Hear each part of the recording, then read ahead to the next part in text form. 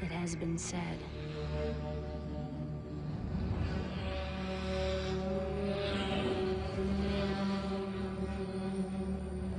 That in the end of all things,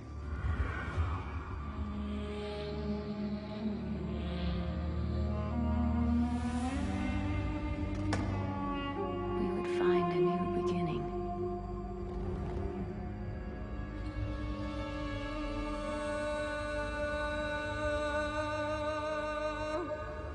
But as the shadow once again crawls across our world,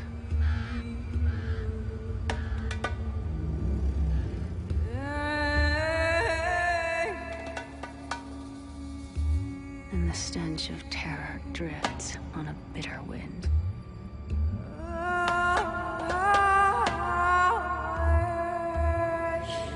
the people pray for strength and guidance. They should pray for the mercy of a swift death.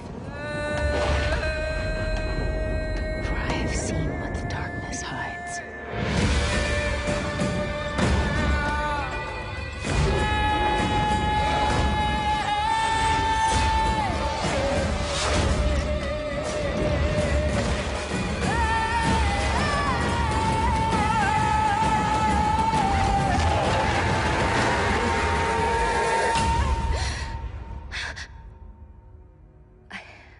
I don't think it's safe here.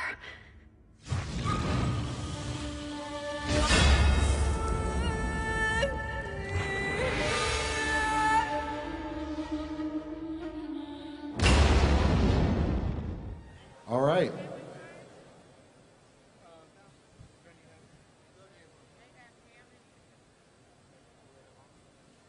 All right, everybody. So this is A Hero Emerges. This is our first Diablo 3 panel for Blizzcon. And like I said, Demon Hunter, we're going to show you a lot of awesome stuff that we've done with the classes this year. A lot of new information. As I said, my name's Jay Wilson. I'm the game director on Diablo 3. I have a bunch of great guys here with me.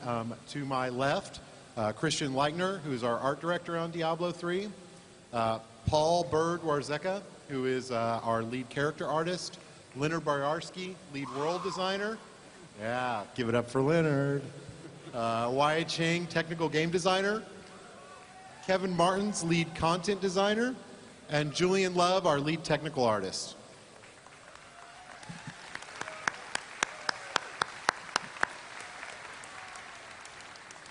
All right, so today we introduced our fifth and final class for Diablo 3, and that is the Demon Hunter. So we're going to talk a lot about the Demon Hunter today, how we came to this decision, and what she's really all about. So the first question might be, why the Demon Hunter? Why did we choose this class? So the first one's kind of obvious. A couple of you, like maybe one or two, guessed that we might put a class that shoots bows and crossbows and throws things. Like, it was a good guess, those one or two of you that actually got it. So really the Demon Hunter fills out our archetypes. So we knew from the beginning that we wanted, you know, a blasty wizard type and a big barbarian and a pet class. And we knew we wanted a class that really used conventional ranged weaponry. So she was really one of the earliest classes that we chose, but she was very different when we first chose to make her. So we really felt this character fit the Diablo universe. We wanted a very dark character, an almost obsessed anti-hero. And this clicker doesn't like to click. We really liked the idea of a bounty hunter. That was really a lot of the drive for what we wanted. We wanted a character that felt like this is somebody who really hunts down the enemy. So, some aspects of, whenever we decide to make a class, we always kind of like to boil it down to like the top three things. What's this class all about? So the first one's pretty obvious. We knew we wanted what we call a conventional ranged class, which is a class that operates at range but uses kind of weaponry to do that. So we also liked the idea of this bounty hunter vibe, so we wanted to get in this idea of like gadgets and traps, and basically a bounty hunter prepares for the fight, so we wanted to really focus on that with this character. And we always look for a way to do more fantastical stuff with a character. you know, the Diablo 3 classes are very showy at times. So here we have Shadow Magic. Shadow Magic is really kicking into the idea for the Demon Hunter that she really likes to dabble in anything she can to make her more effective at hunting down the enemy. So she's not adverse to, you know, using dark magic or, you know, hey, if I found out if you take the spleen of this demon and carve it down into a bow, it actually gives the arrows actually go like 20% faster. So she knows kind of every trick. She knows more about demons than anyone in the Diablo universe. All right, my name is Christian Leitner. I'm the art director on Diablo 3, and I'm going to go through a very brief history for the development of the actual Demon Hunter. What I want to show you guys is how things usually start out. We knew early on it's going to be a ranger, obviously, and this clicker is, there you go. And from the get-go, we actually decided that this was going to be a ranger from the very early on, that we knew that we wanted to have a ranger class. And obviously class design and development takes a lot of time and effort on the development team, and we really take a lot of care in making sure that this is as much fun to play and as much fun for you guys to enjoy. Now, what happened here is we early on started with early concepts, and what you can see here is a woodland ranger concept. And that already looked pretty ranged, obviously. You can see the arrows in the back. And that was a good starting point. We really liked that stuff. And what we said to ourselves, well, we also want to make sure that it's still read a little bit on the swifter side, and also a little bit more deadly, so to speak. So we add a little bit more of an edge to the character. But that still wasn't quite where we wanted the character to be. And while we already liked it a lot, and we really thought there were some really great concepts going on with it already, there's something missing. We didn't quite know what we needed to add to it. What we started to do is we started to add elements to them to give it a little bit of a twist. Most of the Diablo classes we do, we always give it a little bit of a twist, a little bit of an angle, a little bit of a little extra something. In this case, what we started doing is we started adding certain melee aspects. We had short daggers, short swords, even fist weapons. And you can see some armor on their chest there. And as we iterated on this, we even added a little bit more of that. We had cowls and a lot of different elements like that. And as you can see, a lot of our products take a lot of development. One of the things that what we started to realize as we went through all these concepts was that it really didn't start to read ranged anymore. It started reading more and more like an assassin. It started reading a little bit like a melee class. And so really, at that point, we sort of said to ourselves, you know what, we need to take a break. We sort of need to slow down, rethink what we're doing. And what we did is we sort of decided to look a little bit more at more concepts and really sort of go back to the basics and sort of rethink from the get-go what we wanted to do with this class. There's a few questions we asked ourselves at this point. One of them was that we had announced the monk class the previous year, and we said to ourselves, you know what, we really wanted to make a class now that was a little bit on the darker side, the one that you didn't quite know where they stood with in the world and what their outlook was and everything. We also knew that we wanted to make the class a little bit more mysterious so that you didn't quite know the history about the character. The other thing that was really important to us was that we're huge fans of Diablo 2, obviously, and we really want to make sure that we had a class in our lineup that was a little bit more on the medieval side, a little bit more gothic, and really harkened back and paid tribute to the Diablo 2 classes. Of course, most importantly, we want to make sure that it read ranged. So what do? We came up with a Demon Hunter, and that's what you're seeing today. So how do you make a Demon Hunter? First off, we started with the craziest thing we could think of. And we said, well, what if it was a demonic demon hunter? What if it's a demon hunting demons? And as you can see, here's a concept of a fully blown demon. And we really liked this concept. We thought it was a lot of fun. It only had two problems with it. One of them was that in the Diablo universe, our heroes really have to be human. They're pitted against the hordes of hell, and having a hero that's demonic would be probably a problem. Also, there was a problem in terms of maybe designing gameplay around the changeling or changeable shape-shifting class. So we went back and said to ourselves, well, what if we just make him part demon? And in this particular case, you see the concept with a very large demon hunter concept design that has a demonic arm. One of the issues we had at that point was we were worried about the fact that maybe, well, if this guy walks into town and he's trying to sell his wares or try to buy something, maybe the townspeople wouldn't quite go along with it, seeing the demon arm. And also, the size and the bulkiness of them at this point felt very strong, and we weren't sure if it would really feel ranged or fast and swift or agile as we were hoping for. And of course, the arm implies melee because it's so thick and strong. Now, we changed all those things at that point. We said, you know what, let's go a little sleeker, a little bit more agile. We decided to go with a design that only had armor up until the rib cage, and then below the rib cage was very light and leathery.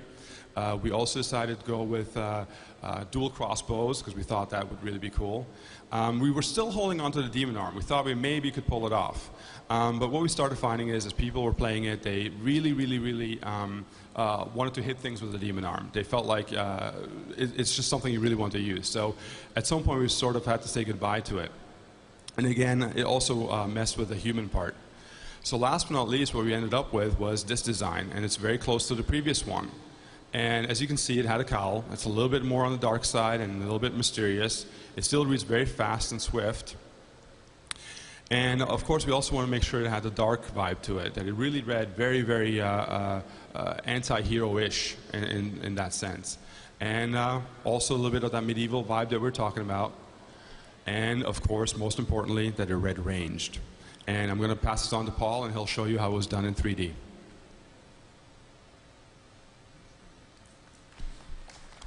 Thanks. All right, so I'm Paul Warzga. I'm the character lead on Diablo 3. And I'm going to pick up where Christian just left off there and walk you guys through the modeling, texturing, and the animation of the Demon Hunter. So right off the bat, we had this concept, and at this point we're like, okay, this character, she hits the mark. Yeah, there's like two guys that got that joke there. So we had this character, and she was kind of a sexy character. I know Christian didn't get into that very much, but at this point we had some characters like the monk. You have this holy monk, you've got this kind of creepy witch doctor. You have the barbarian female, if you're into that sort of thing. Awesome. But we wanted somebody who's physically attractive, and for all the ladies in the crowd, don't worry about it. We're working on the male demon hunter right now. We're trying to make him equally as attractive. Thanks, Kristen. So she hit the ranged archetype, obviously. We also really wanted to have a character that's a much darker vibe, because like Christian said, we've got a holy monk, you've got the kind of flamboyant witch doctor, or wizards.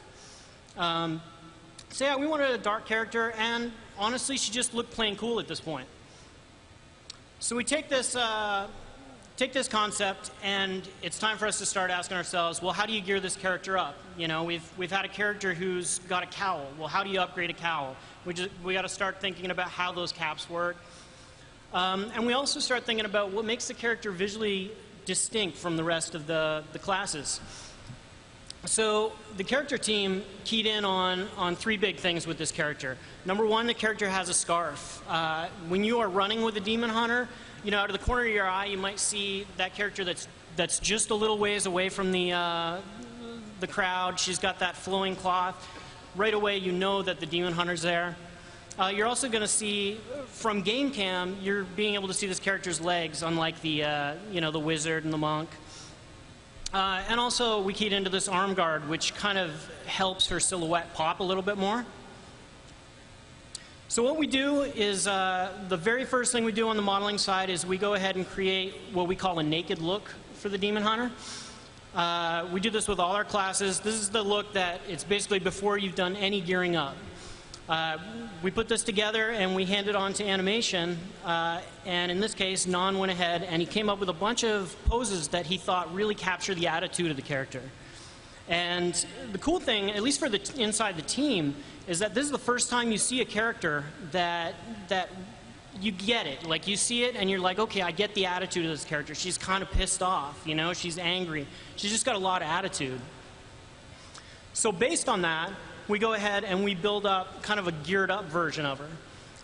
And again, we're really conscious of things like her silhouette. We want her to read really quick. We want to really reinforce the attitude. And most importantly in Diablo is, at least from the modeling standpoint, is this talk of readability. So a character like this, she's very strappy, she's kind of gadgety. You know, you can see there's actually a lot of stuff going on, but when you zoom out to, 30 feet above her head or so, you want to be able to see that stuff and read the characters. So we group together colors and values and that sort of thing. So at this point, we've got a model that we're happy with, and the animators are going to go ahead and take that, and they're going to start filling out her animation suite with all the cool things that a Demon Hunter does. And we go ahead and we start putting together some of her tools. So like the Demon Hunter in this case, obviously she's going to use bows and crossbows. If you guys go play her out on the show floor today, you're going to see she's also the only character who can dual wield pistol crossbows. So as I say, we've passed it on at this point to animation. Yeah, and you can kind of sort of see the fruits of everybody's labor. We've got a character that they've really taken advantage of her kind of pose-to-pose action.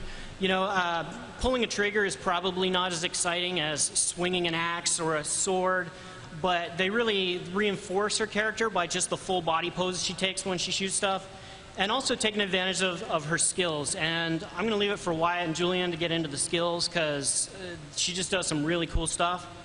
And with that, that's it for me. I'm going to pass it on to Leonard. Thanks. Thanks, Paul. I'm Leonard Boarski. I'm the lead world designer on Diablo 3. And I'm going to take you through the lore behind the Demon Hunter and really talk about her background. The Demon Hunter is our most diverse class. What does that mean?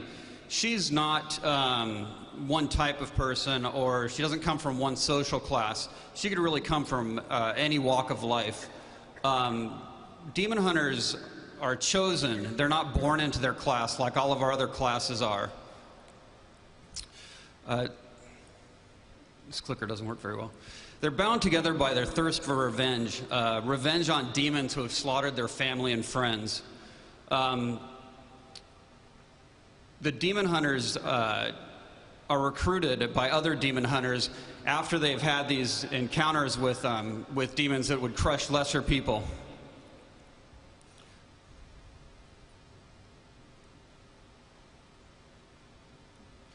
Like I said, they aren't born, they're made. Like I said, they're recruited. They don't have a homeland per se. They're nomadic. They're always chasing down demons. They really want to crush demons. That's their reason for living. They do have a base up in the borderlands up north where they train new recruits, though. If you take the best aspects of a ranger and a bounty hunter class and combine it with an epic revenge quest, you end up with a really excellent, challenging class to play. And on top of that, they dual wield crossbows. I mean, what more do you need than that?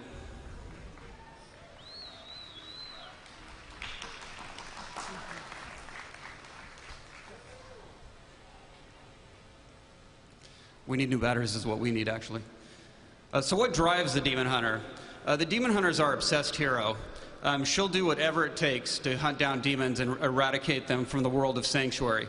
When you saw what Christian was talking about, we took her partially into like the demon world, and we really wanted to show that she dabbles in the dark side. She's not afraid to get her hands dirty, so to speak. So we didn't want her to seem demonic. So we didn't want to like really go into having her have demonic parts or the demon arm or anything like that. So what we did is we pulled back on that and we gave her the glowing eyes to kind of show that she's probably been messing in areas that maybe she shouldn't have been, but just to really show that she's totally obsessed and that she'll do whatever it takes to get rid of demons. And she's a stalker of demons. She uses her traps and gadgets and lies in wait for demons. She really wants to strike terror into their hearts. She wants demons to feel what they usually cause in human beings. She wants them to know the terror of being stalked. And finally, she realizes the true stakes of what's going on. All the other classes have their own reasons for doing what they're doing. The witch doctor and the monk are in it for their religious ideals. The wizard is in it for personal gain. The barbarian is in it for his people. But the demon hunter is in it for one thing and one thing only, and that's for killing demons. She understands the true stakes of the eternal conflict between the high heavens and the burning hells, and she's going to do whatever it takes to make sure that hell doesn't get a foothold in Sanctuary.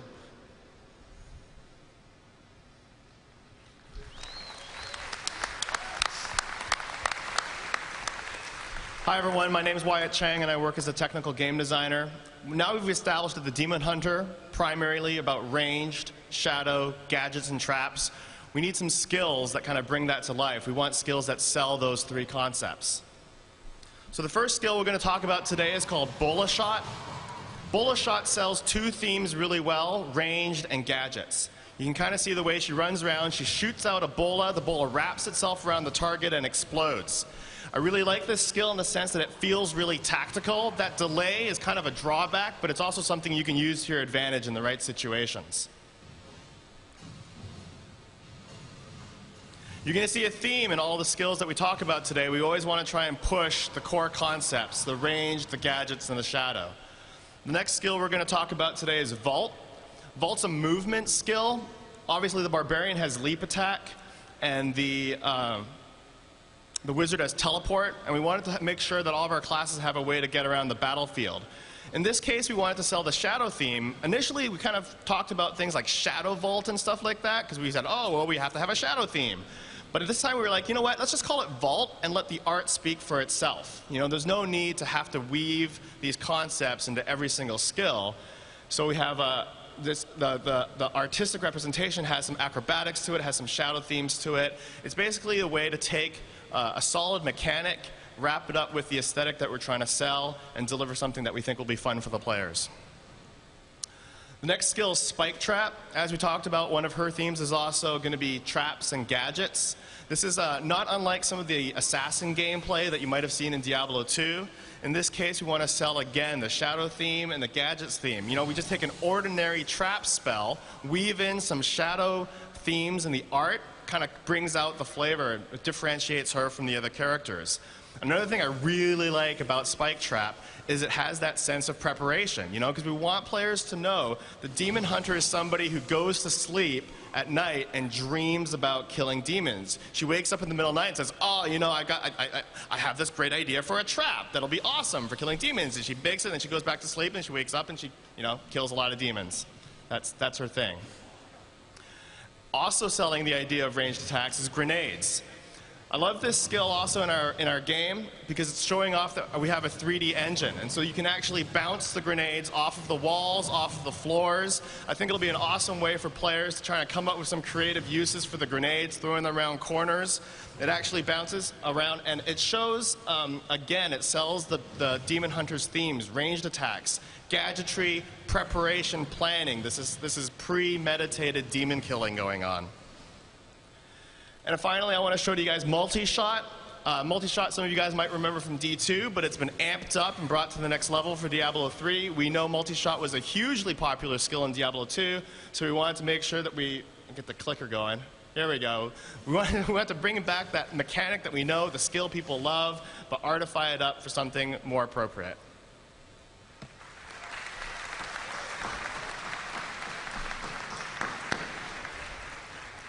Hey everyone, my name is Kevin. I'm going to be your content designer today. So on the second half of the show, we have a lot of new and improved skills and skill systems and other character things to show you. On the new side, we're going to show you a complete overhaul of the skill system itself, a launch of new class skills for each of the classes, a new trait system, and the introduction of the ever-elusive talisman. So let's get right to it. We have a lot to cover. All right, so skill UI. So when you have a bunch of cool skills like what Wyatt was showing you, the next thing we need to work on is to make them deep and replayable and to make it accessible. And on that end, let's break down the skill UI from last year and talk about some of the problems we had with it. So this is the one we had last year, and it was just big. All the choices were there at once. You could see the whole tree, which was a good thing. but it covered your character. It encouraged people to spend their skill points too widely, and experienced Diablo players know you want to choose fewer skills and spend more deeply into them. It had these 3 different class lines, which were a little bit arbitrary, and we learned that a little bit later. So we took this and we said, okay, how can we make this all more accessible without losing any of the depth?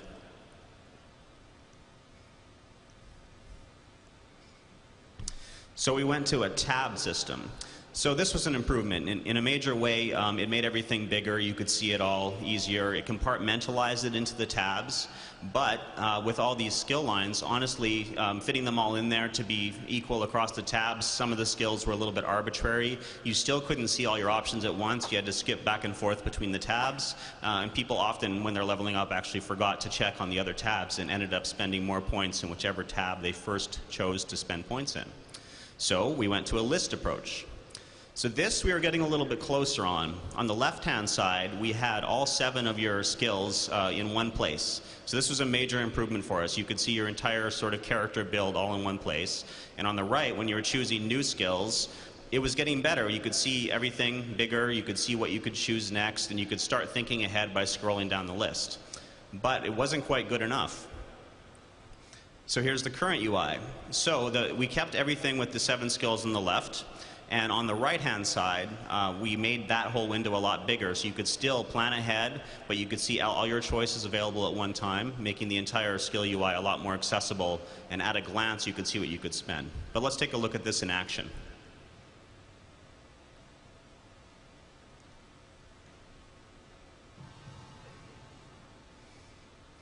All right, so this became very straightforward, and again, this sort of UI idea that at a glance you know what to do. You look on your left and you can choose a new skill or spend points in your old skills. So this was good. Let's spend some points and get a new skill.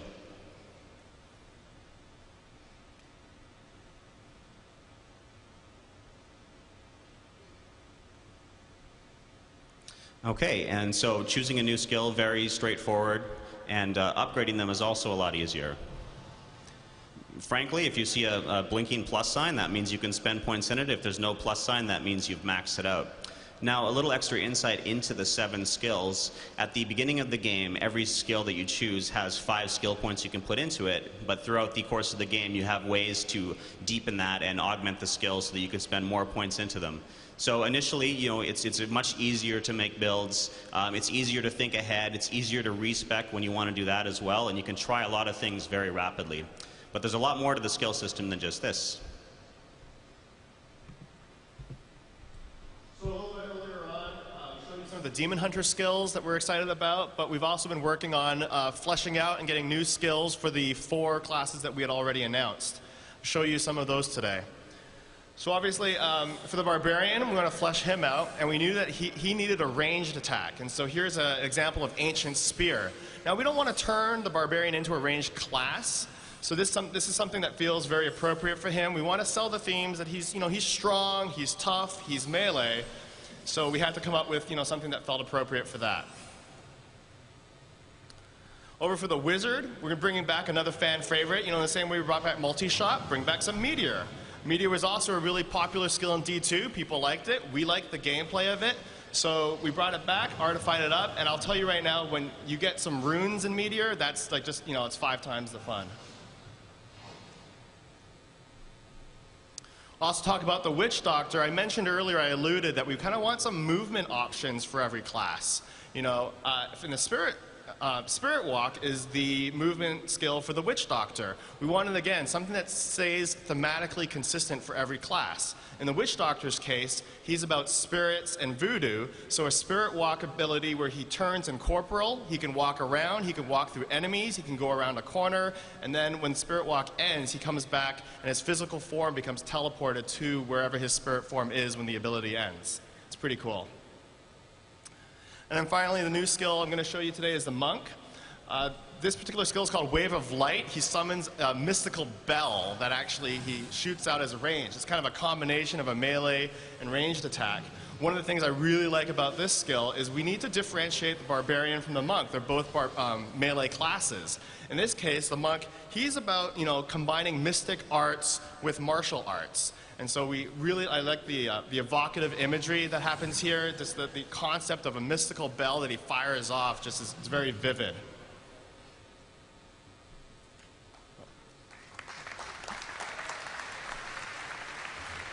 All right, back to me. So I'm going to tell you about a new system that we've added into Diablo 3 in the last year.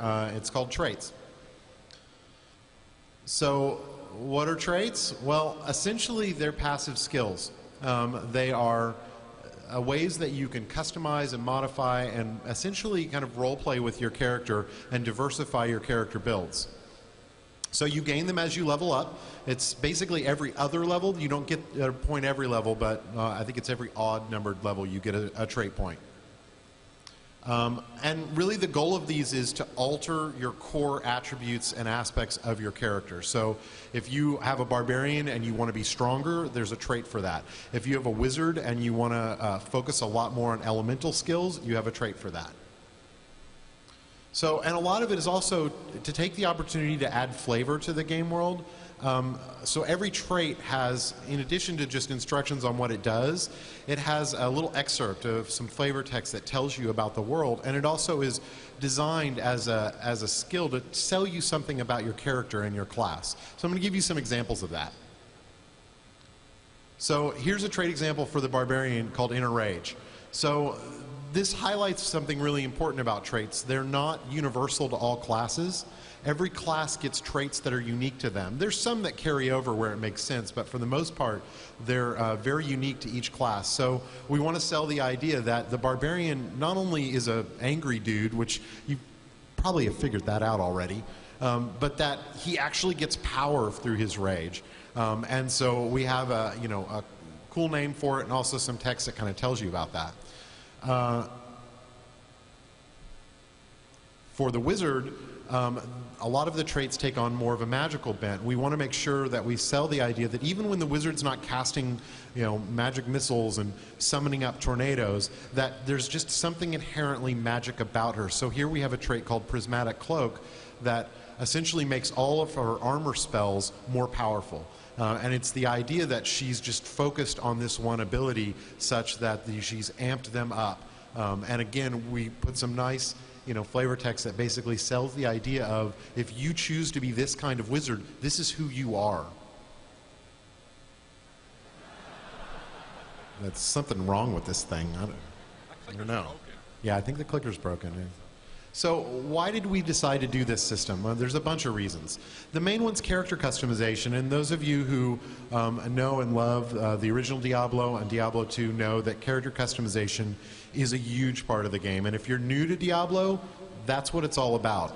So that was a big focus for us. We used to have a system in Diablo 2 where you could spend attribute points on all your core attributes. And this system was much loved as a customization tool, but in actuality, when we looked at it, most of the builds took the exact same points in the exact same areas, even across classes.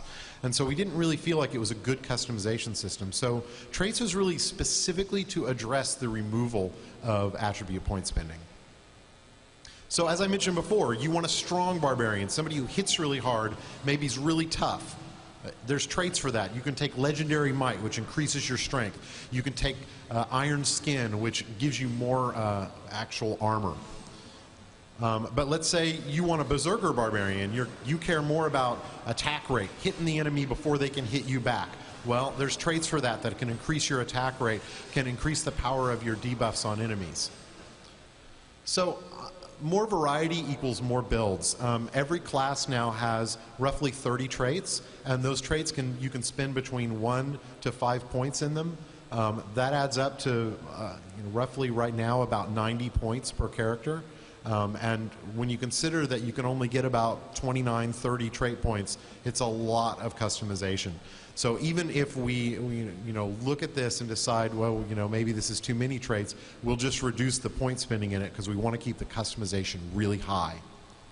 So, and one of the last reasons that we really wanted to do this is that there was always a bad decision to make in the previous skill trees where you knew that a passive skill like this, if I take this, it gives me more armor. Well, that's a good skill, and mathematically it makes sense, but math kind of sucks. Like, if Diablo is the active skill, then this guy's passive. Like, I want to spend points in Whirlwind. I don't want to spend points in more armor. So by separating the passive skills from the more active attack skills, which are now completely take up the skill system, we get a much better decision point. Yes. Awesome. Glad you like it. So the last thing is making numbers awesome. So how do you make math cool? Well, we tried to set it on fire and put skulls behind it, and you know, that makes it pretty cool, but it wasn't really enough. So a lot of the design behind the trait system is, if we're going to have you take a passive trait, I don't want it to be like, oh, if you take this trait, you get 0.1% more armor. 0.1% doesn't sound very awesome. So for us, it's like, no, it's a big number. It's 25, 50, 100% more. Whatever number basically sounds cool when we get it. So we're really working on the system to make sure that these don't feel like weird numbers that you're not sure what to do. Diablo customization is very straightforward. The idea is very, simple to grasp, and that's important to us. So we don't consider the system done yet, so I love to share kind of our process with all of you. What's on our to-do list? Well, the UI is not awesome, and it's okay for me to say that because I designed it. So I'm not, maybe my UI artist I can probably, but he just does what I say. So it's just a grocery list right now, and it's not very fun to use. Gaining them every other level isn't perfect. It may be fine, we may ship with that, but right now it feels kind of like, it feels a little weird, like you don't almost know when your trait points are going to show up, and that doesn't feel awesome. So, and there's probably too many of them. Like, when I talk about making numbers awesome, if you go and play with the trait system, because it's fully playable on the floor, you're probably going to say, hey, I thought he said the numbers were going to be awesome. This just seems like too much decisions or too low in numbers. And the truth is, you're probably right. Like, we're looking at that now and saying, maybe we didn't quite get it right. All right, I'm going to pass it back to Kevin.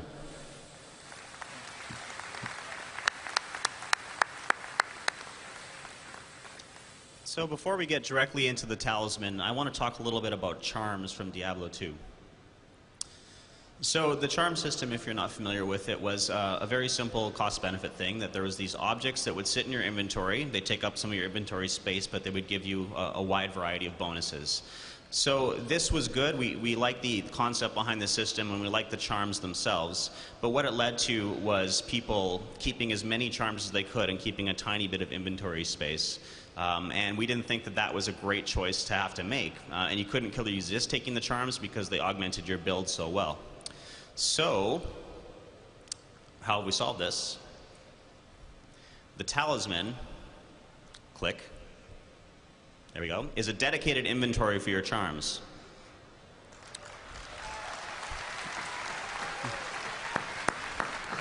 Yeah, I know, I feel the same way every time I put a charm in there instead of into my bag. So.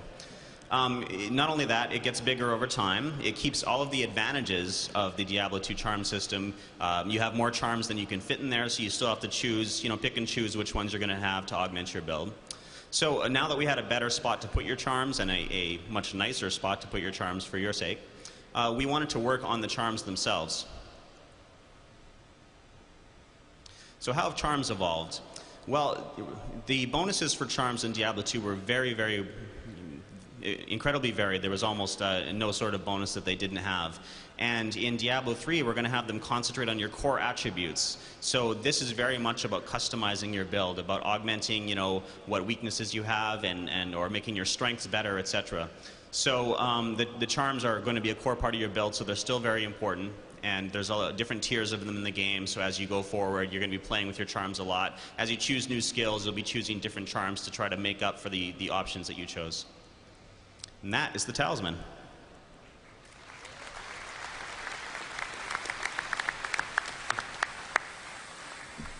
My name is Julian Love, the lead technical artist on Diablo 3, and I'm going to talk to you about skill runes today. So we haven't talked about skill runes for quite a while. In fact, we kind of gave them the year off last year to let them percolate a little bit, but they're back. And they're in the game, and you can play them here at the show. They're fully implemented in the Witch Doctor, the Wizard, and the Barbarian, And I would urge you to just head on over at some point today and play the game and give skill runes a try. So, here. Just a quick update, getting up to speed with where we are with runes. If you remember, runes are a system for modifying your skills. They drop in the world like gems do, but instead of putting them in your items to modify what your items do, you put these in your skills and modify what your skills do. So really, skill runes are a huge customization feature for your characters. And usually when we think about character customization, people think about things like skin color or hairstyle or maybe gear. But really, the skills that you pick for your character is a huge part of character customization. And I'll give you an example of what I'm talking about.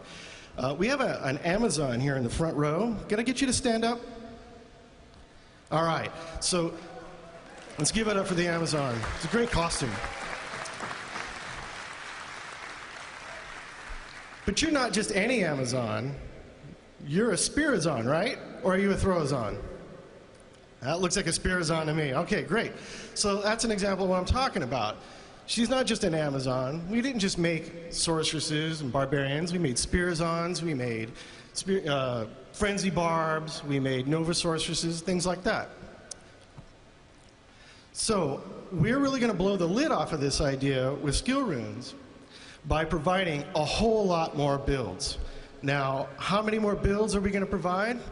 Well, I kind of get curious about this.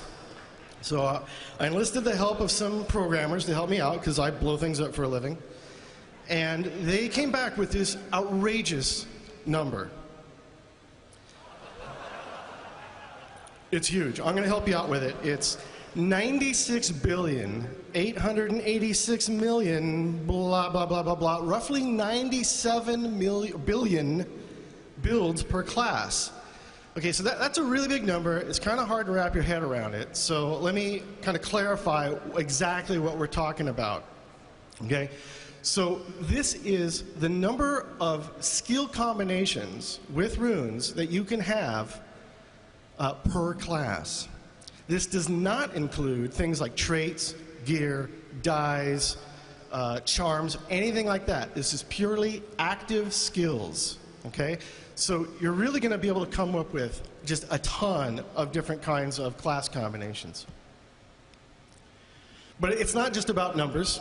Skill runes are going to provide a whole lot more. And one of the key things to keep in mind here is that skill runes don't just change what a skill does, they have the potential to change the way it looks. Now, originally, we really weren't thinking about having different graphics for every single skill rune choice because it's a ton of work. And so we were looking at that and thinking, well, we'll just do the ones that seem interesting. But what we found along the way was if we didn't have a graphical change, the skill rune just felt kind of weak or even broken. And we found that everybody at the office would just gravitate towards using all of the skill runes that have graphics changes. So what we found is that this really kind of comes down to a fundamental question, which is, you know, we could just change all of the numbers underneath, you know, and give you like a numerical change. And we could do that, or we could just have the screen filled with like zombie bears, right? And which would you rather have? Right? Zombie bears. Okay, of course. All right. So, where are we at with skill runes? We still have 5 types of skill runes, only we've changed their names. They're now called Crimson, Indigo, Obsidian, Golden, and Alabaster. So why did we change this? Well, we had another system before where we named the runes according to the concept that was attached to them. So they were called things like multi-strike or energy. And multi-strike runes did multi-strike things, and energy runes did stuff with your resources. But we decided to change that because what we found as we were going along was that we kept coming up with ideas that just didn't fit with those concepts very well. So at first, you know, we had some concept that would fit really well. Like we'd get some things that do like a multi-shot and they would fit. But then as we started coming up with really, really wacky ideas, it just became harder and harder to shoehorn them into that system. So I want to give you an example of what I'm talking about. On screen right now is the Witch Doctor's new skill called Poison Dart. And let's see, what do we got? Obsidian Rune. So that will slow monsters. And that kind of fit with the Power Rune before. So it wasn't too big a deal. But then we changed the skill so that we had another version that would make it a rapid fire skill. And that worked really good with multi-strike. But then we had this other wacky idea. We wanted the Witch Doctor to be able to shoot a live snake that would attach itself to monsters' faces and stun them. Where does that fit? It doesn't fit anywhere, right? So the answer was, okay, let's just change the names of the runes. And we can come up with as many wacky ideas like that as we want, and we just put them wherever we want, and it works. So next, runes now have ranks. There are 7 ranks. They increase as you progress through the game. Now, what do ranks do for runes? Here's what they do. They take whatever the rune does to a particular skill, and they just take that attribute and they make it extreme. Okay? So the easiest way to really get an understanding of how this works is to look at a skill and just see how the rune ranks change that skill. So we're going to look at Wizard's Magic Missile. You've seen this before probably. Here it is, unruned. It shoots 1 missile per cast. But then we're going to put an Indigo rune in it, rank 1. And now it shoots 2 missiles per cast. Now here's rank 7. You're going to need that in hell. So that brings us up to speed with what we've done with runes. And so I thought it would be a really good idea to just give you some examples of what kinds of things runes can do to skills by looking at some of the ones that we've designed. So here we have a skill for the Barbarian called Weapon Throw. It allows him just to throw a big weapon. This is the Crimson Rune. It just adds more damage, makes it kind of a one-shot skill. And then we have another one that allows you to throw a hammer that stuns characters, which is great for PvP. Then we have another one that, will cause confusion, which is a good crowd control version. Then we have one that ricochets for AoE. And then finally, we thought it'd be really cool to have an ability for the Barbarian to throw a corpse. Because corpses are cool. So next up we have the Wizard. And we brought back Hydra for the Wizard. And here it is. It works just like the skill from D2. And then the Crimson Rune changes them to Frost Hydras with a short-range breath attack. Then we also brought in a Lightning Hydra.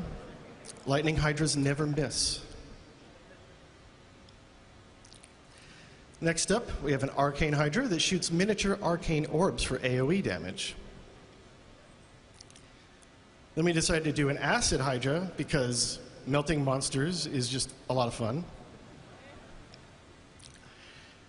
And then finally, we wanted to change things up again, get one of these really wacky ideas. One big Hydra head, but it has the Firewall attribute.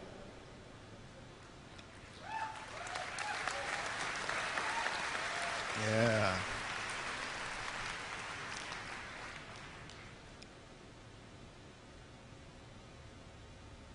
Okay. So next up, let's look at Plague of Toads on the Witch Doctor. This is the Crimson Rune. It makes all of your frogs on fire. This fire is good. And then something a little bit more gameplay oriented. You've got mana reduction, so you can have a lot more frogs. And then we have Alabaster Rune will blind monsters, which gives you some crowd control ability. And then we change the skill completely and make sort of a Toad Blizzard. Then finally, we wanted to have a giant toad. But what's he going to do? He's going to eat monsters.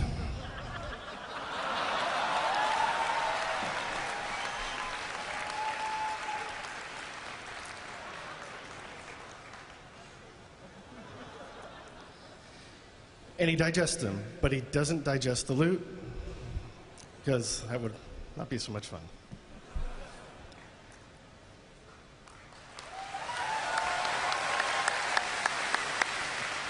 All right, so unfortunately we are running a little bit late, so we're probably not going to have time for a Q&A session.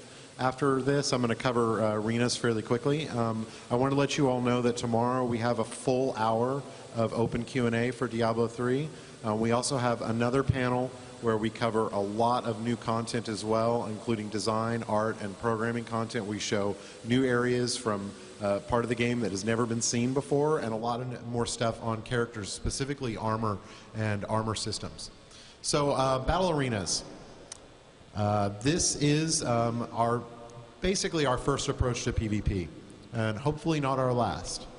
So the vision for battle arenas is a dedicated place for all your dueling needs. Dueling was a massive part of Diablo 2, and a lot of people really love to duel. Do we have any people here who like dueling? Anyone? Yeah, I know. You guys like to kill each other. You should just try to get along. We know you like to kill each other, and Diablo 2 really didn't support it very well. So we were really focused from the very beginning with Diablo 3 to make sure that we corrected that mistake. So, an overview of the battle arenas. It's focused on team-based play, and the reason for this is, as Julian mentioned, we have like 97 billion builds. So the idea that every build is perfectly balanced versus every other build is not going to happen. We definitely want to get all the class balance a lot better than it was in Diablo 2, but the idea is that some of the builds are supposed to be better than others. That's the point. You're supposed to try and find the best PvP build. So focusing on more team-based play softens that issue a little bit, that issue of balance. So maybe if you go into the arena and you face a build you're weak to, your teammates can actually help you make up for that. It becomes more than just about your own build, but your team's build. So a lot of the arenas is really about building the perfect PvP character. So you will be taking characters that you get in PvE, items, skills, traits, everything you do, and taking it over into the battle arena. It is definitely a game about building a PvE character into a PvP monster.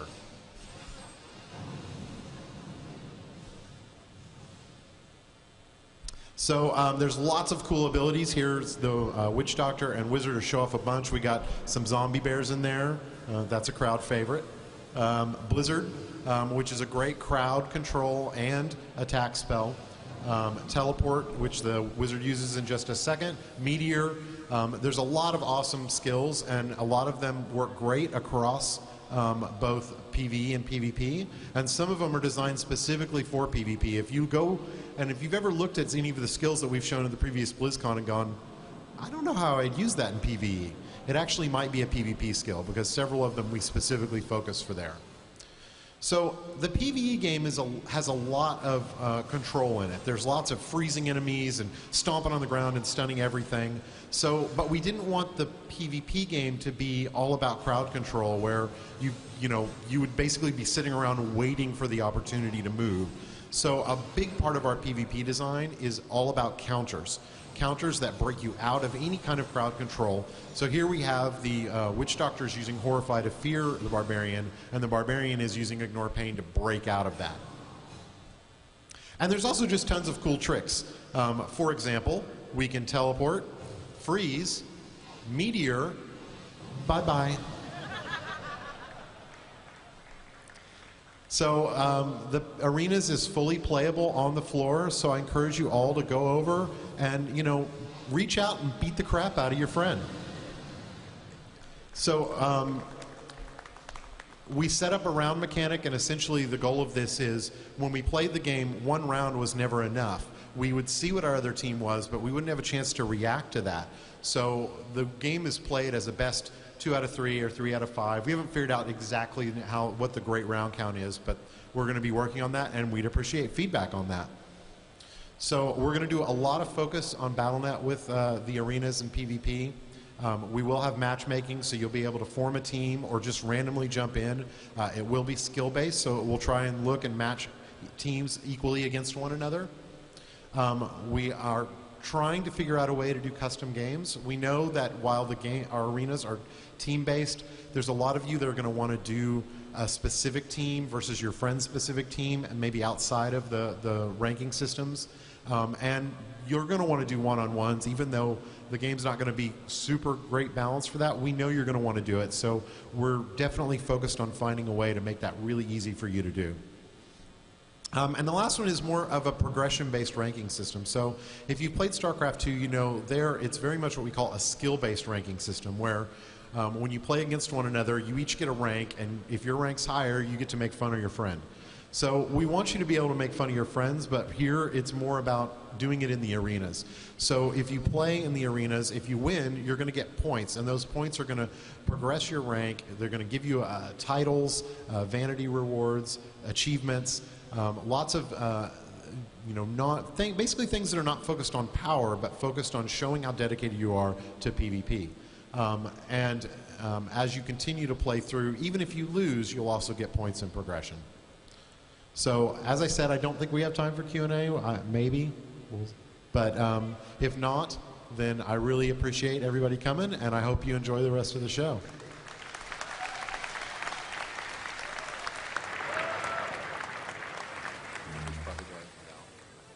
For attending the Diablo 3.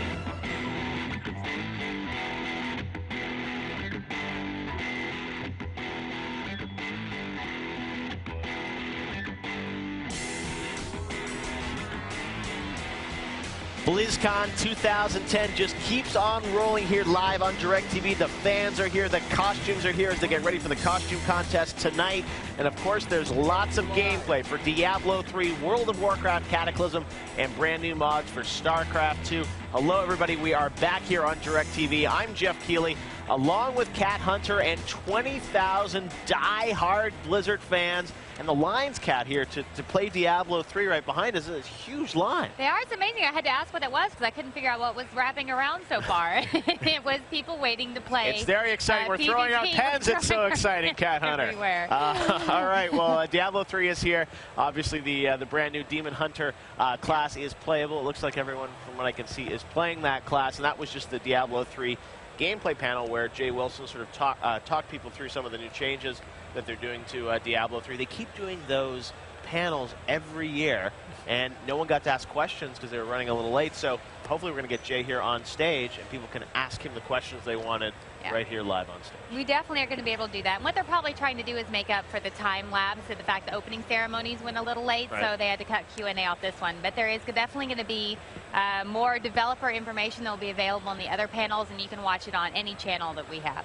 That's right, because this year on our virtual ticket online, you guys can go to blizzcon.rave.com and watch 4 different streams of the BlizzCon conference. So there's the main stage with Kat and I, but if you don't like us, we're annoying, you just want to see the direct info, you can go to the other 4 channels and watch the RTS tournament stage. You can also watch the World of Warcraft stage. And then there's also another stage for a bunch of other panels that are going on. But on our main channel here, we've got a lot of great interviews. And coming up in this half hour, the man who started Blizzard, along with 2 other folks, Mike Morheim, will be here live on the stage. So if you guys have questions for Mike, send them to us on Twitter. Cat Hunter is at Cat Hunter, and I'm at Jeff Keighley. Easy to remember, and we'll get those questions in front of Mike to hear what's happening from Blizzard in the future. It's always fun to have him here. It is, and we're glad to have him here, and I'm excited to hear his impression of what's happened over Blizzard over the last year, because we've seen a little bit of the segments, but I want to hear straight from him, so we're excited. Well, Mike will be here in a little bit, but right now we're going to hear straight from Paul Sams, another executive at Blizzard, and he's going to tell you some interesting facts and figures about BlizzCon 2010. Paul Sams, take it away.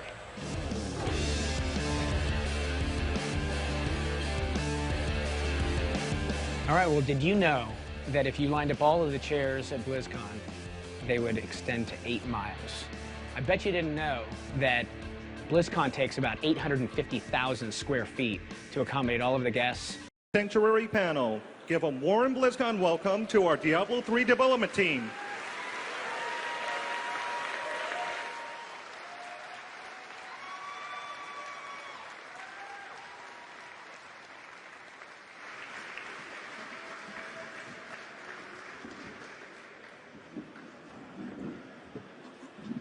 Oh, perfect. What's up with this? Oh. Hello, BlizzCon. How you all doing? Hey, our clicker works. So awesome. Hooray for the clicker! All right, so my name's Jay Wilson. I'm the game director on Diablo 3, and we have a bunch of cool stuff to show you today. Before we start, I'm going to introduce all the lovely people with me. As I mentioned my name already. To my left is Kevin Martins. He's our lead content designer. Josh Tallman, concept artist. Pete Cooper, senior environment artist. Pete. Jason Bender, senior system designer. Jill Harrington, senior technical artist. Steve Shimizu, lead gameplay programmer. Christian Leichner, our art director. And Michael Nicholson, senior user interface artist. Let's hear it for UI. So, war is coming to the world of Sanctuary, and it's a war unlike Sanctuary has ever seen. 20 years ago in the Diablo universe, the three, Baal, Mephisto, Diablo, they were taken down by humanity. Yeah, and thank you for that, by the way. We appreciate it. So, hell shuddered in fear. They've spent the last 20 years preparing for their revenge. So today what we're going to talk to you about is how we build a world under siege by all of the forces of hell. We're going to start with story and go into environment, and we're also going to show you a little bit about the tools of the trade that you're going to use to fight that coming war. So I'm going to turn it over to Kevin.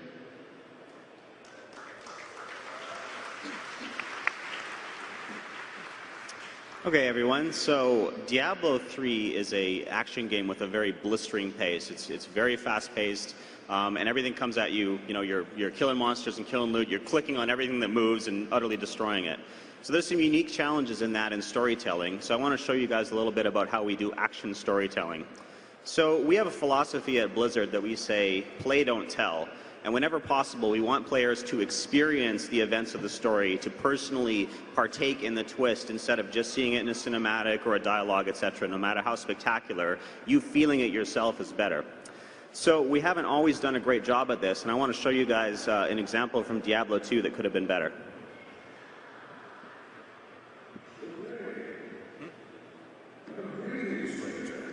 I'm not surprised to see your kind here. Many adventurers have traveled this way since the recent troubles began. He goes on. No doubt you've heard about the tragedy that befell the town of Tristram. Some say that Diablo, the Lord of Terror, walks the world again. I don't know if I believe that. But a dark wanderer did travel this route a few weeks ago. He was headed east to the mountain pass guarded by the rogue monastery. Maybe it's nothing, but evil seems to have trailed... Warav's a good man, but he just won't shut up. And, you know, in Diablo, you really want to click on everything that moves until it blows up in bloody chunks and treasure. So,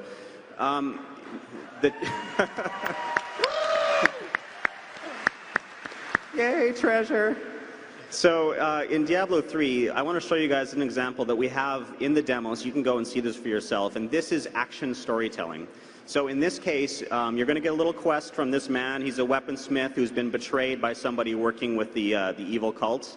And he will tell you what he needs from you as he joins behind you. So he'll be talking and you can keep moving.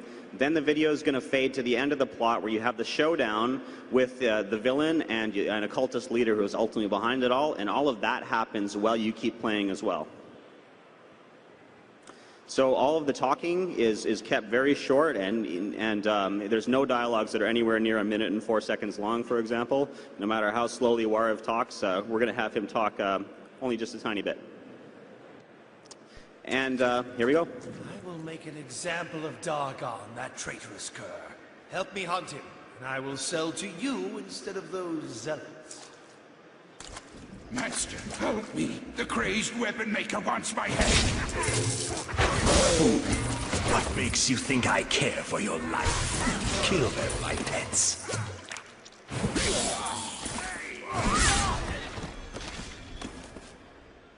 Now that Dargon is dead, no one shall question my reputation or my resolve. Now to my goods. You'll find none better. All right. So the other thing we want to talk to you about is opt-in storytelling. In Diablo 3, we actually have a lot more story depth. There's more lore, there's more conversations, there's more information, there's more things to read and listen to. But all of it, not all of it, the vast majority of it is opt-in. The player can experience it when he wants to.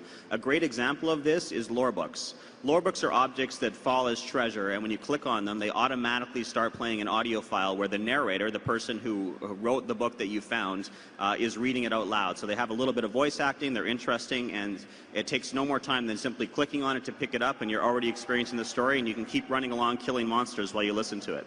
So let's see one in action. I am convinced that some malevolent being is attempting to wrest control of my thoughts away from me. I hear voices directing me to horrendous acts. And there are times when I seem unable to control my body. Lazarus knows. I am certain of this. So this example that you're hearing is actually King Leoric. King Leoric was a king in the region of Tristram, and he went insane when Diablo tried to take over his mind. He successfully fought it off, but just being associated with Diablo drove him mad. And you actually hear him writing about his experiences as he slowly becomes the Skeleton King. So we're not just giving depth to existing characters, we're also filling out some of the stuff from the previous game. So a lot of interesting things there. So once you have a good story and you found some good storytelling techniques, your next challenge is to find a good scenario, a good level, and a way that ultimately a story can become something that's bigger than the sum of its parts. So a perfect story for a Diablo game is a siege. Basically, everyone understands it instantly. It requires very little explanation. Whether you're an attacker or a defender, everyone knows how a siege works. More than that, it's easy to design awesome action for. So Diablo gameplay is killing monsters, collecting loot, making new loot, etc. If you have the walls of a keep that's being besieged by demons, and in a few seconds we're going to show you Bastion's Keep and an army of demons, the biggest army of demons that has ever besieged the world of Sanctuary, you're the only person that stands between them and total annihilation. When you're just going and wiping out monsters on the wall, it feels way cooler and way more important than just some random area that you're going into. You're literally stopping a demon army, so that same gameplay becomes that much better. So in that case, that's a good example of the action implying story. We don't have to tell you what the stakes are, we just have to tell you there's a giant army, set you loose, and you fill in the rest yourself. So we're going to show you the walls of Bastion's Keep and how we built them and so on in just a minute, and we're also going to show you the inside of the keep. At a certain part in this story, demon sappers break into the bottom of the keep and start pouring up through. So the defenders are unprepared for this, and you have to run down and clear out the dungeon. So that same classic RPG and classic Diablo gameplay of wiping out a dungeon feels super awesome when you know you're saving all of humanity to do it. All right, so let's pass this over to Art and show you guys how we build these.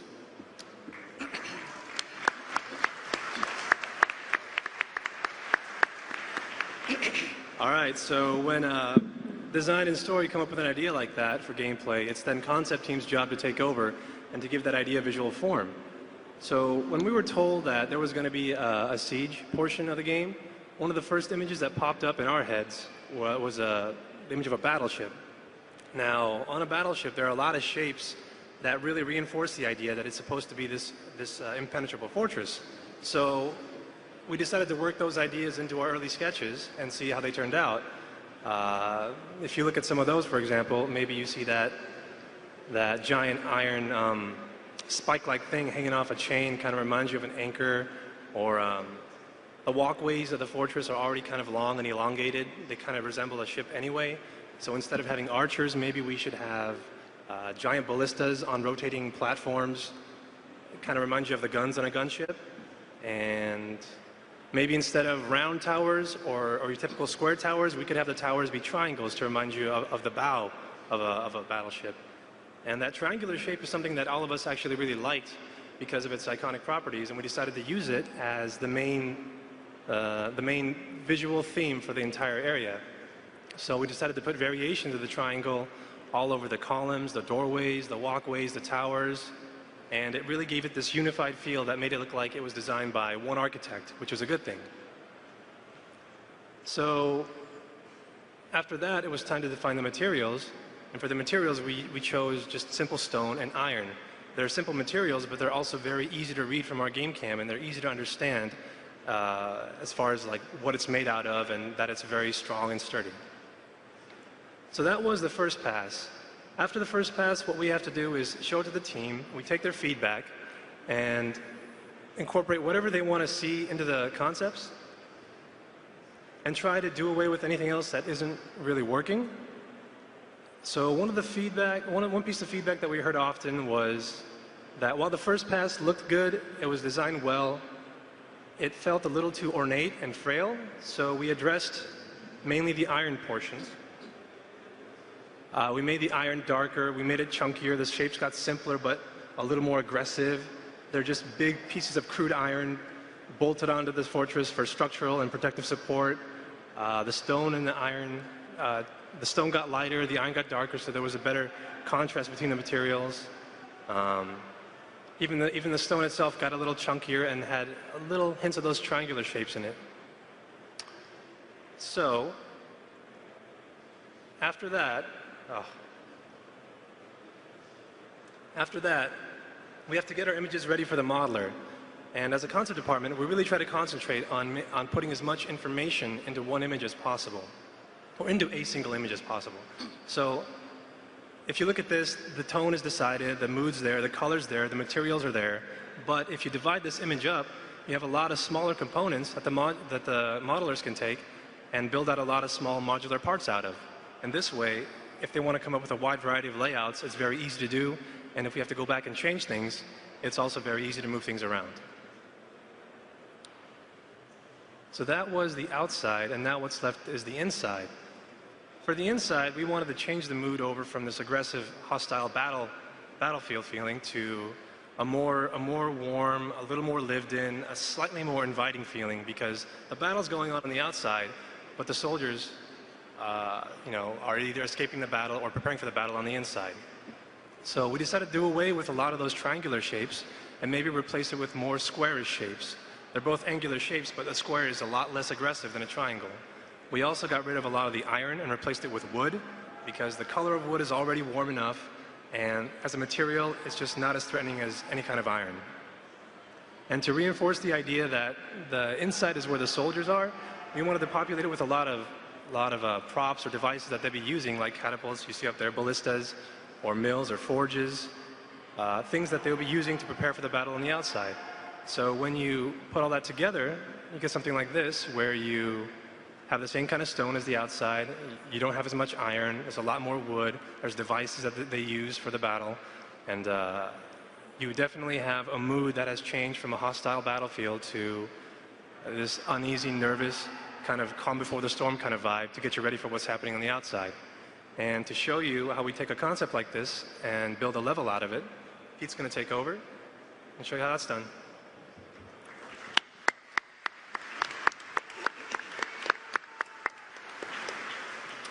Thanks, Josh. Great job.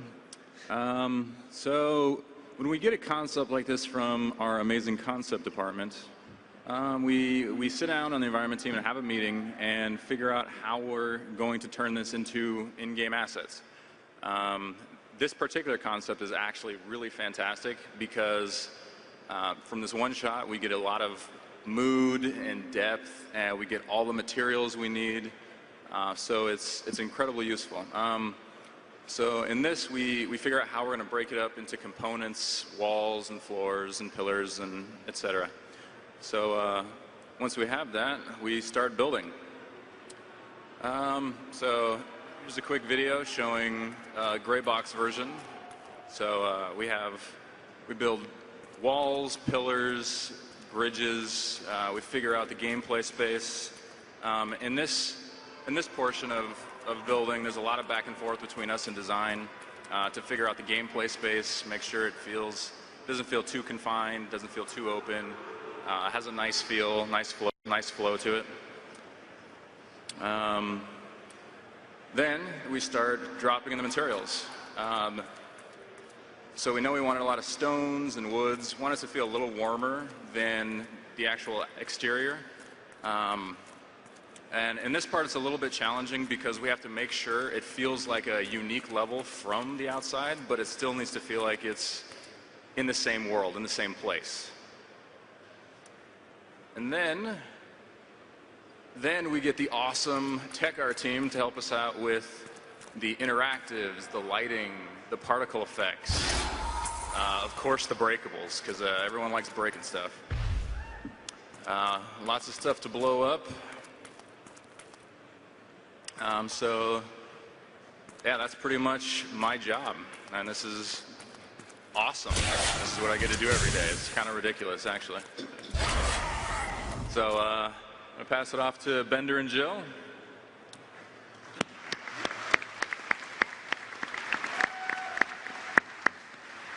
So now that we have a place to fight and a place to explore, you know, there has to be stuff in it to discover. So I'm Jason Bender, game designer, and Jill and I are going to tell you a little bit about what we put in this world.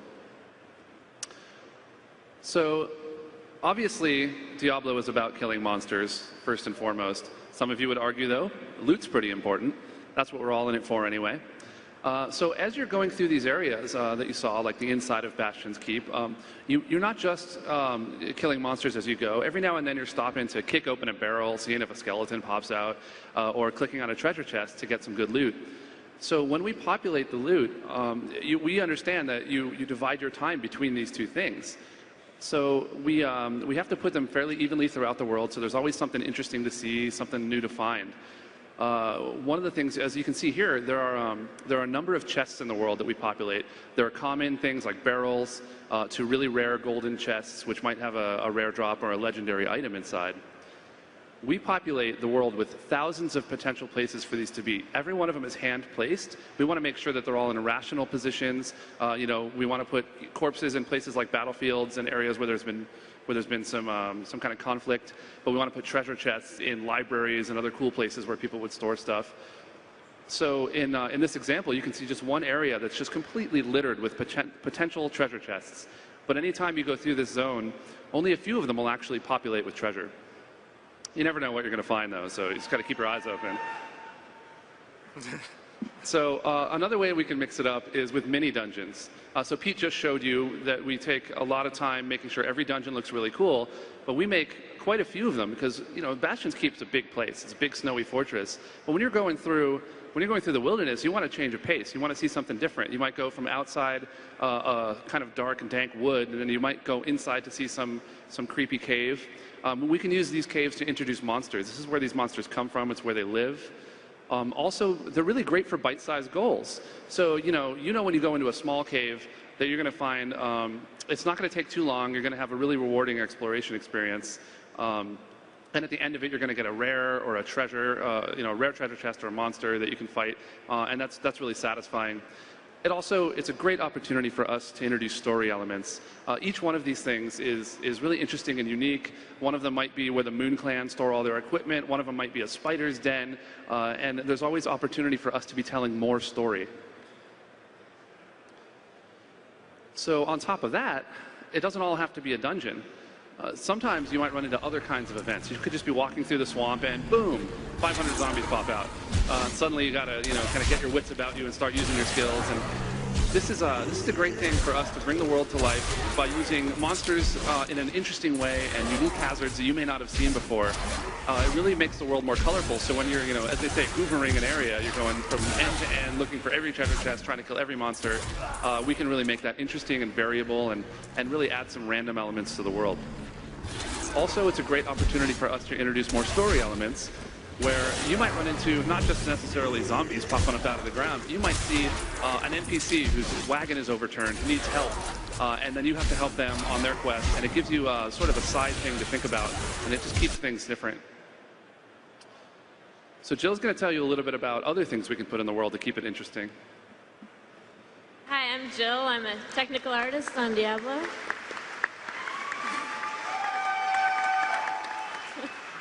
So one of the other details that we put a lot of attention to is objects that you can interact with, usually by smashing them. You may be wondering why we think it's so important to put these objects around, because they're just decoration, but it's really more than that. First of all, it is a lot of fun to break things, and you could clear a whole room of all the monsters and then go back around and kill all the furniture if you want. It also makes your character feel really powerful because you're ground stomping so hard that the walls are crumbling. It also makes the world feel a bit more real because you're really part of it. Your actions have a difference on the things that you're fighting near. Because if you summoned your magical arcane orbs near a pile of barrels, it would be really unrealistic if the barrels didn't fall down. And we also, as Kevin was saying, we take even these opportunities to put a bit of story into the world. Not every story is a long epic. These are more little stories that you can make up for yourselves, like why was this poor guy left on the torture rack? Or why is this barrel filled with blood? So yeah, we've seen some treasure chests, we've seen some stuff to break, that's all well and good, but you know, what do we get to kill, right? All these skills and runes you've put together, this is so that you can do some battle. So what lives in this world? That's something that we ask ourselves when we're placing monsters. When we place monsters in any given area, there are a combination of things that might appear together in a random assortment as far as how they're laid out in the world, but not random in what appears together. So we like to look at an area and say, okay, what lives in this particular dungeon that makes it different from the last one? Also, it's important for game pacing. If the entire area is just littered with fallen and nothing else, and no treasure chests, that's going to be kind of boring. You're just hitting the same power. But we've taken special care to make sure the runes and the skills really give you a lot of variability in your gameplay, and the monsters are what you're going to use these against. That's what it's all about. So we try to mix it up so that you have interesting mechanics, and so that you can use, in this example, I mean, you can see that there were a lot of little guys running around. You could use crowd control on, or big area effect. There was a big guy you might need to burn down with some really pointed damage. You can use your mobility to jump around the room. So we try to make sure that when we put monsters together, they live as a family. There's the big guy, there's the caster, there's the ranged guy, and there's the little guys that swarm you. And we like to make sure that there's always a variety of things so that you're always on your toes. Also, if you happen to see this guy when you're playing out there on the show floor, beat the candy out of him. He's always got good loot, but he's hard to catch.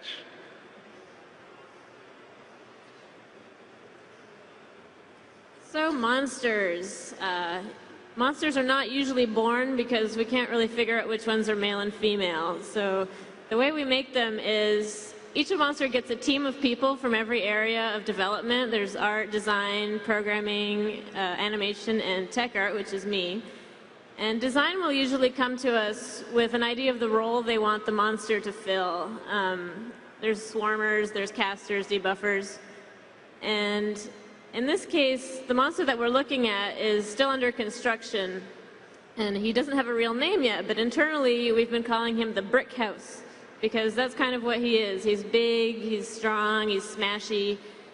And we wanted a guy that was a little bit different from your average humanoid. So the concept team came up with this interesting design. And from there we take it to the modeling team. And this was a rough model that the team first made. And we took it for a spin in the game. And in this case, we found he had a few problems. Mainly he was too wide to fit in the corridors of the dungeons. So we go back to the drawing board, and the art team takes this opportunity to try lots of different ideas. We wanted to make him a little narrower so he would work, but we wanted to keep the sort of interesting, unique silhouette that he had.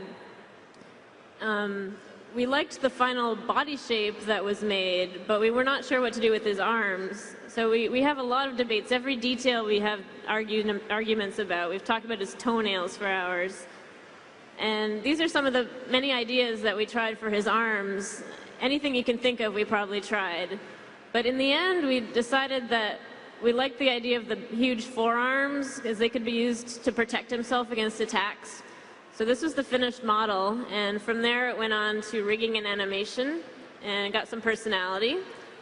And after that, we get to test it in the game.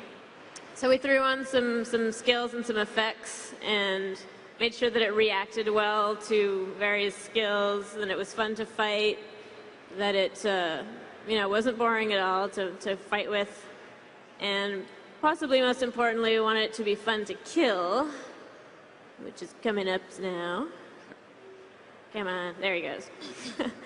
Because to us, one of the most important stages in any monster's life is really death. We want to create epic death experiences for you guys. So every monster, we put a lot of attention into making sure that it dies in a different way, something that's suited to how it acts in the world. We want to have a lot of visual variety. We want it to be really satisfying every time you smash a monster, and maybe sometimes we maybe want to gross you out just a little bit.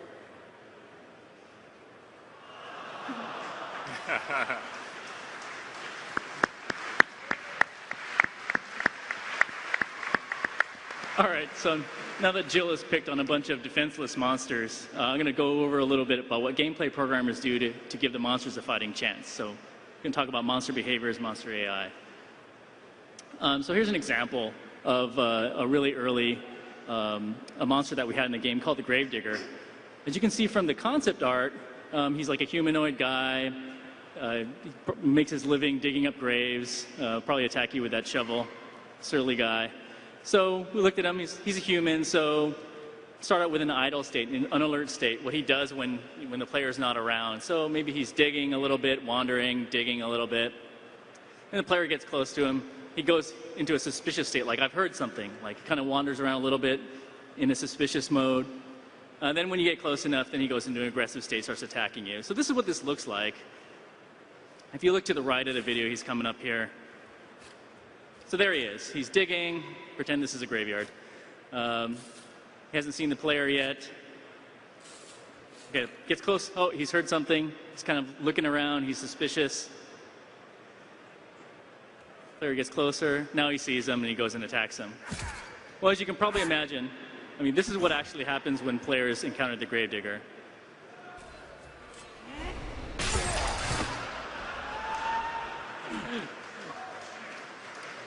So what did we learn? What did the Gravedigger teach us? First is that in our game, normal enemies have very short lifespans. And that's on purpose. That's by design. We really want the player to feel awesome. We want the player to feel really powerful. So we want you to be able to mow through normal enemies and not really have, be spending a lot of time fighting them. And secondly, non-combat behaviors really aren't seen. Our game is an action game. Players engage our enemies really, really quickly. As soon as the enemy's on the screen, players are clicking on them. There's fireballs descending on them, magic missiles, all kinds of things. It's really not a kind of game where people want to try and sneak around monsters. So taking this, we have to pick and choose our opportunities where we can showcase the AI, give the monsters a little flavor. So we can do that in three places mainly. First is when they spawn, like during their spawning animation. So you'll see that's when they come onto the screen. So you've seen in our demo, we have some guys climbing up the walls, skeletons are bursting out of barrels, that kind of thing. Second is what Jill showed you, which is their deaths. So during deaths, we have a big opportunity to sort of show you a lot more about the character of the monster too. So spiders will shrivel up and shake, and skeletons will burst into an explosion of bones, that kind of thing. And the third is during the combat itself. So I'm going to talk a little bit about some of the details of our combat. So what's the goal of a combat AI? Is it to kill the monster efficiently? It seems kind of obvious, but it turns out it isn't for us. Really, our goal is to make the player feel awesome. And it seems kind of weird, so let me show you an example of this. So here we've got our new class, Demon Hunter. She's got a crossbow. And you can see she's fighting 3 fallen grunts. And since she's got a ranged weapon, she keeps trying to create space for herself. Take a step back, fire, take a step back, fire. But these enemies are super efficient in how they're trying to attack the player. Anytime they see a gap, they're closing the gap and immediately swinging with their clubs. So you can see that her little microing, her little attempt to try and get away from the monsters really isn't working at all. This doesn't really feel awesome for the player. In fact, it feels pretty frustrating. So what can we do? Just by adding a few simple things, we can really affect the situation here. So adding the concept of forced delays. So the first thing is we add a closing delay, and it's really, really subtle. So when the monster wants to close on the player, when it wants to close that gap, we actually hold them back just for a little bit of time. It's almost imperceptible. You can't really see it. Also an attack warm-up. So even after the monster gets up to the player and wants to swing his club, we prevent him from doing that for a very small attack warm-up. So even after the monster gets up to the player and wants to swing his club, we prevent him from doing that for a very small period of time. And we also add a run-stop movement. So even when the monster is running directly at the player, we force him to stop occasionally. So as you can see, this player is actually able to really create some space, kind of micro these guys a little bit more, and really we reward the player for moving. We reward the player for playing an action game. So layering on top of that a little bit, some other stuff that we can do. We can add a taunt, so you look at some of the guys in the back are kind of slamming their clubs or raising their shields. Gives a little bit of an opportunity for us to give them character. Also, we introduced the concept of running near the player as opposed to directly at them. So sort of give you the sense of threat as opposed to like a direct threat all the time. And then also we can add things that are like classic Fallen behaviors, like fleeing when your allies get killed. So let's put this all together in a more realistic game situation.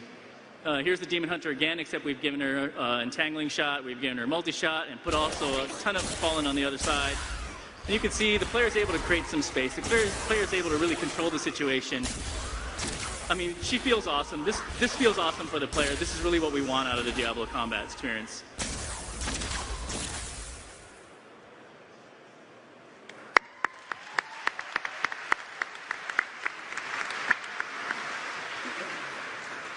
Hi, my name is Christian Leitner. I'm the art director, and I'm going to walk you guys through tools of instruction. So customization is a huge part in Diablo 3. We're really trying to push that a lot and give the player a lot of choices so you guys have a lot of interesting things you guys can do to your characters.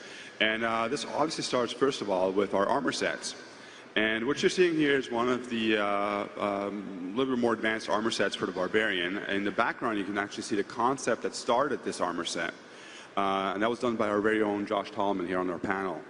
And what we're trying to do when we design these armor sets initially is that we're really trying to come up with a lot of variety. We're trying to make sure that it is very distinct for the class. This is an armor set obviously for the Barbarian.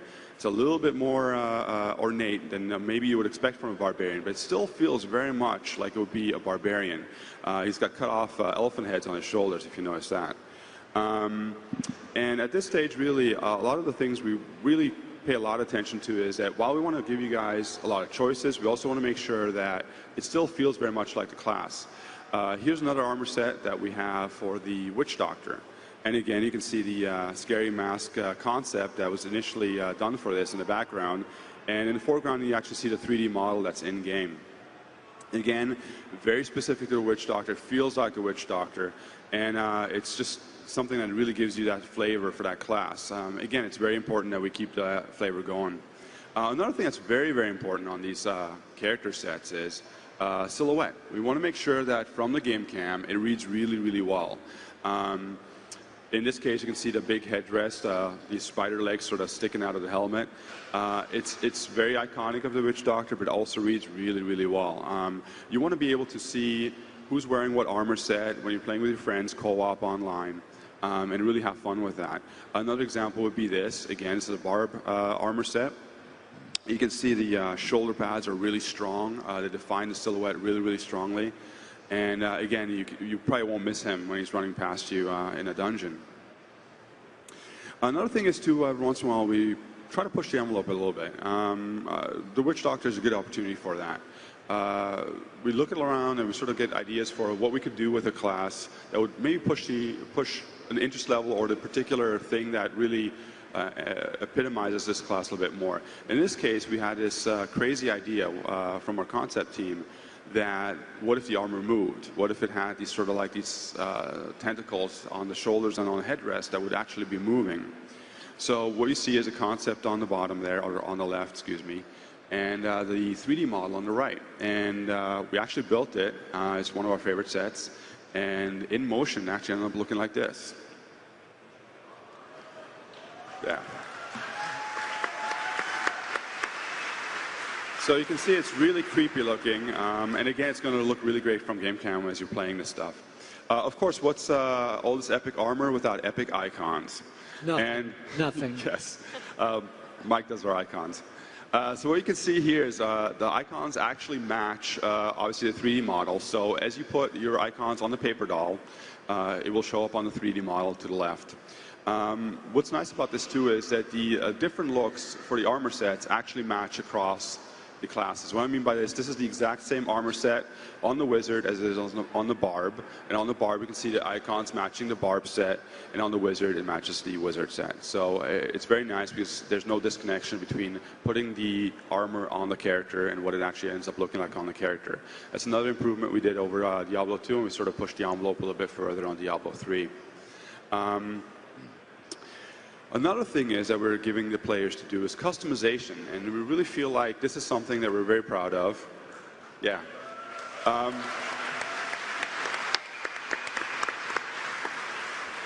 We want to give you guys as many choices as possible. In this particular case, you see the female wizard.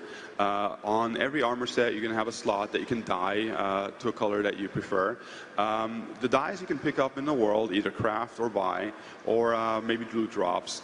Now, the interesting thing about this, too, is that some dyes are more rare than others. So in this case, you probably could get like maybe a crimson red that is very hard to get, and dye your armor set that way, and it'll really sort of let you show off the thing you got going there. And that's also nice to play in co-op, or even if you're doing PvP. Last but not least, weapons progressions. Here you have a concept on the top. We're showing the one-handed axe, going from very, very simple to a little bit more ornate and fantastical. And usually what we're really considering about this is on the bottom you see the 3D models that match those concepts. What's important to us at this stage is that all the way on the most simple axe, that it reads as a very simple axe. There's not a lot going on. And then as you progress further and further, it feels like you're really upgrading this axe. You're really getting more power and more bang for your buck. In between the choices, we're not so worried about progression necessarily. Mainly what we're worried about at that stage is to make sure that it feels interesting and varied, so that as you're leveling up throughout the game, you have a choice to sort of try out different things and see if they're fun and if they feel right, and even to see if they match your armor set maybe, or things like that. The other thing about these axes or the weapons in Diablo 3 is that we make sure they're themed, and we sort of have a penchant for trying to make sure that maybe they look a little bit more evil or maybe a little bit more nice, and really want to give you guys a lot of bang for your buck when it comes to that. And we do this for all the armor. Like I said, this is just the one-handed axe as an example. And that pretty much puts us to crafting with Jay. Thanks.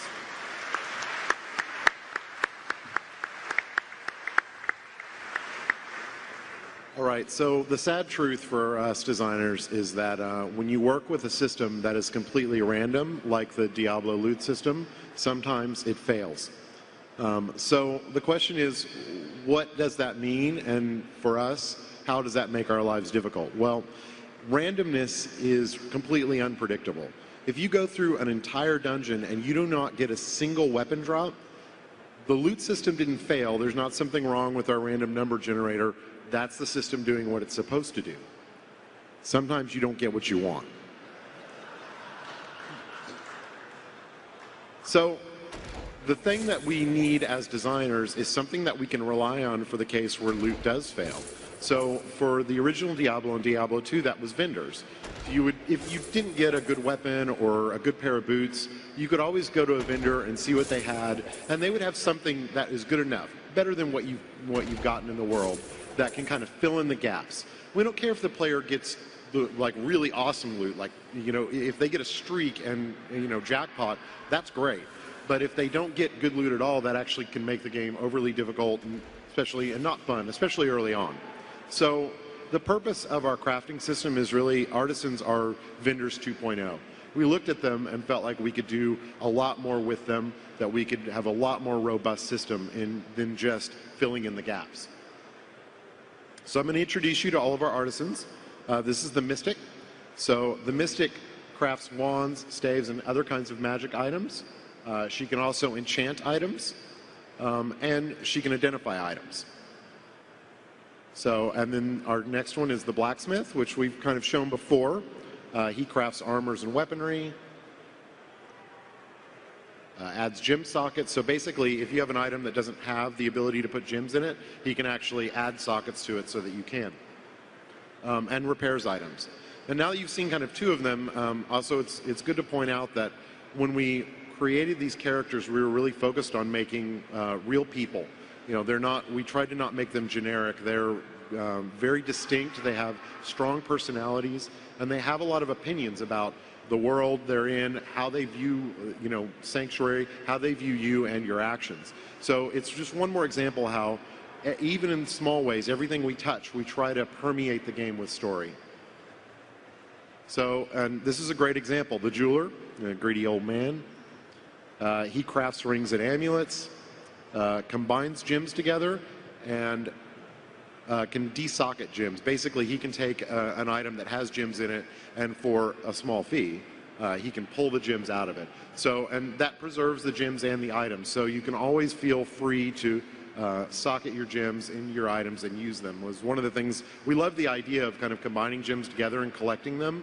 That was really prominent with Diablo 2 gameplay, but we didn't like that it made you not want to use your gems. So we want you to use your gems, but we also want you to collect them and upgrade them. That's also why the jeweler can combine gems and make higher quality ones. So exactly how many gems? A lot.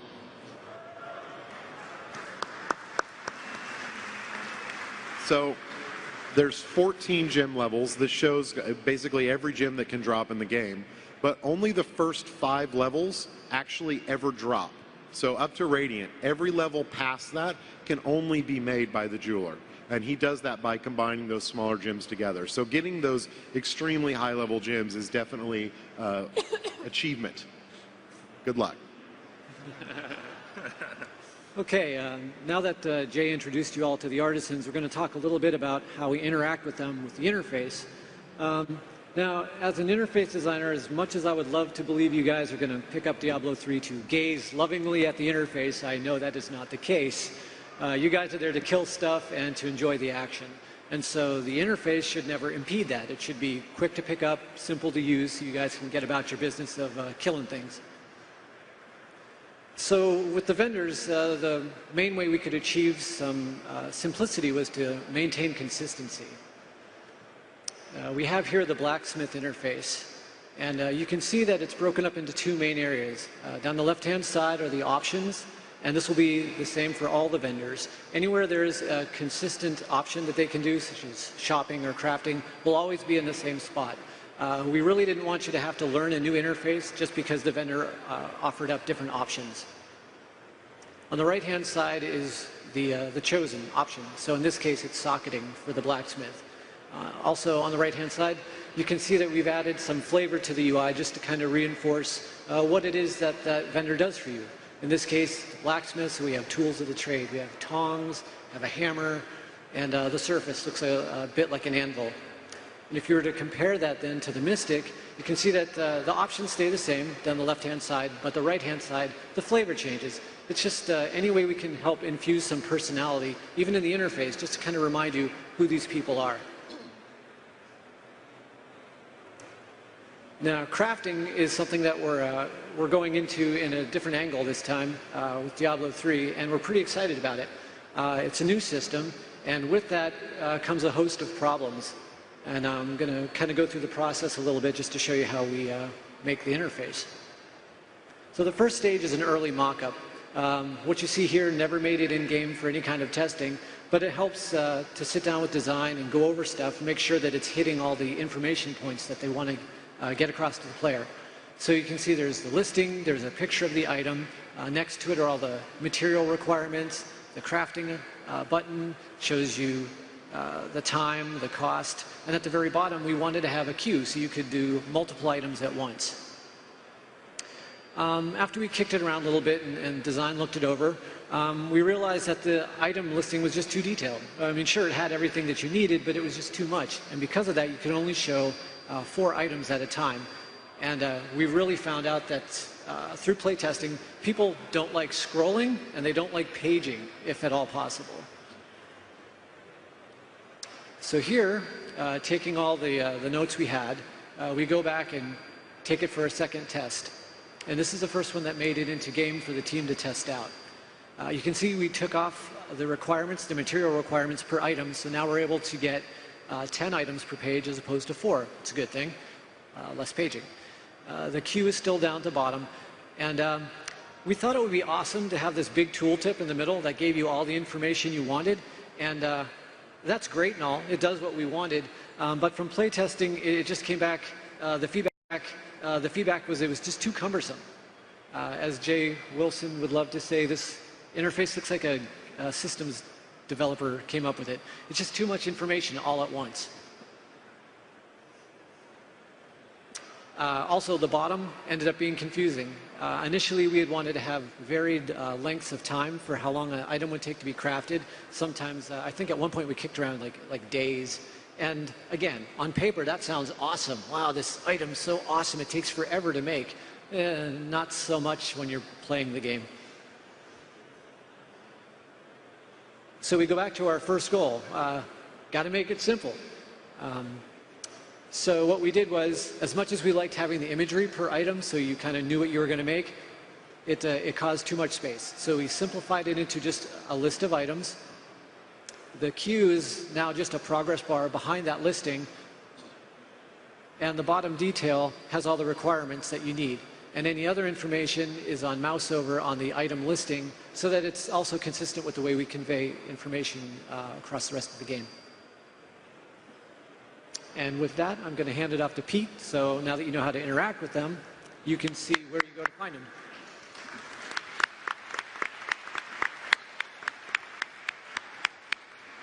All right. So we knew early on we wanted to have a caravan that for the artisans to follow the player around through their quest. We knew we wanted them to be very different and have unique feels, unique shapes.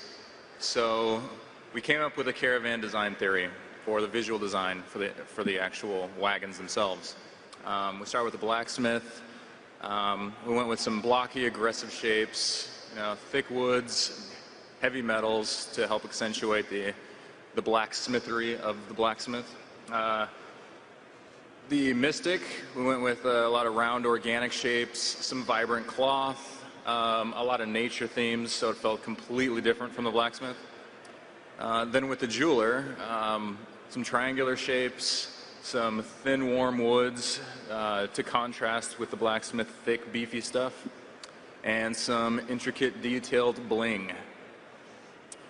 All right, so we knew we wanted to have these guys actually level up and progress, and we thought it would be way better to actually have their environment level up instead of just their wardrobe. So on the left side there, we have how you get the blacksmith. When you first get him in the game, he's very simple, low level, and as you level him up through the game, he gets better, and his cart obviously gets more exaggerated, more over the top. The themes get more and more prominent. The metals get stronger, the woods get thicker, and he gets more and more epic gear. So here is the Mystic, same thing. On the left side, this is a low level. We had a little bit of a tough time designing her early on because we knew we wanted her themes to be nature themes and vibrant cloths and round wood. But early on, her stuff looked very similar to the blacksmith because we wanted the wagon to feel really simple and really low level to begin with. So we decided to actually make the layout round, and I think that helped a lot to diversify them. And then here's the jeweler. The jeweler had a completely different problem because when you're thinking about a low level versus a high level, with the blacksmith, you can have very simple rusty daggers and tiny little buckler shields, and later levels you can just get crazy with giant flaming two-handed maces and just really epic stuff. It's very clear to see. And the same with the mystic, huge wands and stabs and lots of great big magic stuff. But the jeweler has these little tiny itty-bitty jewels and trinkets and all that stuff. And we can't make them too big, even in the late levels. So we actually ended up making the wagon itself much more opulent. And as it levels up, it gets a lot of like gold plating and a lot of just intricate details all over the actual wagon itself. Ready for the last, Jay? Yep. Yeah, I'm ready. All right, everyone gets to level up in Diablo, even the vendors. So we posted this on the web a little while ago, but we like it so much, we're to show it again. Boom. All right. So later, we've only got a little bit of time for questions, but at 3 o'clock today on the main stage, we'll be doing a full hour of Q&A. So if you don't hear the question that you're hoping for, if you don't get to ask the one you want to, definitely come to that Q&A and we'll get it answered for you. How are we doing on time?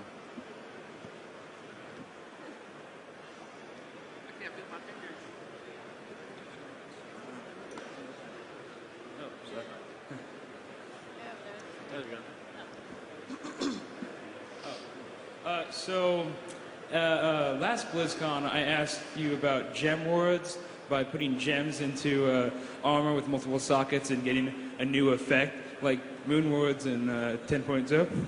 And just wondering, at Gamescom, you said you liked the idea and you'd write it down. I was just wondering, how is that progressing? Like, did you like that idea when you talked about it with your team? Yeah, we've talked about it a little bit. But no, we haven't really progressed that much with it because right now we're focused pretty much on finishing out the artisans as they are. But it's still, it's still one of those things that we, whenever we hear a good idea we like, we have this big list of good ideas and we kind of stick them in there. So it's still there, but no, we haven't been able to spend much time on it yet. Thank you. Hey guys, my name's Jeff from Montreal. So I'm a big World of Warcraft player. I love the customizability of the UI. I was wondering how much of the UI is customizable within Diablo 3. I'm sorry to disappoint you, sir. There will be no customizing of the UI in Diablo 3. There's a very good reason for that, though. Jay, you want to handle that? I'm sorry? There's a very good reason for that. Yeah, I mean, UI and customization mods in general are awesome. Like, we love it, but the problem that World of Warcraft had was their game got shifted by the whole mod community. And really for them, that was fine. That was their expectation. That's what they wanted. But for us, what we don't want is for Diablo to be shifted from the straightforward, simple, easy-to-play game that it is to a much more complex game, because that's what UI mods do. They add complexity. And at a certain point, they become a requirement. So we never wanted that for Diablo.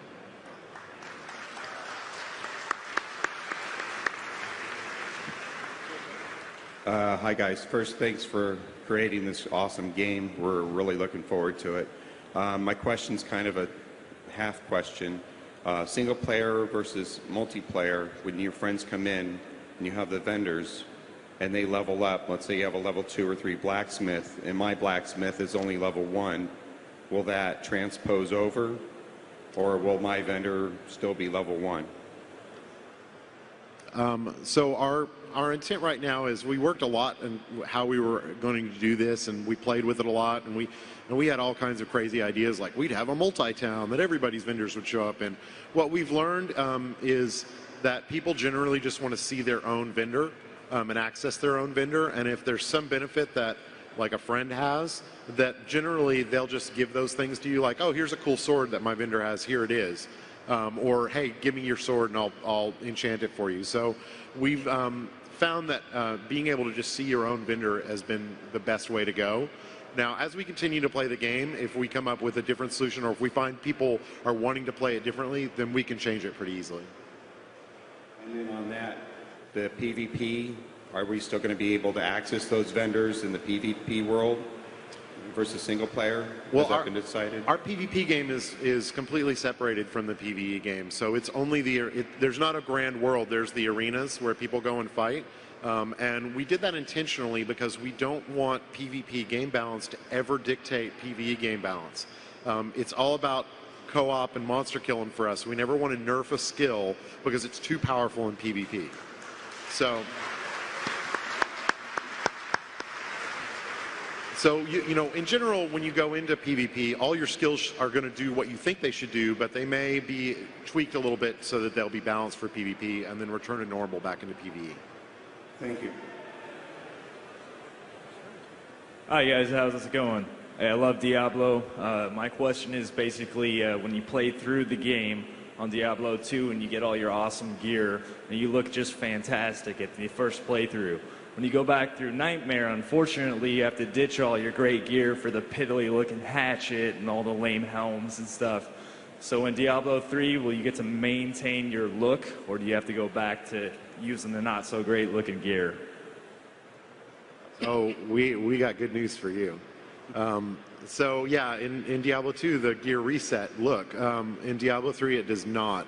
The gear, there's 18 like tiers. And tiers is not, I mean, it's a term that we use. It doesn't actually mean the same thing that it does on World of Warcraft, but it's just an easy term for us. But there's basically 18 tiers. There was more like about 6 to 8 in D2, and then they just repeated them. So those go between normal, nightmare, and hell. So you just get progressively better looking throughout the game.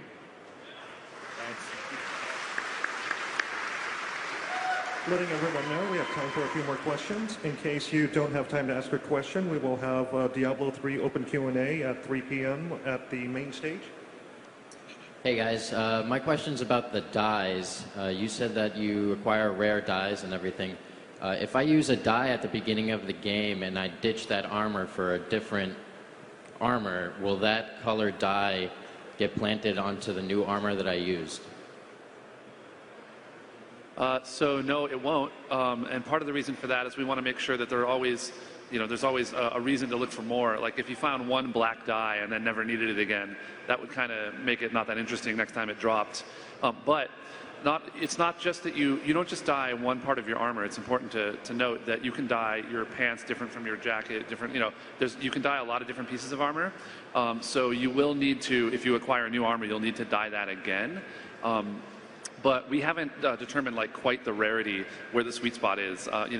We need to make sure that black dye is really cool and you look different, or red dye when you have that on there. But we don't want to make it punishing. I should also add that there are sort of in some cases there are diet versions of the cool color. Like there's a really awesome red and there's like a pretty good red, and the pretty good red is not that hard to come by. So you can kind of say like, hey, it's a nice red jacket you got there, buddy. It's not as cool as mine, but it's pretty cool. So that's how it works. Thank you. Hi, so my question is, you've said repeatedly that one of your goals for Diablo 3 is to design so your character feels more awesome, more powerful. And I was wondering, in Diablo 1, it was the opposite. Your character felt very frail and always threatened when you're going through the dungeon. So why did you make that decision? Is there going to be anything in Diablo 3 that will make you feel like that? And what would you say to players who want that? Oh, we're going to kick the crap out of you. Don't worry about that. I know when we show the builds, like we're showing very early parts of the game and it's normal difficulty, and everybody remembers Diablo 2, the normal difficulty was pretty easy. We're really trying to hit a sweet space between the original Diablo and Diablo 2. It was great that Diablo 2 was very approachable early on, and that's the game that we want. But the original Diablo, yeah, was terrifying, and that was great too. So as you progress through the difficulties, the game's going to become increasingly harder, and a lot of the things that we're putting into the game, like the changes to the health mechanics and the addition of the hotbar, a lot of these are so we can actually make monsters more threatening to you. In Diablo 2, if you could just potion spam and town portal away from every threat, you actually never felt that threatened. So that's why we're trying to fix all those issues in Diablo 3, so that when you go into hell difficulty, you're terrified. So definitely, you don't need to worry about that. Thank you. Just letting right now, we have time for one more question. Regarding, say, a Diablo 3 Collector's Edition, what would be an exclusive in it? Like a slight different look to an armor set, or what? We haven't talked about the Collector's Edition yet, so I'm not sure what would be in it. Something cool, I'm sure. But yeah, we haven't talked about it at all, actually. Thank you. Okay, thank you. That is all the time that we have today. Please give a round of applause for our Diablo 3 development team. Thanks. Join us next on the main stage for WoW class question and question. Welcome to the Diablo 3 Open Q&A panel. Hello, everybody. My name's Jay Wilson. I'm the game director on Diablo 3. I have a whole bunch of awesome people here from the Diablo 3 team. I have Joseph Lawrence, who is our audio engineer. Jason Regier, lead programmer. Kevin Martins, lead content designer. Patrick Stone, senior environment artist. Michael Chu, quest designer. Leonard Bararski, lead world designer. Christian Leichner, art director. Nathan Letzog, associate producer. And Alex Mayberry, senior producer. So as you see, we have somebody from every discipline. So you have to ask questions about audio and programming, and don't just do all the questions about rainbows and unicorns. Make sure you get to all of them. So, and other than that, have fun.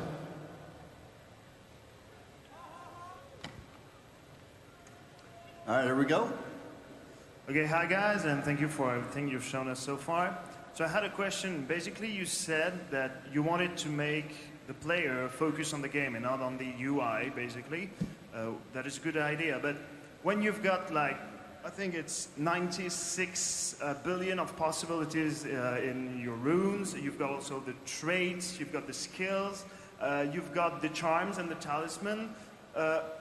So how are you going to manage the fact that all the players will have to think about all of this when creating the character? And also, how are you going to balance this in PvP?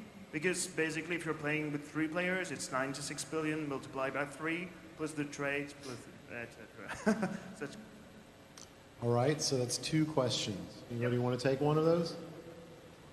Okay, so on the UI side of things, I'll leave the P1 for Jay for a second here. On the UI side, you don't have that many choices at any given time.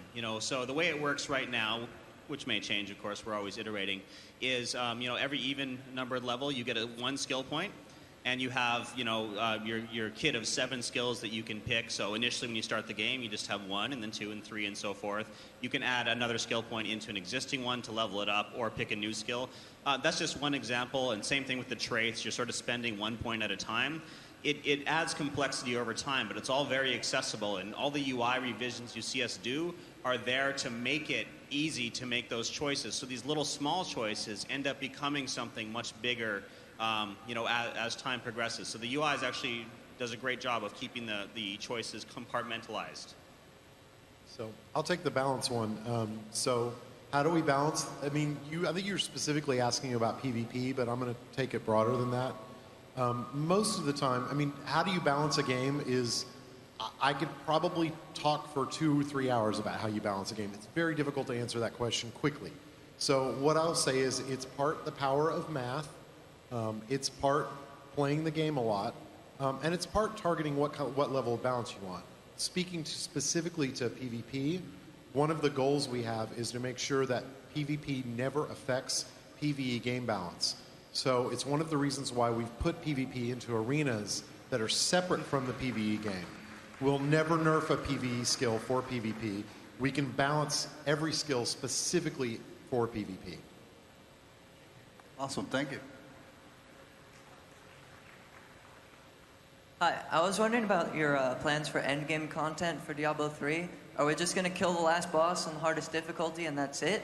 Or will there be some kind of multiple repeating dungeons that you can do with your friends so that you don't run out of stuff to do at the end? No, you'll kill the last boss like 800,000 times until your eyes bleed, right?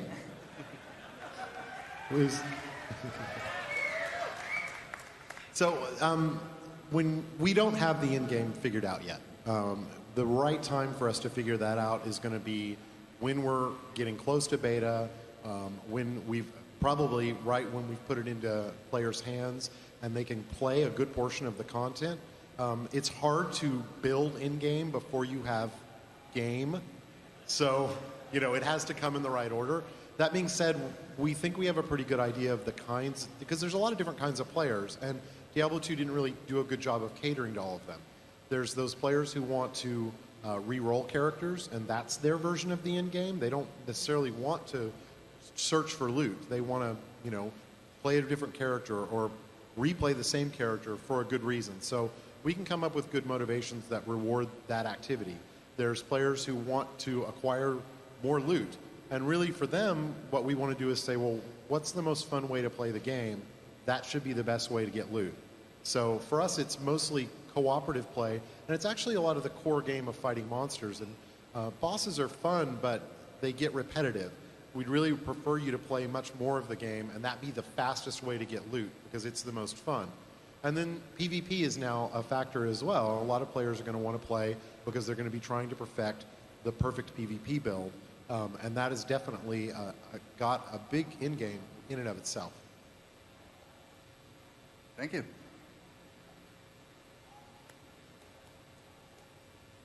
Hi. What is your priority for adding multiple multiplayer game modes, like maybe obviously CTF and Deathmatch come to mind in addition to the arena?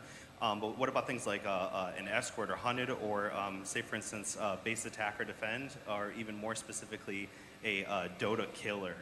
Because if there's any game that I think can do it, I think it's this game's multiplayer potential. Okay, I'll take that one. So any multiplayer that we do, we very much want to focus on making sure that it supports what the core game is. We don't really want to pull the game in a lot of different directions. Any mode that we might do is going to be focused back on the core game. Would we do more modes or different kinds of ways to play the game? Yeah, if we thought it would support the goal of what we want the game to be. Is that a possibility? Absolutely. We're really going to have to see how the game turns out and how people are playing it, and where we feel it's kind of similar to talking about the end game. Where are we missing an opportunity to appeal to part of the audience that might want to play a particular type of game? Thank you. A lot of us who played Diablo 2 focus more on PvP, even though it wasn't really supported. What are you guys going to do for maybe like clan or guild affiliations? Not like a World of Warcraft full-blown guild UI, but maybe just letting people know where you come from. So we haven't actually decided what we're going to do with guilds yet. It's would be a BattleNet level feature, and a lot of our BattleNet stuff is under discussion. So we're not quite sure at this point.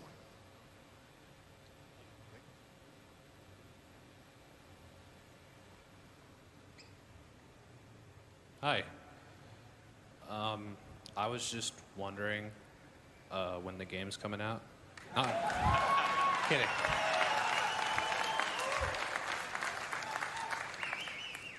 I just wanted to ask. Tuesday after it's done. Could you give us a BlizzCon 2010 update on the economy in this game? What your plans are for trading? Get that one too. You guys have to ask a programming question soon. Jason's going to get lonely. So economy. Well, we announced Artisans a couple months ago, and Artisans are a massive impact on the economy. Diablo 2's economy had several problems. It had an arbitrary gold cap, essentially limited the ability to use it as a high-end currency. There was a massive amount of gold input into the economy and almost no gold leaving the economy. So with Diablo 3, we have a lot more control on gold coming in. We just don't throw quite as much gold at you. Diablo 2 really used gold as a reward. They just kind of threw it at you in buckets, and that it ceased to actually be a reward because you didn't care about it anymore.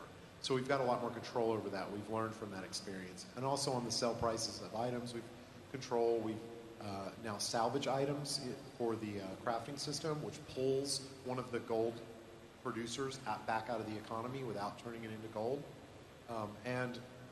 The crafting system itself has lots of gold inputs. And they're gold inputs that repeat. So every time you get a new item, you want that item to have the best possible gems, and you want to maybe pull gems out of another item, and you want to enchant it, and you might want to add sockets to it. All those things cost gold. And those things, that is our primary way that we're going to pull gold back out of the economy. So that's the economy question. The trading question is, we definitely want to support some kind of enabled trading. Like, we don't want you to have to spam chat channels or make games with special names. You know, that was not awesome, and we know it wasn't awesome. So we do want to fix it, but we haven't decided exactly how yet. I'd also like to jump in and say that, you know, in Diablo 2, we had the occasional problem with item duplication, which sort of hampered the economy. I don't remember that. It's true. So we've learned a lot since the days of Diablo 2, and you know, we have completely rewritten the item system from the ground up to make it more safe, more secure, and we expect that with Diablo 3 that you're going to have the best experience yet. So it's a big deal to us. Thank you. Hi, I had a question. Is there going to be like specific PvP gear or skills, you know, like resilience, or is it going to, like out on the floor with the arena battles? I noticed that the skills had cooldowns that are not present on the PVM demo. So if you could elaborate on that. We're not going to have PvP gear. PvP is not. Thank you very much. We appreciate your support. Do you guys want resilience in Diablo? Oh. We knew that. So yeah, no, we're gonna avoid PvP specific stats, and we're not gonna have any PvP gear or no power is gonna come from PvP. It's not the point of it. We don't want any kind of conflict between the PvE and PvP game.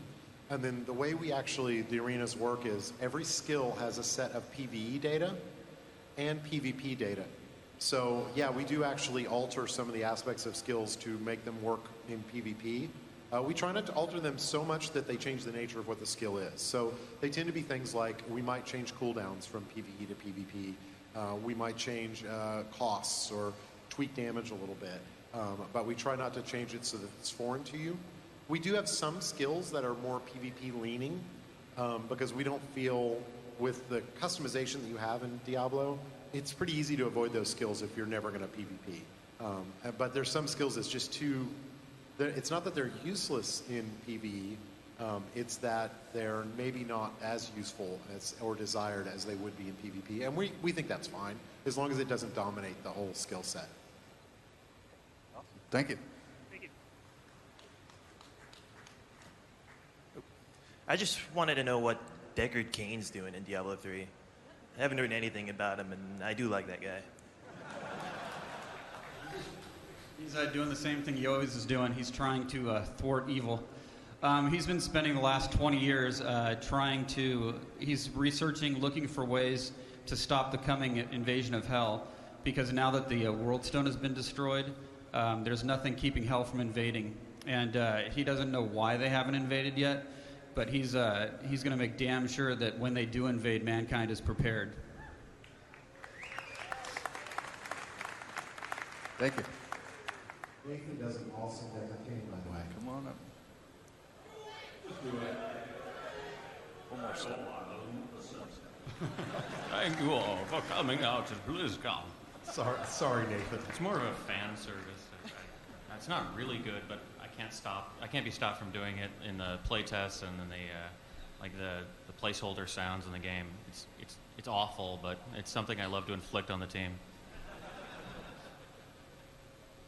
All right, this morning you implemented a lot of story, trying to get story in different places and as many places as possible. Are you also trying to address different story reactions and interactions with a wizard compared to a monk when dealing with an NPC for story replayability? We're not having different, if I understand your question correctly, we're not having different paths through the story, but the different characters, the different player characters will react to the story differently to a certain degree. And one of the things we're toying around with right now is the quest log is being relayed. The quest log has a verbose, which is more wordy version of your quest objectives, and that's told from the player's own voice, so that's different per class. So that'll kind of give your player's take on what's going on. So that'll be different for every class, and that takes into account the player's backgrounds and what their backstory is. Thank you. Thank you.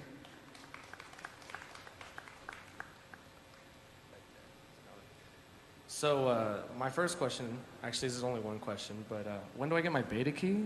And what's your address? What's that? What's your address? Okay, yeah, just email it to me. I'll come meet you afterwards. Don't worry. Right. This is a PvP question. So what it looks like now is that you're trying to separate arena from the regular PvE aspects, comparatively to previous versions where it's just you just jump in a game, you go kill people, you trick them into maybe, hey, turn on the combat key and let's go fight. How's that going to balance with arena and PvE? Are you guys thinking about doing like separate skill trees, or, I mean, how are we going to work that into it?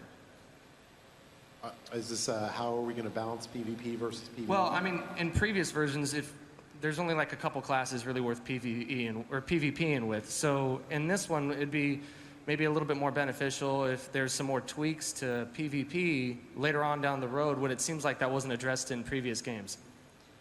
Okay. If I understand the question correctly, it's how are we going to make the other classes viable in PvP? Make sure that they're all viable? That's the idea, but I mean, realistically, I mean, the other classes just kind of fell by the wayside, and no one really addressed it, and PvP was just kind of pushed off to the side. Okay, and this one, it seems like it's going to have more of a, you know, a role in the game, at least in arena. Yeah, well, we definitely, I mean, as I mentioned, we've separated PvE and PvP. There is not going to be any PvP in the PvE game. And that's intentional because pretty much all that was really, it was used for, other than the occasional, when the game first came out, there was some good experiences that came out of it. But after that, it was pretty much used for dueling, which we now put into the arenas, or griefing. You know, I really like griefing. That's a little secret, but and I griefed me plenty of people in Diablo in my time, and I apologize. Not really, but ultimately our decision was we really wanted co-op play, and we felt like any chance for griefing from a PvP standpoint hurt people's desire to want to play co-op together, and we just couldn't abide that. So we've separated them. And how we'll make the classes all viable? Well, part of it is separating them also means we can tune and balance the game, PvP game separately than the PvE game, which makes it a lot easier to make sure that every class has something to do in PvP and that every class is useful and viable. Thank you. Sure. Hey guys. I think the game looks amazing, and I think it's really awesome, but I'm just wondering, other than concept art, where do you guys get your color palettes when you do your backgrounds and characters? Pat, you want to tackle that? Well, I think we really look at the colors that are going to make the most, you know, the ones that are going to get the best bang for the buck in the environment, whatever the mood is we're trying to sell. I mean, different colors have different connotations in different societies. So we just really look for the ones that really sell what we're trying to do in that particular environment. There's also an aspect of where we're trying to make things different enough so that as you're playing the game, things are changing up. You know, you're not always stuck sort of in the same environment.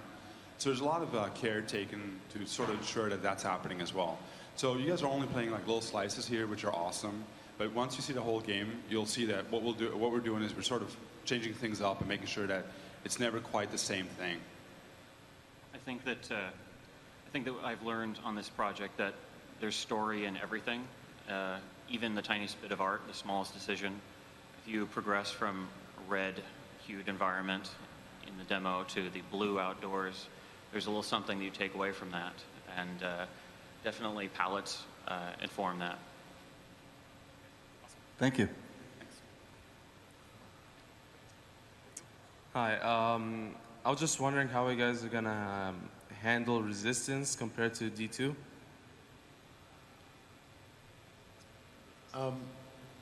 Well, the first thing we did was we changed resistance from a flat percentage to basically a rating. It works a little bit more like defense did, in that it scales with the level of the monsters, so it can grow a lot more. We don't have to basically go to Nightmare and pull resistance down. It's a fairly broad question though. Like in a lot of ways we're handling it the same. Resistance is still a big part of the game. It's still it's a big focus of your defensive building of your character in higher levels.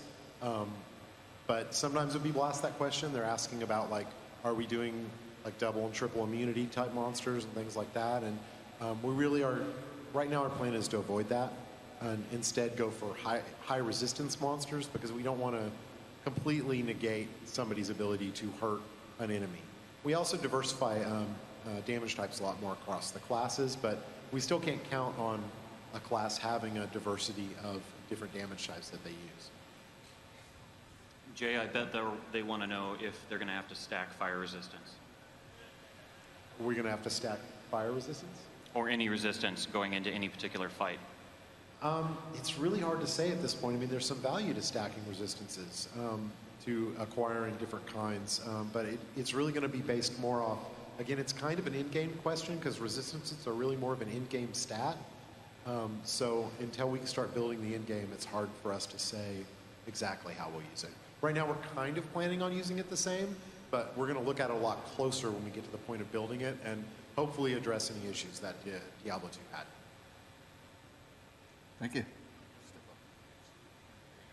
Hey guys, I'm wondering how Diablo 3's PvP arena, if it will support multi-platforms. Support multi-platforms.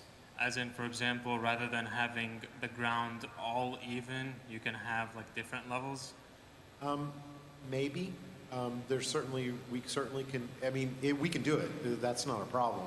We specifically chose not to do it because the game does not play always great when you do a lot of height variation. And Diablo is essentially in a lot of ways, it's a two-dimensional game. Like, even though we have a 3D engine and you can move up and down platforms and things like that, if you shoot something that is higher or lower than you, essentially, on our side, we have to guess what your intent is. And our guess is never perfect. So with our first arenas that we made, we found that it was just a lot more fun to have more of a level surface and not have to worry about that. That being said, we'll make more arenas and we'll continue to play around with that. Thank you. Come forward a little bit more. There you go. Hi, I'm Mathieu from Big Crits. I have a question much about, the destiny of certain characters. Like in Diablo 2, you go back to Tristram and it's completely sacked. And, I grew up playing Diablo 1 with my dad, so I got really sentimental and attached to Tristram. And as I played throughout Diablo 2, you got implied destinies of the rogue and the sorcerer and what happened to them. Would it be...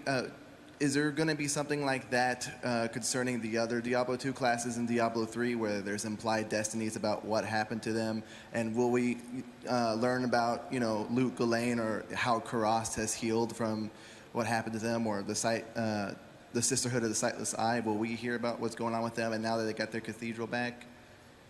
So for me, I remember that when I played Diablo 2 and I found out kind of the implied destinies like you're talking about, with the classes from Diablo 1. I thought that was one of the coolest things, and we're definitely planning to continue that. Specifically, like, the Sisterhood of Sightless Eye, or what happened to the Necromancer. You might see some things, but we definitely keep in mind what's gone before and draw on that and try to, show you how things have turned out. Thank you. Hi. So I had a lot of fun playing ladder in Diablo 2, but it got kind of weird when you had some farm communities come up with their own currency, and then when ladders reset, they wouldn't actually reset, the forms that weren't part of the game. So it became kind of hard to play competitively on the ladder if you weren't part of these forms and had currency and stuff. It became really hard just to play with only the game open. You had to like alt-tab out and stuff. And what's the question? Well, sorry. Are you going to address that? I mean, I know it's hard for you guys to try and deal with third parties' problems, but is there a way? It kind of goes to your economy, how you want to have one solid currency, and how you can maybe address these kind of third-party problems. Well, I mean, we're always trying to address any kind of third-party group that basically does something that we feel hurts the overall gameplay of the game. We try to do what we can to correct it. So for us, the answer is really most likely going to lie in how we handle the trading issues. And so, since we haven't decided exactly how we're going to do that, it's hard to kind of comment specifically on that. But it's definitely an issue that we're aware of and that we want to address. Thank you. The guy is really tall. Sorry. The question I had, and I think it's probably the most important question, and the question that all Diablo fans wants to know, since my previous question was already answered: will there be a cow level?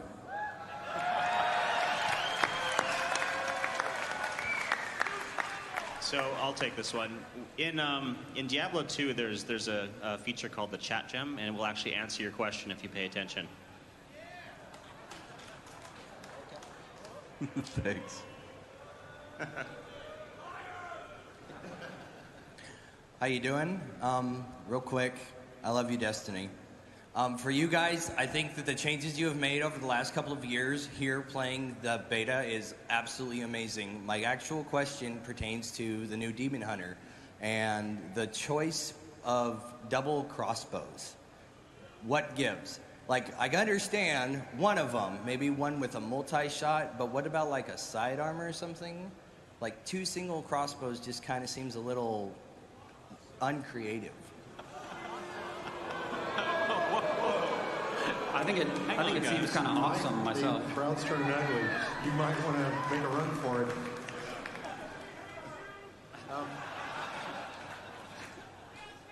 You don't have to use those. You can use all kinds of stuff. She's got crossbows and bows.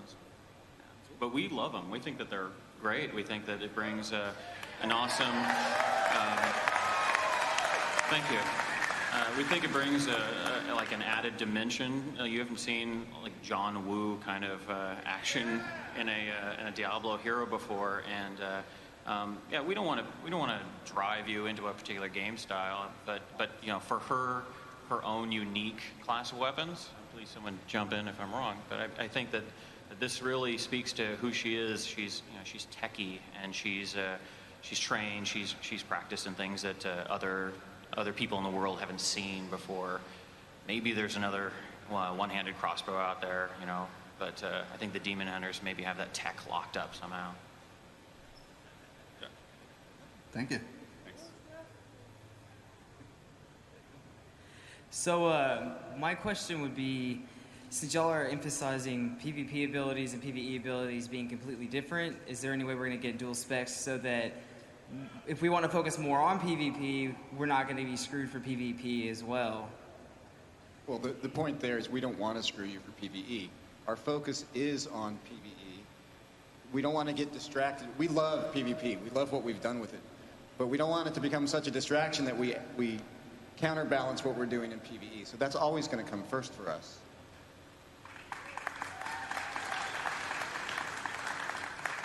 Thank you. Just wanted to ask more about the artisans. I know that you can level them up, but I was wondering, you gave them all this gold to get them cool crap to make the caravan look better. Are they going to be giving you any sort of like reduction in prices of lower level stuff out of appreciation?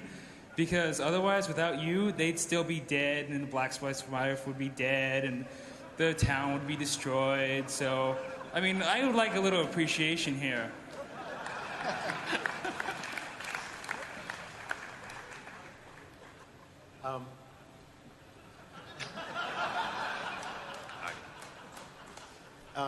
Yeah, I'm sure they'll give you a discount. Just you, though. Nobody else. I mean, it's really, you know, it's a logic issue versus a gameplay issue. So logically, they would give it all to you for free, and everyone would give you things for free, and you would swim in donuts and happiness forever. But the truth is, we want an economy. And so because we want an economy, it's logical that you would pay someone for their services. And so you pay them, we get gold out of the economy, you guys get a currency to trade with, and everybody wins. Except for that donut thing. Nobody gets that. There's no donuts in Diablo. No, I just threw it down. Blizzcon exclusive, no donuts.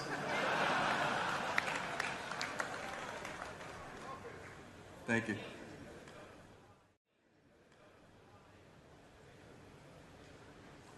Hello, great game, but I have a question about how the game is going to transition. Like, you've upped the pace from Diablo 2 significantly, and I'm curious how it's going to transition into boss fights for Diablo 3.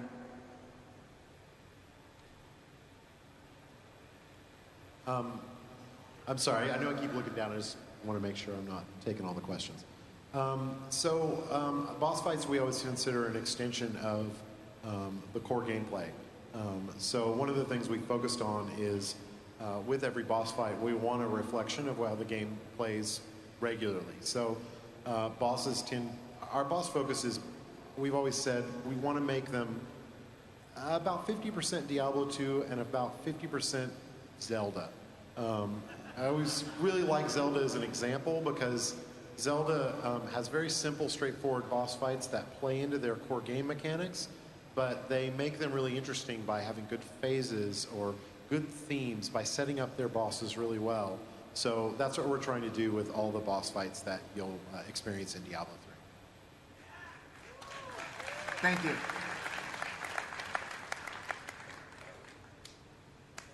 Hey, I love this game. I've played it since I was 5, but I quit, and then after a few years I returned, and I was horribly disappointed when the bots came. And I was wondering if there was any way to stop the program such as T2NT and just cancel them out, like in Battlegrounds with World of Warcraft, and you could just report them AFK, they gotta press the button, and then they'll be saved. Wow. Let's see. We want to make your online experience as good as possible because we hate bots just as much as you do. So we will do whatever we can to try to stop them. You also have to remember that technology has changed quite a bit from Diablo 2. So we have a lot more tools at our disposal to try to counteract bots. So, yeah, I mean, it is a tough challenge, though. I mean, every time we try to stop things, people put a lot of effort into try to making them back again. But I'll say that we will do whatever we can. Yeah, and a lot of the structure of new Battle.net does actually make it difficult to have something that can just kind of jump in easily to a game and bot and move out. So that's one of the things that we're trying to look at as we continue to develop Battle.net. Thank you. Thanks.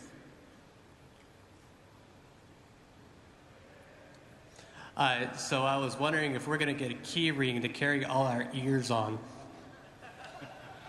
And if we can expect some right ears instead of just the left. Well, that's an art question. I have no idea whether Christian has the capability of making ears for both sides. It's insane.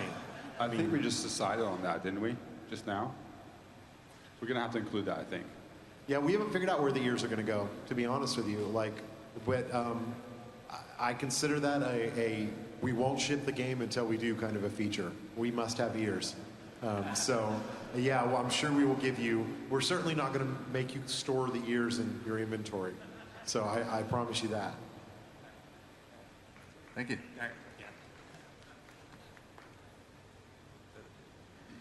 Hey guys, my question for you is in regards to the multiplayer games.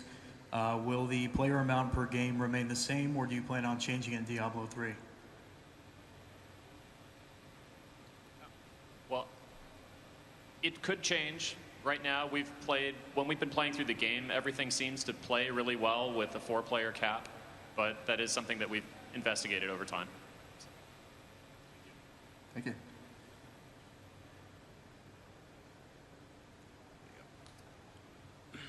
All right, so as I understand, hardcore mode is making a comeback. I'm wondering how is that going to work with the new PvP system? And since we don't have stats or abilities, are the traits going to be coming in to account for the balancing for hardcore builds? So, I'm sorry, I didn't understand the trait question. Well, usually, right, with a hardcore build, you just pump everything in vitality and then normal build, right? So what's going to be done instead of that? Well, we don't know yet what's going to be done for hardcore characters in relation, but putting the trait system in is basically to recognize that with the previous kind of attribute point spending systems, there wasn't a lot of customization to them. There was just a pattern of what you always did. So yes, it is our goal to break that. That being said, you actually have a lot of different defensive abilities that you can get through traits, and you can still do a lot of itemization. So I'm sure hardcore characters are going to stack health. On the PvP hardcore question, first I'd like to say thank you for asking that, because I was really hoping someone would. Yeah, you're gonna die, because it's hardcore mode.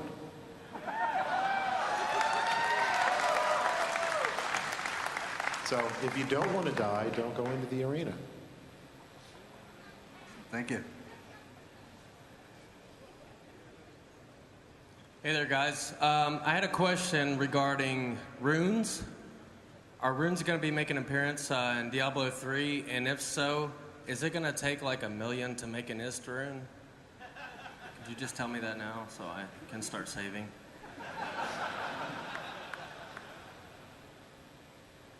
Runes are in Diablo 3. They're the things we put into the skills to change how they work. So the runes as they existed in Diablo 2, we don't have any plans to put them into Diablo 3 because rune words are really a crafting system, and we added a new crafting system. So we don't really want to compete with our crafting system with another crafting system because one's going to become redundant or better. So we'd rather just stick to the one. Thank you. Hey, sorry, wow, I go. My question is about the appearances of the game, because in Diablo 2, you had some of the coolest armor in any game that I have ever seen. And what I'm hoping for is that if you guys ever talked about having maybe an appearance tab or something like that, like you could see what you're wearing on the outside, but have actual gear, because it might, have better stats or something like that, but there's cooler gear that you would rather wear because it's badass as opposed to the gear that you would go kill people in. Nate, you want to tackle that one? No, I think you got this. So we're really giving you a lot more choices in Diablo 3 than in Diablo 2 as far as armor sets go. We're spending a lot of time on giving you a lot of variety. We're also adding a die system to it. So the die system will allow you to actually dye certain parts of the armor, make it even cooler, and totally customize it the way you like to. The short answer is it's going to look even cooler. Yeah. And I think the other thing too is to maybe mention is that the die system will also have probably rare dies, meaning that you'll be able to find or even craft very rare dies and basically show them off to your friends and go like, look at my cool armor because it's crimson red and nobody else has that. So it'll be really cool. Thank you. One more step. There you go. What's up, guys? This is Carl Friend representing Ravenholt. So I'm going to try to make this like a programming question for the boys up there. So I'm like primarily a WoW player, right? But I'm really excited about checking out the Diablo universe. One of the things I find awkward with trying the game is the mouse-based movement, because if I'm a caster and I'm just a little bit off with my mousing, instead of casting a fireball, I'm now going to go see how sharp his axe is with my face. So have you guys given any thought to incorporating a WASD movement as like a secondary choice for characters? And I guess what would the programming challenges be in something like that? Hey now, it's a legitimate question. This is a friendly Relax. space. It's not like he said dual crossbows suck or anything.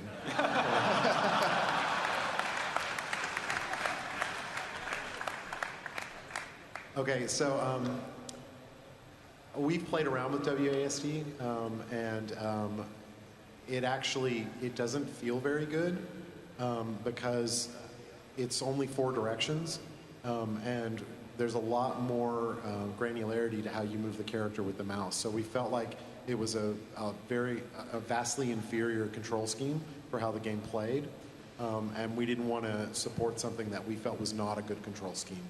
At Blizzard, controls are everything.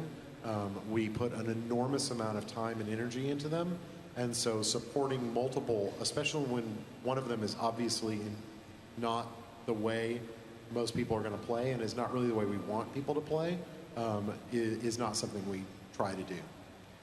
To address the actual example you gave, we do have a key in the game that you can hold that will keep you in place so that if you are off target, you don't go and find out how sharp that axe is. Shift. That's the shift key. Thank you.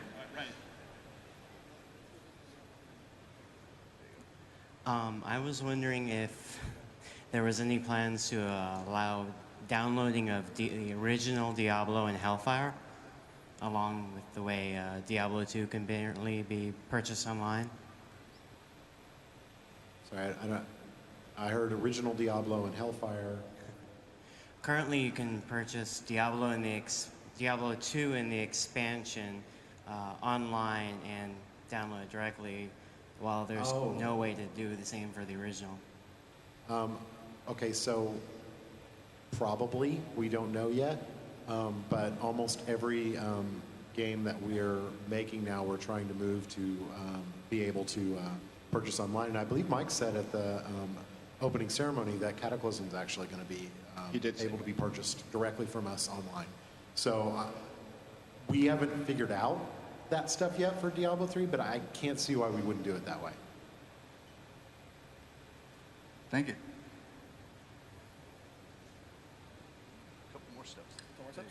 Hello, shout out to Portland, Oregon. My question is, with StarCraft 2 and World of Warcraft with professional gaming communities, they're big. Do you have any plans on bringing that to Diablo 3 with the arena? No. If anything, we're actually specifically trying to avoid that. Now, if players want to turn the arenas into a competitive mode, you know, it's your game. You have the power to do whatever you want with it. But we're not incentivizing it. We're not encouraging it. We're actually specifically saying it's not an esport because, you know, the great thing about dueling in Diablo 2 was that everybody who got it was a part of it.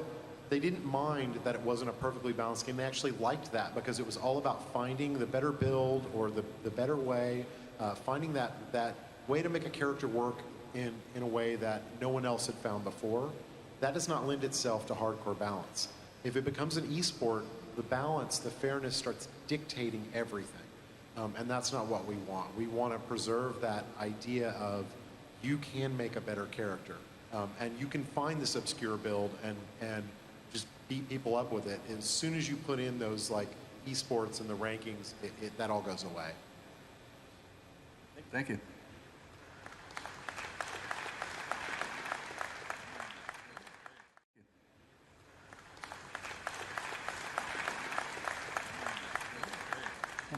Hi, I'd just like to say that my favorite level in Diablo 2 was the Arcane Sanctuary, and I thought it was the coolest thing ever how you guys did the drawing with the isometric so that you could walk up a tower that was forever like building onto itself.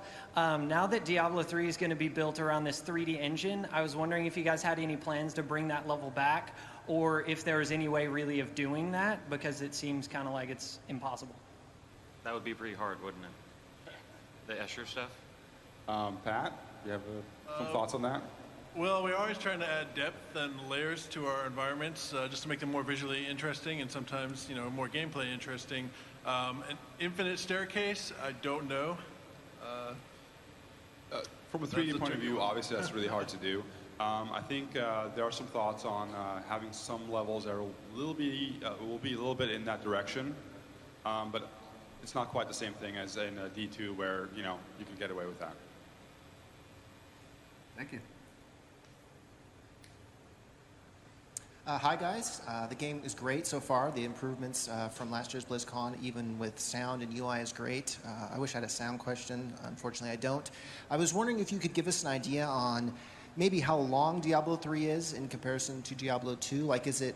I know length is kind of arbitrary because some people will power through the game and some people will take longer times. But let's say if you took Diablo and Lord of Destruction, is Diablo 3 quote unquote longer or shorter, about the same in length? Can you give us any kind of ideas on what you're shooting for?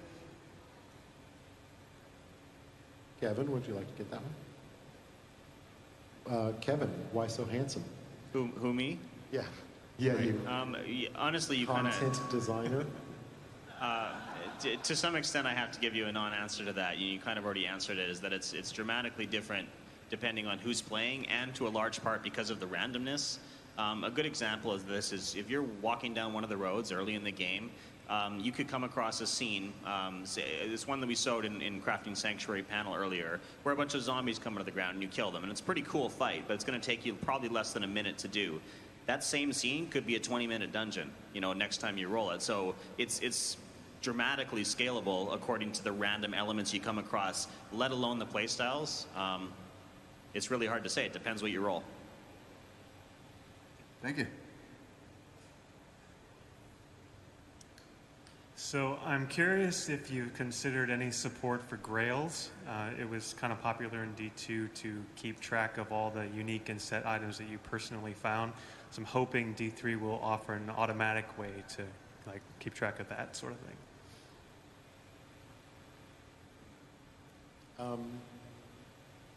Maybe. Don't know yet, to be honest with you. But I tell you what, I will put it on my list of things to look at and consider.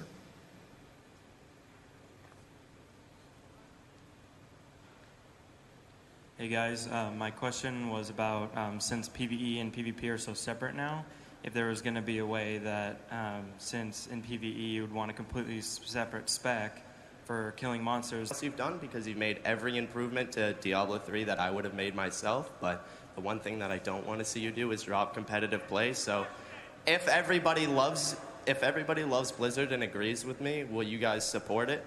Based on the community at BlizzCon and based on my question, will you support competitive play, even though you said you wouldn't? I think there's your answer. Well, actually, I think based on that, I could say if BlizzCon demanded it, then I would, but apparently BlizzCon doesn't demand it. But so I can tell you that you're right. Blizzard knows a lot about balancing games, a lot, enough to know when to give up. I spend a lot of time with this. I'm a big fan of StarCraft before I came to Blizzard, and I play a lot of Star 2, and I talk to those guys a lot, and I know the sacrifices they made to make an esport, and that was okay because that was their game. That was everything they wanted to be.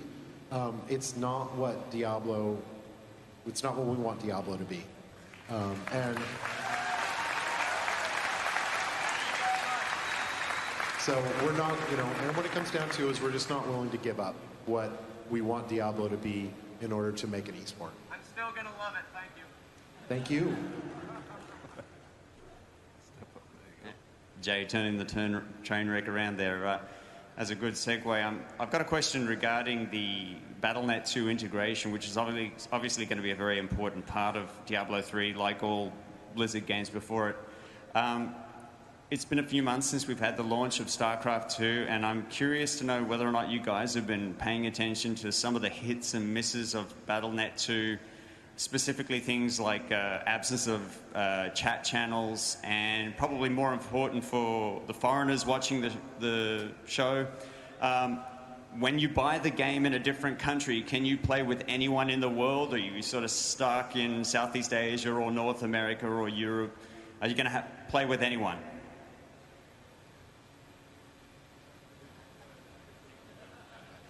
On the chat channels, no one's more disappointed that we don't have those yet than us. Well, maybe some people aren't. Some people are pretty disappointed.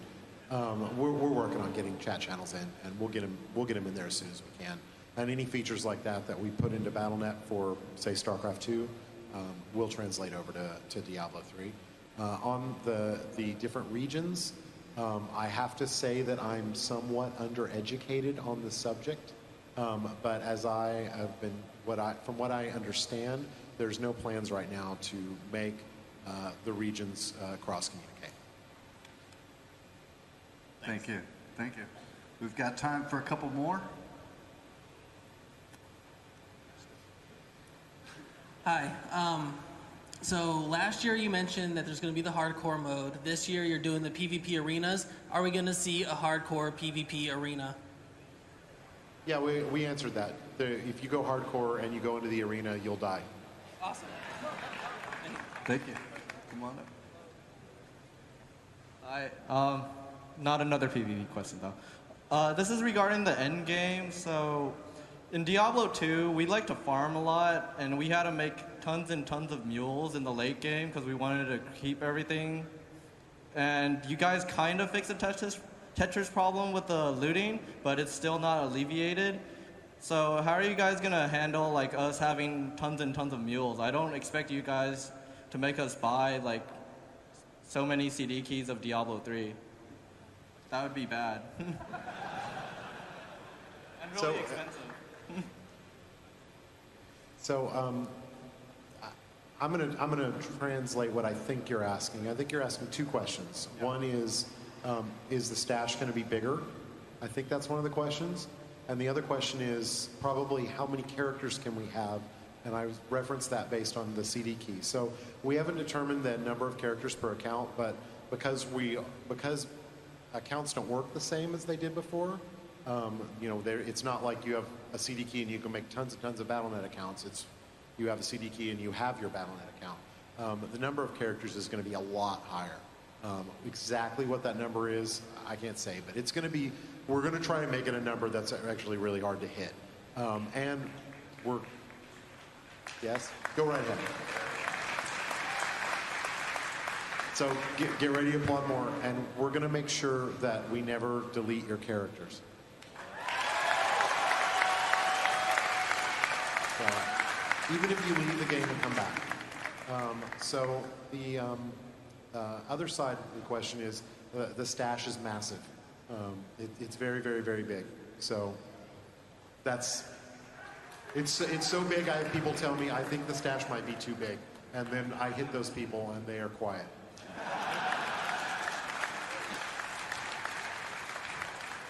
Thank you. I think we could squeeze in one more. Thank you very much. I just want to give a quick shout out to the raid group on Lightbringer, and my question has to do with the stash. Is there any plans on having the stash being able to be shared between characters so you can eliminate muling it completely?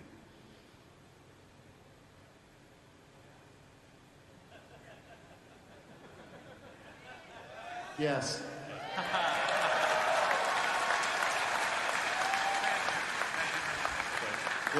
Blizzcon exclusive, by the way. You know what? I think we'll squeeze in one more. Come on. Yeah, I had a question about Diablo. I ran into a problem myself as far as you mentioned all the permutations of all the abilities and such. And if you spread your abilities too thin, you might be setting yourself up for failure. I didn't get to the end of Diablo 2 as far as max level, but I was curious if there's anything in Diablo 3 to assist the player in making decisions that you might currently, for some games, rely on intellectuals to have to make for you. Is there anything going to be able to help you say, well, you know what, you're at this difficulty, you're at the 19th level of hell or whatever, it's probably not a good idea to start picking up these new abilities, build up your current ones, that type. Yeah, okay, so there's a lot of improvements to being able to make builds, period. As in, it's easier to see your build, to understand your build, to build it without sacrificing any depth. So, number one, there's a lot of UI improvements that make it very easy to make the choices. The abilities are tiered, so you can have fewer, better choices at any given time. There's currently a spending limit at the beginning of the game for every skill. You spend 5 skill points into it, and over the course of the game, you can expand that. So to make a long story short, we're taking choices like that, and we're dragging them out a little bit longer, so you have fewer, better choices to make. When you're making, these builds or respecking or whatever, it's going to be a lot simpler for you to understand it. I'm not sure if I answered all of your question. Was there any part I missed? Just that I think some of the abilities later on didn't really scale. So if you put a whole bunch of points into them, when you got, I think it was I played the Necromancer that summoned skeletons, I think. Later in the game, it didn't seem like it was that. So any given build has 7 skills that you can choose, and then the different levels of depth that you can put skill points into it. So we have fewer, better skills for any given build, and that's going to control the ability for you to spread it too thin. You simply can't spread it too thin. It's very hard to make a bad build with this new system, actually. Thank you guys very much. Everybody give them a round of applause. We appreciate it.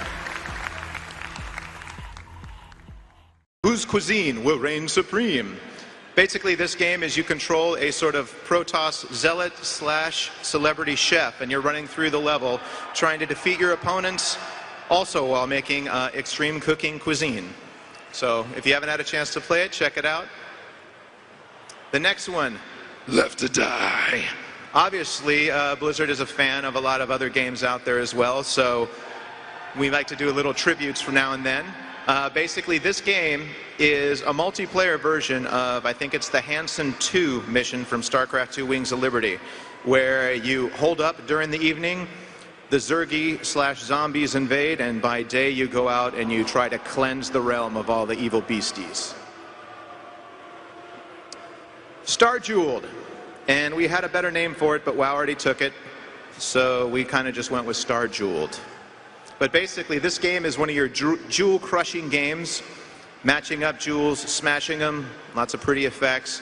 But also, when you do that, you get cash. And when you have cash, you can buy troops. And when you have troops, you could send them against the enemy and smash their castle area. And last but not least, Blizzard Dota. Have you guys had a chance to play this yet? Guess not. Okay. Obviously, we're all fans of the Dota game, and also it gave us a great chance to recreate a lot of our old Warcraft 3 heroes that we made years and years ago and bring them together with characters we have in the StarCraft universe. So you have Raynor and Kerrigan and Zeratul fighting Blade Masters and Abominations and Tauren Marines. That's pretty kick-ass in my opinion. So, will there be Diablo in there? We shall see. So now I'd like to turn it over to Mr. Alan Dilling, lead artist.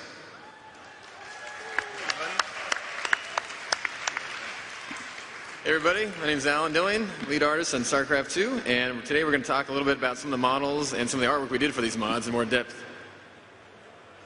Like Sammy said, Left to Die, obviously we had some fun inspiration for it, and we got some new zombified models. Basically for all these mods, we didn't just take the base campaign art and do minor tweaks. We actually made a lot of new art from scratch as well. We got really psyched out about this stuff, and we had a blast playing in the office. So just to run through some of these. And if you play the demo back there, you're going to recognize some of this stuff. We took the Baneling, for instance, and he's really scaled up in this version.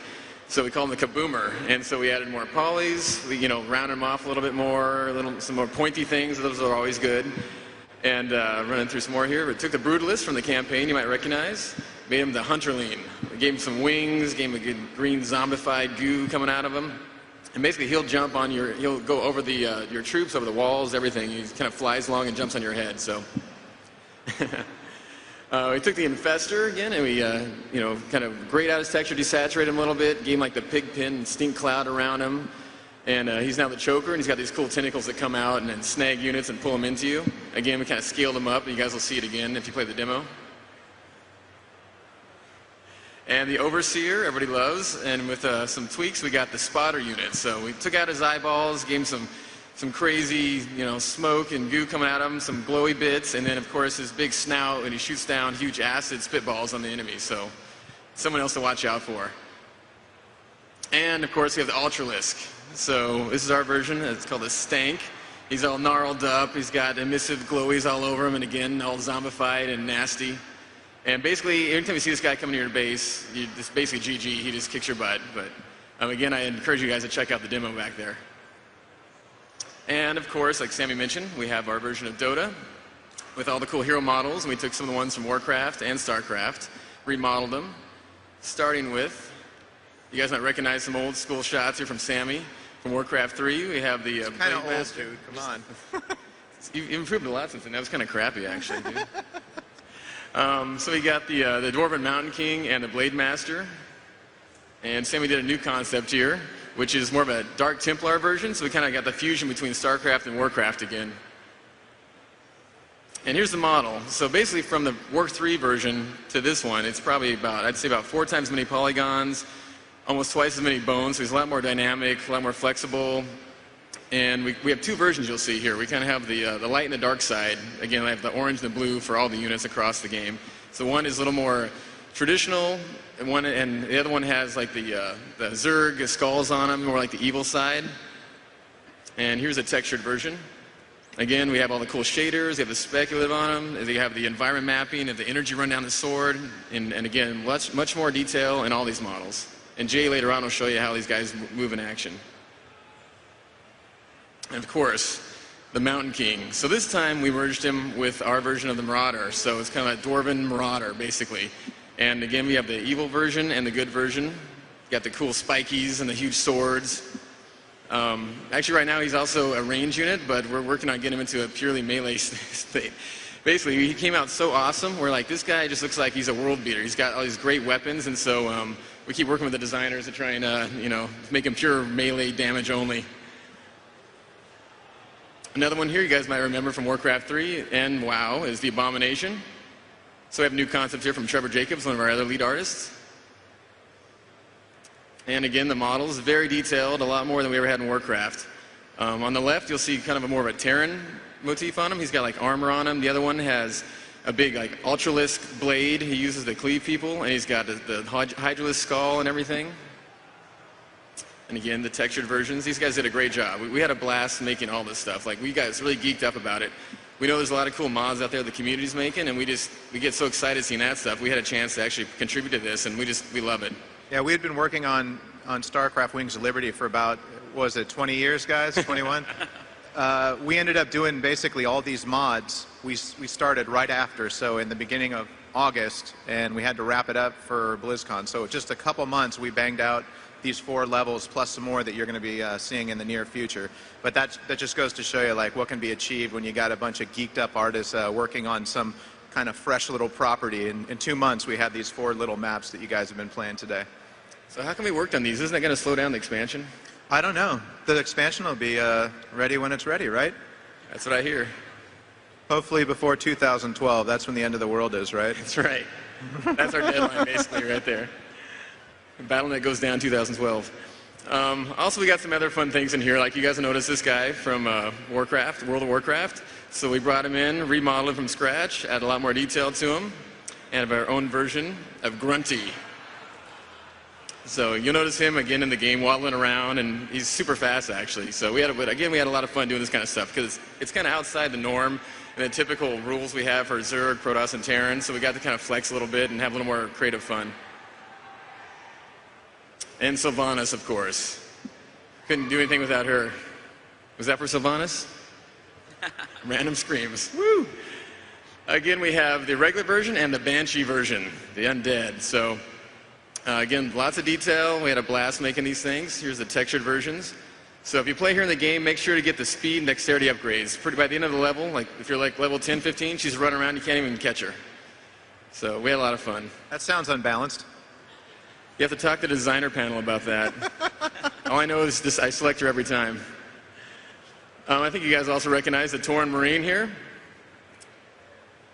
He also makes a cameo in the campaign, in case you guys haven't missed that. I think it was a Rain or 2. If you catch him, he'll run into an outhouse and it takes off into space.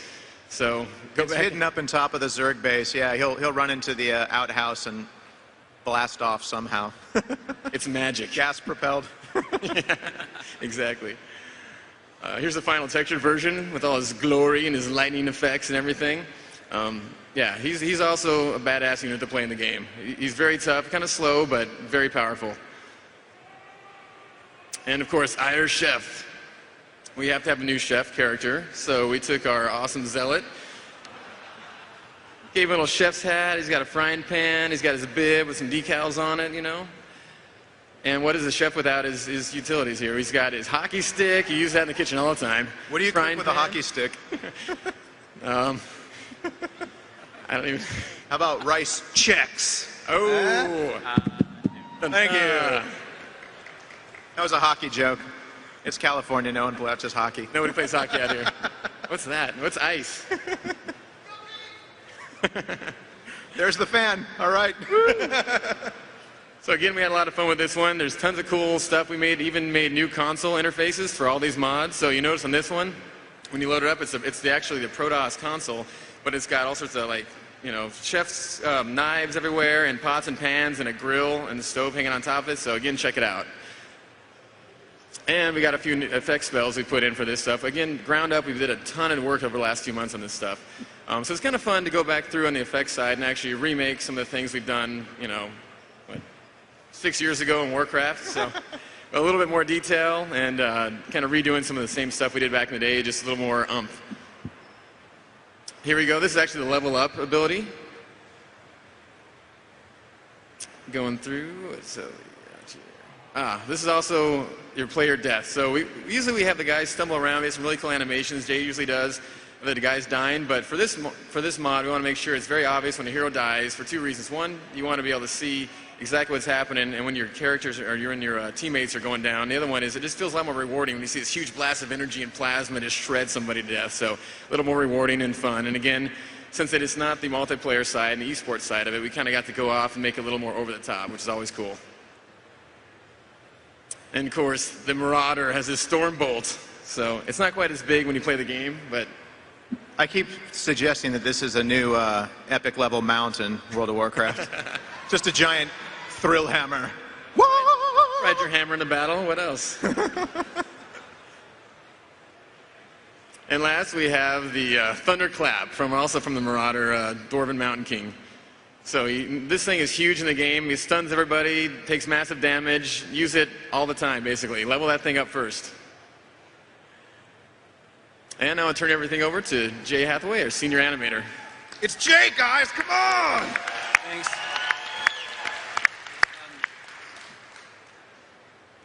So yeah, we're showing off the animations that we did for the hero mods. And as an animator, what I usually do is when I get a character, what I really love to do and what really geeks me out is I look at him and I think, what is the coolest thing I can do with this guy? Like, how far can I push this unit to try to get, life and maybe a little bit of humor out of it? So the first thing I do is I do a little bit of research. And a lot of times I'll just go to the modeler. The modeler, just built this and textured it and put all his heart and soul into it. And they usually have a really good idea about what they want to see. So hello. Let's go back. Play. Give it a second. We must wait. When the Blade Master is ready, he will dance.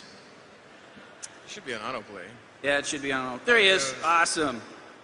So I went to Phil Gonzalez, who modeled and textured this guy, and I was asking him, what are you thinking about this guy? And Phil said, well, he should be like a samurai fighting game. So right away I was like, oh, that's perfect. I know exactly what to do. So this guy has a very stoic stance. He's got super, super fast attacks. He has a really cool kind of crouch walk that he uses when he approaches a unit. And then there's the run. And the run is a little bit exaggerated and a little bit slow, but there's a purpose for that. And that's because in the game you see him really small. And you see him in 3/4 view. And so a little bit of an exaggerated run looks better in the game. And then also, the slow is for, the game plays in 2 speeds. There's regular speed and fast speed. And so you have to find a balance where it works between, both. If you have them at regular speed and then you see them in fast speed, it kind of looks like a Benny Hill show. So you got to find a balance for that. Next we have Sylvanas, and she's based on WoW. She is fast, efficiency and speed. She has cat-like grace, and her run, once again, is a little bit slow, a little bit exaggerated, but when you see it in the context of the game, it works. It works really well. Wanted to jump in real quick, too. If you noticed before, the Blade Master you saw was a red orc. That was actually a fel orc. We've made 2 different versions. For the blue side, it's a regular orc, Dark Templar Blade Master, and on the orange side, we have the fel orc, Dark Templar with the Zerg skulls and everything Blade Master. So, as you're seeing here, this is Sylvanas as she was when she was a high elf, and then on the other side, she's the Dark Queen. So we have 2 different versions, so when you're fighting each other, you know which one is yours. Thank you. Thank you. All right, so next we have the Dwarven Marauder. He's based on the Marauder animations. This guy was a little bit hard to animate in that from a three-quarter view, he's kind of boxy, and it's hard to get a really extreme pose that reads in silhouette. And another thing is that, he's made of metal, so he doesn't really have a lot of appendages where you can get a lot of. And another thing is that, he's made of metal, so he doesn't really have a lot of appendages where you can get a lot of overlap and follow-through for the actions. But we did give him a dance animation, you just saw that. And for that, I went to YouTube, which is a great source for animation, and looked up pop and lock dances, and so we gave him a nice, cool little dance. Next, we have the Tauren Marine. He's based on the Marine Anims, and the thing that I could add to this was, of course, he's chewing his cud because he's a cow, and his tail. He's got a tail, so tried to make it very cow-like. It just sort of hangs there, and then it whips around when it's needed. Then next, we have the A-Bomb, or the Abomination. And this guy was a lot of fun to do. He's really big and heaving, and yet he's really fast. So he's based on kind of samurai fighting games, once again. He's not very smart, kind of has a one-track mind. He only has one eyeball that works. You can see his little eye ticking around in there. And so I wanted to give it a lot of overlap and follow-through to kind of convey, that he's fat. And so I put a lot of extra bones in for the jiggle. He has a scoop spell where he eats a unit, and then he has a barf spell, which he then barfs the unit up. And for that I used, you can see there in the walk, I used a kind of a sphincter rig that I use on some models. I hope I can say that. That opens and closes. That worked really good for that mouth. And then for his walk, I gave him a nice double bounce and a lot of overlap and follow through, and the little dangly bits kind of flapping around down there. So next I also do the portraits, and my considerations there is that the portraits are kind of small. In the UI, it's a little postage size stamp area, and the camera is kind of tight. So there's not a lot of wiggle room to get a lot of action in those. And so what I try to do is with each race, I try to give them some sort of commonality. So like with the Zerg, I try to put a heartbeat in every one of the portraits where it was appropriate. And with the Terran, I tried to give it a dynamic camera. And on mobile units, you can see that because it's like a shaky cam. And with this, you can see I have a very slight drifting camera in there. And it's just enough to give it, a little more dynamism. All of the portraits have a stand breathing animation. I gave them a look around for kind of an alternate look. And then they all have a talk animation. And for that, I usually, kind of give the head bobbing around because we use a program called Face Effects. And Face Effects, you build the phonemes that you need, and then it programmatically goes in and listens to the sound and does the lip sync for you, which is good for localization in foreign languages. It helps out a lot. It works pretty good, but it needs a lot of massage. And so I work with a guy named Sam Fung, who is a technical artist, and he does a lot of lip sync polish. So Sam, if you're out there, thank you very much. Next we have the A-Bomb, and this guy's all about just the eye. He's got one working eye and his tongue. And so a lot of times what I'll do for the portraits is give them eye darts. And eye darts are when the eye kind of looks in like a little triangle pattern and snapping around. And sometimes that's all you need just to give a little bit of life to it. And then on the blink, you can see when he blinks, his eyeball pulls in a little bit because he's got such a big bulging eye. And then I gave him a little head tilt on one of the animations, and it kind of looks like a puppy dog to me. I don't know. Finally, we have Sylvanas, and she's stoic and proud and a bit aloof, maybe a little stuck up. And so for her breathing, it's very shallow. I felt that was a little more ladylike.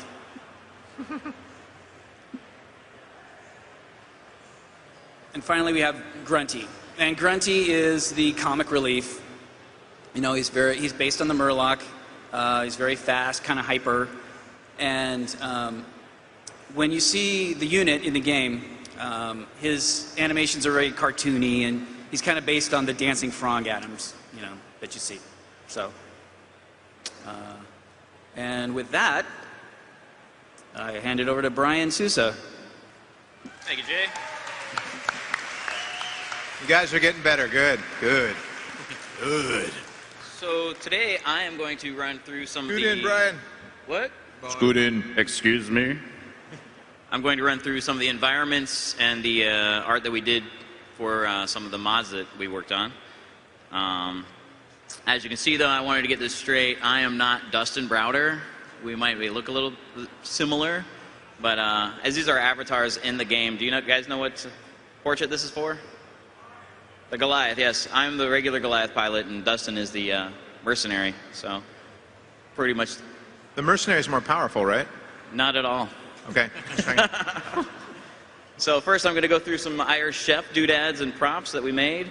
Irish Chef is basically like a game show, and so we made our main area to look like a kitchen.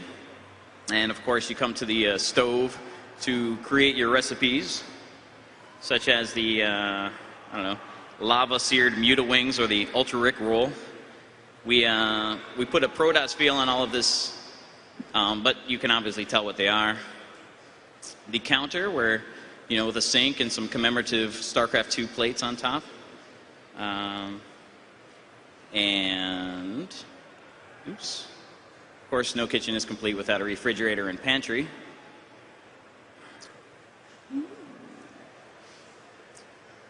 These are some of the food pickups, the ingredients that you'll find in the game that you need to make your recipes with, such as noodles or, what was that, butter, cheese, eggs, circling meat, tentacles, for some of the awesome foods. And the power-ups that you can pick up to nuke your other players. Some will give you speed, like the dash or the Great Equalizer, which will nuke the first place player, and the decoy, which will place down an ingredient on the map that will explode when another player picks it up. But I think we did a lot more work on the Dota map. A lot of people put a lot of work into this map, and I think we're really proud of this mod in particular. All of the towers that we made are based on chess pieces, and here's the good and evil pieces. With subtle differences. You can see that evil has spikes and glowing orange. We didn't want to create a game map that was based on either StarCraft or Warcraft or Diablo. We wanted a game arena that was generic enough that all heroes can fight on it together. And here are the Night Towers. All of these towers were made by Chaz Head, one of the artists on our team. Is that you, Chaz? He's not that cool. Fan. I think Chaz's mom's here. Hi, Mrs. Chaz. And the Rook Towers. These are just awesome. I like all of these things that Chaz has worked on. And of course the main tower that you're going to come across. Ooh, the King Towers. This is your main objective. Once you lose your King Tower, the battle is over. I think if any of the mods, especially this one, I think you should try them all, but I like this one the best. And I think I have, oh, there's actually more art we did, not just towers, but starting locations, which is based on the card suits. You can see like all of the diamonds and clubs and hearts. These were done by Sam Yang. See here? No Sam. Oh well. And the healing pad. Now, if you notice here, all of these colors are team colors, so you can use them in your mods any way you want, and you can give it to whatever team player you want to do that to. Well, that's something else we should mention too, that all this art that we're putting in, everything from like the custom consoles to like the hero selection screens, all the units and backgrounds, everything is going to be available for everyone to use for their own mods. So we know the community and all you guys love to make that stuff, so this just helps contribute more to that. Yeah, these will all be in the editor when we start releasing these.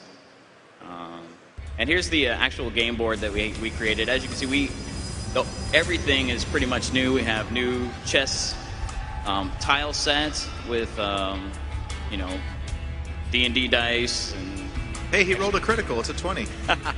They're all criticals. We also did an awesome, there's a sky background. You can see it with the, so it's more of like a fantastic arena that you're fighting in. And this is also a basic Dota layout where you have the 3 paths that your armies will take. And of course you go down to the other side where they have their king tower. And you also notice we even tweaked the existing barracks and the warp gate. Oh yeah. So we put like little turrets on, so it kind of has a medieval twist again on a typical StarCraft building, which is really cool. Yeah, all of the buildings in this one are unique for this tile set. And with that, I'm gonna send you back to Sammy. All right. Oh, another thing on our Dota map. Please go ahead. Sorry. You're too kind. If you guys play the Dota map, check out in the background, we have a couple wireframe planets, one of Azeroth, one of Korhal, and one of Sanctuary, all of the 3 Blizzard worlds that are all going to be representative in this game. So I think now we're going to turn it over to some Q&A. I don't know where our peeps are, but they're going to be coming around asking you if you have any questions. Hey, where are you guys going? Come back. It's okay, you guys can go. Questions are the best. I know you. Don't let her ask anything. Oh. Do I? All right. This question is for Brian Sousa. You're going to have to speak up, ma'am. We can't hear you. Oh, I'm sorry. This That was a joke. question is for Brian Sousa. It's a 2-parter. Uh-oh. The first part would be, Brian, how did you get so sexy? Wow. And also, the second part would be, I hear you have magic fingers. Will you be demoing this later? Yes. Well, first of all, my parents are right over there, so you can thank them for how sexy I am. That's not really up to me, but you know, this is who I am. Second part, yes, I did dabble in massage therapy for a little while. So, aside from being an artist, I'm a massage therapist, but that's in my past now. Sorry. He's very good. StarCraft. He was young, he needed the money. This now for the first time. Thank you, Zeus. I love you. Jay loves my I feel hands. cheated. I need some magic fingers here.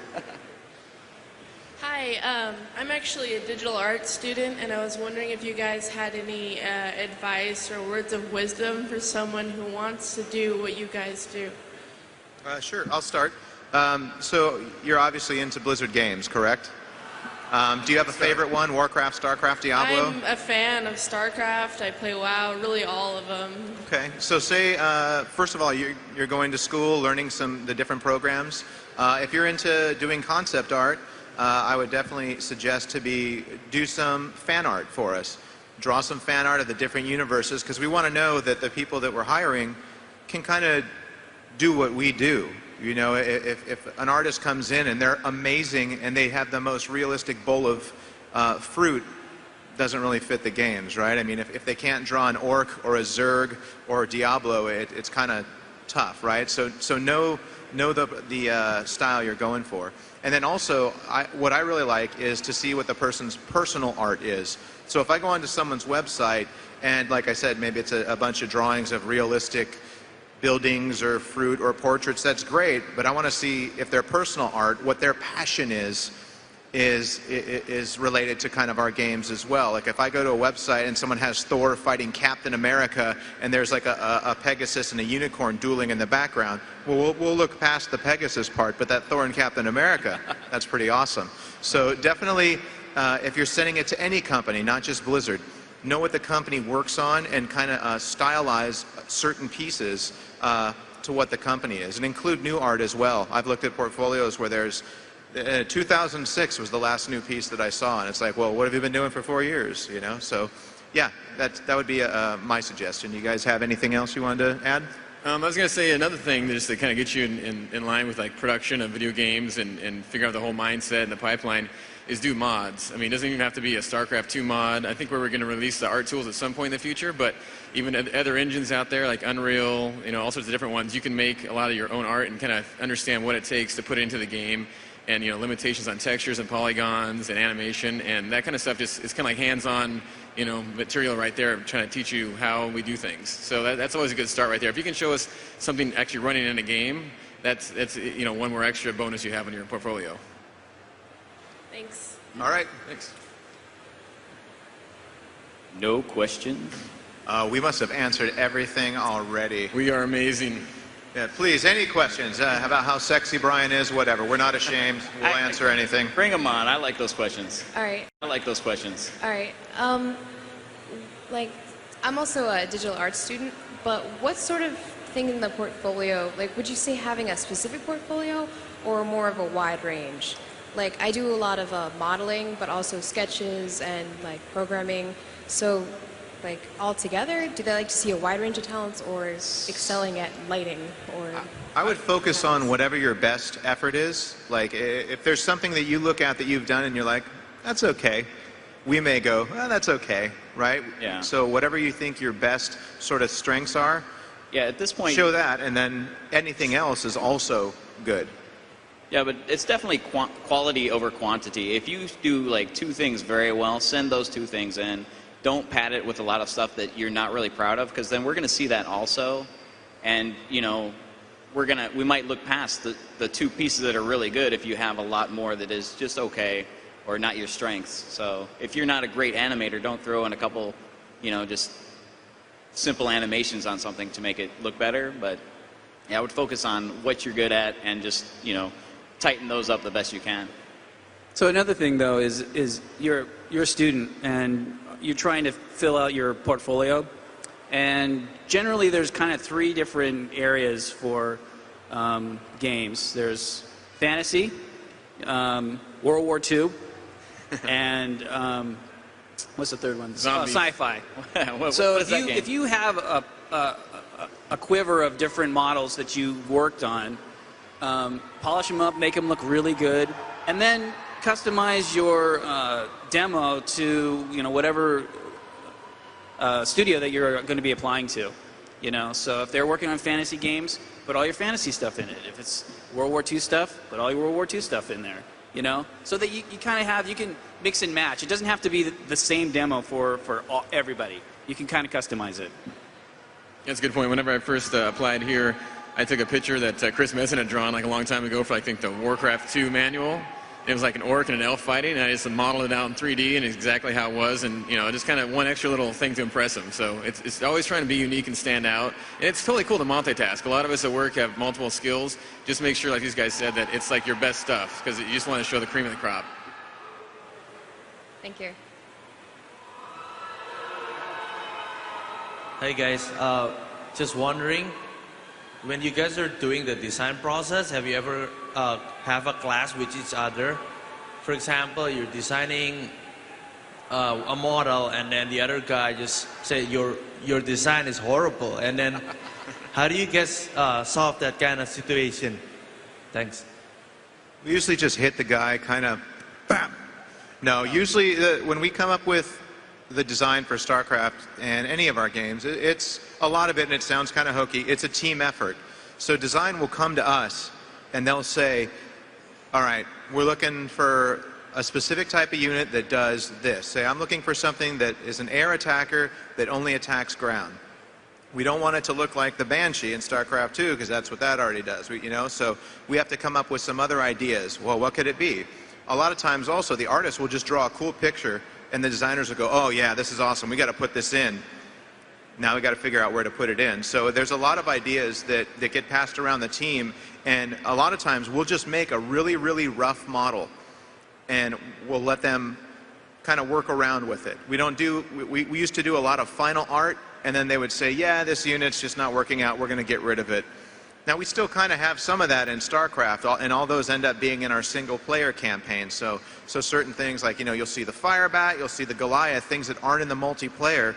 We had at one time made them for multiplayer, and then decided, no, let's see if we can make something cooler. Or the designers will say, let's make something different. And so a lot of times we sort of bounce ideas back and forth on each other, and then put in something that's placeholder. And if it works, then we'll make the final model. Yeah. It's all about the iterations that we do. We start with one thing, and over time, like that one unit that we started with 3 years ago will have completely changed by the time we actually get it in the game. For the final game anyway.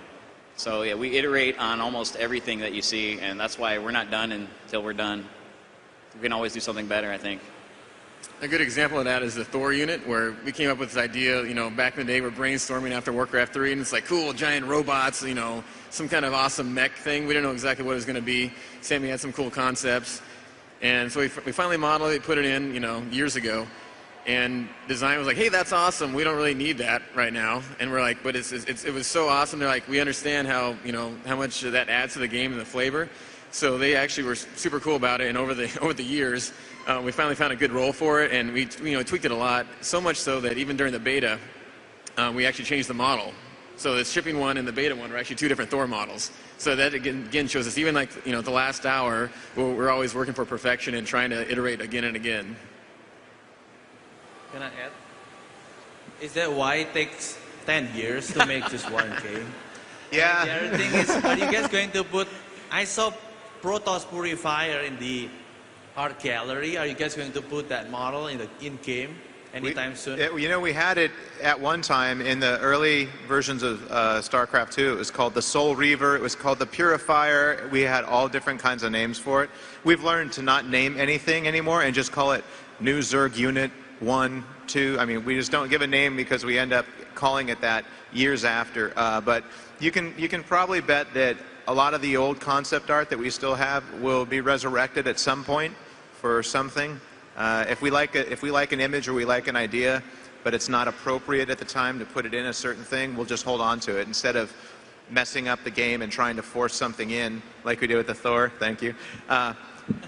We'll kind of wait now that we've learned our lesson and hold it until it's ready to be added to the game.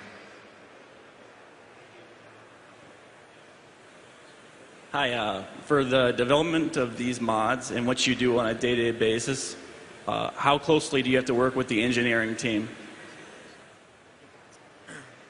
Well, we work with the programmers quite a bit. I mean, there's a couple different layers. There's like the main code guys that handle the fundamentals of the engine and what's happening. And we also have some guys called the data specialists, and they're kind of like the liaison. They actually implement all this stuff, and we have a really cool system that very quickly, within minutes, we can put a new spell together. It's like, hey, we want something that shoots out banelines, and when it explodes, it turns a bunch of SCVs, and then they gravitate towards somebody and explode in 5 different colors. And with our system, we can put together stuff really quickly. And the cool thing with the mods is we have such a huge library built up from making Wings of Liberty that we can really quickly put something in there, prototype it, and if we dig it, then we'll go in later on the next day and start putting like real art for it. So we work pretty closely. I work with the data guys every day, basically. We're emailing back and forth. They go to the desk, we hang out and talk about like the best way to do things, because a lot of times you'll have an idea like this is going to be badass and it's going to do this awesome thing, and then you realize, okay, the engine quite can't handle that, or the frame rate could be an issue, or gameplay stuff. So then you talk with them and figure out what's actually viable, what can actually do it, and you kind of compromise. And again, it's just like everything. We keep iterating, and you're just trying to come up with that middle ground that works best for art and design. Another thing that's really cool about the mods, is that you'll see them do stuff with it in the community that it was never really intended to do. Like when you see them mod it out and it's a first-person shooter, it's like, oh my God, I never intended the animation to look like that, but it still holds up, and the textures and stuff. And I always find that amazing that works. Yeah. Yeah. Thanks, guys. No problem. Thanks. I was wondering, what kind of programs do you guys use to design your models and animations? We don't know, I guess. No. For modeling, we mostly use 3D Studio Max, and everybody pretty much relies on Photoshop for any digital painting or texturing. For animating, I use 3D Max for animating. A lot of people like to use Maya. It doesn't really matter what package you use, all the principles of animation still apply to both, so there isn't one that's better than the other. Here comes trouble. Hello. This question is for everybody. What's a favorite thing that you've been working on recently?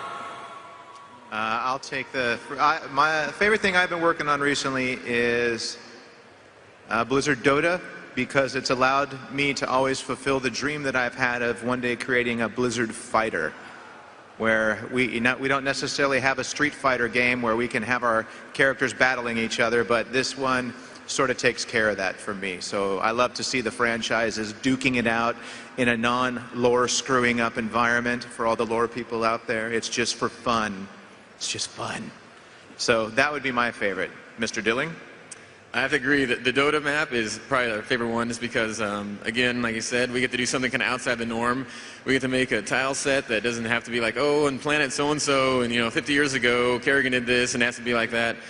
We enjoy the franchise a lot, and the lore and history goes with it, and we have a great time with it, but sometimes it's fun just to do something totally random and, off the beaten path a little bit.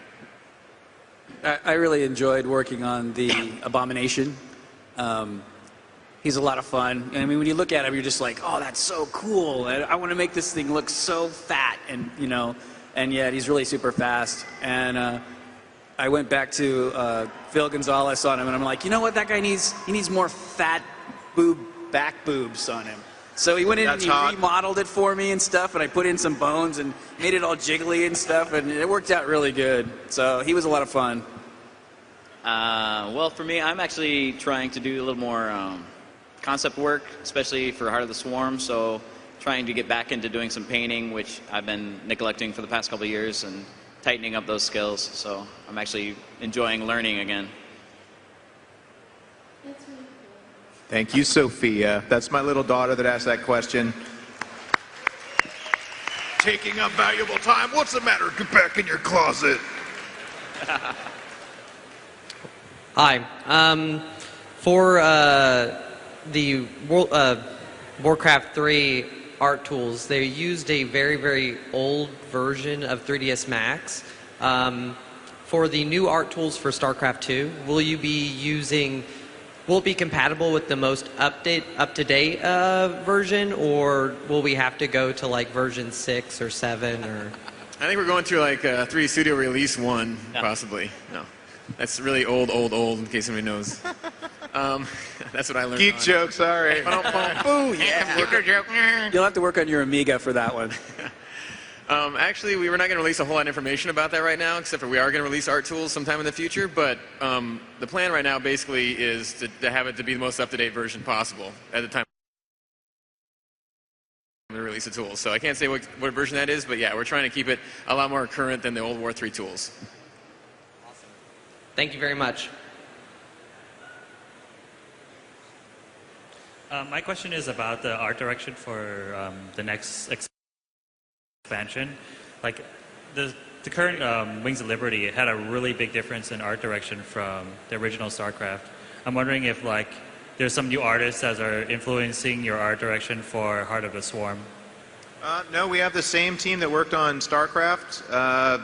Basically, like Brian Sousa back here was also on the original StarCraft, myself. A lot of the artists on the team were from the original StarCraft, so the way that we're going to be proceeding with Heart of the Swarm is sort of the same that we did with Wings of Liberty, is take kind of what the basic direction of the original is and then try to update it to a new 2010 sort of look. We're dealing with a 3D game now, so things are going to look a lot more sharp and crisp than the 10-pixel high Zealot we used to have in 1998. Well, we've all learned so much since StarCraft 1, and the designs and everything. We've pushed it to the next level. I think if you look back, a lot of the art is similar to StarCraft 1, but when we had a 256 palette to work with versus now the 16 million palette, we can get so much more colors and details into these models that we couldn't have before.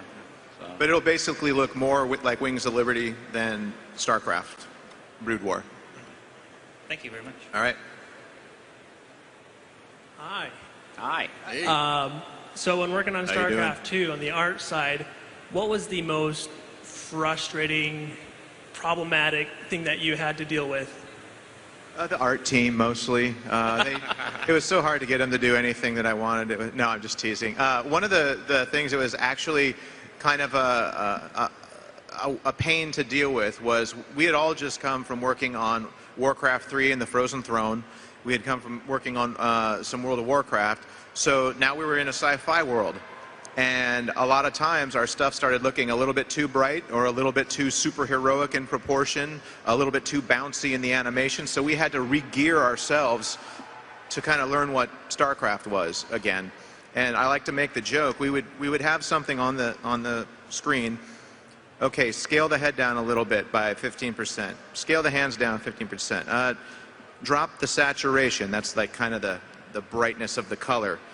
Make that about 15% less. And then it started looking more StarCraft. So whenever we make something that is looking a little too Warcraft or something, we just say, hey, 15 that. And they kind of know what to do, and it turns out looking like StarCraft.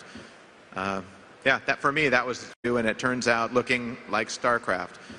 Yeah, that for me, that was one of the most difficult things we had to do, is try to keep StarCraft, and make sure Warcraft stayed over where Warcraft was. And I just want to say something, because Dave Bergren isn't here right now, he's lead environment artist, but I think if you just mention cliffs to him, he will know exactly what you're talking about. I think he was in cliff hell for about 3 years, making and designing all of the cliff set for StarCraft. How many pieces do the cliffs add up to? There's over 200. There's over 200 different versions of cliffs in StarCraft that need to be able to fit together and not have big. And then for all the different ones in too, because there's Protoss cliffs and there's Terran cliffs and there's like natural cliffs. So all of those had to be modeled by hand by Dave, one piece at a time. So Bergren means cliff builder in German.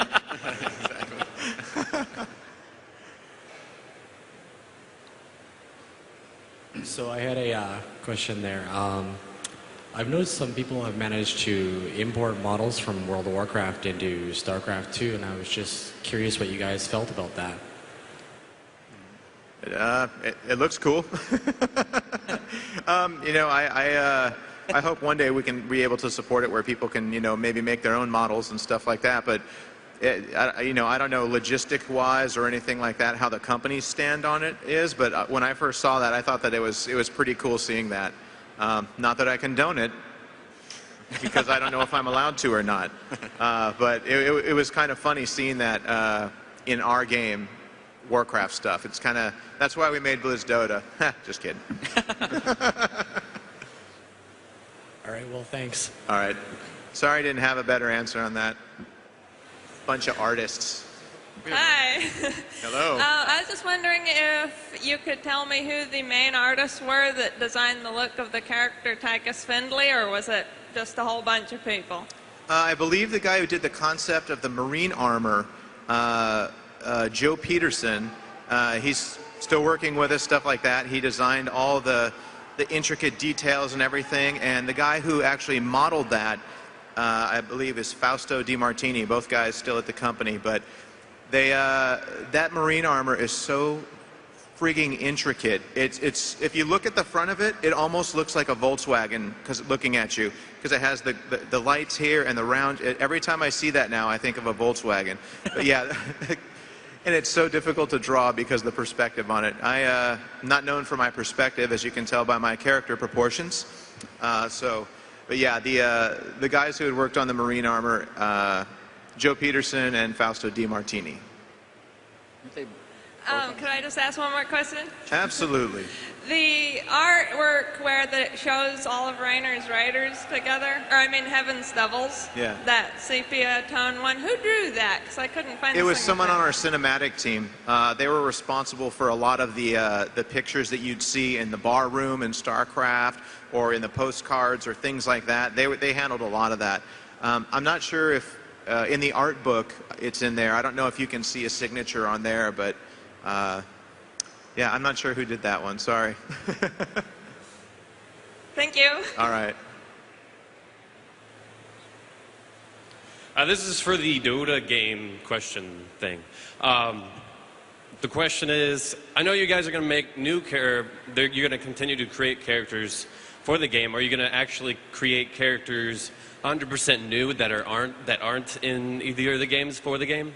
If we have a really fun idea for it, I think we will. It's tough when we have these three properties, StarCraft, Warcraft, and Diablo, that have so many just iconic characters. I think we're going to hit a lot of those first, and then if some sort of thing pops up, like, you know, when people were talking about Diablo and we did the little Diablo My Little Pony shirt with the rainbow, like we've just made up some new thing that was kind of funny. You can probably bet that we're going to be doing something like that if some cultural iconic character springs up in one of the universes, or just, you know, through fan stuff. we'll definitely hit that, like a Leroy Jenkins sort of thing. Who knows if he would ever end up in there? I think people would really like it, and it would be fun to do. Yeah, exactly. Everyone, let's hear a Leroy Jenkins. Let's hear it. Leroy I thought this was a StarCraft panel. What's going on here? All right, so yeah, I hope that answers your question. All right, thank you. All right.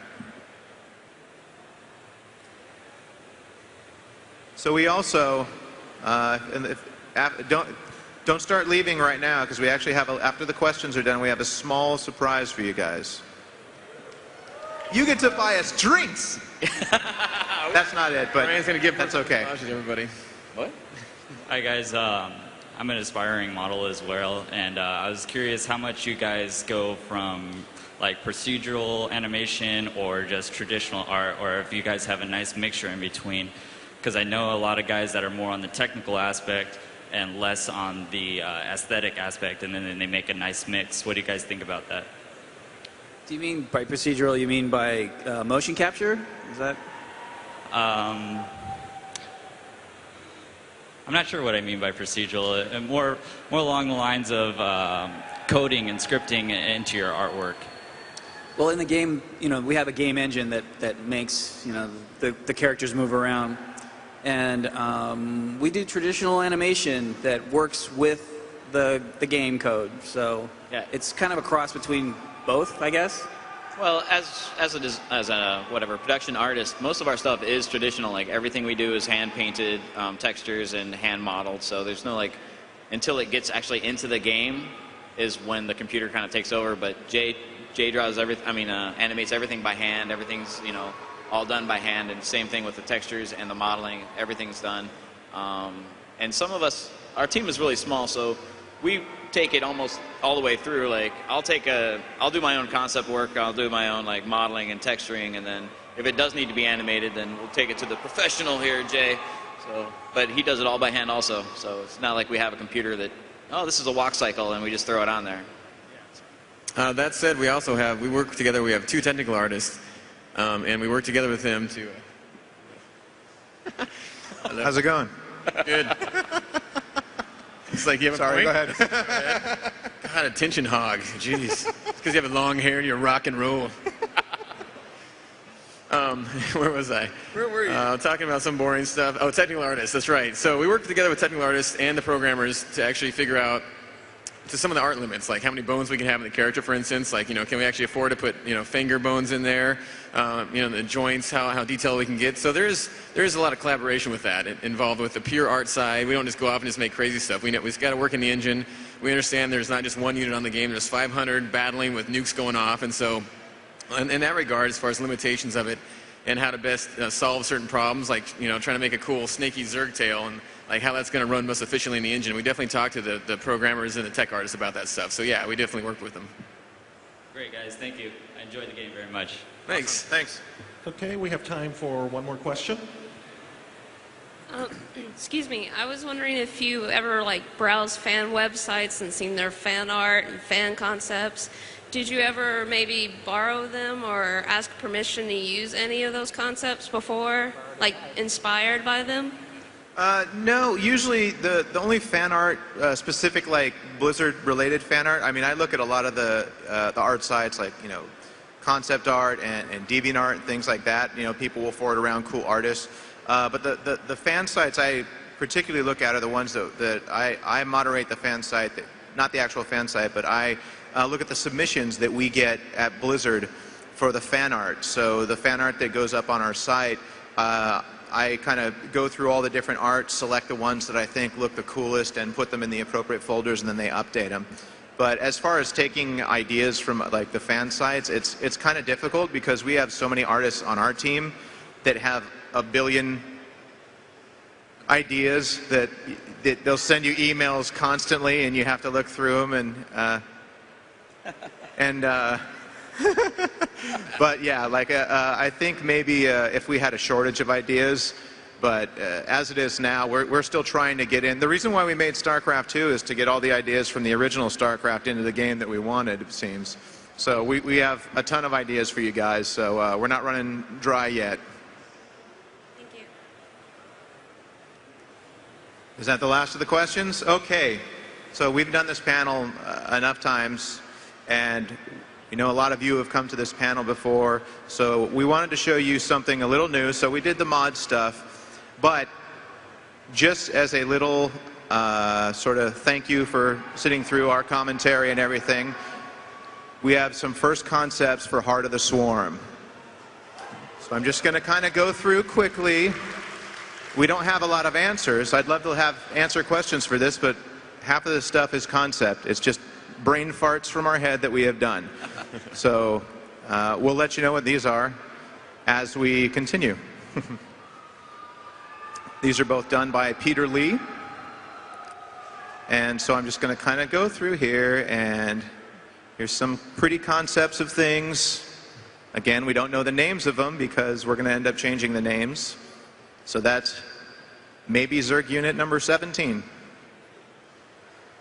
This one here by Mr. Jack, one of our new artists on the team. A lot of you fans out there might know that he had done a lot of concepts of the Zerg after we would send it out, and he'd show us what we did wrong and draw it cooler. So we hired him. That is. So all you fans out there, keep drawing. That is a Zergling by his foot, by the way. Oh yeah, the little Zergling down by his wee foot. I don't know who that girl is, anyone? Ooh. Okay. And it's not going to the next one, dude. These are obviously new Zerg units. No, in case some of you don't know the story, the guy who won the most recent big StarCraft tournament we had going was named Fruit Dealer, and after he won the match, we felt inspired, so we decided to do a fun little tribute to him. So I believe it's the Banana Lisk, the Apple Lord, and the Grapeling. Though there is some disputes about the grapes should be the Overlord version, because I don't know why, you fans are crazy, but there's a fight about that apparently. Also, the bananas are OP, I think. Yeah. We got to patch that. And so this is the last little bit of actual in-game art.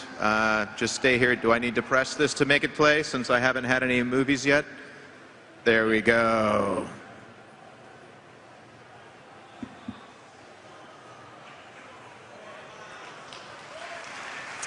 So there's your Terran bunker.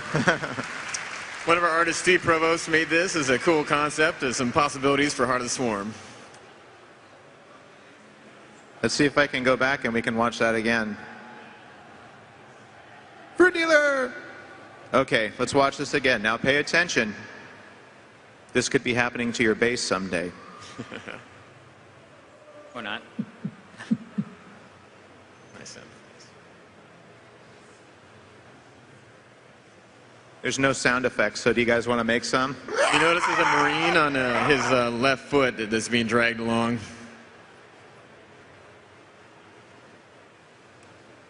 Very nice. And so, that concludes our StarCraft 2 art panel for this year at BlizzCon. Thank you for all coming out again and supporting Blizzard. We love you guys. Thank you so much.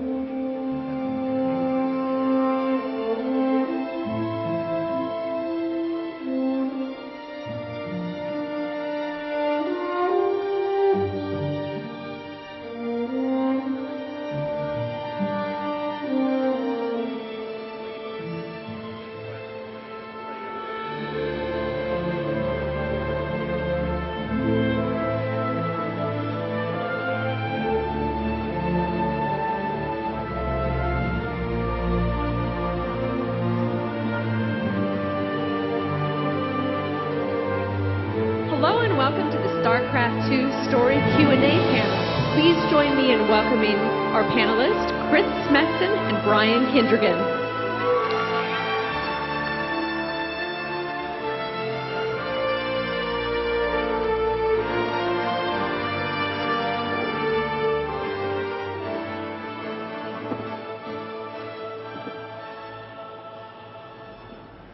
Hello. Hello, Blizzcon. What would you guys like to talk about? Hi, Chris. One of the last things Rainer said to Tychus was, Tychus, if we can save her, I'm going to take her away from this place. Can you elaborate? We can't say too much about Heart of the Swarm, I don't think. But it looks like Chris was about to say something, and I cut him off. No, I was going to remark that, oh, wow, we're at the StarCraft panel. The brain's catching up a little bit. Oh. I can say, I mean, Jim has spent a lot of time thinking about, you know, what ifs and all of the possibilities that were out there for him and Sarah. With the sort of bond that they had from back in the day. So it's certainly true that he spent a lot of time thinking about, you know, what if I could get her back somehow? What if I could save her?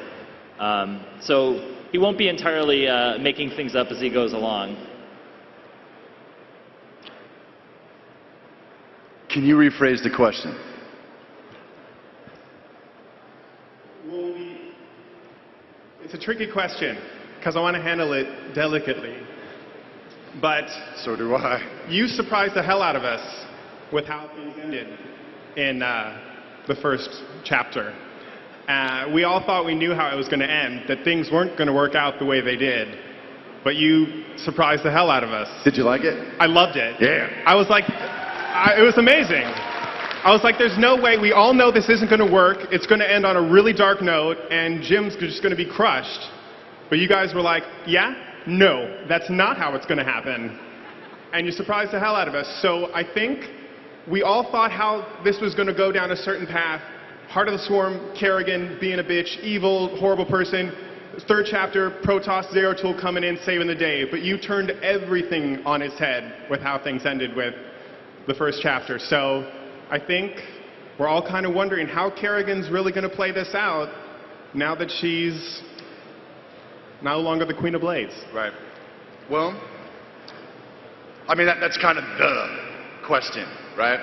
Obviously, we can't get too into it or into very specific answers, because that's exactly what we're building right now. We want to spoil the whole story. But it's interesting, like the last number, I'll rip a little bit, the last number of BlizzCons, right? Mm-hmm. We've been up here and we haven't been able to say anything, right? Because the game wasn't out yet. So it's really weird. It's kind of hitting me at this BlizzCon. We can actually talk about StarCraft. Although we don't want to give a whole lot away relative to Heart of the Swarm at all. I think we can talk thematically about this girl, about this guy, for sure. So the whole crux of this thing is, what will this girl do now? She has only ever been manipulated by, you know, whether it was the Dominion and then Mengsk and then, you know, this overmind, right? She has only ever been manipulated. Has she really ever made her own decisions? Has she ever really known who she is and chosen who she wants to be? So essentially, Heart of the Swarm is aptly named, right? It is exactly about that. What will this girl do? Do these two lonely, wonderful people have a chance in hell? You are who you choose to be. You are who you choose to be, man. But that cuts right to it. So again, there's not too much we can say to reveal what's going on in Heart of the Swarm, but oh hell, I forgot what the question was. Other than to say, I hope we keep surprising you that much. Hell yeah. That was pretty huge. If you can keep surprising us like that, you guys are just on the top of your game. Thank you, guys. Thanks, man. Thank you. Hi, my name is Irene, and I was just wondering if we can look forward to seeing more of Valerian Manx in the Heart of the Swarm. I'm sensing a trend here. Everybody wants to talk about Heart of the Swarm. I think it's safe to say that Valerian is a very important part of the Caprulu sector and everything that's going on there. So yeah, I don't think he's going to disappear. Right. Yeah. Right. Valerian definitely has a role to play in how things shake out. Awesome. So yes. Thank you so much.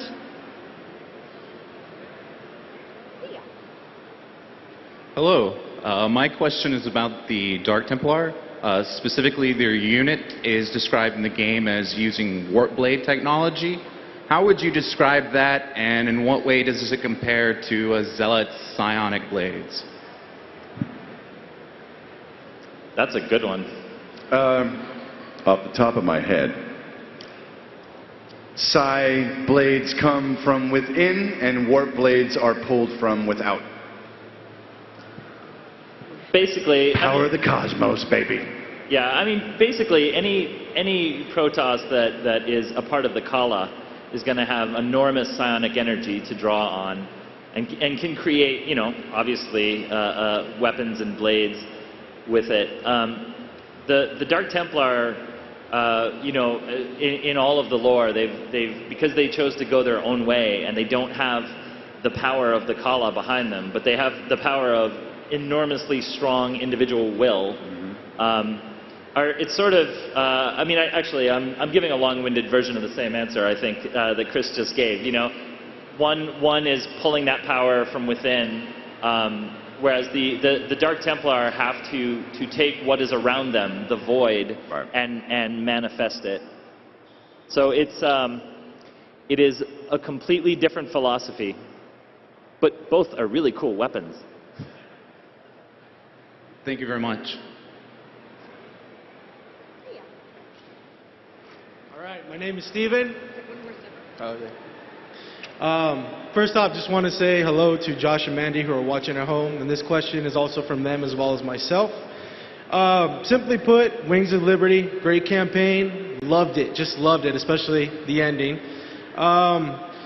There are a few missions, such as the Colonist mission, I believe the final Colonist mission, and then also the one with New Folsom, where you have to make a choice and what you choose to do, which direction you want to take. What I would like to know is, though, are you guys ever going to kind of let us know which decision you think or is going to be the canon direction, or is it strictly going to be left up to the player's interpretation based on what they chose? I only ask this just because, you know, the things that we encountered in those missions obviously will have pretty big implications later on. Sure. Yeah, I can say that we do say that the A choice that you made was the canon decision. So in terms of StarCraft canon, Raynor sided with Tosh, and Raynor helped the colonists against Selendis. That said, I really would like to not have any player feel like their choice has been invalidated. So, I mean, in general, except for when, you know, the implications become overpowering, I think I'm going to try to stay away from going back and examining that stuff, except when we really need to, so that you can play the game and really feel like your choices are being carried forward. And we do have the technology to check your save game, by the way. Anything to add? Thanks a lot. Appreciate it. Hi. First, I've got a really, really simple yes or no question. The official sort of insurrection and retribution campaigns from the original StarCraft, are those canon or not? And then more importantly, what's going on with Samir Duran? Because we didn't see him at all in Wings of Liberty, although we did see the fruits of his labors. So to the first point, I don't know. My instinct tells me that they should not be canon. But I'd have to look at them again, because there's probably good DNA there that might be useful. Huh?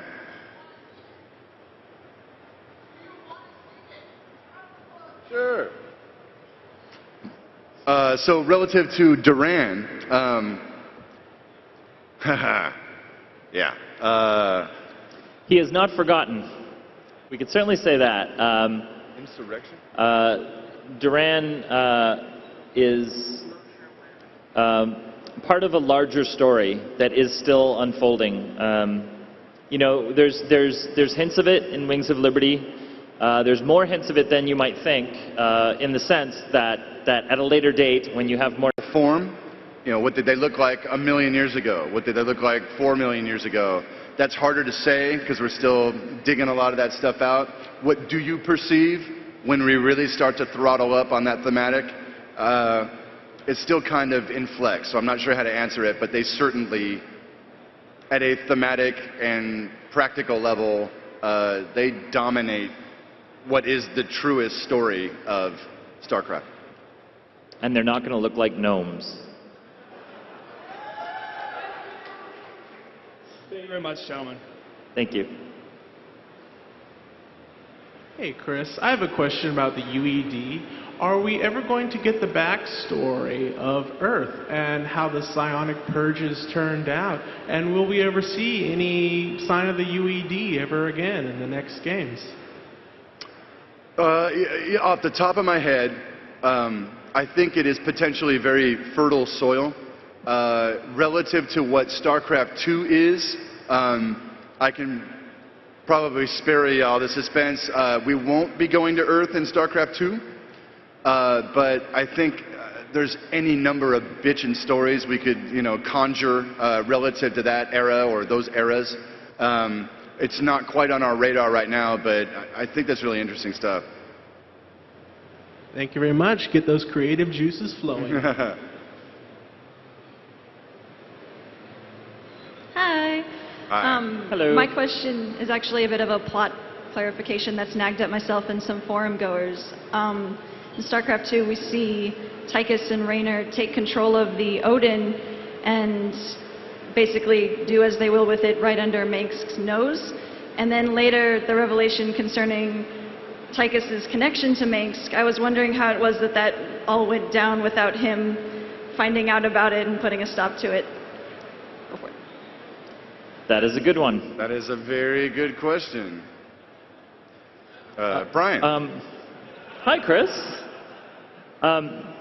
Yeah, I mean, in my mind, during Media Blitz, the mission where Tychus is doing that, I don't know that Mengsk always had a direct feed open, because really, you know, Tychus is wandering around the Hyperion, and if his suit is constantly broadcasting every conversation that he has, or even tight beaming every conversation that he has, there's a pretty good chance that Swan or someone else is going to pick up on it.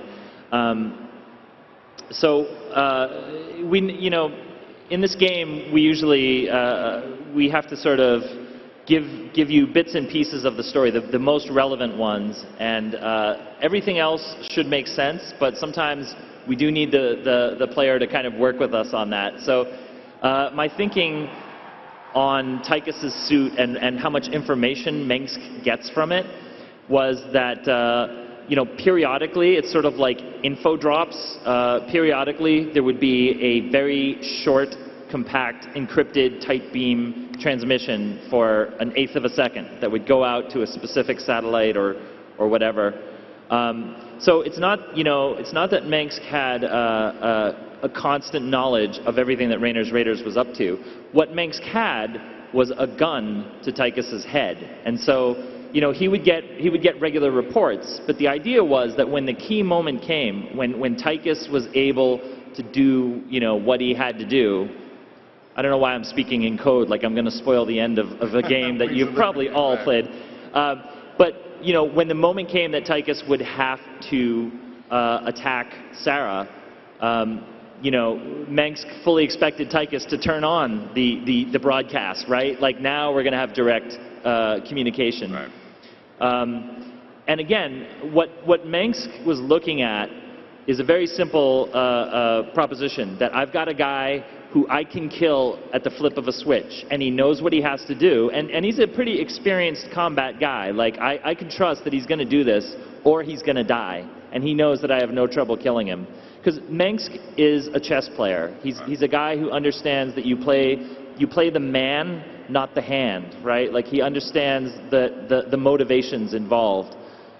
So I think he felt it was a pretty safe bet that Tychus would do the right thing at the right time. And of course, wrong thing. He did. Well, the right thing by Mengsk's standard.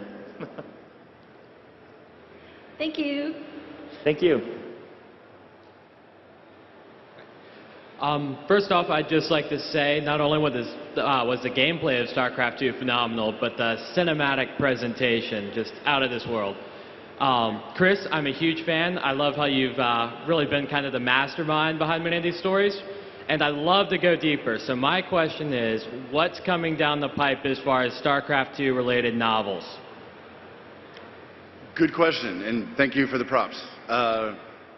StarCraft 2 related novels. Have we? I don't think we have. But, you know, I just don't know. Did you like Heaven's Devils? Yeah, great. Great book. Well, There's more of that. There's more of that. That story will continue. Well, it's like serious. Let's do it. All right, so we're doing a follow-up. It's already written. We did a follow-up to Heaven's Devils. It's called Devil's Due. It is written by a girl you may know named Christy Golden, who actually wrote the hell out of this thing. It's like a cowboy book. So where Heaven's Devils was kind of Jim and Tychus in the army, this is the sequel where it's kind of like Butch and Sundance, right? They're just two outlaws on the run, you know, robbing trains, kicking butt. It's kind of like they're kind of rascally years, and Christy wrote the hell out of this thing, so I'm very excited for you guys to get to see a little bit more about Jim and Tychus's shenanigans over the years, and it definitely gives a little bit more insight into just kind of who Jim is and what his arc has been, what we see him trying to atone for in the present day, the sins of his past. Can't wait. Thanks a lot, guys. Yeah. Hi, I was just wondering what Mengsk's actual plan for Tychus was, given Rayner's what he had to go through just to get to Kerrigan. Right. Well, I mean, I think at base, Mengsk had been fighting Rayner for years, right, to a standstill. Different battles, hit and run tactics, and he could not make this rebel go away. So he used things like the media to try and paint Jim as a has-been and things like that. But essentially, when the Kerrigan threat, technically, hold on, let me compute. I think you stumbled upon a giant plot hole. Let's talk this through. We're family. It's all good. All right. So, if Mengsk let Tychus out of prison before the Zerg invasion began. Indeed. Why did he do that? Well, I know my version of events. You pull this off, I'm going to be very impressed. No, well, to me, again, Mengsk is a chess player. He is a mastermind, but not, I want to make clear, sometimes people say, oh, this guy's a mastermind, so yeah, he saw all the moves coming, he saw everything, all of it. And we're not saying that, because he's not, he can't see the future, and he is not the source of all plots in the StarCraft universe, just a lot of them. But as Chris mentioned, Jim Raynor was the biggest thorn in his side. Like per the press conference at the beginning of Wings of Liberty, he thinks that Jim Raynor is the worst thing that could happen. But he's smart enough to know he can't just assassinate the man. That'll just turn him into a martyr. So he needs to destroy Jim. And it seems to me that as soon as he realized he had this guy in jail, he had Tychus Finley, that's a perfect opportunity to put him in the suit, you know, which is the gun to his head, and then unleash him on Jim and see what happens. You know what I mean? If the Zerg hadn't showed up again, if Kerrigan hadn't rolled on out of Char, you know, there's a good chance that within 6 months, Banks would have found an opportunity to use Tychus to destroy Jim in some other way. Push him over the edge. Yeah. You know. So it was a fishing line. It was, we're going to throw this hook out there, and there's only one fish in the pond. And then all of a sudden, there was another fish in the pond, and it's like, wow, this is great. It was a very good thing for Manx. Thank you. And is Tychus actually dead? Well, I guess I'll say, if I had my way, and I know this will be unpopular, I would say totally. However, the artists on the dev teams, they refuse to believe that Tychus is dead. And they envision him with tentacles coming out of his face and things like that. So we'll see who wins that war when we get back home. But you know, you never know. You never know with us. Thank you. Does anybody ever really die? Right. I mean, right.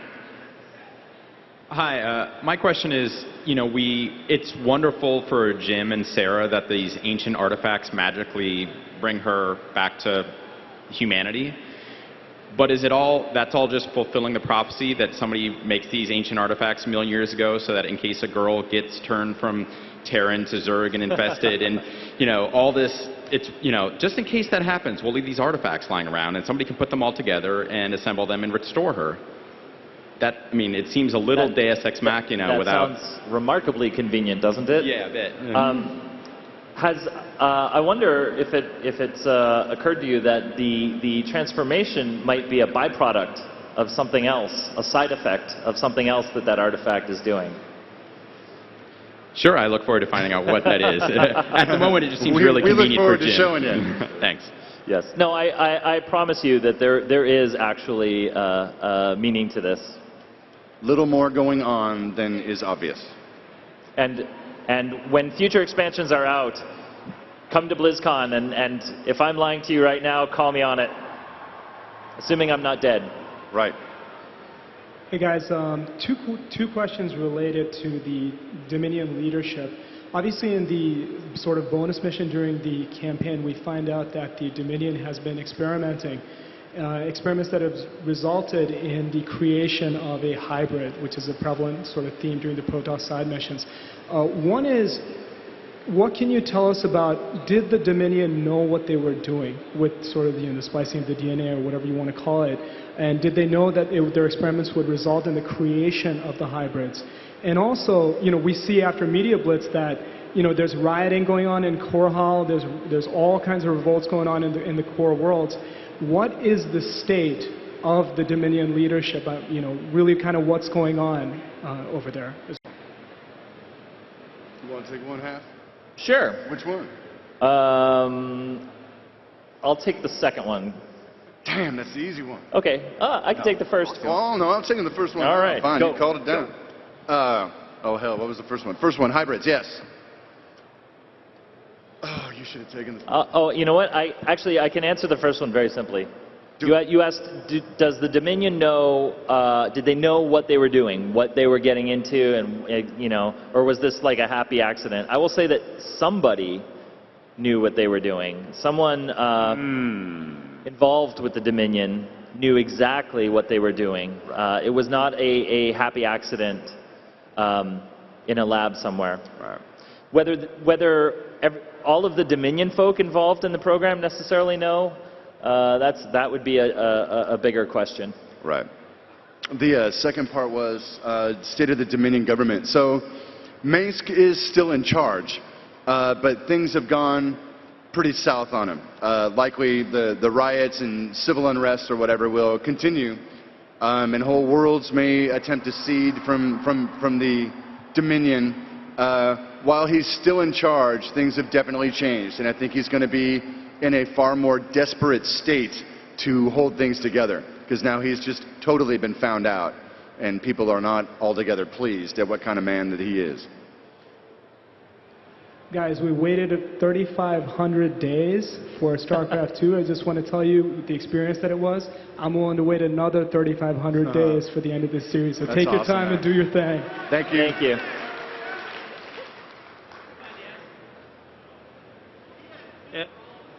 Yeah, hey.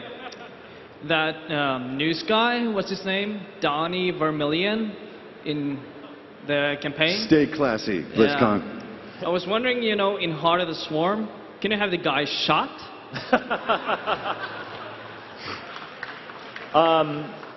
Yeah, that's wow, you really didn't like Donnie, huh?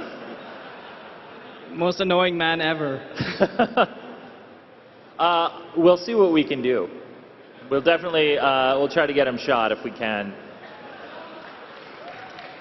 Thank you very much. What about Kate Lockwell? How did you guys feel about her? Wow. Some Kate love. You guys want to know something really funny? This is like the weird trivia stuff that we don't even know is trivia yet. But no joke, based on that question, the art guys had designed Donnie as a cyborg, and we totally had a scene during all this core hall stuff where he gets shot and he's a robot. And we pulled it because we... Huh? Or he's revealed to be a robot. Totally. Yeah. You know, so we just, you know, production time, we just decided to kind of cut it. But in now, fact, if you open the tool set and you poke around and find Donnie's model, you'll find a robot injured Pretty fun. shot Donnie. Hi. Near the end of Brood War, Raynor vowed to kill Kerrigan after she was involved in the death of one of his best friends, Phoenix. How do you reconcile that with the fact that in StarCraft 2, Wings of Liberty, Raynor seems fixated on instead saving Kerrigan, even at a great risk to all of his friends and crew members, and seems to have forgotten who Phoenix is? Oh, I don't think he's forgotten who Phoenix is at all. And I guess the pithy response would be, it ain't over yet. And I don't mean anything by that, but I think the context of her changed radically. The events of Brood War and components of the first game, he's under the conclusion that there is nothing in the universe that will save this girl. She is simply the Queen of Blades. It's done. And she just proves to be more and more evil over time. The significant thing that occurs in Wings of Liberty, you know, Valerian tells him, like, hey, there might be a chance to bring her back. It's a game changer for him. He never allowed himself hope. He never considered it could be a possibility. It changed his whole sense of thinking. Now, there's still things that'll play out. I'm not suggesting he's going to kill Kerrigan. I guess I'm not suggesting that he won't either. I mean, even if they get together, you know, relationships are rough, right? So, you know, any normal Wednesday night at home, she burns the steak and, you know. There's no excuse for domestic abuse. I know. God. Yeah, and I would add to that that I think the key thing about that moment where Raynor turns left instead of right is that you know, there was a big question I think that a lot of people in the Caprillo sector would have had, which is so the Queen of Blades, is she like a completely different person, or is that just a really pissed off Sarah Kerrigan with a lot of power and tentacles, you know? And I think that Jim had such a connection with Sarah that he just he could not believe. He could certainly hate and want to kill the Queen of Blades, but when he was confronted with the question of whether or not that was really Sarah Kerrigan or if the real Sarah was in there somewhere and could be brought back, there was no way he couldn't take that chance and try to bring her back. Right. Thank you. Mm-hmm. Hi, you guys got a great game here. I was particularly impressed with the character development and surprised by Tassidar's semi-resurrection as a ghost. My question is he going to be, is this a one-time deal, or is he going to be a ghost dad and stick around a little bit more? That's a really good question. Let's handle this delicately.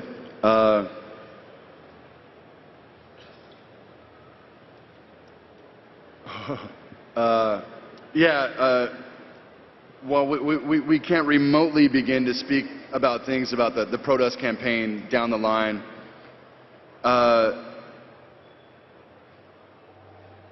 Let me just say that there's probably some kind of metaphysical tie between the ancient Protoss hero Adun and then through Tassadar that will kind of continue to play out is one of our like really flavorful potential plot lines, but we haven't made any total calls on it yet in terms of actually what will go into the Protoss campaign, but there's a lot of rich potential with Tassadar and the nature of him and the nature of the Kala and what he really represents to the Protoss people, but it would be premature to get into it all at this phase.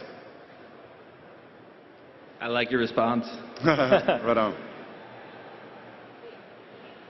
Hi, my question is that at the end of Brood War, we see Kerrigan basically obliterate the UED, the Dominion, and what's left of the Protoss. So how do we kind of reconcile with that with just Raynor and the Hyperion kind of steamrolling her at every meeting, especially with her on the battlefield? Well, I think what's that? Nothing. Oh, the instances where you see her in Wings of Liberty, one of the things that we are trying to imply in that story is that she has forces out looking for all of the parts of the artifact too, and she doesn't necessarily have all the same knowledge that Raynor has through the Mobius Foundation.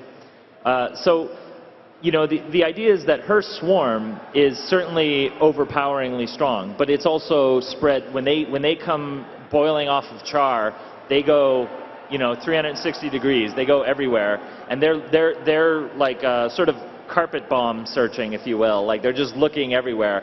Whereas Raynor is targeted and focused. So he's never even when Kerrigan's on the map, Raynor is never facing the entire swarm, because yes, if he did, that battle would be over in about 5 seconds.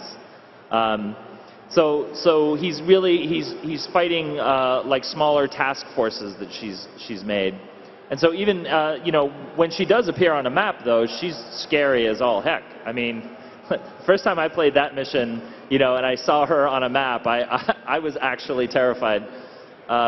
So, I mean, I hope that we didn't treat her too lightly. I don't think we did. Thank you. Hi. So the StarCraft manga have introduced a lot of esoteric creatures into the lore, and I'm wondering how they factor into the future of the series, specifically the Phoenix Energy Beast and Gestalt Zero.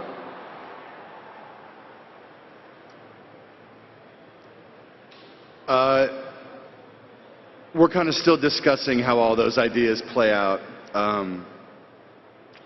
It would be premature to comment. We're still kind of working on those. Yeah, I think it's safe to say that you know, the Protoss, the Terran, and the Zerg are the marquee races of the StarCraft universe. They feature prominently and importantly in all of the mainline stories that we're telling, but that doesn't mean they're the only life forms. They're you know, space is a very crowded place, in at least StarCraft space is. So there are certainly other things going on out there. Hi, I'm a fan of the old StarCraft as well as the new one, but I was so impressed that you put the extra story into it. I mean, considering it's an RTS game, that just blew my socks off. And what I really enjoyed the best is the character development. I actually had to play through it twice to fully understand the characters, and it was just awesome. Thank so you. my question is, when's that next book coming out that you were talking about? Yeah, well, you know, it's funny. We probably weren't supposed to have rolled that out, but we got to give you guys something. Come on. But you know, I don't exactly know when the publishing date is supposed to be, but I'm gonna find out. And my other question is, who, if there is any major group of people. Who designed Tychus Findley's character? I'm going to handle that. Particularly, Tychus came about, if I'm remembering right, our cinematic director, Nick Carpenter, and our writer, Andy Chambers, were sitting and jamming on ideas for just kind of cinematic hooks. So we love the idea of just having Jim kind of in the war years, right? Just having little kind of short film type animatics.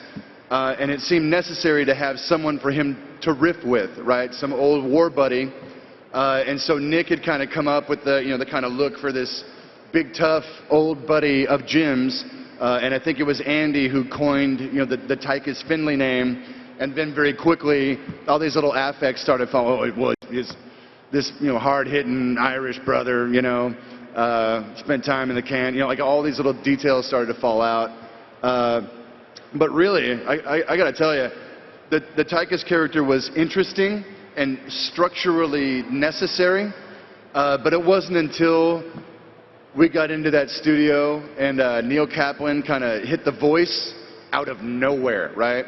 And he just starts going. Yeah, I went, holy cow, how is that sound coming out of that man? And like immediately, Tychus just took over. I mean, he was a totally secondary, afterthought character, but once Neil started saying his lines, he was like by far the funnest character to write. Like he just took over us as we were writing the game because it was just so, you could just hear it in every line. Oh, so fun to write for. Yeah, totally. I lost 9 years in prison on account of you. Jimmy. Well, thank you very much for putting so much into this story. And Tychus is not dead or have tentacles. Rainer just winged him a little. Well, we'll see what we can do. Flesh wound. Flesh wound. Hi. I want to start off, saying I love StarCraft 2. I love the StarCraft and the Warcraft universes. They're my two favorite universes I've played since I was a kid. And with that, my question involves both games. StarCraft 1 was a really gritty, dark game where bad stuff happened, and it happened, and that was just how it went.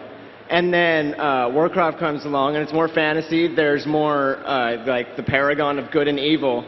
And then I was just wondering if you guys noticed the really close draw between StarCraft 2 and World of Warcraft, where Kerrigan kind of became Thrall.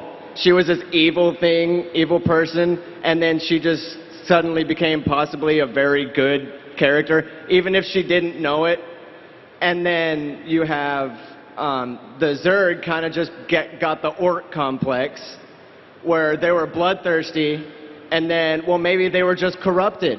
You don't know. And so I'm just wondering, like, are you guys going to bring StarCraft back to that universe where it's really gritty and there's actually punishment for being evil instead of just suddenly being good, and there's consequences to the really good people without them suddenly becoming really evil? No, we're just going to do exactly what Warcraft did, So that's a complicated question. To answer it in truth will give too much away. Keep in mind, Heart of the Swarm is about what this girl is about. And by extension, what are the Zerg about? Because it runs a lot deeper than what you've seen so far. That being said, and as a direct answer to your question, it's highly unlikely we're going to make a decision to suddenly transform the Zerg into this lawful, good, heroic. The Zerg are the Zerg. No matter what, they are terrifying, they are violent, they are animals. That will not change. That being said, all sorts of things can change. But again, we are currently working on all that stuff and still feeling out the storyline and what we want to do with the Zerg. But the scary component cannot be compromised. Relative to the Warcraft thing, I guess sometimes racial concepts, there are thresholds, right? Did we break orcs in pop culture, you know, kind of making them a little more noble. Not sure what the threshold is, but the threshold for the Zerg concept is definitely a lot clearer, right? When are Zerg not Zerg? Well, when they're not scary, you know, when they're not animals. So, you know. Yeah, I mean, I agree, and I think it's safe to say on that topic, on the StarCraft part of your question, that I've actually been really surprised that people have been jumping to this conclusion that we were saying that the Zerg were, you know, just misunderstood, right. And would turn out to be these great noble beings. I can understand that there's some fear in the community that might be the case, and pretty soon you'll see Zerg, you know, weaving baskets and carrying flowers around. That's not going to happen. The Zerg, as Chris said, are absolutely the worst thing that can happen to your day. So. Yeah, there's a lot of stuff in their backstory. It's complicated. It will all be revealed, but have no fear that they will turn out to be misunderstood. And as to the Kerrigan part, I also, right. I mean, I really think that I see the parallel that you're kind of talking about, but I don't really think it applies because Thrall was a character who underwent, you know, sort of an enlightenment and sort of understood his place in the world better. Kerrigan, well, the Queen of Blades was an evil, terrifying creature. Sarah Kerrigan was not. I mean, Sarah Kerrigan is scary. She's an assassin, right? But I don't see it as one character that's just kind of, you know, becoming nicer.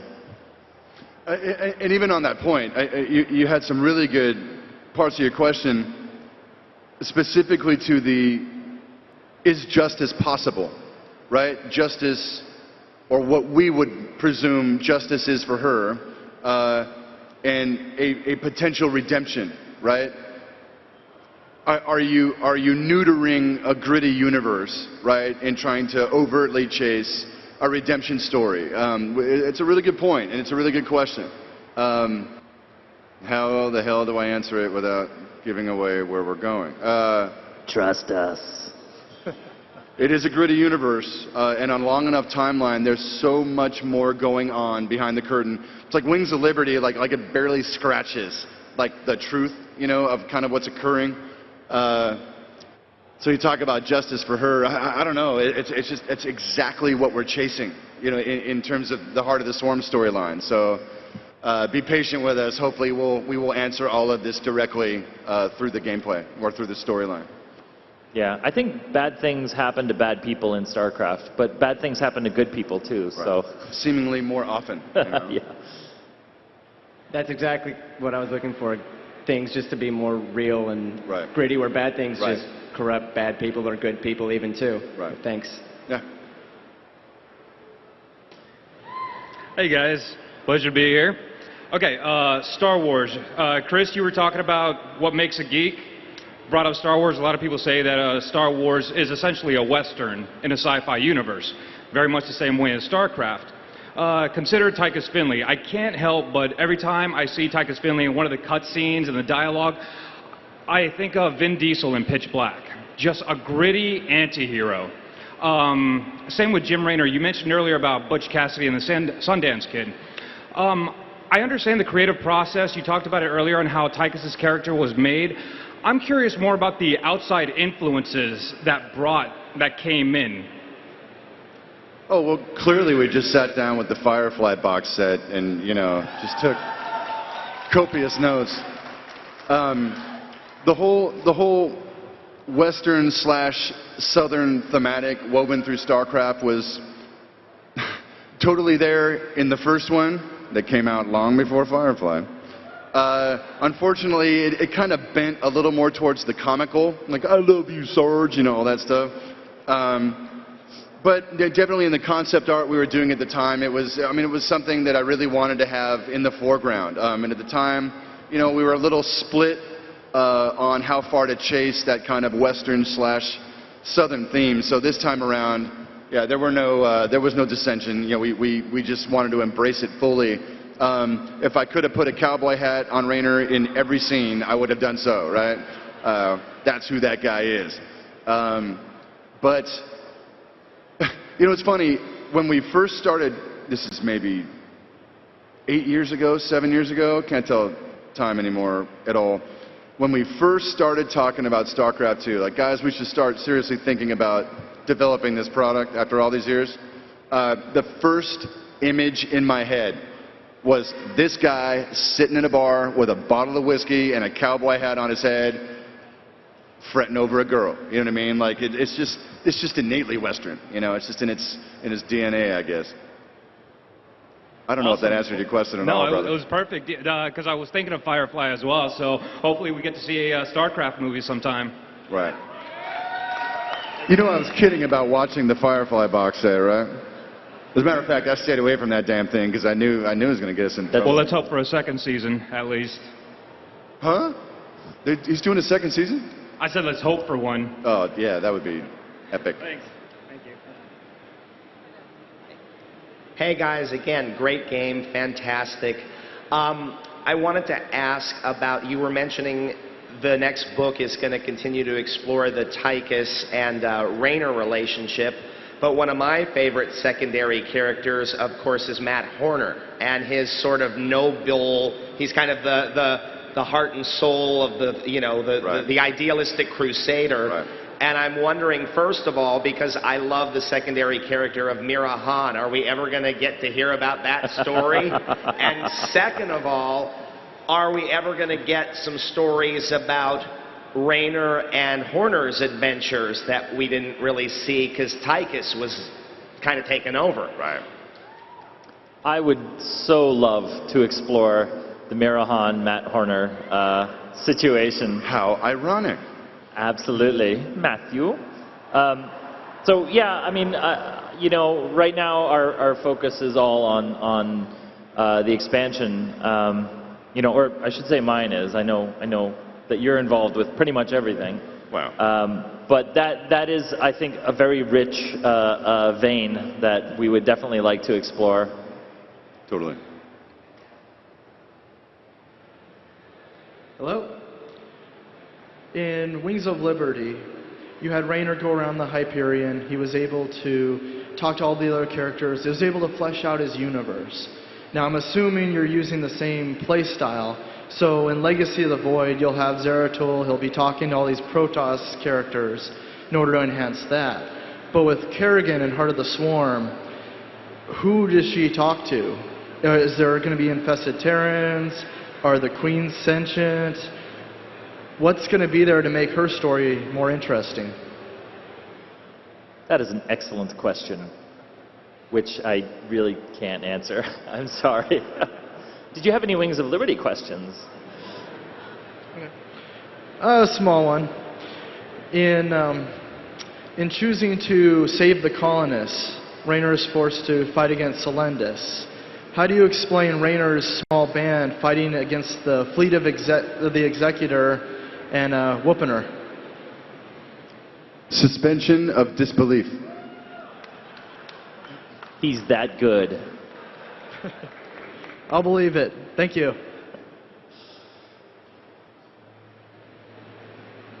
At the end of Wings of Liberty, Kerrigan undergoes yet another transformation. I was wondering, as she goes back to mostly human, is she going to get her hair back, or is she going to keep those wicked dreads?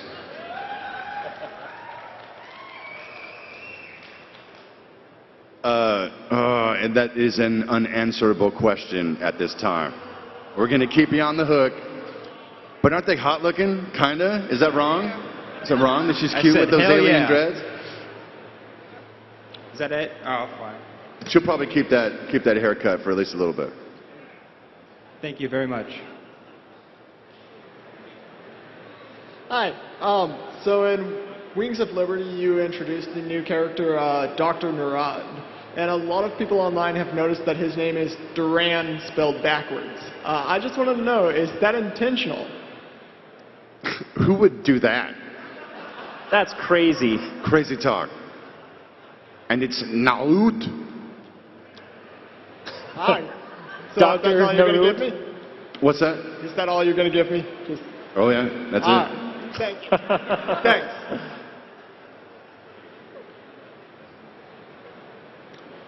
My question is, did the Xel'Naga let the Zerg absorb them originally? Because in the original plot, it says they underestimated them and they breached their world ships and absorbed them.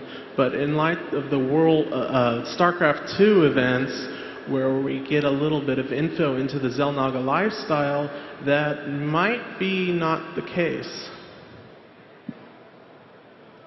10-foot pool. That one, man. This No. is dangerous, dangerous territory. I feel terrible. I feel like a broken record, but I have to say, all will be revealed. There is a coherent story there. There really is, I swear. But you're seeing the beginnings of it. And keep playing. That answers my question perfectly. All right. We have time for a few more questions. Hello. I'd first like to say thank you for making a fabulous game. My question is to do with the StarCraft novels. How much leeway do you give the authors to expand the StarCraft universe? Particularly on, I mean, I would say 90-something% of our novels, we outline almost every story we do these days as a team. And then we kind of, well, sometimes if we have the hook beforehand, like, hey, let's do a story about Mirahan, you know. We'll discuss it, we'll outline it as a group. We have a series of fiction developers on our creative development team that we work with to kind of, develop ancillary fiction. Usually we'll have a writer in mind. If we have a writer in mind for a project up front, we'll kind of fly them out to the office and have them sit with us for a day and kind of walk them through the concept so that they can kind of own, the construction of the thing as well. But in terms of authors just kind of going for it and developing vast tracts of the universe, we're usually not real comfortable with that unless it's really ambient, and just kind of like, kind of more of a vibe thing. Like, that's gravy. You got a hook, run with it. But when it gets into like really specific kinds of important locations or races or like the mythology of all this stuff, we're very, very particular, and usually kind of plan everything as a group at our shop up front. Have you ever had any of the authors come up with a slamming idea, then you said, yeah, run with it? All the time. All the time. Thank you. Thank you. A few years ago, when you first started writing Wings of Liberty, did you guys have an alternate ending to the one that you ended up releasing? Many. Well, I guess I can tell you, it's not a spoiler. It's not all that different. Let me think about that for a minute. I was thinking about something else. Did you guys know that the final flick in StarCraft II, just a fun little piece of trivia, it was going to end with Tychus getting shot, like in a kind of Godfather way, and just be really, really hard, So we kind of sat around and figured it'd be nice to do the old, cowboy carries princess off into the sunset kind of thing. But that's not what you're asking about. In terms of like, would the Raynor Kerrigan thing have gone a very different way? I really don't think so. I think it was the idea that, to some degree he saves this girl was always kind of one of the really critical themes that define this story. Okay, and then I just wanted to throw out another comment. A person asked earlier why Raynor switched from wanting to kill to save Kerrigan. Was that also in the Zeratul missions, it's discovered that she has to live to save everyone? But yeah. You're asking was his decision? You were throwing out another motivation. Yes, yes, absolutely. No, he's aware that she's very important to the future of all life. But I mean, I think as strange as it is to say, I think Jim is driven more by a very deep personal connection with Sarah. By love. But yes, the idea of all the life in the universe continuing to exist is also quite good. Thank you for attending the StarCraft 2 Story Q&A panel. Coming up at 6 p.m. on the main stage, we're going to have our costume, song, and dance contest. Thanks, guys.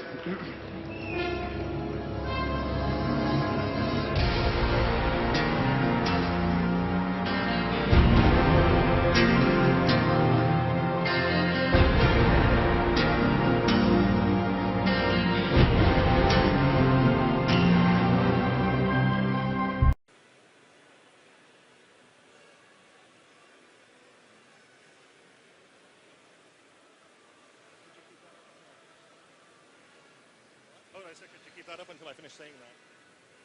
I was just wondering. No? Okay, just do your best.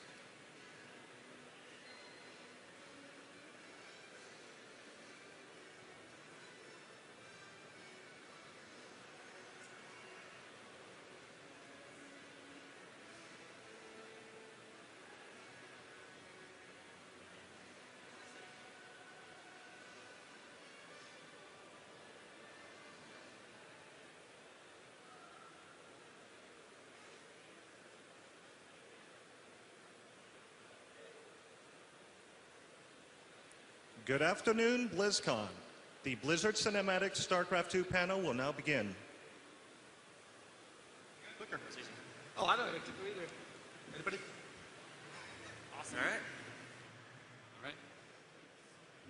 All right. Does anybody out there have the PowerPoint remote control? Anybody? Hey, Phil. Clicker. Robo-clicker. We could just talk, but it wouldn't be very interesting. Wow, there's such an echo on this. Unreal. Hello, hello, hello. BlizzCon. Great acoustics, dude. Sing us a little something. Ooh. Nick. There it comes. Actually, no. Thank you. Okay.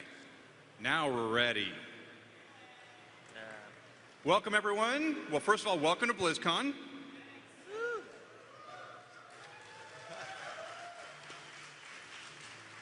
And more specifically, welcome to the StarCraft 2 Cinematics panel. My name is Scott Goffman. I am the in-game cinematics supervisor for Blizzard, and we're going to talk about how we made some of the cinematics for StarCraft.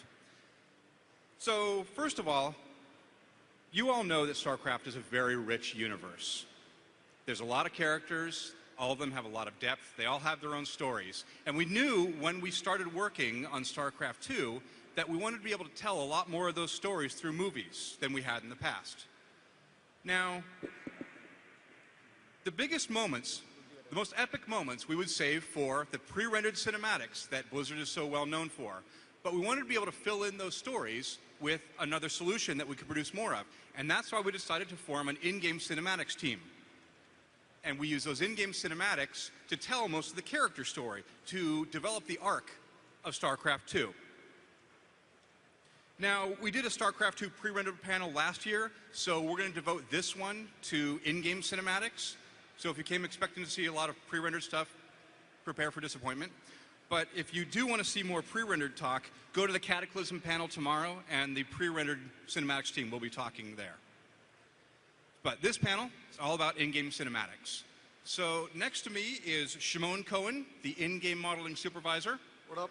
Next to him is James McCoy, the animation supervisor for cinematics. He has fans. And on the end, the tall, quiet guy is Nick Carpenter, cinematics director.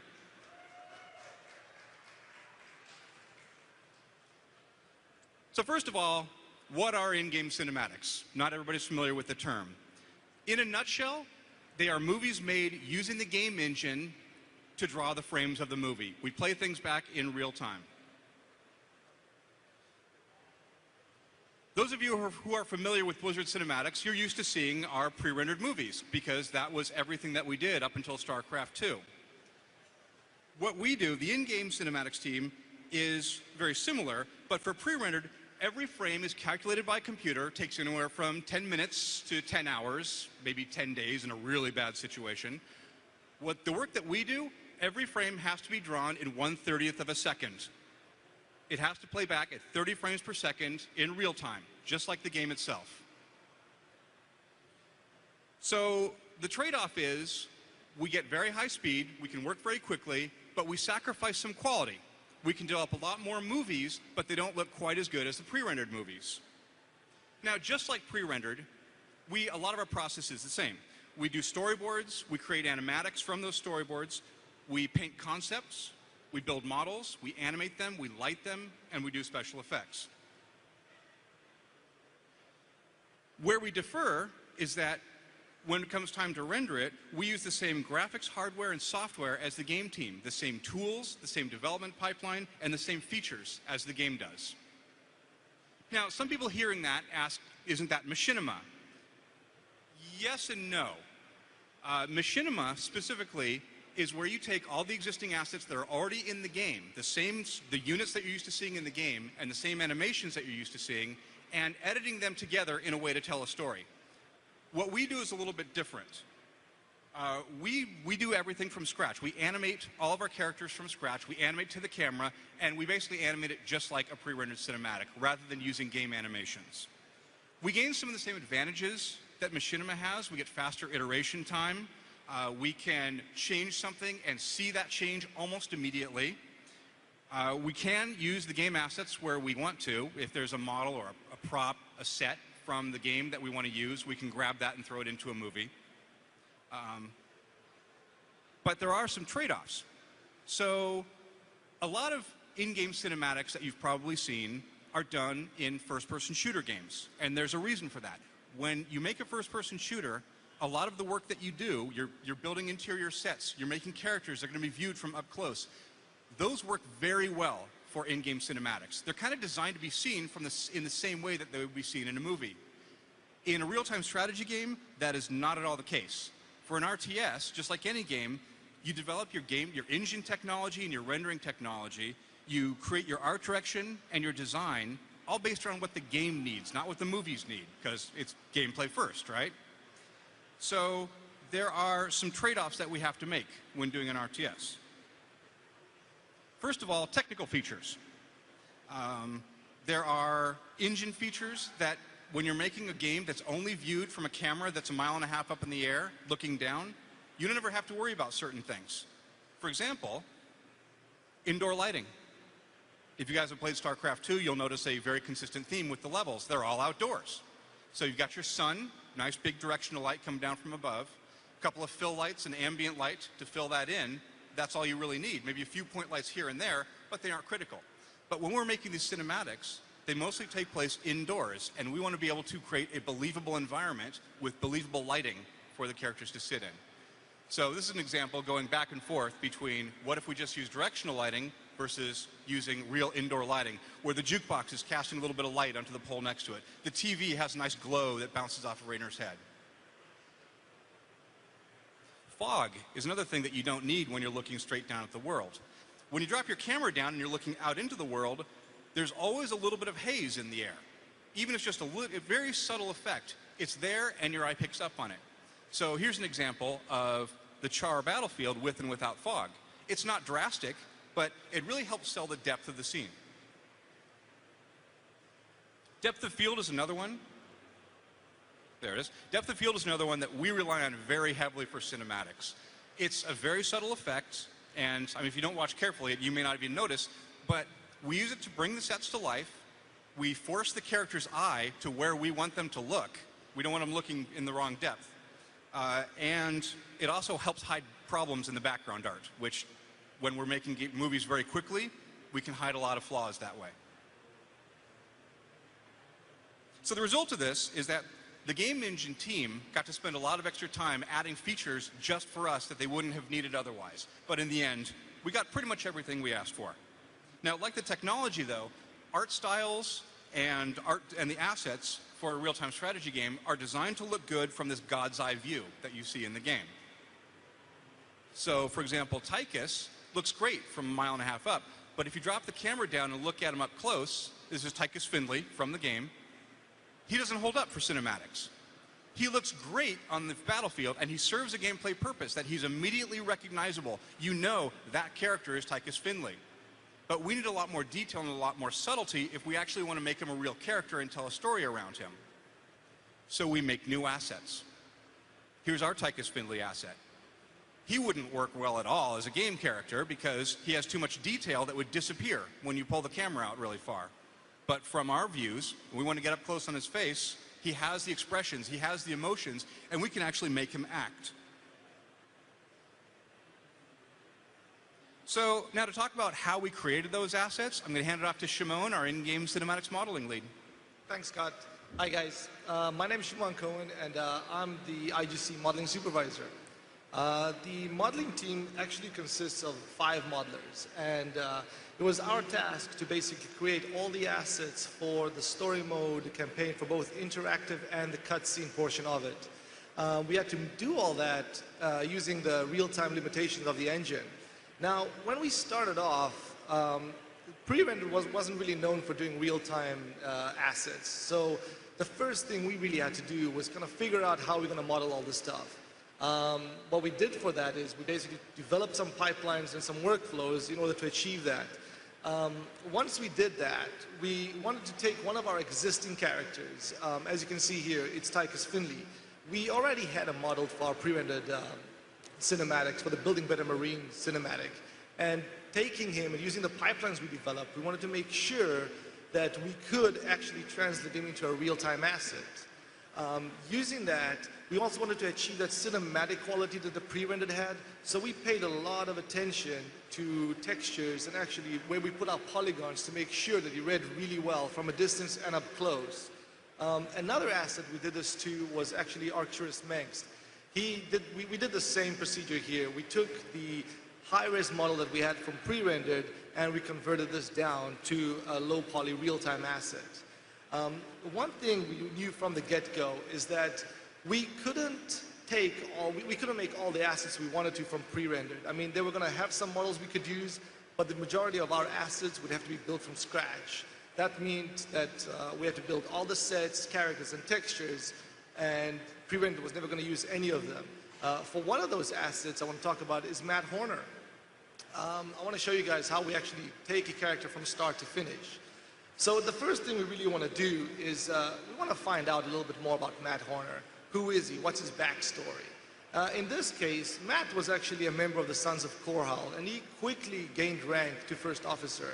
He was later assigned to work with the Sun's latest recruit, who was Jim Raynor, which he actually grew to quickly admire and basically be friends with. And actually was also the first to join Jim when he deserted Mengsk. One of the actual description we had for him was he would have to be tall and slender in his mid-20s and wear a naval uniform. The concept artists we have basically took that description and started doing different variations of Matt, as can be seen here. With feedback from our art director, Nick, and actually the game team, they basically finalized Matt Horner as this concept over here. So once the final concept is approved, it comes to the modeling team, and we basically have to start and basically make the model for the game. Here is the first version of Matt Horner we did back in '07, and some of you actually might remember from Blizzcon '07. We did this with the limitations we had at the time.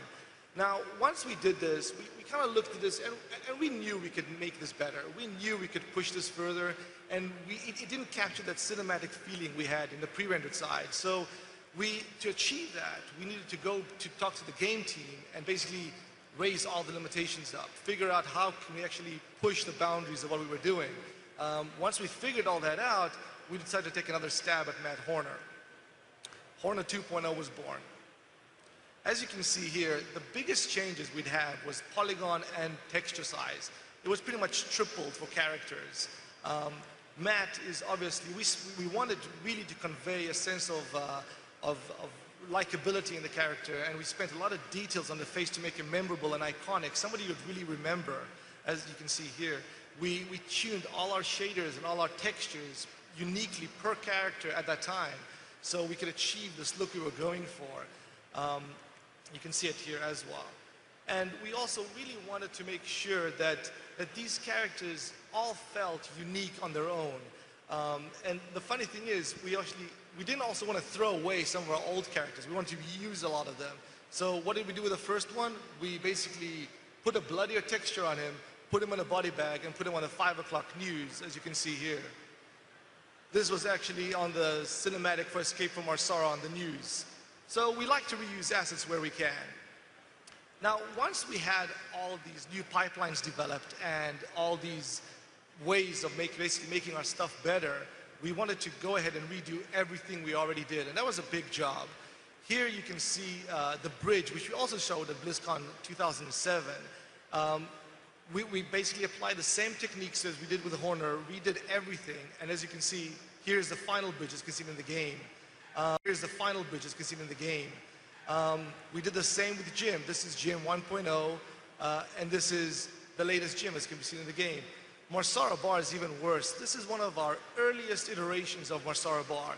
We knew where everything needed to be placed, so we mocked it up and we built it the way we thought it was going to be laid out. As a final result, this is what it looks like in the game. So, and finally, it's Zero Tool. Here's also a before and after of him, Shader 1.0 and basically going to 2.0. And finally, as one more thing with the creation, this actually translated all the way to cutscenes. Here's a cutscene that we also showed at BlizzCon 07 of Zero Tool Warning, which you guys can see the before and after on completely.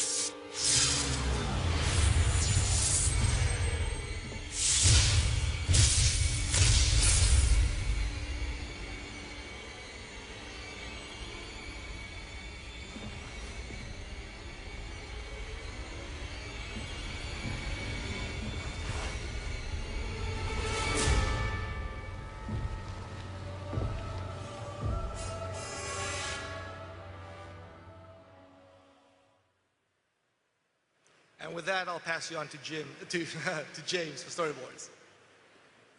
Thanks, Shimon. I'm going to take you from storyboard through animation. And to start off, I'm going to use it as an example, Char Battlefield. Specifically, this cinematic was titled Card to Play. In the beginning, the director and the storyboard artist get together and they make the storyboards. Making drawings and cutting them to music is still, to this day, the best way to create a story in making an animated film. It's fast, it's freeform, there are no creative limitations whatsoever. And that's necessary because there are many different ways to tell one story. Basically, you have a lot of ideas to try before you find the best idea or the right way to tell a story. So I'm going to take you through this next specific clip of this cinematic with sound, and we're going to take it all the way through the pipeline.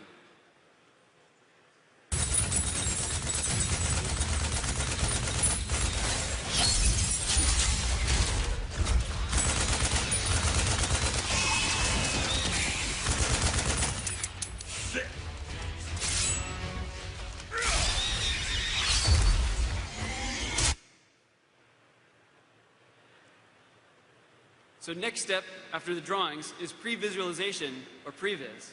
This is what that looks like. This is the process of converting the storyboards into 3D space. It basically describes what is going on. And here, in both the storyboards and the previs, we have General Warfield up against a Zerg rush. He runs out of ammo, he's got to think quickly, and he bayonets one of them, close range. So we have to describe that in 3 dimensions. So the way we do that is we take our characters, we stage them, we give them proper camera angles that reflect the storyboards, and we give them basic actions that were also reflected in the storyboards. And we also have to either maintain or reinforce or improve the pacing that was in the storyboards. So we start simple and we build complexity on top of that. Hopefully by this time we have a good working version in 3D. Then after that, before we get into any animation, we take a step to the side and do a little bit more planning. At this point, we know exactly what our characters are doing, but we don't know exactly how they're going to do them, their actions. So we do some more planning here. We get in front of the camera and we practice. We rehearse we do many takes, and we try different performances. It's our experimentation grounds. During these type of studies, we get to look at the body mechanics. We get to try out the different characteristics as well. We also will look deeper into the lore. For this specific character, General Warfield, we know a little bit about him. We know that he's the top general for Valerian Minx. He's very experienced, lots and lots of combat training and combat experience. He is quick-witted, he's physically strong. So what do we do with that information? We want to make that some of his core characteristics. We want to make performances out of that. So what we decided to do was, for this cinematic, we want to make him likable. We want to put him in battle. We want to show you how he proves his rank, you know, and get the character involved, get you in there. So we also wanted to describe his struggle. He's a top-ranking officer without ammo on the battlefield. The situation is dire. If he were to die, his mission might fail, and he has to lead the charge and lead his army and take down Kerrigan. So we definitely wanted to show the struggle, make him show just on the very, very edge of survival in this cinematic. On this particular clip, one of our actors/animators is, bayoneting one of the Zerglings, but he doesn't have a Zergling to act against. So the challenge is to come up with something that is a starting point. We get some information about body mechanics and weight in this sort of film, but we have to do the rest in animation. So we get into animation, we take all of our planning, our previs, our storyboards, and this live action reference that we did. We distill it down, we take the most important elements, and then we start animating the scene. Some things get cut out, some things get emphasized. For the first pass animation, our main goal is to take our core elements and our core values of weight, anticipation, and strong posing. And hopefully by this time it's also cutting a little bit better as well in the edit. Next, after that, we go to our second pass of animation. Here, hopefully, we've refined the body mechanics, and we also get a chance to put in some of the core characteristic values that we talked about earlier, like being quick-witted, the struggle, and things like that. To be specific, we wanted to show how he reacts and how strong he reacts, how quickly he reacts after running out of ammunition. He makes a decision, he goes for it, and he fights hand-to-hand combat against the Zerglings. Also, just to show the weight, he has to put his full body weight into the Zergling. And if you watch at the very end, he has a little stutter step. He has to put so much weight into the throw and so much force, he has a little side step, a little stutter step there. By taking all these small ideas and compounding them together, we can overall make a better cinematic. I'm going to play this again with sound.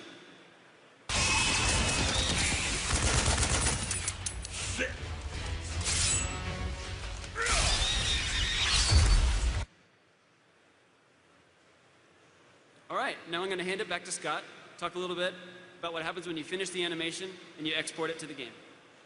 Thanks, James. So at this point, Shimon's team has finished the models, at least the model portion of them, even if they're not textured. James's team has put together some animations that are ready to be put into the game, so now we export it. The first pass of an export almost always goes really, really badly. That was one universal truth on StarCraft 2. So the first time we export it, it looks something like this, where there's no textures on the wall. Warfield is doing something really odd. He doesn't have a rifle, there's no Zergling. Kind of a mess. But it's really hard to tell even what's going on here. So this is where being in-game actually has one advantage. In the tools that we have, all we have to do is back the camera out, spin it around a little bit, look at it from a different angle. And oh yeah, that's definitely not his correct animation. I still don't even see the Zergling, and there's some flickering polygons going on behind in the sky. So we pull out even further, try to figure out what that is. And okay, that's the Zergling. I don't think that's one of his regular moves. So at this point, we go into hardcore technical mode and just try to debug it and figure out what happened. As it turns out, the wall just wasn't textured yet, no problem. The rifle had never been exported, so it just wasn't available in the game. That's an easy fix. And then for Warfield and the Zergling, well, it turns out their skeleton hierarchy had changed since they were last exported, which means we load up the animation on it, and the animation is trying to move the wrong bones to the wrong place. So once we fix all those things, it comes together. And you can see from this angle that it's all working. You notice there's a little pop in the middle on Warfield? That's actually the shot cut. And we do a lot of that, where we animate the actors directly to the camera. So when we go from one shot to the next, we'll move them a little bit and actually jump around. Some places quite a bit, but it's not actually a bug. It just looks like one. But in fact, if we look from the real camera, zergling, kill, throw, perfect. That's what we were looking for. It's a fairly common problem. In fact, it really happens all the time, that when we export stuff to the game engine, things disappear. Things aren't showing up where they're supposed to, and we have to try to figure out why that is. So there's a lot of debugging time. And sometimes, even after things have been working for a while, they'll suddenly stop working. So, for example, we'll go play a movie that worked yesterday, for example, Escape from Marsara. The day before I captured this, I know there are mutalisks in this scene beating the snot out of the Hyperion as it's trying to escape. But now they're gone. So I got to try to figure out where they went. And sometimes that takes a lot of research and digging. Other times, they're really easy to spot. They're all hanging out on the bridge. Now, why are they doing that? Well, the main source of the problem is usually the fact that when you're making a pre-rendered movie, you're taking all of your assets and your animations and you're handing it over to a rendering engine, and all that engine does, all it knows how to do, is draw those things to a frame. Just takes what you give it and draws it. But we're dealing with a game engine here, and a game engine wants to do a whole lot more than that. So if I give a model with a bunch of animations to the game engine, it wants to attach AI to it and move it around. It wants to give the player control of it. It wants to make that unit run around and attack other units. It wants to move it from point A to point B. It wants to blend animations together so that they can run and shoot at the same time. There's all these things that it really badly wants to do, and we have to take a lot of steps to tell it not to do that. So when we fail to do that, then things start to break. But once we convince the game engine to leave our stuff alone and just let it draw, then everybody's happy. So now that it's running in the engine, we can start lighting. And for that part, I'm going to hand it off to Shimon again. Thanks, Scott. Right, so once everything's exported into the engine and the animation is done, we require locked cameras as well most of the time. Then we can start lighting. First thing we really want to do when we start lighting is kind of find out what environment is the character in, where's he at. In this case, we know it's Char. We know Char is a pretty harsh environment. It's filled with lava, it's actually infested with Zerg. So not a nice environment to be in. What we do is we take all the final textured assets and then drop them into the set, and this is what we get as a base lighting. Then what we try and do is basically we add just default lighting. We just want to explore what the character, how he reacts to lights. Where does his specular shine, where doesn't it, and where's the best place it can be. After that, we actually add ambient occlusion. That's just a fancy word for saying contact shadows. We want him to sit better with the environment. We want him to have shadows when he leans against the wall. Once we actually do that, we start refining where the direction of the sunlight comes from. We do this until we're generally happy. And as you can see in this shot, he's actually a little dark. But that's actually when character lighting physically starts, when we actually have this base to work on, the base lighting. And basically in Star 2, most of our characters have 3 lights to them. That's not a golden rule we had, but we gave him 3 lights. So Warfield's first light went onto his face. We wanted to make sure you could see his face. We wanted to make sure the emotion on his face was seen, and this was our first light we were going to give it to him. Our second light was basically on the bayonet. That was a major focus of this shot. We wanted to see the bayonet pop out, and we wanted the user to also look at it. But what started to happen here in this shot was basically Warfield was too integrated with the background. So for the third light, what we did is we basically rim light him and the gun. That just pops him out of the set. Now you can basically look at the gun. We even added more of a specular highlight to the gun so you can really see it. And that basically completes the lighting. That gets passed on to our art director to approve. And once that's approved, we add the final pass, which is depth of field and an effects pass. That pretty much completes the shot. Here is the final capture from the game as completed.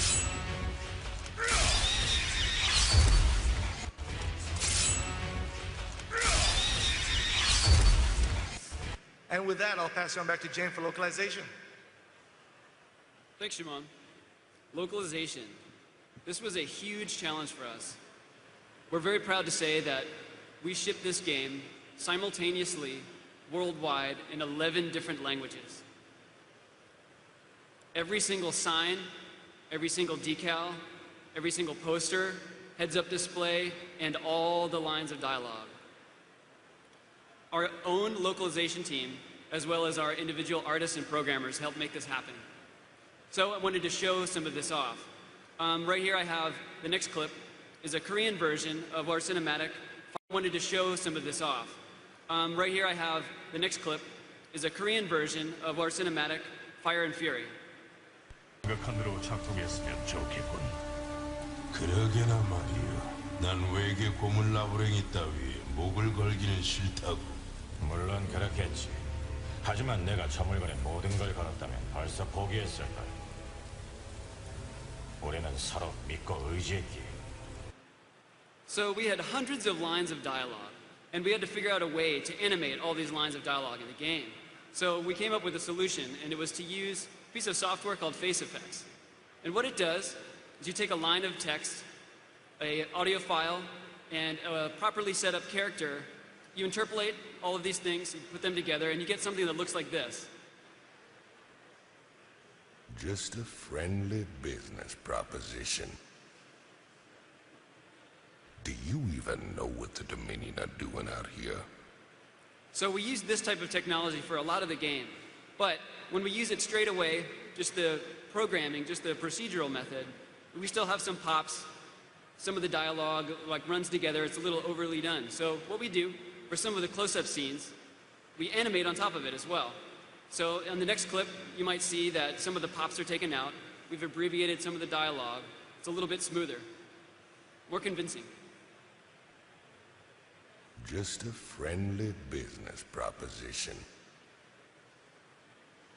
Do you even know what the Dominion are doing out here? So one of the other challenges for doing localization was how it was translated. The localization team worked very hard on not necessarily translating word for word, but understanding the inner meaning and then rewriting for that new language. Also casting. Casting was huge. And to show off the casting, I wanted to demonstrate the Russian version of the same cinematic. Бога, чтобы он сработал так, как мы рассчитываем. Уж лучше бы он сработал. Мне не улыбается рисковать жизнью из-за какой-то инопланетной хреновины. Верно, Тайкус. Но если бы я делал ставку только на артефакт, я бы столько не протянул. Мы в самом центре ада. That just sounds badass. It's Jim Raynor, Tychus, and Warfield, even though they're in Russian, still feels like it has the same essence of character. So, for a moment, I'm going to hand it back to Scott to talk about machinima. So, I talked a little bit about machinima earlier on, and if you're at all interested in that technology, or even in filmmaking in general, and want to find an easy path to do it, I recommend that, first of all, StarCraft 2 comes with all of the cinematic assets, including the stuff that we've been showing you on screen today, and as well as the tools to make your own machinima. So it's a really great way to get started. Also, at the Cataclysm Cinematics presentation tomorrow, there will be a brief section talking about the history of machinima at Blizzard, and we're also going to be premiering a never-before-seen movie for WoW, and that is also an in-game cinematics piece. So definitely check that out. So before we wait to the Q&A section, we wanted to show you a few deleted scenes and outtakes. James? So we have some deleted scenes and outtakes for you, and this is material that you will never see anywhere else but at Blizzcon. And keep in mind, this material is rough. It was never intended to be, final production material. So there might be missing face animation and missing assets and things like that. Our first one is from the Armory. And what you're going to see is the original Armory set in its original form. And this is a story that we decided to take out because it didn't quite flow with how the game was working. So let's check it out.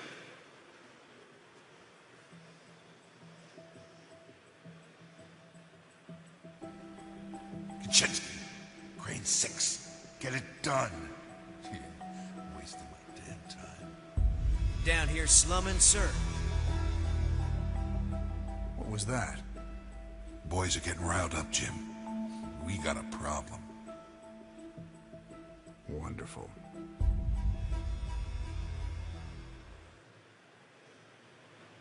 This next one is, I guess you would say, the director's cut of a small scene from the cinematic card to play. And see if you can guess why this one was cut. Our rating for this game was T for teen, so we couldn't show this in most countries.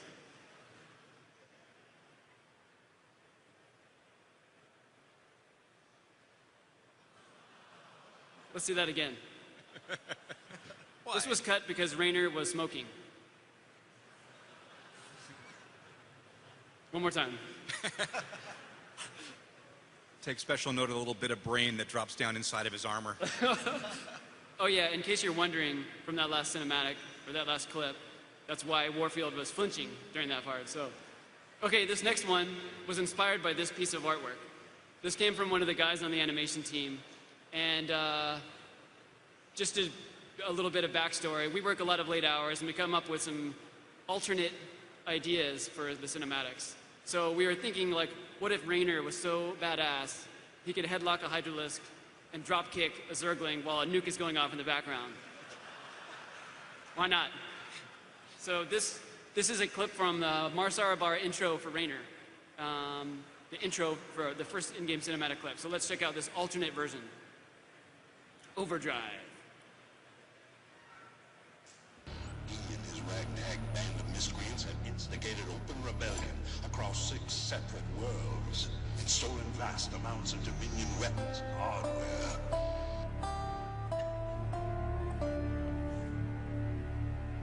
Mengsk is gonna pay for what he did to both of us.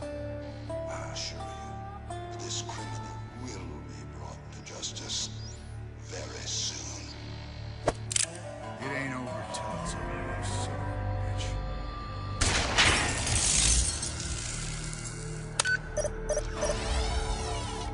Adjutant, my troops ready yet? Your forces are prepared and awaiting your orders, Commander. Uploading tactical data now. Good. It's about time we kick this revolution into overdrive.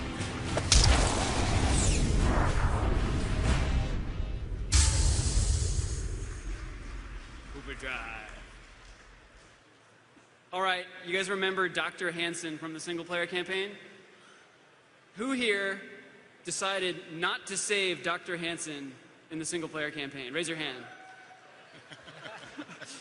All right, for those of you guys who chose not to save her, here is another late-night animator idea that we came up with of a cinematic called Infested. Here's what happens to Dr. Hansen.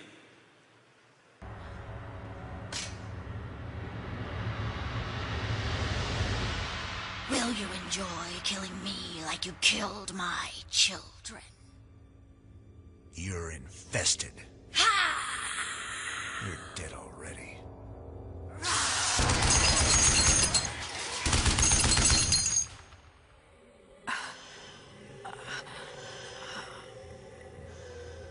Do it. Finish it.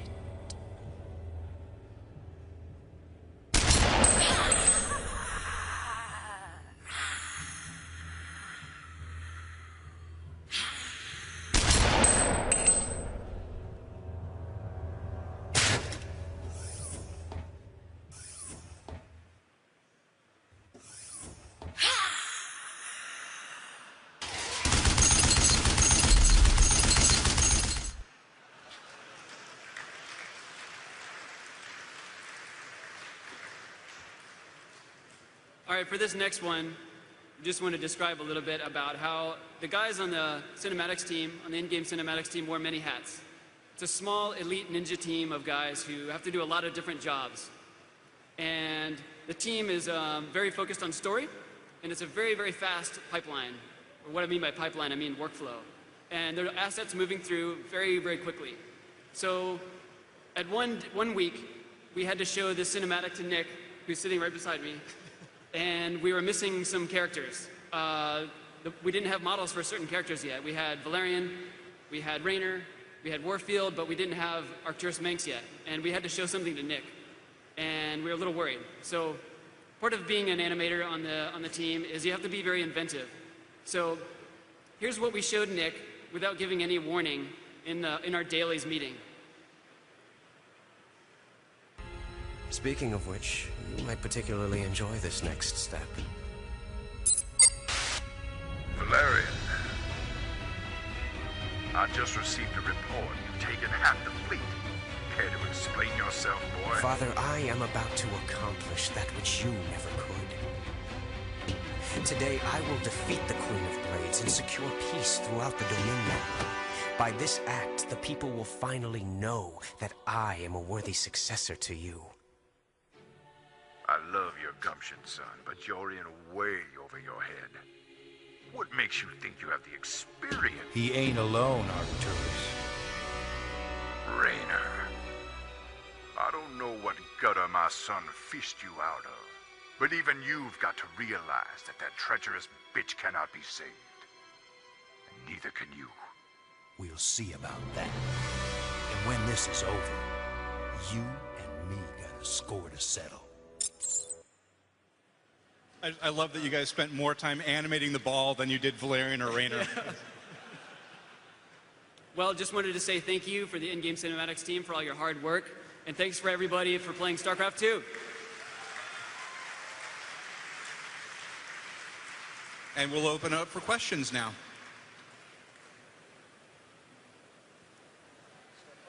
Anybody? Questions? Do we have a mic? Here, with the mic. We have mics placed around the stage. Yeah. Yep, he's got it. There we go. Hi. I was here at the last year's panel where you were talking about the cinematic between Zeratul and Kerrigan and how you had storyboarded it and how it was going to be really long, too long for a pre-rendered cinematic. And as gorgeous as that looked as a pre-rendered cinematic, did you ever think anywhere down the pipeline, you know, we have so much that we really want to show between these two characters, maybe this should be an in-game cinematic? Nick? We were developing the in-game pipeline during the creation of that cinematic, so it really wasn't up and running at that time. And in the future, we're definitely looking at situations like that that are just so large with the types of shots that we had in... backing up, just real quick so you understand, like James was saying, the pipeline for in-game is so fast as a director. It allows us to move so quickly and focus on story and not worry about shot numbers. And in the pre-rendered pipe, we actually count how many shots we have. It's extremely limiting, right? So in the future, situations like that, when we're going to tell a huge operatic story between two characters fighting or something like that, we'd probably consider putting in the in-game pipeline. So yeah, in the future, definitely.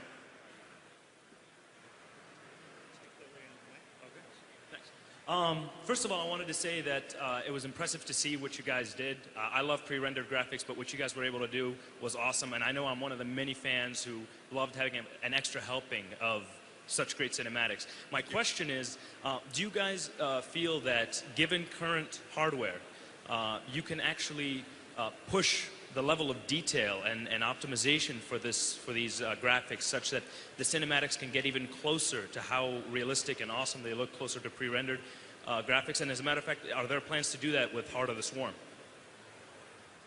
As a matter of fact, we do have plans to add some new graphical features. We do think we can push it a little further than we have in the past. That said, though, one of Blizzard's mandates that kind of helps set us apart from other PC gaming companies is that we want our games to be accessible to a really wide audience. We want as many people as possible to be able to play these movies back.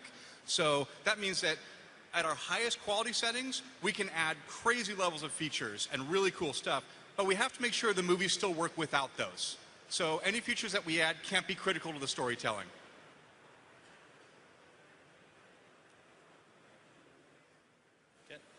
Hi, I think whenever I look at the stuff that you guys do, it looks like people who really enjoy their jobs and love what they're doing, and like you have a pretty fluid way of, well, an organic way of getting together and talking things out. And I just wanted to see how much of your time do you guys spend together just like storyboarding stuff, bouncing ideas off each other versus actually going out and doing that? Is it like team meeting, let's get a plan, and break, and you split out? Well, I try to keep the meetings to a minimum, but the teams all they sit all together in big bullpens, so even the most dedicated work session often turns into a brainstorming session, and everybody gives everybody else feedback. So we're always walking around looking at each other's work, we're showing each other what we're working on, and when people have ideas, they're not shy about throwing them out there, and then that often spirals into some interesting ideas. Hi, given how detailed the in-game cinematics are, such as I noticed that the rain pours down the textures in one scene, and obviously the facial animation when they're talking, is that something that fans can do with obviously the facial animation when they're talking?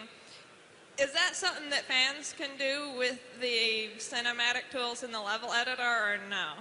Depends on the feature. The rain pouring down the surfaces was something that killed us for a very long time. We actually had to do all that manually. So the tool set won't let you do that. Some of the other stuff we did, the rain particles falling through the sky, you can totally do that. Was there any other specific features that you wanted that you were interested in? Yes.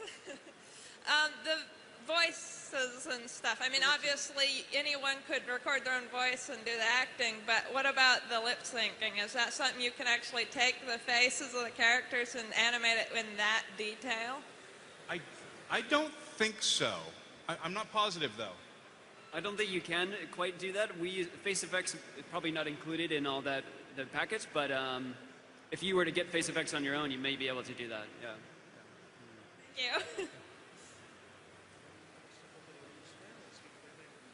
All right, so when it came to Warcraft 3, you guys used a lot of schematics instead of in-game renders, and used a lot of, pre-rendered movies. I'm kind of wondering, why at that point, that was really the last game that you chose to go that way only and started to go more in-game movies, kind of like back what you were saying with a few questions before, where you can only make the movie so detailed because every computer has to be able to play them at different settings, and you can only do so much stuff. With that hurdle, why is it still that you chose to go this route versus all pre-rendered, the best looking you can make movies in-game schematics? Well, up until StarCraft 2, all of the in-game storytelling was done by the game team. If there was a scene where within the game 2 characters started talking to each other and they needed to develop the story arc, the game team would create that. But that takes the game team away from what they're best at, making the game. And we do have a department where all we do is make movies. So we figured it made sense to create a team that could create a large amount of content for these games. Now, on the pre-rendered side, those movies that look so amazing, they look so good because they take a really long time to make. And that means that the number of minutes we can produce is limited unless we wanted to grow the team to a really insane size. And we don't want to do that. We like the culture that we have and don't want to blow up the team so big that it changes. So the compromise that seemed to be a win-win for everyone was having a dedicated team that just makes in-game cinematics. All right. That was my question. Thanks. Hey, is there any plans to make a longer cinematic for the games, like 30 minutes plus? For StarCraft 2? In general. We've talked about doing downloadable content. We've talked about doing episodic TV shows. We've talked a lot, I guess, is the bottom line. If we can ever get to the point where we can fully support the teams as we need to and also be developing additional content on the side, we would definitely be interested in doing it, but we're not there yet. All right. Thanks. What's going on? We just want to find out when the Overdrive t-shirt is coming out. That's what we want. I think you've got an IP there that you need to tap into. Thanks. Great.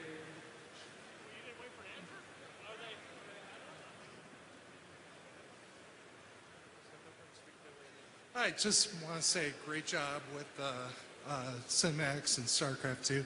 Thank you. My question is, there's other RTS games out there that utilize live action cinematics. Was there ever a point where you guys actually thought about doing that with live action or something close to it?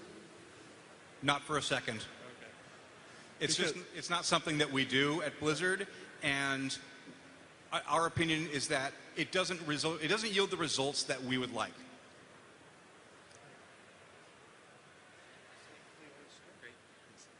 Hey guys, so I've got probably an average machine. I start up the game, it's got the deal cinematic, it looks awesome, and then I go to Marsara and everything looks horrible, like the textures are really plain. So I was just wondering, have you ever thought about pre-rendering the in-game cinematics like you do for the pre-rendered, so people that don't have the top-of-the-line machines don't take a big performance hit? We've actually been debating that pretty heavily since shipping StarCraft 2. We're very proud of the fact that our StarCraft in-game cinematics run in real time. It was a pretty major task to pull off. But that said, it does kind of bother me that people who aren't running ultra high-end system aren't seeing all the detail that we put into it. So we're actually discussing it right now on whether to go to a captured out solution where we continue to make the movies in-game and then capture them out. Yeah. The trade-off, though, is that the interactive portions, where when you're clicking around on the screen, the story mode is still going to look at the lower quality setting. So you're going to see that quality setting when you're clicking around, and when we play an in-game movie, the quality will change. So let me ask you, would that bother you? What would your preference be? Yeah, I mean, it's kind of a trade-off. I mean, I think it would probably bother me. I mean, maybe the solution you have is best. It's just an open question that I've heard asked before that I wanted to give to you guys. Okay. We don't have a really good solution yet for it, but we're looking. So thank you. Thanks. Okay, we have time for a few more questions. I got a question about the lighting of the scenes. Like, similar towards your animation, you would change the animation per shot. Are you changing the lighting per shot, or is it a general scene lighting? Yeah, no, we change the light for every shot. Every shot is pretty much rendered from scratch. We, in most cases, even change the direction of the sunlight just to get that look we want in every shot. So yeah, it's pretty much shot by shot. Very cool. I like that people are moving towards looking towards the camera and lighting from that angle. It makes a huge difference. Awesome, thanks. Hi, I was just curious. I assume you storyboard the entire story before deciding to do an in-game cinematic or pre-rendered cinematic. And I was just curious, do you have criterion for what becomes pre-rendered and what becomes an in-game cinematic? Are there scenes that are so epic in scope they have to be pre-rendered versus what becomes in-game? I think you actually just described it pretty well. We make the decision on what is pre-rendered and what is in-game before we get to the storyboard stage, when it's still just it's stories on paper. And at that point, we try to figure out the overall layout of where each movie is going to land in the game. We know that we want to open with the pre-rendered cinematic. We know that we want to finish with a pre-rendered cinematic. And then we try to figure out how much time do we have to create more pre-rendereds in the middle and make sure that we space them out well enough. Once we figure that out, we pick the most epic moments that we can find and make those the pre-rendered movies. Thanks. Okay, we have time for one more question. Hi, you had mentioned before that you had to triple the amount of polys that you used for the cinematics. I was wondering for either the cinematics or maybe a portfolio piece, how many polys you're looking for a good character. Well, for the character pieces, when we started, we were about 4,000 polys. And then the highest character we probably had around 20,000. As for the sets, we went from about 10,000 close to 150,000. So, I mean, when we look at portfolio pieces, I mean, if you're talking about in-game sort of stuff, we're looking at the higher end range, around the 20,000 mark. Polygon is probably what we were looking for, yeah. For a character? 20,000? For a character, yeah. Okay, thank you. Cool. Thank you for your time. The next panel will be StarCraft 2, Secrets of the Masters. Please give a round of applause to our in-game cinematics team. Thank you, guys. Thank you, everyone. Did you get to answer any questions?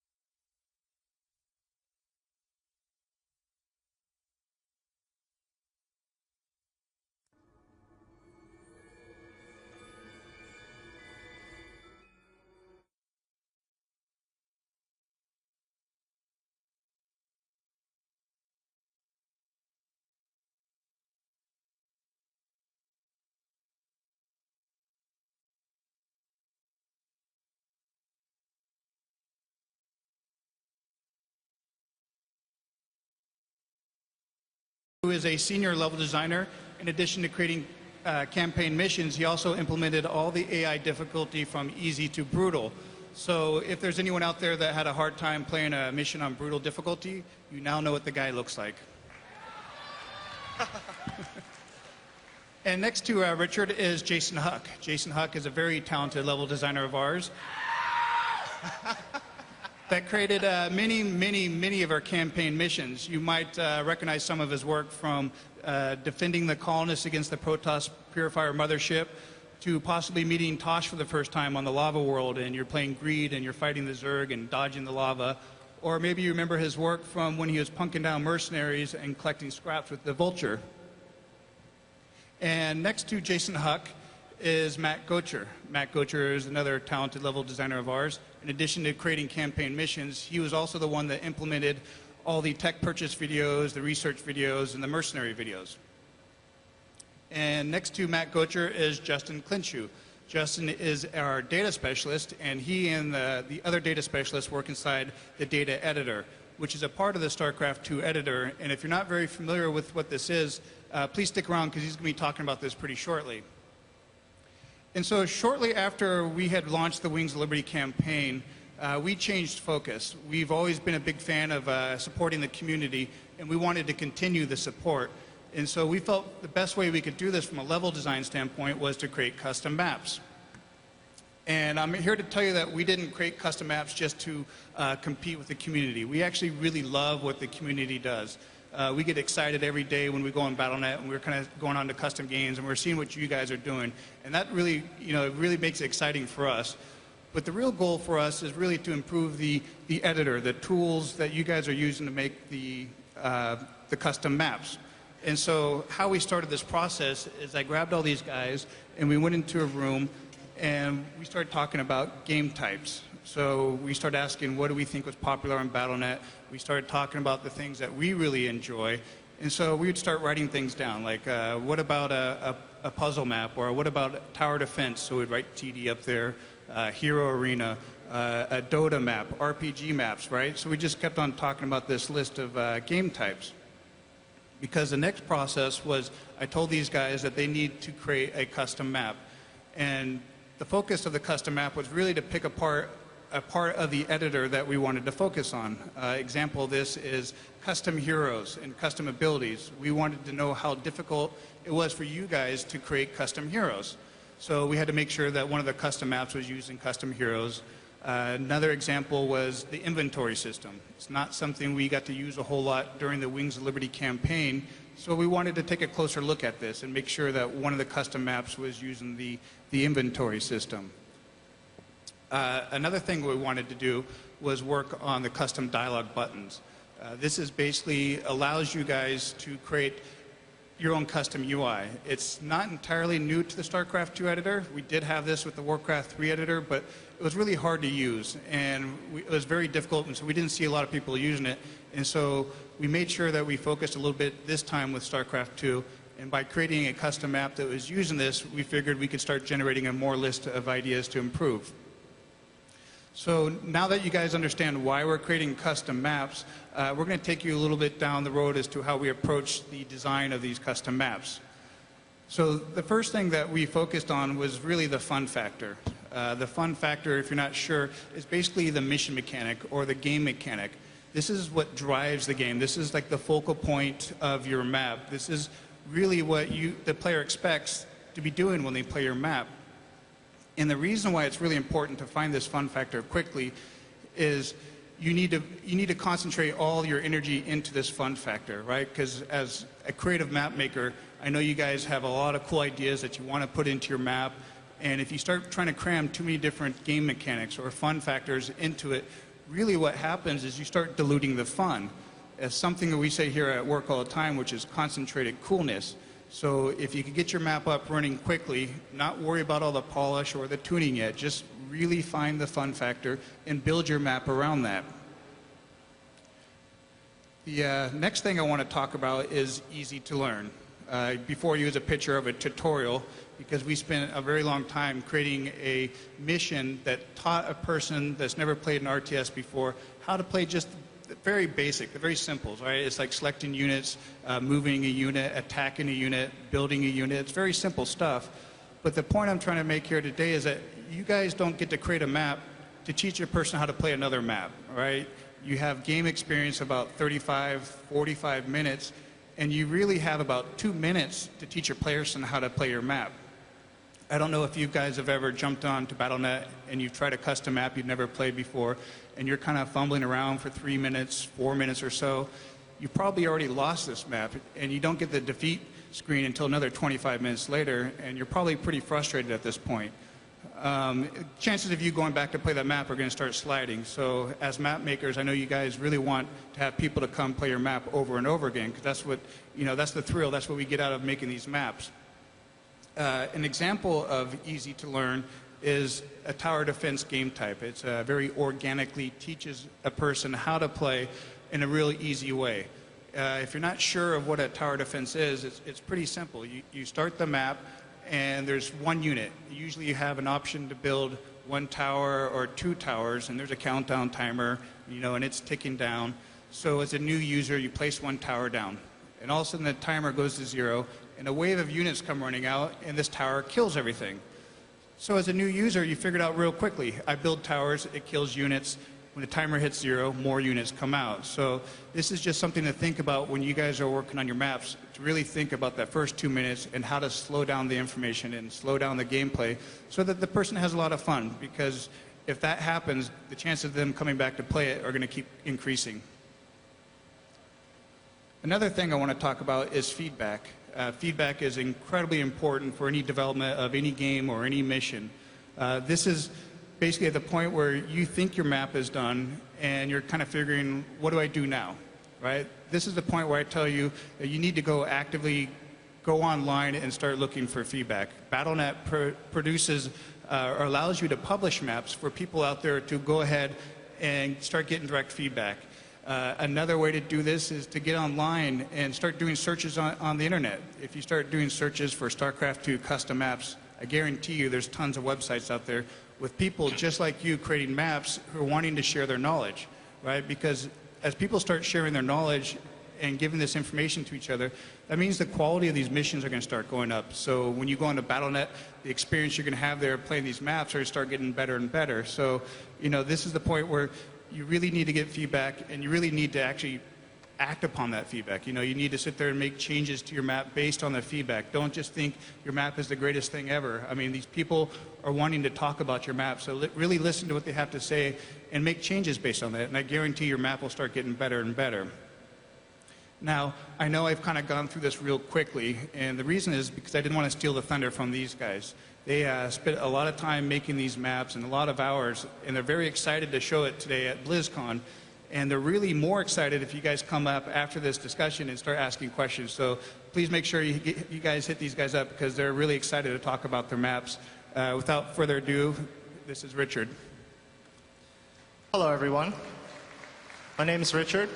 For those of you who don't know, I used to be a Warcraft 3 modder under the handle of Missing Tooltip, and I used to make maps like Extreme Candy Wars and Skibby Tower Defense. Thanks, guys. I'm here today to talk about the design process I used to make my latest mod, Left to Die. Left to Die is a cooperative version of the campaign mission I'm sure you guys have played, Outbreak. In Outbreak, the player had to defend against infested civilians, aka zombies, at nighttime, and then during the day, press out and destroy the infested structures. After we shipped the Wings of Liberty campaign, we received a lot of really positive reviews, whether it was magazines or forums or my friends telling me that they really liked this mission. And they all had one thing to say in common. They love killing zombies. So, going off of what Matt said about focusing on the fun factor first, I decided to make special zombies. It's kind of obvious, but I drew a lot of inspiration from Valve's first-person shooter Left 4 Dead. In Left 4 Dead, the special zombies actually had a lot of personality quirks that led to really memorable gameplay moments. However, for design and legal reasons, I couldn't just copy-paste them into my map. I had to StarCraft their design. For instance, there's a fat zombie creature called a boomer in Left 4 Dead that would sneak up onto your character and explode, doing all sorts of really nasty stuff. That works really well in a first-person shooter, but not so much in a real-time strategy game where you have so many different units that can see all around them, and they automatically fire at anything that moves. So I had to change the design to make it my own. I repeated this process a couple times until I had my own little army of special zombies, and then I thought it would be really cool to reward the player for killing them. That's when I invented Zerg Biomass. Zerg Biomass, in a nutshell, is a resource that you collect and you unlock technology with. Now, I'd like to go over some of the design behind Zerg Biomass because I think it really sheds some light as to how we design things.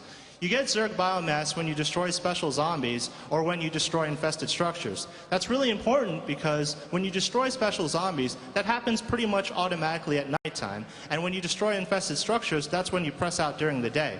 That means that a new player who isn't quite sure how to play the game and to push out and destroy the infested structures, they'll always be guaranteed a small amount of Zerg Biomass to unlock technology.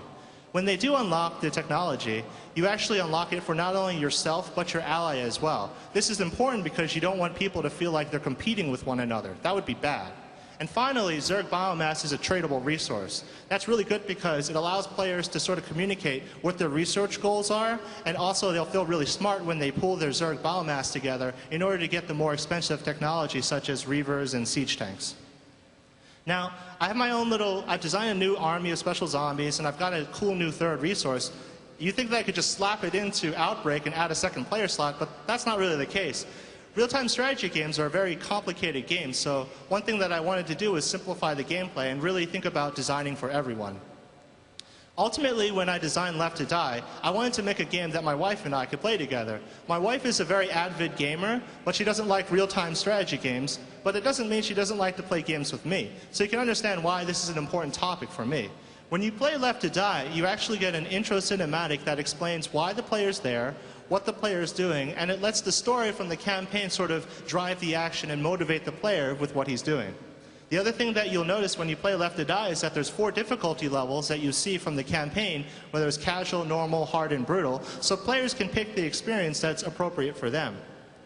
That about wraps it up for Left to Die, but I'd actually like to say one more thing for all of you aspiring modders out there because I used to be in your shoes. I would really focus on new player experience. I can't stress this enough. There's so many mods that I've played out there that are just too difficult to play, and a lot of people just don't have the same patience I do. They'll just quit your game, and they'll never give you another shot, because they're sooner going to blame you for bad gameplay decisions rather than think about, oh man, if only I had tried a little bit harder.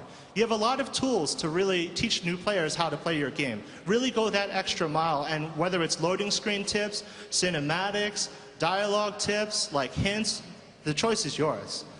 Without further ado, that's it for Left to Die. I'd like to now turn it over to our resident Vulture pilot, Jason Huck, who will talk to you about Iron Chef.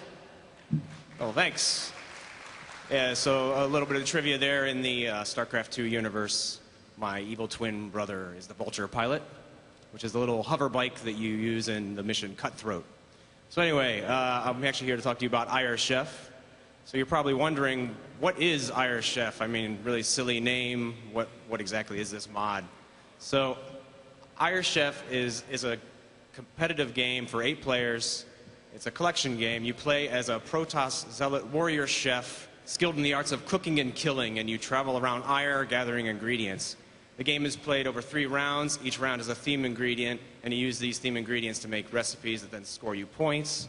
At the end of the game, the person with the highest score is the winner. Pretty simple explanation for it.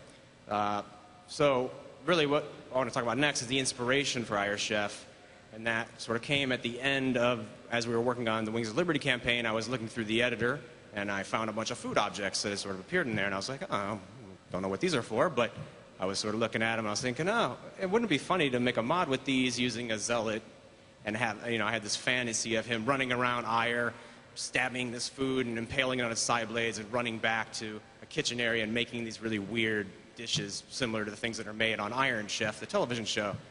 So I was like pitching it to some of the other designers, and Rich and Mike Heiberg came up with the name of Iron Chef. And I was like, oh, that's perfect. It's a play on the name of Iron Chef. I was like, so I got to make this mod.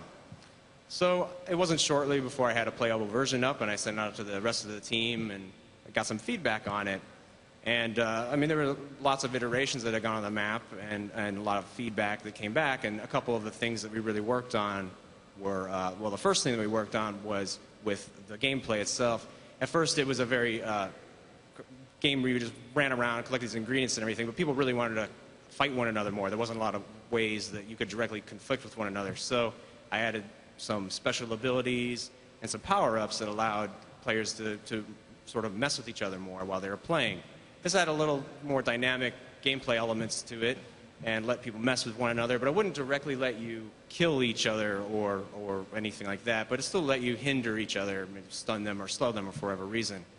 The other major iteration of the map was with the UI, and this is one of the things I intended to really learn about in our editor because I didn't get to play with it that much in the campaign, is that was with custom UIs. And so the dialogue triggering system is really complex, but it was a really great challenge to make this very static UI, which had a lot of information on it, actually dynamically update itself as you played the game. So you would pick up ingredients and the UI would show you, okay, you have 1 out of 2 or 2 out of 2.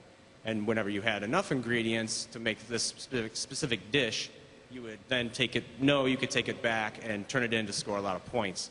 Those were a couple of the major iterations that were made for the map, but there are a lot of other things that we also looked at while working on the map, like the inventory system and the scoring leaderboard, a lot of little bug fixes and other major feature changes to them. So all that stuff will be coming to the mod map community in the future. So that's it for Iron Chef, actually. I'm going to hand it over to Matt Gocher now for Blizzard Dota.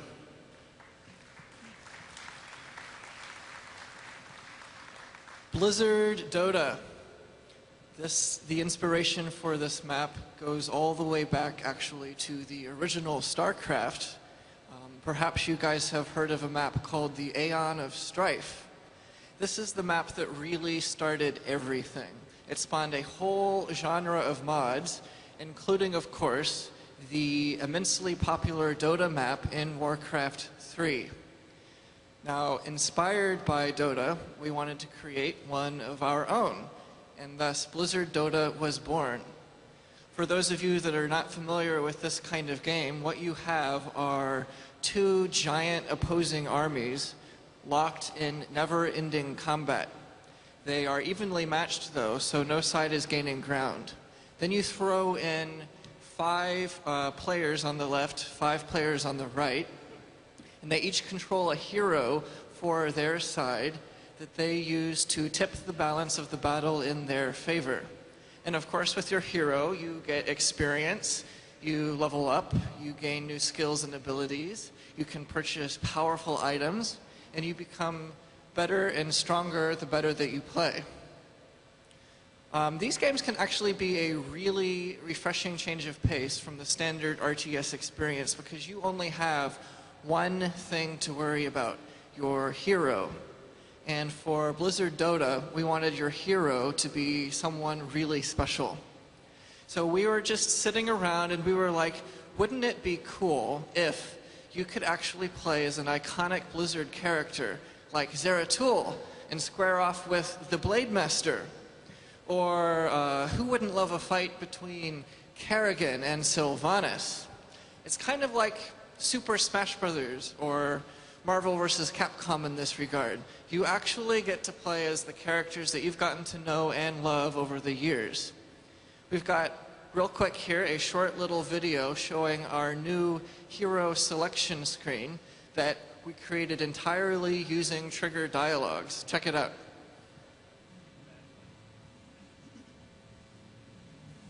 We've got 12 heroes so far that you can play. In this screen, we'll show you a little description of them. It will show you stat bars, so you get kind of an idea of what they're all about. And it will also show you who has picked which hero, not only on your team, but also on the enemy teams as well. And again, let me say this entire screen was done using our trigger dialogue system. So everything you see up there, you can absolutely put in your own custom maps.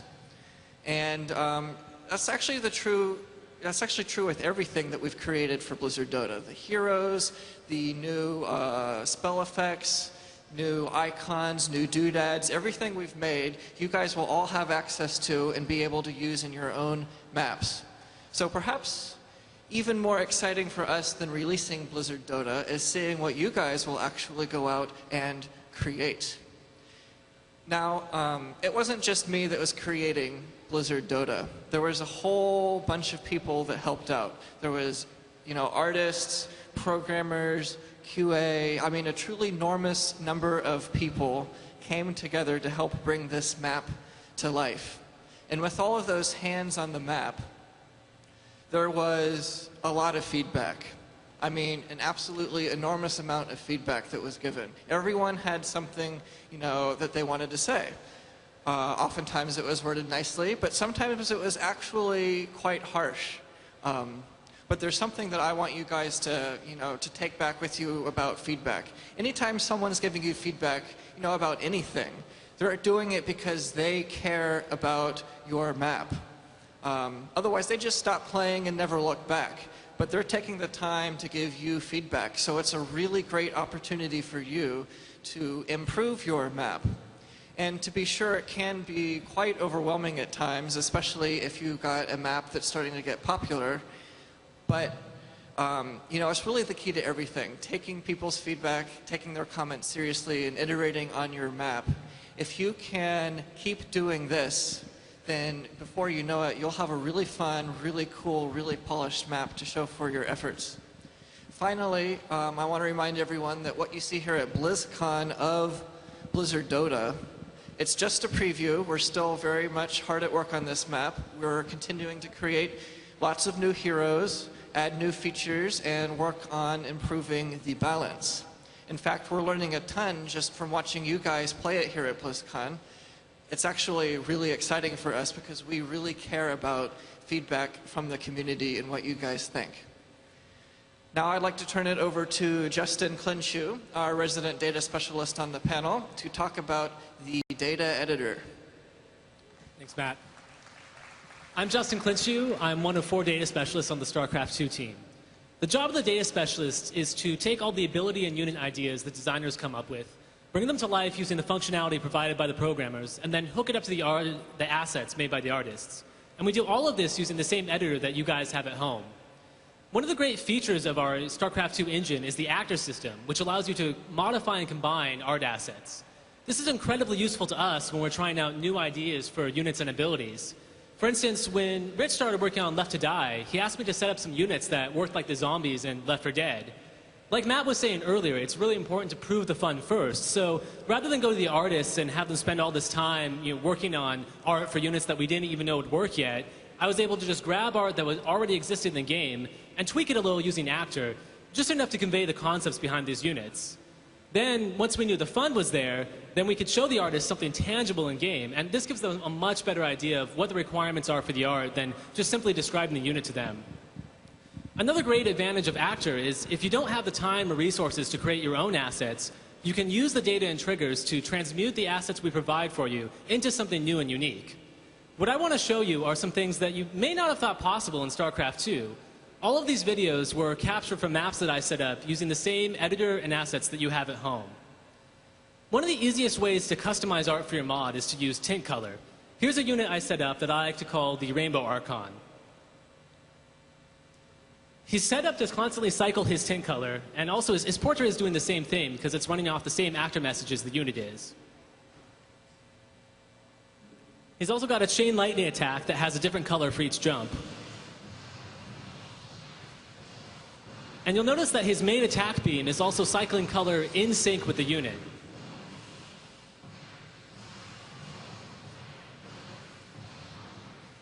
And he can do this.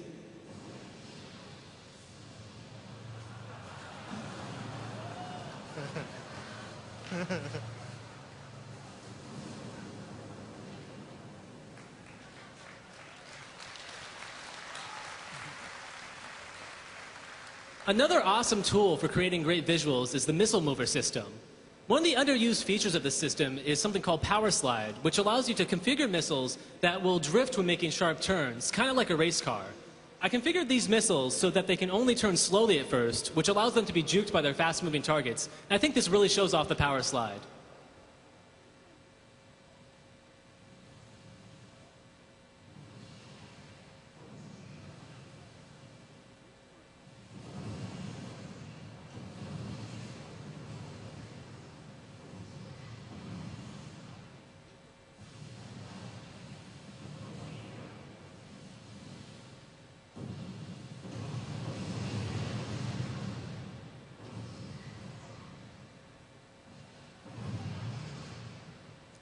The mover system is so dynamic that you can even use it to make effects that don't even look like missiles.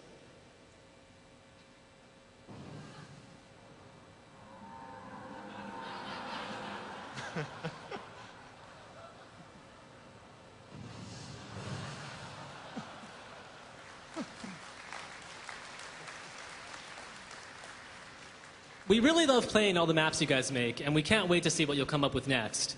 It's important for you guys to have the best possible tools, and that's why the custom maps forum is so important to us. It lets us know what you guys need.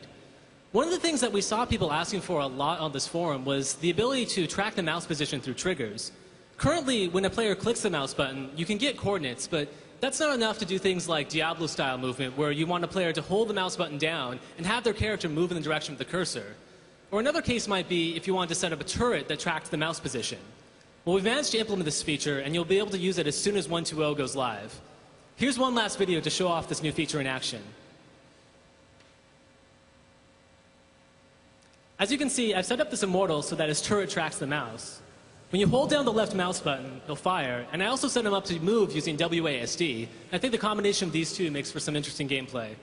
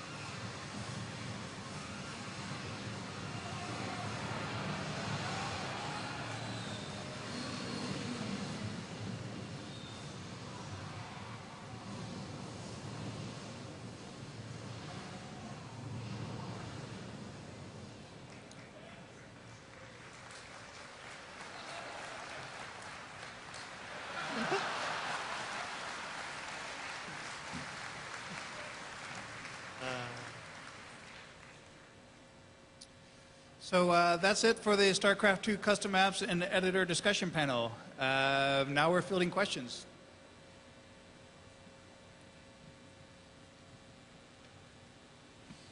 Thanks, guys. They're coming right up. Come on up.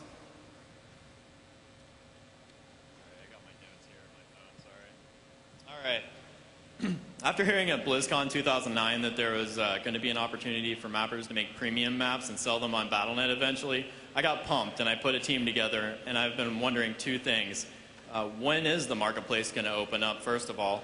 And also, are there any plans to raise the 10 megabyte map limit? Because my team has really been limited by that 10 megabyte limit. Good question. The marketplace is actually still on the list. This is something that we've been looking at. I know it's been something we kind of mentioned a while ago, but we don't want to just throw something out there. We're looking at all the different angles and making sure that we're doing the right thing. And it is coming. I just don't know when it's going to happen.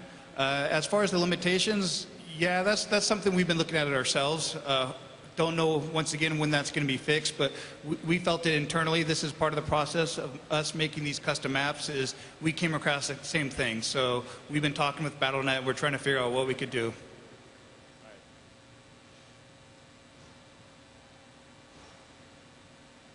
Hey, so from what I've seen so far with the Blizzard Dota, it looks fantastic, but what I was thinking is one of the reasons Dota is so popular and has lasted so long is the constant balance tweaks and change that IceFrog makes.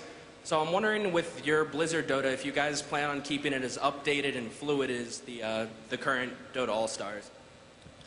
Blizzard Dota is something that we absolutely want to continually support going on into the future. And we look to bring absolutely that same quality of updates that we bring to all of our games, where we're constantly patching if need be, absolutely. The mouse tracking looked awesome, and it's going to make a lot of map creators very happy, but I was wondering, when it's actually completed on Battle.net, is it still going to get like constant lag and delay, especially with like 8 players in the WASD system and mouse tracking? It just doesn't seem like it would work. Well, that lag is something that we have been looking into and that we have been trying to improve upon. I know that in future updates we do hope to improve this, but yeah, hopefully in the future.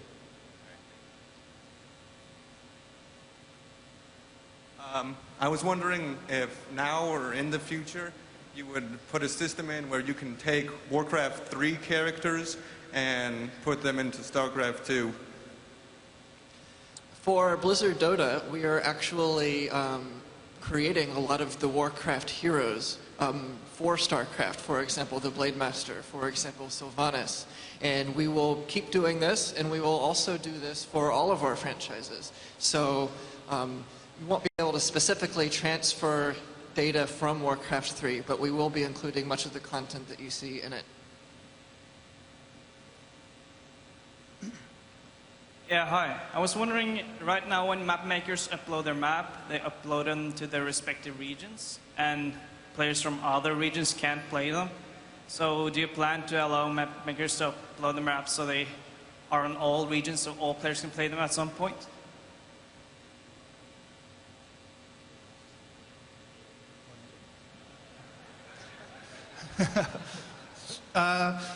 Could you please repeat the question? We had a hard time hearing that. All right. When a map maker uploads his map, he uploads to the respective region, like Europe or US or Southeast Asia. And when are you going to allow so that a map maker uploads his map and all players from all around the world can actually play it? You know what? To be honest, I really don't have an answer for that question. That's something we could look into. I know that there's been some challenges with the different regions and publishing your map and trying to get them out published to all the regions. That's obviously one of the things where we really are trying to improve with the Battle.net experience, is to really help out the custom map making area.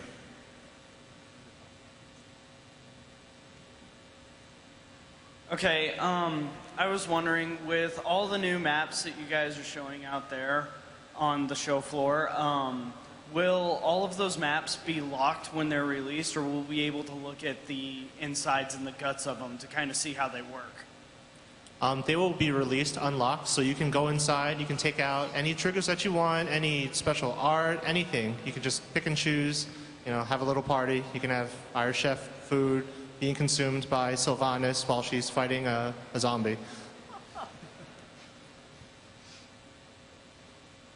Hey, this is more of a technical question, but so in the data editor, you can have these all sorts of numbers for like your abilities in terms of like how much it does per damage and whatnot. Will the trigger editor ever have access to those numbers, to like the data you enter? Just because if you implement an ability in the triggers instead of through the data, changing it can be kind of obnoxious. I mean, does that make sense?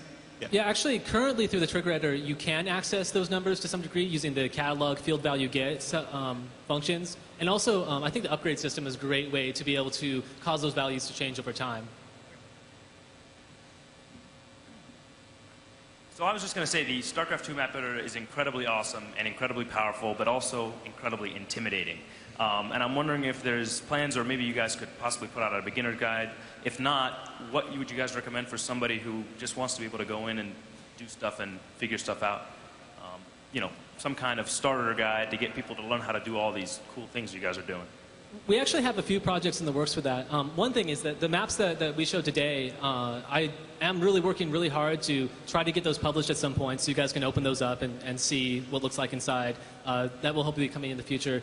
In addition, we hope, our two goals are, we want to try to make it easier for newer users to be introduced to it. We'll be improving the UI over time, as well as hopefully get some guides out there. In addition, we hope at some point to provide some tools that both new users and advanced users will find useful. I'm a map maker, and I used to make a lot of maps on Warcraft 3. And one thing that I find really kind of irritating for me on StarCraft 2 is that it's hard for me to just host a game and get immediate feedback as I'm developing my map. and kind of figure things out like that. It has to be already popular for people to play it, so I'm just kind of having problems with the popularity system. One of the things that I would recommend that you do is actually establish your own forums. There's plenty of like free forums out there, and use the Blizzarded forums and try to like bump your own topic as much as you can. Just trying to get people to play your game, maybe make a couple connections online so you can play test it, and then your map will like spread virally and you'll get a lot of feedback that way. I wouldn't get discouraged too much about the popularity system. I really made sure that when I was a modder for Warcraft 3 that I established my own community and that I had my own little feedback system amongst the people that I could talk to. So in a way, I didn't use the Battle.net features a lot.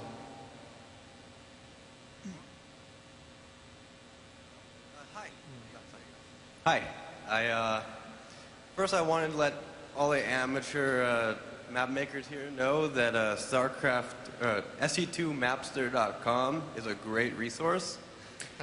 My name's R. Roland, if anyone's heard of me there. Sixon, come find me. But my question was, when you lock your maps, all it seems to do is delete the trigger file. It doesn't really obfuscate the galaxy, and things just don't seem to be very secure. Do you have any plans on making that any more secure in the future? Yes, we do. Because we have the marketplace, and it's one of the things that we're thinking about, is that once we unveil that, we also have to protect your guys' work. So all the stuff that you guys are creating for your map, we're looking for ways also to ensure and protect your work also.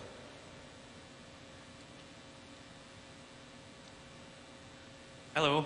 I wanted to ask when these maps that you showcased will be released on Battle.net, and whether the custom map contest winners, the custom map contest winning entries will also be showcased and published at some point. That would be a yes to all that. We haven't gotten too far with the winners, the three people that we're showing their maps today, but that's definitely probably the process next is to get them out there in front of Battle.net and put it up at the top of the feature list, and including these custom maps too. We don't actually have an official day yet when we're going to release these. This is kind of our beta here at BlizzCon, so it's still a little bit of a work in progress.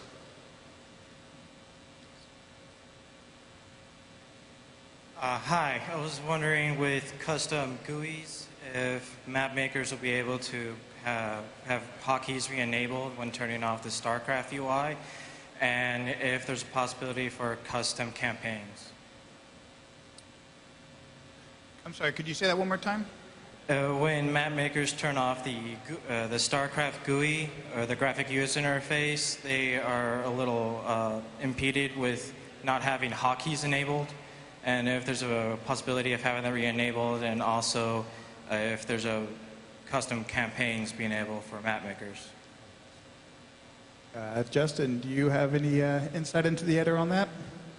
With hotkeys, I know that one thing is that we won't want to prevent a user from accessing the main menu. So we don't want someone to be able to make a map that prevents someone from getting to that. So certain hotkeys are going to be reserved, but I don't know anything in particular that we have in the works, but that's really good feedback, and I hope that we'll be able to provide that for you soon.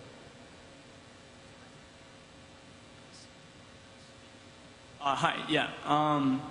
So basically, thinking about feedback and getting all that data, let's say you're making Blizzard Dota and you want to figure out what classes or what heroes are more overpowered or underpowered or whatever. Will there be any way of getting the data at the end of the game, somehow sending that data somewhere so you can collect it and kind of look over, oh, this hero is winning every game or whatever? Will there be any way to mine that data somehow? We have a score screen that will show all kinds of stats like hero kills, the amount of damage that each hero has done, the damage they've taken, you know, how many times they've died, assists, I mean just all kinds of things like that. And you'll get that at the end of every game that you play. And then, of course, you're totally free to send any feedback to us, whether it's via forums or whatever method that you choose.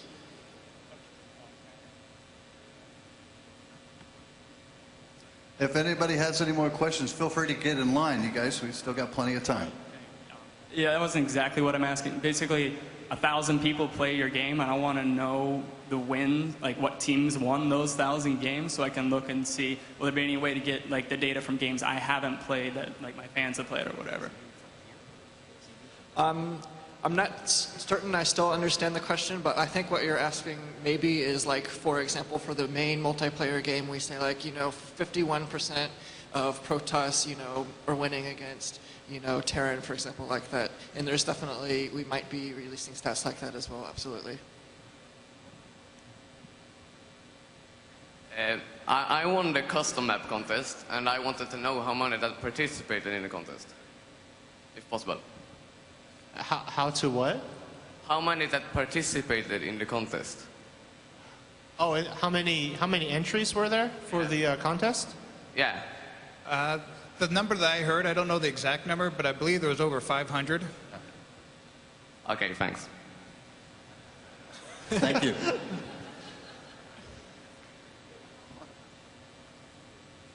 Hi, I played Warcraft 3 Dota a lot, and I was wondering, for StarCraft 2, will the inventory system ever be simplified to a lot more similar to being like Warcraft 3? Because right now, I played the StarCraft Dotas a lot, but the inventory system is really clunky.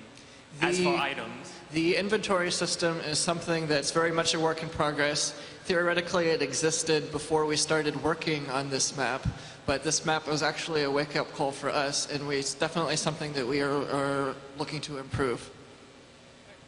Thank you.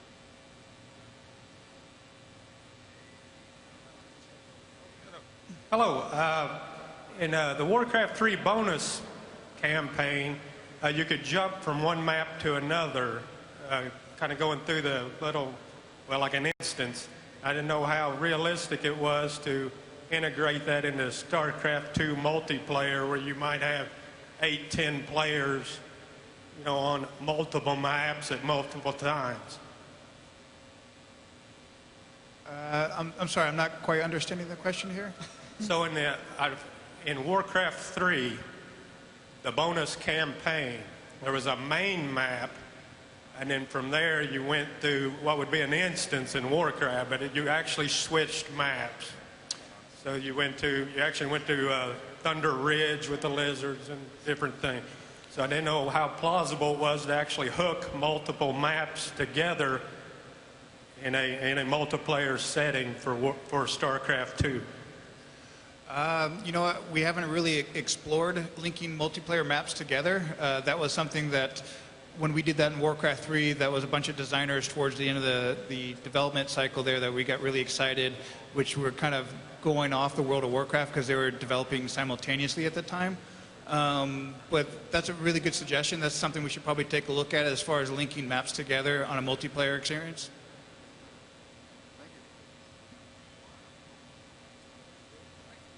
Hi, so I noticed going from War 3 to StarCraft 2, there's been a lot of improvements to the editor, but as far as BNet goes, there seems to be a lack of options for, like, let's say Dota, there's a lot of game modes, and you might not want to play all random, but maybe like all pick. Is there going to be any way to add filters to that for maps in the future? The only thing I could really say about Battle.net is it's really an ongoing experience for us. Just as we're creating custom maps and we're trying to look at ways to improve the editor, we're constantly looking for ways to improve the Battle.net itself too. Thank you. Hello. I was wondering if we could have some sort of high score screen over a region or worldwide for our maps. You can actually do some of that already using the bank system in the triggers. You can store whatever stats that you want, like say I won your map, you can store that on my computer, and then you can actually load that data into the map, and then you can list out all of the stats. That you can do right now, and of course in the future we're always looking to add even more functionality.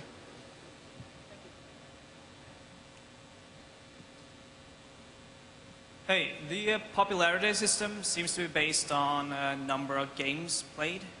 So right now it seems to be making a one-player tower defense that lasts 5 minutes would top the charts. Do you plan to include number of players and how long a game lasts into the popularity system? I kind of caught a little bit. You're talking about the popular system for the custom maps? Yeah, do you plan to include the number of players in a map so that not every popular map has like 2 or 3 players? Like some maps have 8 players and they're really far down the charts because of that. Sure, yeah, no, that's a really good piece of feedback. The custom screen, the joining the custom game screen, it's still a work in progress. It's something that from the moment we shipped until the recent patches, we've already made some adjustments to it. But, that would be a great idea as far as being able to search based on the number of players, because you're looking for you and your friend to find a cool 2-player custom map on popular games that way.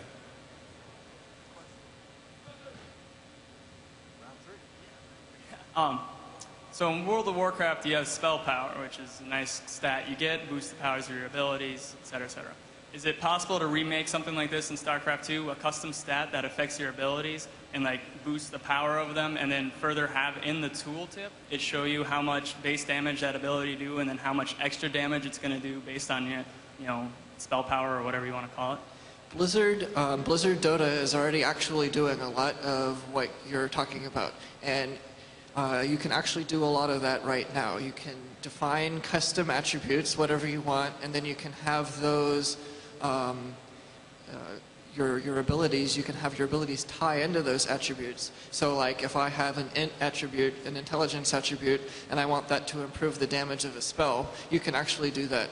And of course, we're always looking at improving those abilities as well. I would actually look into using dialogues too, because you can update a mouse over tooltip on the fly. Because I think you're specifically saying that my fireball does 300 plus 200 damage, so it does 500 damage. Yeah, you can actually use dialogues to do that right now.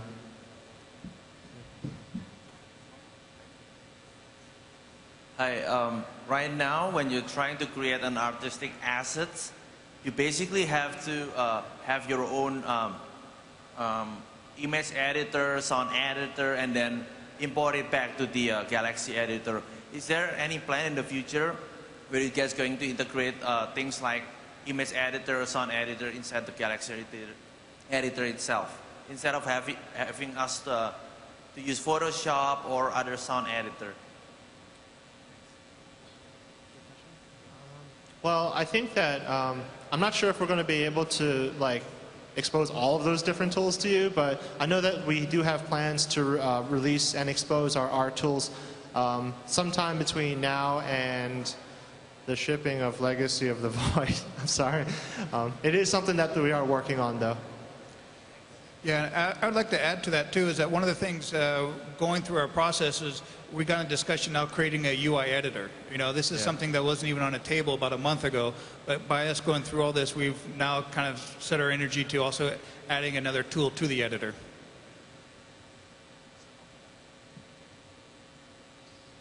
I had a question about the sort of lobby system, where I'd love to create something that requires you to be in specific slots, but I'm not that good with the triggers and such, and it seems really annoying to have that first come, first serve pick race once you enter the game.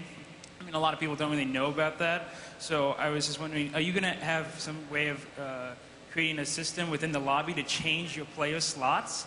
And sort of the next question would be, do you, specifically for something like StarCraft 2 debates, there's a lot of trolls, or for like StarCraft beta, Dota, there's also a lot of trolls in that. Is there a way that you can, or are you going to implement some sort of ban system where if you are in a Dota game and some guy is just feeding continuously and you just want to ban him personally, do you think that there's a way that you could do that from the whole game as an editor? I definitely want to address the question about the lobby slots in Battle.net. This is an issue that in all of our custom mods, Blizzard Dota in particular, we came face to face with ourselves. And it's definitely something that we want to improve in the future. For the question about banning, we have no plans to do that at this time.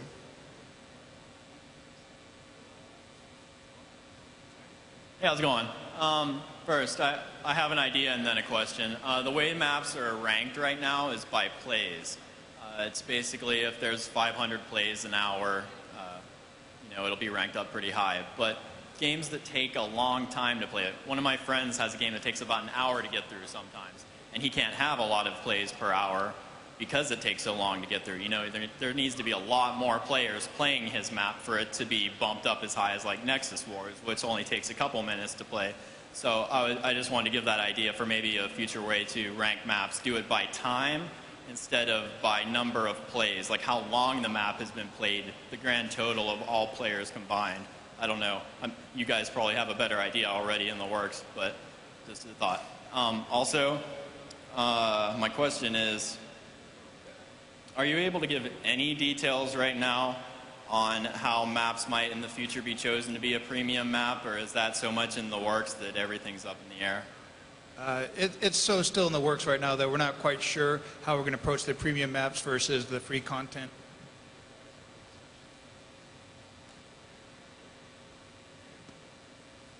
Hi there. Can you inform me on any information as towards single-player custom campaigns? I'm sorry, the single-player custom campaign? Correct.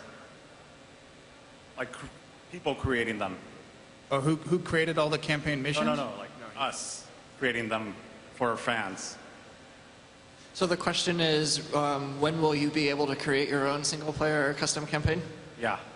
Well, this was certainly something that you could do in Warcraft 3, and it's definitely something we'd like to implement in the future.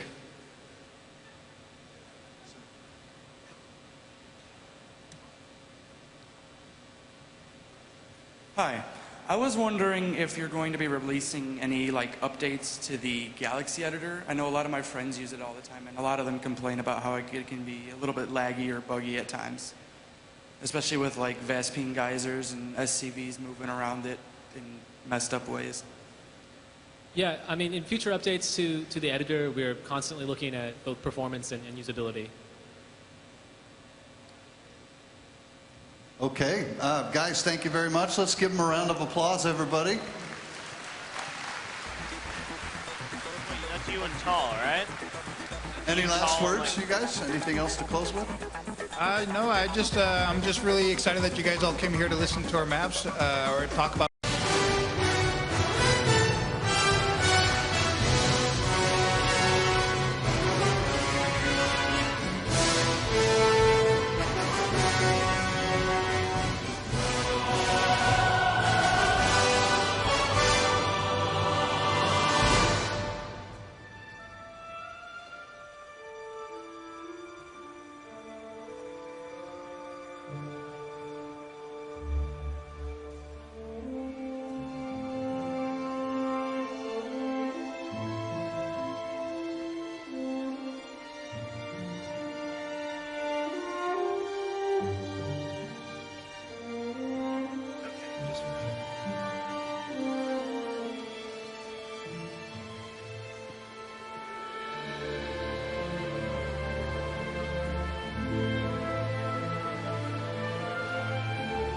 The StarCraft II Secrets of the Masters panel will now begin.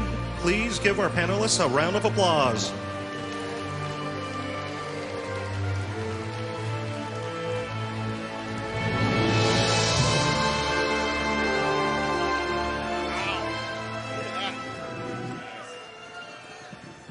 Hey everybody, how's it going?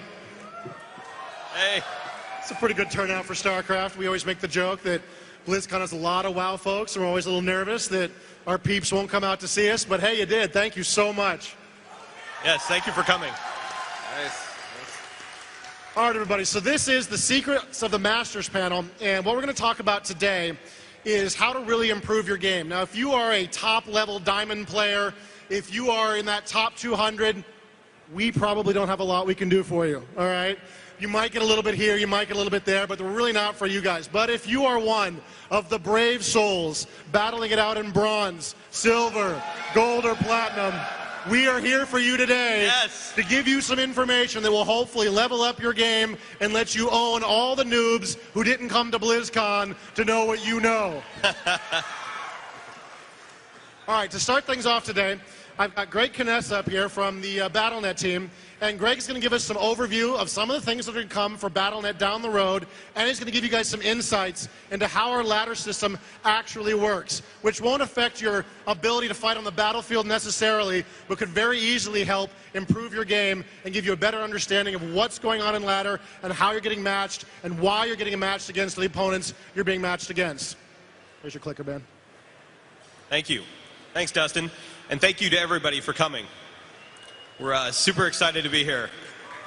So just getting right into it, what I want to do is start off by, the first tip, as Dustin mentioned, is to get to know the Battle.net system, the automatic matchmaking, and the leagues and ladder system. We've received a lot of really great feedback from you guys, and there's people that are sort of new to the game, and they're asking fairly straightforward questions. Hey, how does the automatic matchmaking system work? How does the leagues and ladder system work? And then on the other side of the coin, we have people that play a lot of StarCraft, and they want to know some of the inner details of kind of how we match you and how we slot you in leagues and ladders, how to get promoted and so forth. So this is kind of a combination of a lot of things. We want to give you guys some exclusive inside tips that we have not talked about publicly previous to BlizzCon 2010 with regard to the inner workings of how Battle.net matches you in StarCraft 2. So first off, an overview of the automatic matchmaking system.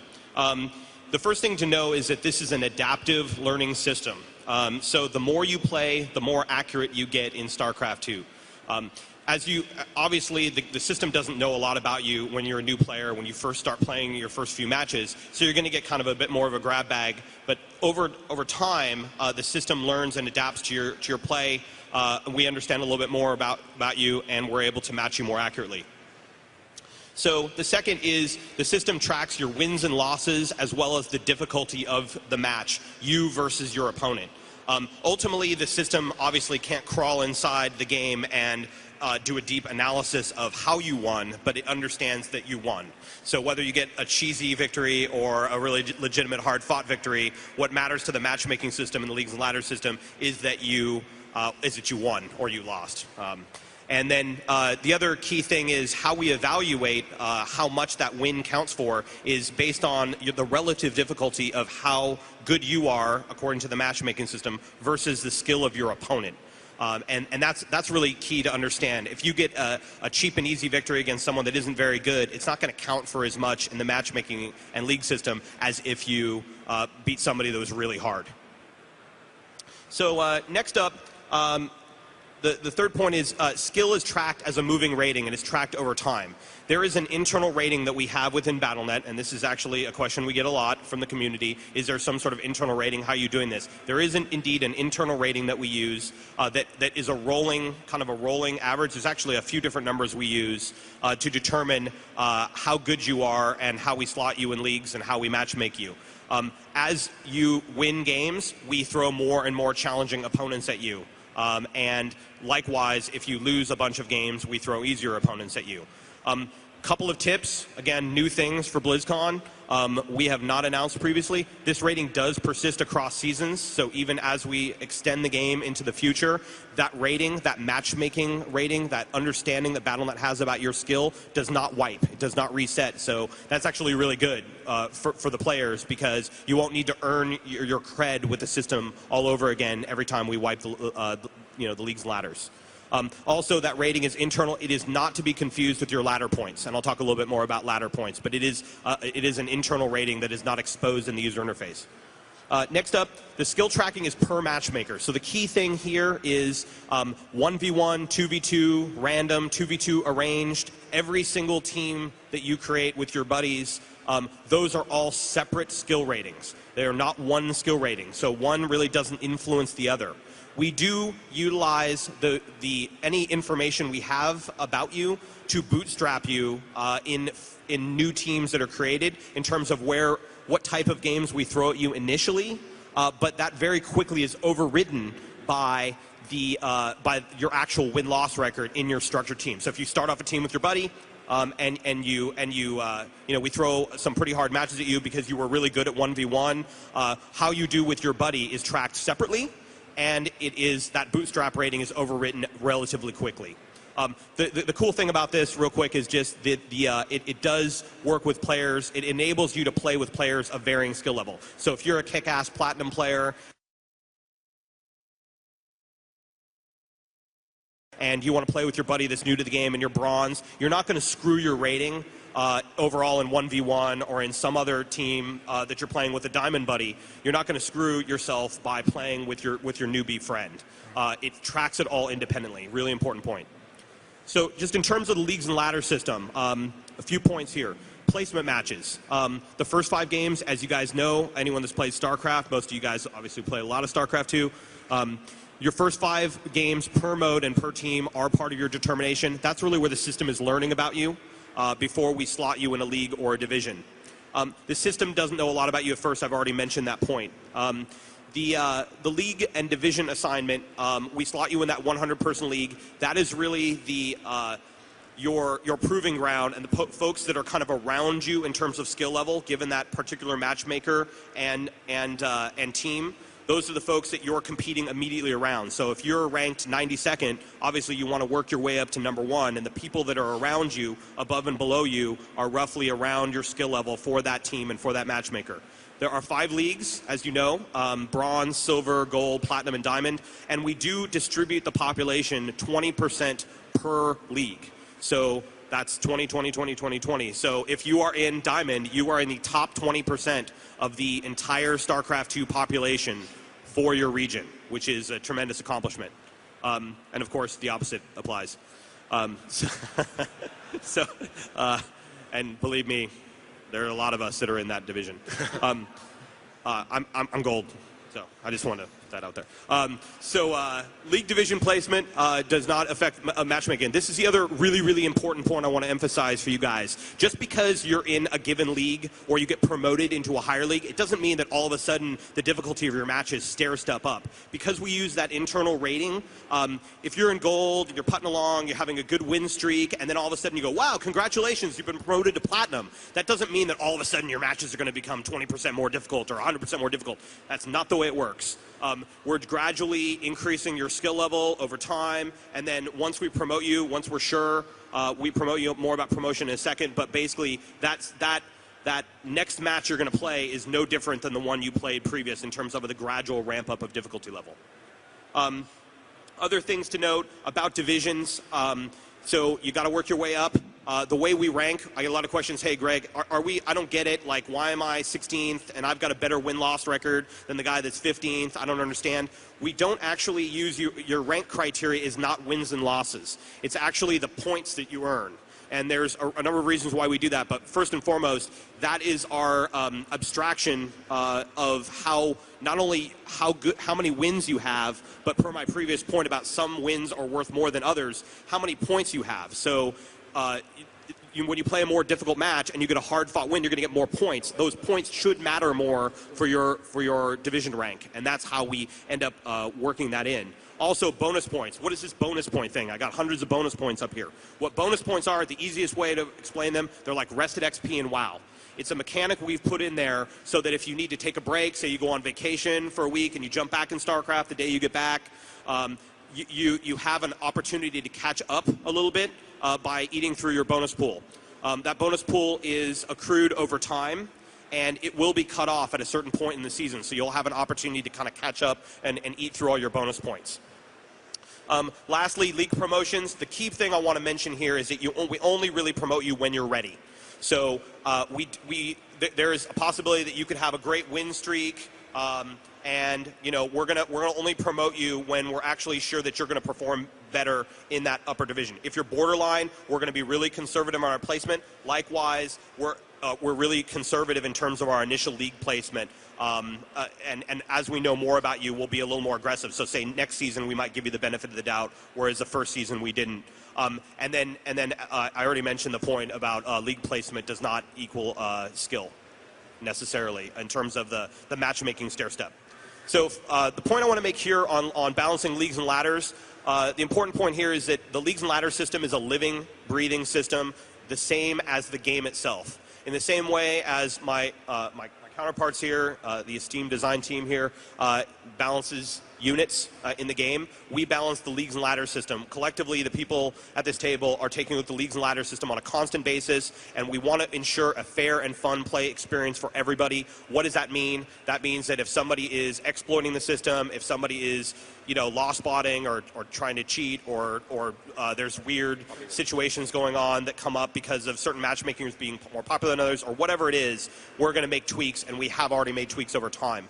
Without going into all the details here, we've made a bunch of changes since launch, optimizations on matchmaking, optimizations on team placement, and so forth, and we're going to continue to make changes going forward over the next couple months and into the near and far future to make sure this is a great experience for everybody. The final topic I have in my section here is to give you guys a preview of some of the cool stuff that we have planned over the next couple months. Some of this is coming in the November, December timeframe. Some of it's coming in the January, February timeframe with regard to improvements we're making to the leagues and ladders and matchmaking system based on your guys' feedback. So the first thing we're doing is we're actually improving the league icons. So as you guys know, everyone's fighting really hard for those cool league icons right now. Like, oh man, I want to get gold. Oh dude, I want to get platinum on my profile. But they're, maybe sometimes they're not caring as much about the specific division rank within platinum. Like it could be 92nd in platinum, but what matters is that platinum badge. Well, we're going to be introducing some graphics, some new UI, some new art into the UI that will actually denote how high you are in your division within that league. So if you're in the bottom 50% of your division, it's just going to look like it does today. And then as you get higher and higher, 26 to 50, top 25, and then top 8, you're going to get even cooler art. So the second change we're making is we are also improving the detail page on the leagues and ladders. So right now it's just a flat list, looks kind of like a spreadsheet. We're doing some things to make it a little more colorful, a little more fun, and then also to give some mad props to people that make it to the top of the division. So if you're top 8, you're going to get this special fat banner, tapestry thing on the side that's going to make it look really cool and exclusive that you're at the top of your division, and there'll be a slightly less cool but still cool one, for 9 to 25 and so forth down the line. We're also making some improvements, other improvements to the header and so forth. The next thing we're going to do is, as we've mentioned previously, we haven't talked a lot about this since we launched the game, we're going to be moving to Season 2. So what that means is when we go to Season 2, and we will be announcing when we're going to Season 2 ahead of time, we are going to be wiping the ladders. So we're going to be resetting your wins and losses, your division placement, and so forth. You get to start over from that regard. We are upgrading the profile to enable you to go back and view your Season 1 information. So we're wiping it, but we're going to let you go back and still check it out. So we are upgrading the profile to enable you to go back and view your Season 1 information. So we're wiping it, but we're going to let you go back and still check it out. So what your final placement was and so forth. So it's not going away completely. We're also preserving that matchmaking record. Super important point, right? You're not going to be starting over. You're not going to have to keep playing 5 placement matches all over again and start from scratch. We know how good you are roughly, and so we're going to use that. And you're only going to have to play 1 placement match in any given team or matchmaker in order to get re-ranked and re-slotted into division. The next thing we're announcing here at BlizzCon is we are officially rolling out the Master League. So what the Master League is this is the top 1 to 2% of the overall StarCraft 2 population in your region is going to be put in this really elite league we're calling the Master League. This is the top of Diamond, which is really awesome, about the top 5% of Diamond. And you're going to get your own special league icons. And this is really to make it an awesome competitive experience for those people that are really elite at the top. And of course, there's one more league. We are also announcing today the Grand Master League. So this will be the top 200 players in every Battle.net region around the world will be placed in a special elite league that is reserved for only the best and brightest in StarCraft 2. This is a special ladder.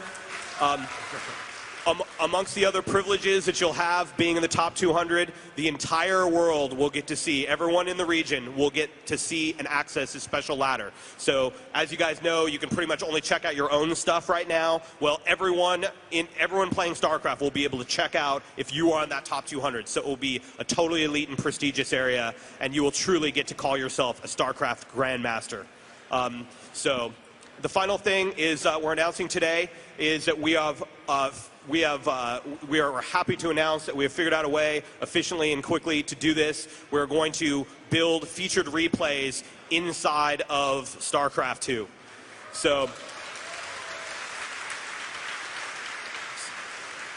you'll be able to, effective come, say, January, February timeframe, you'll be able to go into the news and community area, which many of you guys use today. There will be a new tab off to the left. We'll be able to feature replays, whatever that is, you know, GSL, Game 5, Fruit Dealers, you know, Season 1. You'll be able to click right on that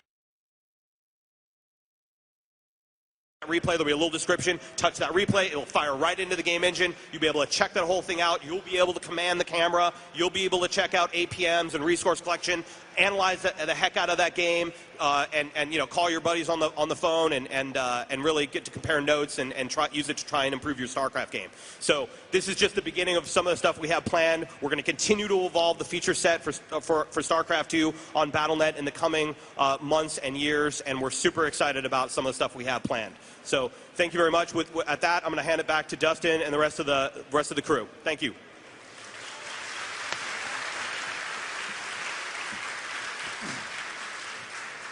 It's been a while, but has anybody in here watched the old StarCraft 2 battle reports that we used to do back in the day? Anybody?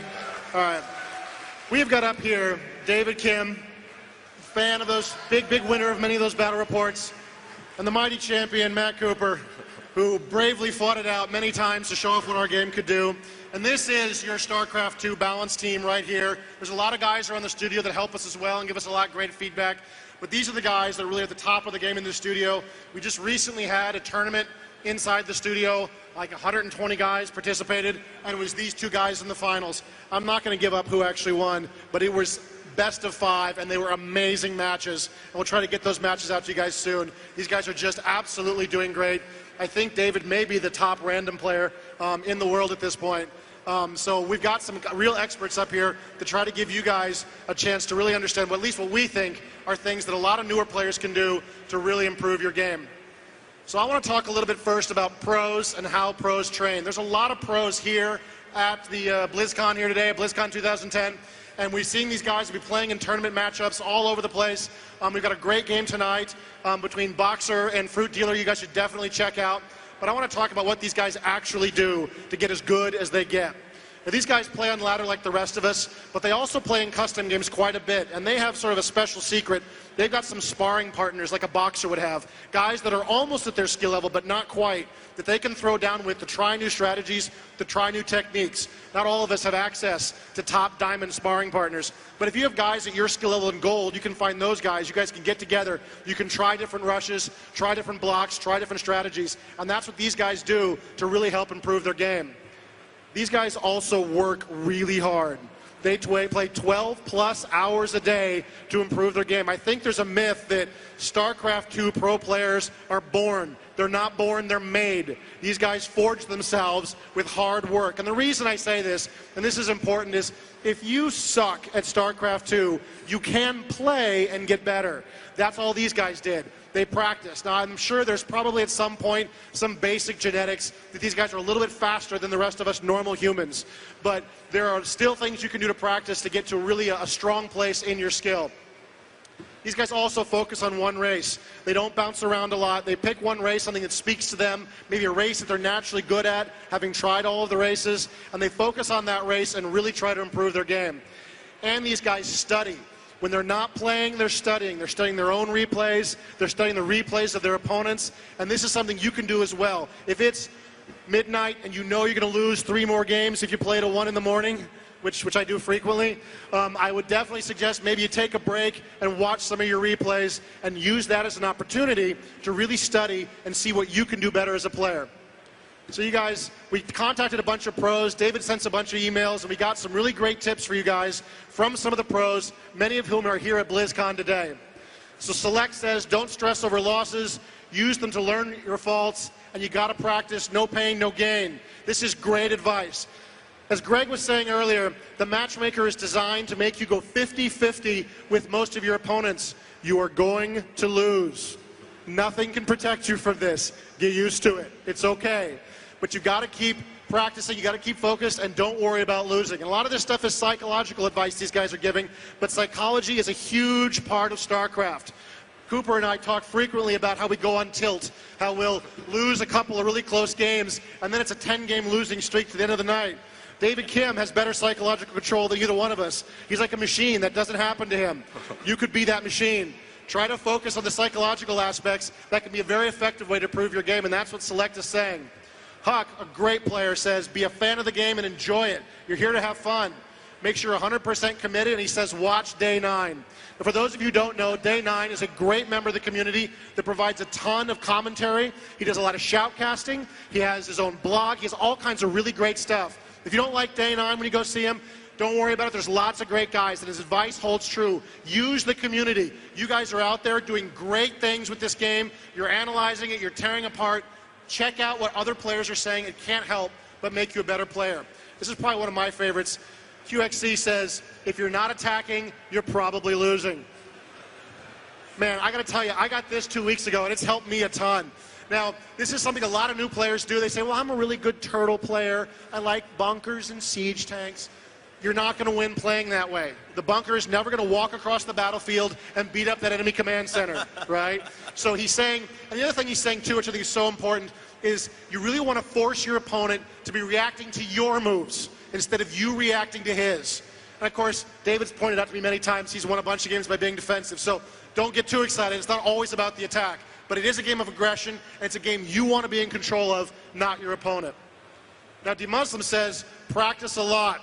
Watch replays. These are things we've heard before. This is good advice. And copy strategies, if you can, also good advice. And he also says, keep watching and focus on your mistakes. One of the hardest things to do in StarCraft, I think, is to lose a very close game and then go watch the replay. That takes a real man, right? The rest of us would rather just go get a soda, maybe go have a quick raid in WoW or anything else, but look at that game again. But if you can stop and watch that game you just lost, you're going to learn a ton. All right, so now you're ready, right? You're ready to go pro? You got some tips and tricks? This could be you, the ghost of the StarCraft universe. But in reality, you're probably more like this guy. Now, the reason I tell you this is not just to make fun of you. The reason I tell you this is a lot of players will just watch what the pros do and say, well, I can do that, I'm going to do it. Not understanding that the execution that these guys do is so critical to a strategy working. You can't copy the pros all the time, every time. You should focus on what works for you. And there's lots of people out there who will tell you, well, this unit never works. This strategy can't work. It's easy to block. But that's not always the case, because in addition to you not being as good as the pros, neither are your opponents, right? These guys, they can't block all the things that the pros can do, so you don't have to do actually everything that the pros do. So be creative. Learn what works at your skill level. Learn what works against your opponents and use those things. Look to the pros for inspiration. These guys are incredible players and they're incredibly valuable, but don't get stuck on the fact if you can't execute a Hellion drop, don't worry about it, right? Try something else or try something that you think you can do to run over your opponents, especially that guy that just wants to work a rush. I think you could take him. Okay, so now let's take a look at all the specifics. What can you do specifically in your games to improve your game? First thing is workers. Always build your workers, and I can't stress this enough. A lot of people ask me how to improve their game by saying, how do I beat this strategy, or how do I counter this unit, such as the Banshee? But when I watch their replays, they always stop building workers around maybe 14 workers to 30 workers. However, if they didn't stop building workers, and if they had 80 workers, they would have a 3 times bigger army, meaning counters don't even matter at that point. You can beat Banshees with even Marines if you have 3 times the army that he has. Second point is poverty. So unlike in real life, it's actually not good to save money in the bank. The reason is because after every game, all that you have saved up is gone. You have to start over in the next game. So rather than saving your money, try to spend it on your military so that you have a bigger army to fight and win more battles in every one of your games. The third point is scaling it up. I don't really see a problem, people having problem with this when they only have one base. For example, if we take Protoss for example, all Protoss players know how to run 4 or 5 gateways off of one base. However, I don't see a lot of players going double the number of production buildings when they get an expansion. So as a general rule, if you have 2 expansions, go 10 gateways. And if you have 3 expansions, go 15. And it's always good to have more production buildings than needed than less, because if you have less and have a 2,000 float, that's 20 less zealots in the battlefield, whereas if you have 2 more gateways on accident, that's only 3 less zealots. This is all really great advice, too, because a lot of players, they'll see what happens up here on stage today, they'll see what somebody like Boxer is capable of, and they'll say, wow, it's all about micro, I want to be able to do that as well. You've really got to hit these basics that David's talking about, or you've really got no hope. Give up on the micro for a while if you have to. Let it go.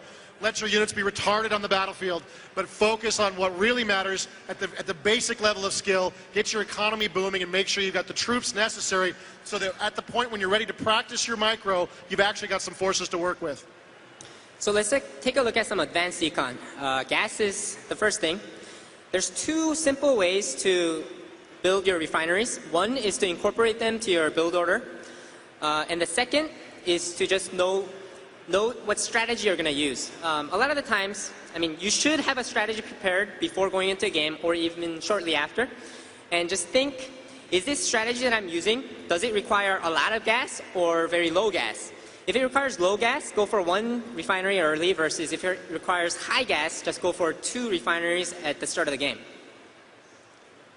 When to expand matters as well. As with gas, you can also incorporate this to your build order. For example, a lot of Zerg players just take the expansion right at the start of the game, even before making a spawning pool. That's one way to do it, and then another way to do it is just look at how much army the opponent has and build the base defenses needed to block that attack if you were to rush right now, and just throw up the expansion in order to gain an econ advantage. Where to expand is the third point. There's a very simple rule to this. If you have a mobile and fast army, have your expansion spread out throughout the different places of the map so that you can actually use that mobility to your advantage. Whereas if you have a slow army, try to have all your bases as close to each other as possible. And one tip I'd like to give to this is, if you're not playing at the pro level, if you're not a diamond player, maybe you can just sneak an expansion in the middle of nowhere where your enemy probably won't scout that location. You can actually get away in a lot of the games by doing this with an expansion. So maps also play a great part in terms of strategy. It's important to know not only the different strategies that you can execute per map, but also what your opponents can do as well. So the first map we're going to look at is Steps of War. This map is an example of a map with a very close rush distance. So rush strategies such as the 4-gate, 4-warp gate, all-in push, or even a bailing bus are very popular. So even if you're not a rush type of player, at least take note that your opponents could use these sort of rush strategies against you. So the second map I want to talk about is these sort of rush strategies against you. So the second map I want to talk about is Scrapyard. So unlike the first map we looked at, this map actually has a long ground-to-ground rush distance. However, it's got a close air-to-air distance, meaning drop-based strategies or air attack unit-based strategies are really strong on this map. I don't know about, I'm sure you guys experience this as well, but when I'm playing on this map and I go for a very ground-heavy based army such as roaches, and when I have a sizable army, when I have like 20 roaches, I'm thinking to do a lot of damage to the opponent. So I leave my base, I'm traveling to the opponent's base, and what do you know? There's 5 Mutalisks coming into my base, kills all my drones, and the game's over even before I've even done anything to the opponent. He's lying. That's never happened to him. Happened to me. So like, this sort of situation, we would like to call internally as a terrible, terrible damage situation. And just like in the battle reports, for some reason, whenever this happens to me, Dustin is always there, screaming terrible, terrible damage. Okay, so the third point is choke points. Everyone knows about the choke points that are in front of your base, and everyone knows how to utilize them well too. But what a lot of people don't realize is there are choke points at different parts of the map as well. For example, on Blistering Sands right here, we notice that there's a choke point right in front of your natural expansion. There's a bunch of choke points in the center of the map, including the 2 choke points by the Zelnaga watchtowers. There's other choke points as well. For example, there's 2 choke points leading into the high-yield expansions. It's important to utilize these choke points when you're playing the game. For example, if you have a Marine and Marauder-based army versus your opponent is using speed upgraded Zerglings, you really want to utilize these chokes. So when you're going for a push, try to stick to these chokes as much as possible, because if you fight at those chokes, you have the advantage, whereas if you fight in the open, the Zerg player has a huge advantage over you. So last thing is expansions. We talked briefly about when to expand and where to expand, but this varies drastically depending on what map you're playing. Lost Temple is an example of an easy to expand map. The choke point in front of your natural expansion is very small, and your future expansions can easily be defended by defending the 2 locations by the 2 ground-based paths by the Zelnaga Watchtower. However, not all maps are like these, and it's important for you to watch replays, just try different things on different maps to figure out which expansion location works on which maps. So I'm going to talk to you guys today about combat, and combat in StarCraft 2 is awesome. It's probably my favorite thing about StarCraft 2. And there's lots of little things you can do to improve your combat, and if your opponent is not doing these things, but you are, you can probably gain an edge over your opponent and win a lot of games. So the first thing I'm going to talk to you about is terrain. Now there's a couple key elements about terrain. There's choke points, there's high ground, and there's walls. Now the great thing is a lot of these elements can be found in and around your main start location. So you can use your minerals as a half wall, and usually your ramp leading out of your base can act as a choke and high ground. And all these things are great against melee units, units with short range, zealots, and you can, even if you have a very small army compared to your opponent, using the terrain properly can let you beat a much larger army. So here's a short video where we have Marines fighting against Zealots. And in this situation, the Terran player is not using terrain. You can see he has a wall behind him that if he backed up a little bit, he'd probably do a little bit better. But this is not a good fight for the Terran player. And we can see those Protoss Zealots just run over the Terran. Now in this video, the Terran player is using his choke. He's making the Protoss come to him. And you can see only 2 or even 3 Zealots at a time are able to get in on those Marines. And this is a really good fight for the Terran player. You can see that the Protoss player should have not fought in this spot. He should have probably backed up and looked for a more open spot. And along with terrain, we have flanking. Flanking is huge in combat. It's best used with swarms of small melee units like Zerglings, Banelings, and Zealots. But you can also make great use with flanking using burrowed units, especially a Roach who can actually move while burrowed. If your opponent's coming at you with Zealots, Stalkers, and a couple Colossus, and maybe his Colossus is trailing a little bit behind, if you can use flanking properly, you might be able to kill his Colossus before the rest of his army can even engage you. So let's look at a video of flanking. Now in this situation, we have Zerglings fighting Marines in the open, and this seems like a good fight for the Zerg player. He's fighting in the open, he's not using terrain, but the problem here is the scale. It's the size of the armies. Now because there's so many Marines and so many Zerglings, the Marines are actually creating their own terrain. Units in the back, the Marines in the back, the Marines in the middle, they're actually getting blocked by the Marines in front of them. And the Zerglings are taking a very long time to wrap around these Marines. And it's actually, even though it's in the open, it's not that great of a fight for the Zerg player. This is one of the things that I think a lot of players don't really respect, or takes a lot of time for certain players to learn at least, is that the counters in StarCraft change depending on the size of the armies. A large Marine army is a different beast than a small Marine army, and you have to sort of watch that army size and use the terrain like this Zerg player failed to do to see what's going to happen in a particular battle. Yeah, absolutely. So in this video, same number of Marines, same number of Zerglings. The only thing we've done is we split the Zerglings into 3 equal-sized groups, and you can see how fast the Zerglings are able to surround the Marines, and they're very effective in this spot. So in the last video, there was about 8 or 10 Marines remaining, and now we have about a dozen Zerglings left, so this is a pretty significant turn. There's also unit control. Now, a lot of people in the community will refer to this as micro or micromanagement, but the key thing here is it's just controlling your units and getting the maximum benefit from your units. And there's a couple of things to note here. It's best used in key battles, but you want to make sure not to overuse it. You don't want to over-micro. If you spend too much time controlling your units, you might get some small wins with your Marines. Maybe you end up saving a couple extra Marines, but meanwhile your opponent's spending his money, and he's sending more and more units at you, and before you notice, you got 2,000 minerals saved up, and your army's just too small to overcome his. So here's a video of 8 Stalkers fighting 8 Stalkers. Nothing fancy here. Both players are just letting their Stalkers fight. And we can see through small variations in how the units path or how the units focus fire each other that even though it's a 50-50 fight to begin with, it's not going to go exactly 50-50. We can see that red's up a couple stalkers. And looks like red's going to have 2 stalkers left over against the blue player. So in this situation, red is using micro. He's using blink. He's using focus fire. He's moving his units. He's basically doing everything he can to win this fight. And blue is just, again, just fighting normally. He's not doing anything special. And we can see that red is up way ahead right now. Red hasn't lost a single stalker yet. And if this was a real game situation, he's got all 8 of his stalkers left. He can make a push on blue right now. Both players warping an extra 5 stalkers, and now we got 13 red stalkers against 5 blue stalkers, and that's GG right there.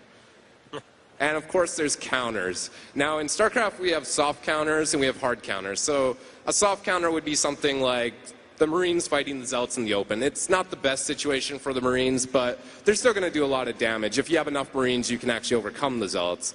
But in a hard counter situation, this would be something like Marines against Colossus. And now, you pretty much wish you had any other unit to fight those Colossus. Marauders, Vikings, Thors, Banshees, Siege Shanks, pretty much any other unit. The Marines are not good. But there are ways to overcome hard counters using terrain or micro or other things I've already talked about. So let's look at a hard counter situation. This is 2 Banshees against 10 Marines, and this is an equal cost army, and we can see that the Banshees stand no chance. There's 7 Marines left over. Those Banshees should have not fought that battle. But in this situation, same thing. The Banshees are just going to micro. Now you can see they're taking a shot and they're moving away. And the key thing to note here is that the Banshees have more range than the Marines, and they also have very high burst damage. So if they move in between their shots, they can be very effective. And in this situation, we were able to kill all 10 Marines without losing a single Banshee. So now that we've mastered all the basics, let's take a look at some pro games to see what we can learn from these pro games. The first example we're going to show you is an example of a proxy rush. A proxy rush is generally useful against a player that's greater skill than you, and the reason is because it's really easy to execute a proxy rush because all you need to do is memorize one build order in order to do this almost perfectly. So we notice the red Protoss player is at the top. He's actually sending his first probe in the middle of nowhere to build his first building. The reason for this is because he doesn't want the enemy knowing which sort of proxy rush is coming. Protoss actually has 2 different proxy options. First is the proxy gateway zealot rush, and the second is a cannon rush. So the green player is actually playing normal. He's built a pylon right next to his nexus. He's using chrono boosts, and he hasn't gone out for the scout yet. So we see the forge going up, meaning this player will go for a cannon proxy rush. And generally speaking, especially on this map, it's really common for the red player, for the player going for the cannon rush to block off the enemy entrance using pylons, and using cannons from below, he can actually hit probes and buildings that are on the high ground. So we notice the green player is actually sending his first scout to the red Protoss base, and when he gets there, he's going to notice that there's no buildings there except probes or nexus. So there's 2 possibilities. First is the red player's AFK. The second is a proxy rush is coming. But because this is a tournament match, he's probably not AFK. So the red probe is finally at the green Protoss' base, and there goes the 2 pylons. This actually blocks off the whole entrance so that no ground unit can leave this base unless they kill either of those pylons. And the green player actually reacts by making a second gateway, meaning he probably expects a zealot rush coming, but little does he know, it's actually the cannon rush. So soon we'll see the cannons going up, and the only way for these cannons to shoot above is if there's a spotter. Right now there's that probe, so if the green player manages to kill that probe before he makes any buildings, he can actually stop this push. However, knowing this, the red player actually puts down 2 pylons above to spot for those cannons. And at this point, there's not much the green player can do, and the game is pretty much over. So I can't tell you, well, I don't want to admit, how about that, how many times this has happened to me online, and the amount of nerd rage it generates whenever this happens to me. David, what should the green player have done in this circumstance to block this rush? So the one and most important rule when blocking proxy rushes is to use your probes.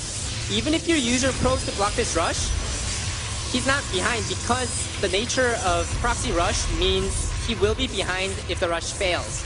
Meaning, in this specific case, you can actually use these probes to kill the pylons to get to those cannons, and using zealots and probes, he can take out 2 cannons, and that's all he needs to do.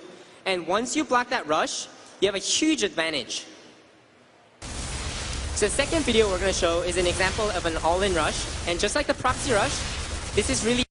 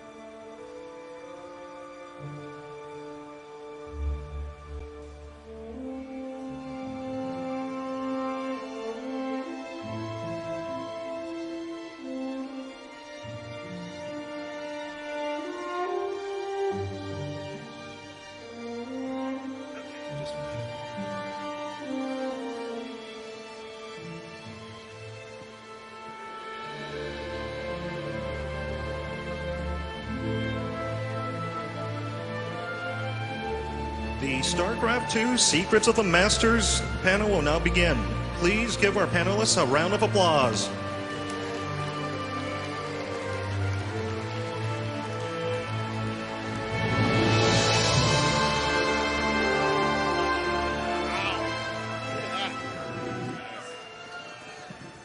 Hey everybody, how's it going? Hey. It's a pretty good turnout for StarCraft. We always make the joke that Blizzcon has a lot of WoW folks, and we're always a little nervous that our peeps won't come out to see us, but hey, you did. Thank you so much. Yes, thank you for coming. Nice. All right, everybody, so this is the Secrets of the Masters panel, and what we're going to talk about today is how to really improve your game. Now, if you are a top-level diamond player, if you are in that top 200, we probably don't have a lot we can do for you, all right? You might get a little bit here, you might get a little bit there, but we're really not for you guys. But if you are one of the brave souls battling it out in bronze, silver, gold, or platinum, we are here for you today to give you some information that will hopefully level up your game and let you own all the noobs who didn't come to BlizzCon to know what you know. All right, to start things off today, I've got Greg Kness up here from the BattleNet team, and Greg's going to give us some overview of some of the things that are going to come for BattleNet down the road, and he's going to give you guys some insights into how our ladder system actually works, which won't affect your ability to fight on the battlefield necessarily, but could very easily help improve your game and give you a better understanding of what's going on in ladder and how you're getting matched and why you're getting matched against the opponents you're being matched against. Here's your clicker, Ben. Thank you. Thanks, Dustin. And thank you to everybody for coming. We're super excited to be here. So just getting right into it, what I want to do is start off by, the first tip, as Dustin mentioned, is to get to know the BattleNet system, the automatic matchmaking, and the leagues and ladder system. We've received a lot of really great feedback from you guys, and there's people that are sort of new to the game, and they're asking fairly straightforward questions. Hey, how does the automatic matchmaking system work? How does the leagues and ladder system work? And then on the other side of the coin, we have people that play a lot of StarCraft, and they want to know some of the inner details of kind of how we match you and how we slot you in leagues and ladders, how to get promoted and so forth. So this is kind of a combination of a lot of things. We want to give you guys some exclusive inside tips that we have not talked about publicly previous to BlizzCon 2010 with regard to the inner workings of how BattleNet matches you in StarCraft 2. So first off, an overview of the automatic matchmaking system. The first thing to know is that this is an adaptive learning system. So the more you play, the more accurate you get in StarCraft 2. Obviously, the system doesn't know a lot about you when you're a new player, when you first start playing your first few matches, so you're going to get kind of a bit more of a grab bag. But over time, the system learns and adapts to your play. We understand a little bit more about you, and we're able to match you more accurately. So the second is the system tracks your wins and losses as well as the difficulty of the match, you versus your opponent. Ultimately, the system obviously can't crawl inside the game and do a deep analysis of how you won, but it understands that you won. So whether you get a cheesy victory or a really legitimate hard-fought victory, what matters to the matchmaking system and the leagues and ladders system is that you won or you lost. And then the other key thing is how we evaluate how much that win counts for is based on the relative difficulty of how good you are according to the matchmaking system versus the skill of your opponent. And that's really key to understand. If you get a cheap and easy victory against someone that isn't very good, it's not going to count for as much in the matchmaking and league system as if you beat somebody that was really hard. So next up, the third point is skill is tracked as a moving rating and is tracked over time. There is an internal rating that we have within Battle.net, and this is actually a question we get a lot from the community. Is there some sort of internal rating? How are you doing this? There is indeed an internal rating that we use that is a rolling, kind of a rolling average. There's actually a few different numbers we use to determine how good you are and how we slot you in leagues and how we matchmake you. As you win games, we throw more and more challenging opponents at you. And likewise, if you lose a bunch of games, we throw easier opponents at you. Couple of tips, again, new things for BlizzCon. We have not announced previously. This rating does persist across seasons, so even as we extend the game into the future, that rating, that matchmaking rating, that understanding that Battle.net has about your skill does not wipe. It does not reset, so that's actually really good for the players because you won't need to earn your cred with the system all over again every time we wipe the league's ladders. Also, that rating is internal. It is not to be confused with your ladder points, and I'll talk a little bit more about ladder points, but it is an internal rating that is not exposed in the user interface.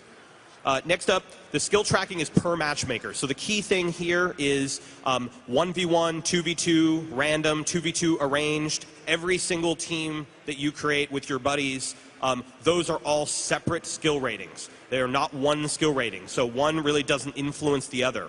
We do utilize any information we have about you to bootstrap you in new teams that are created in terms of what type of games we throw at you initially, but that very quickly is overridden by your actual win-loss record in your structured team. So if you start off a team with your buddy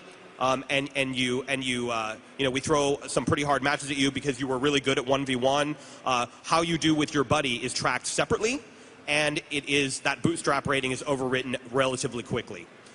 The cool thing about this, real quick, is just it does work with players. It enables you to play with players of varying skill level. So if you're a kick-ass platinum player and you want to play with your buddy that's new to the game and you're bronze, you're not going to screw your rating overall in 1v1 or in some other team that you're playing with a diamond buddy. You're not going to screw yourself by playing with your newbie friend. It tracks it all independently. Really important point. So just in terms of the leagues and ladder system, a few points here. Placement matches. The first 5 games, as you guys know, anyone that's played StarCraft, most of you guys obviously play a lot of StarCraft 2. Your first 5 games per mode and per team are part of your determination. That's really where the system is learning about you before we slot you in a league or a division. The system doesn't know a lot about you at first. I've already mentioned that point.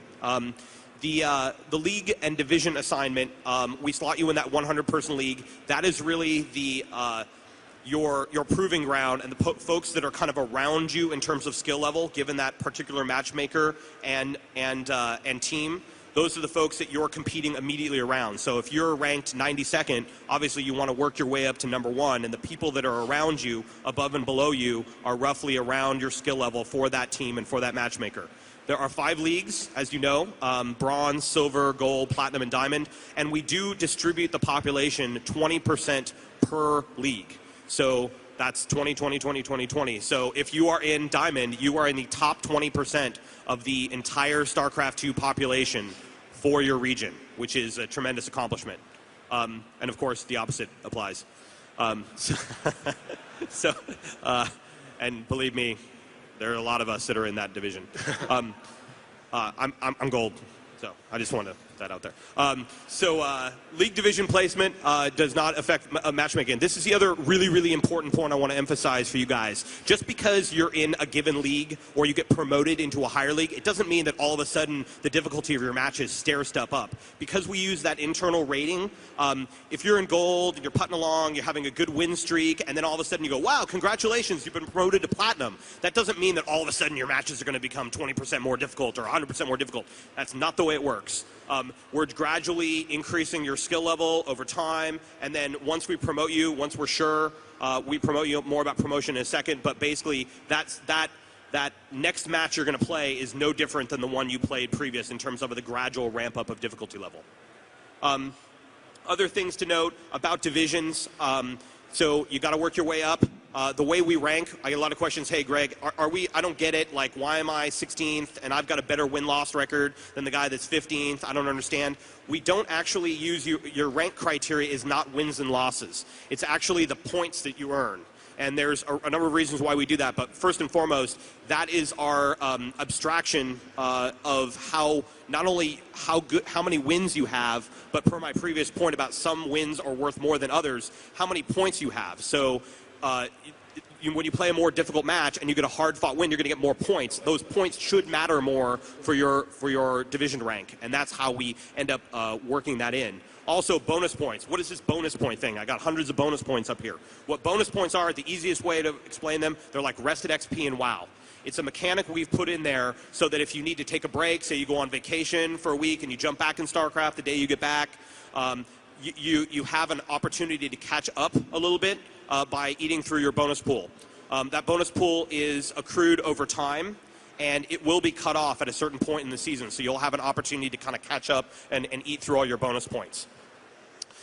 Lastly, league promotions. The key thing I want to mention here is that we only really promote you when you're ready. So there is a possibility that you could have a great win streak, and we're gonna only promote you when we're actually sure that you're going to perform better in that upper division. If you're borderline, we're going to be really conservative on our placement. Likewise, we're really conservative in terms of our initial league placement. And as we know more about you, we'll be a little more aggressive. So say next season we might give you the benefit of the doubt, whereas the first season we didn't. And then I already mentioned the point about league placement does not equal skill necessarily in terms of the matchmaking stair step. So the point I want to make here on balancing leagues and ladders, the important point here is that the leagues and ladder system is a living, breathing system, the same as the game itself. In the same way as my counterparts here, the esteemed design team here, balances units in the game, we balance the leagues and ladder system. Collectively, the people at this table are taking a look at the leagues and ladder system on a constant basis, and we want to ensure a fair and fun play experience for everybody. What does that mean? That means that if somebody is exploiting the system, if somebody is law spotting or trying to cheat, or there's weird situations going on that come up because of certain matchmakers being more popular than others, or whatever it is, we're going to make tweaks, and we have already made tweaks over time. Without going into all the details here, we've made a bunch of changes since launch, optimizations on matchmaking, optimizations on team placement, and so forth. And we're going to continue to make changes going forward over the next couple months and into the near and far future to make sure this is a great experience for everybody. The final topic I have in my section here is to give you guys a preview of some of the cool stuff that we have planned over the next couple months. Some of this is coming in the November-December timeframe. Some of it's coming in the January-February timeframe with regard to improvements we're making to the leagues and ladders and matchmaking system based on your guys' feedback. So the first thing we're doing is we're actually improving the league icons. So as you guys know, everyone's fighting really hard for those cool league icons right now. Like, oh man, I want to get gold. Oh dude, I want to get platinum on my profile. But they're, maybe sometimes they're not caring as much about the specific division rank within platinum. Like it could be 92nd in platinum, but what matters is that platinum badge. Well, we're going to be introducing some graphics, and some new UI, some new art into the UI that will actually denote how high you are in your division within that league. So if you're in the bottom 50% of your division, it's just going to look like it does today. And then as you get higher and higher, 26 to 50, top 25, and then top 8, you're going to get even cooler art. So The second change we're making is we are also improving the detail page on the league's ladders. So right now it's just a flat list, looks kind of like a spreadsheet. We're doing some things to make it a little more colorful, a little more fun, and then also to give some mad props to people that make it to the top of the division. So if you're top 8, you're going to get this special fat banner, tapestry thing on the side that's going to make it look really cool and exclusive that you're at the top of your division, and there'll be a slightly less cool but still cool one, you know, for 9 to 25 and so forth down the line. We're also making some improvements, other improvements to the header and so forth. The next thing we're going to do is, as we've mentioned previously, we haven't talked a lot about this since we launched the game, we're going to be moving to Season 2. So what that means is when we go to Season 2, and we will be announcing when we're going to Season 2 ahead of time, we are going to be wiping the ladders. So we're going to be resetting your wins and losses, your division placement, and so forth. You get to start over from that regard. We are upgrading the profile to enable you to go back and view your Season 1 information. So we're wiping it, but we're going to let you go back and still check it out. So what your final placement was and so forth. So it's not going away completely. We're also preserving that matchmaking record. Super important point, right? You're not going to be starting over. You're not going to have to keep playing 5 placement matches all over again and start from scratch. We know how good you are roughly, and so we're going to use that. And you're only going to have to play 1 placement match in any given team or matchmaker in order to get re-ranked and re-slotted into division.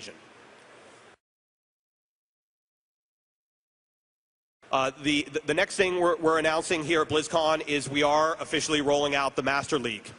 So what the Master League is this is the top 1 to 2% of the overall StarCraft II population in your region is going to be put in this really elite league we're calling the Master League. This is the top of Diamond, which is really awesome, about the top 5% of Diamond, and you're going to get your own special league, your own special league icons, and this is really to make it an awesome competitive experience for those people that are really elite at the top.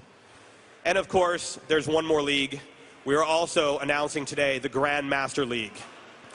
So this will be the top 200 players in every Battle.net region around the world will be placed in a special elite league that is reserved for only the best and brightest in StarCraft II. This is a special ladder. Amongst the other privileges that you'll have being in the top 200, the entire world will get to see, everyone in the region will get to see and access this special ladder. So as you guys know, you can pretty much only check out your own stuff right now. Well, everyone playing StarCraft will be able to check out if you are in that top 200. So it will be a totally elite and prestigious area, and you will truly get to call yourself a StarCraft Grandmaster. So the final thing is we're announcing today is that we are happy to announce that we have figured out a way efficiently and quickly to do this. We're going to build featured replays inside of StarCraft II. So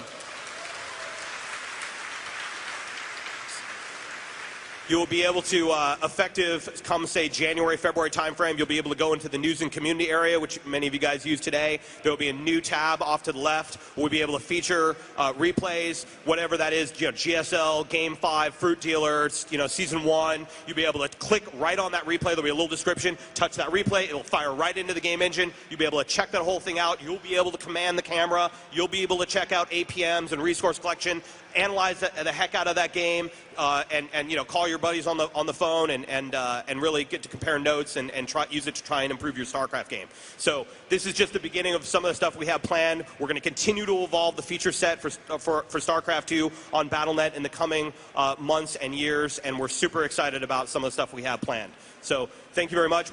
At that.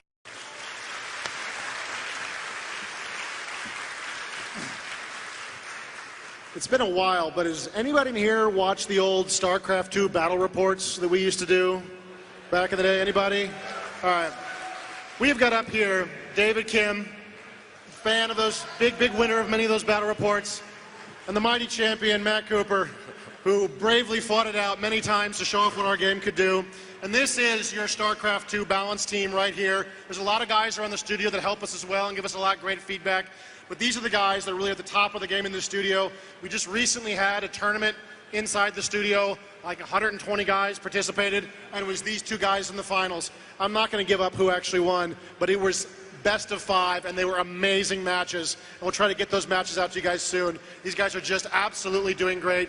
I think David may be the top random player in the world at this point. So we've got some real experts up here to try to give you guys a chance to really understand at least what we think are things that a lot of newer players can do to really improve your game. So I want to talk a little bit first about pros and how pros train. There's a lot of pros here at the BlizzCon here today, at BlizzCon 2010. And we've seen these guys be playing in tournament matchups all over the place. We've got a great game tonight between Boxer and Fruit Dealer. You guys should definitely check out. But I want to talk about what these guys actually do to get as good as they get. Now, these guys play on ladder like the rest of us, but they also play in custom games quite a bit. And they have sort of a special secret.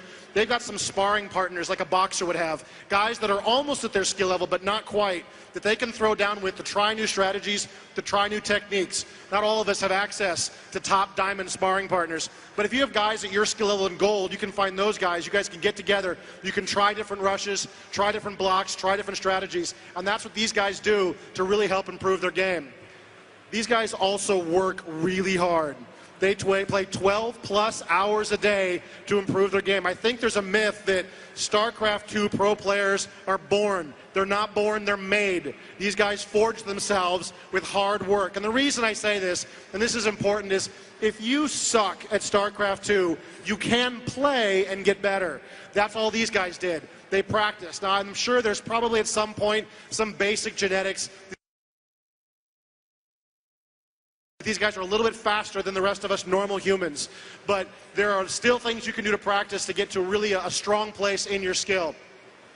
These guys also focus on one race. They don't bounce around a lot. They pick one race, something that speaks to them, maybe a race that they're naturally good at, having tried all of the races, and they focus on that race and really try to improve their game.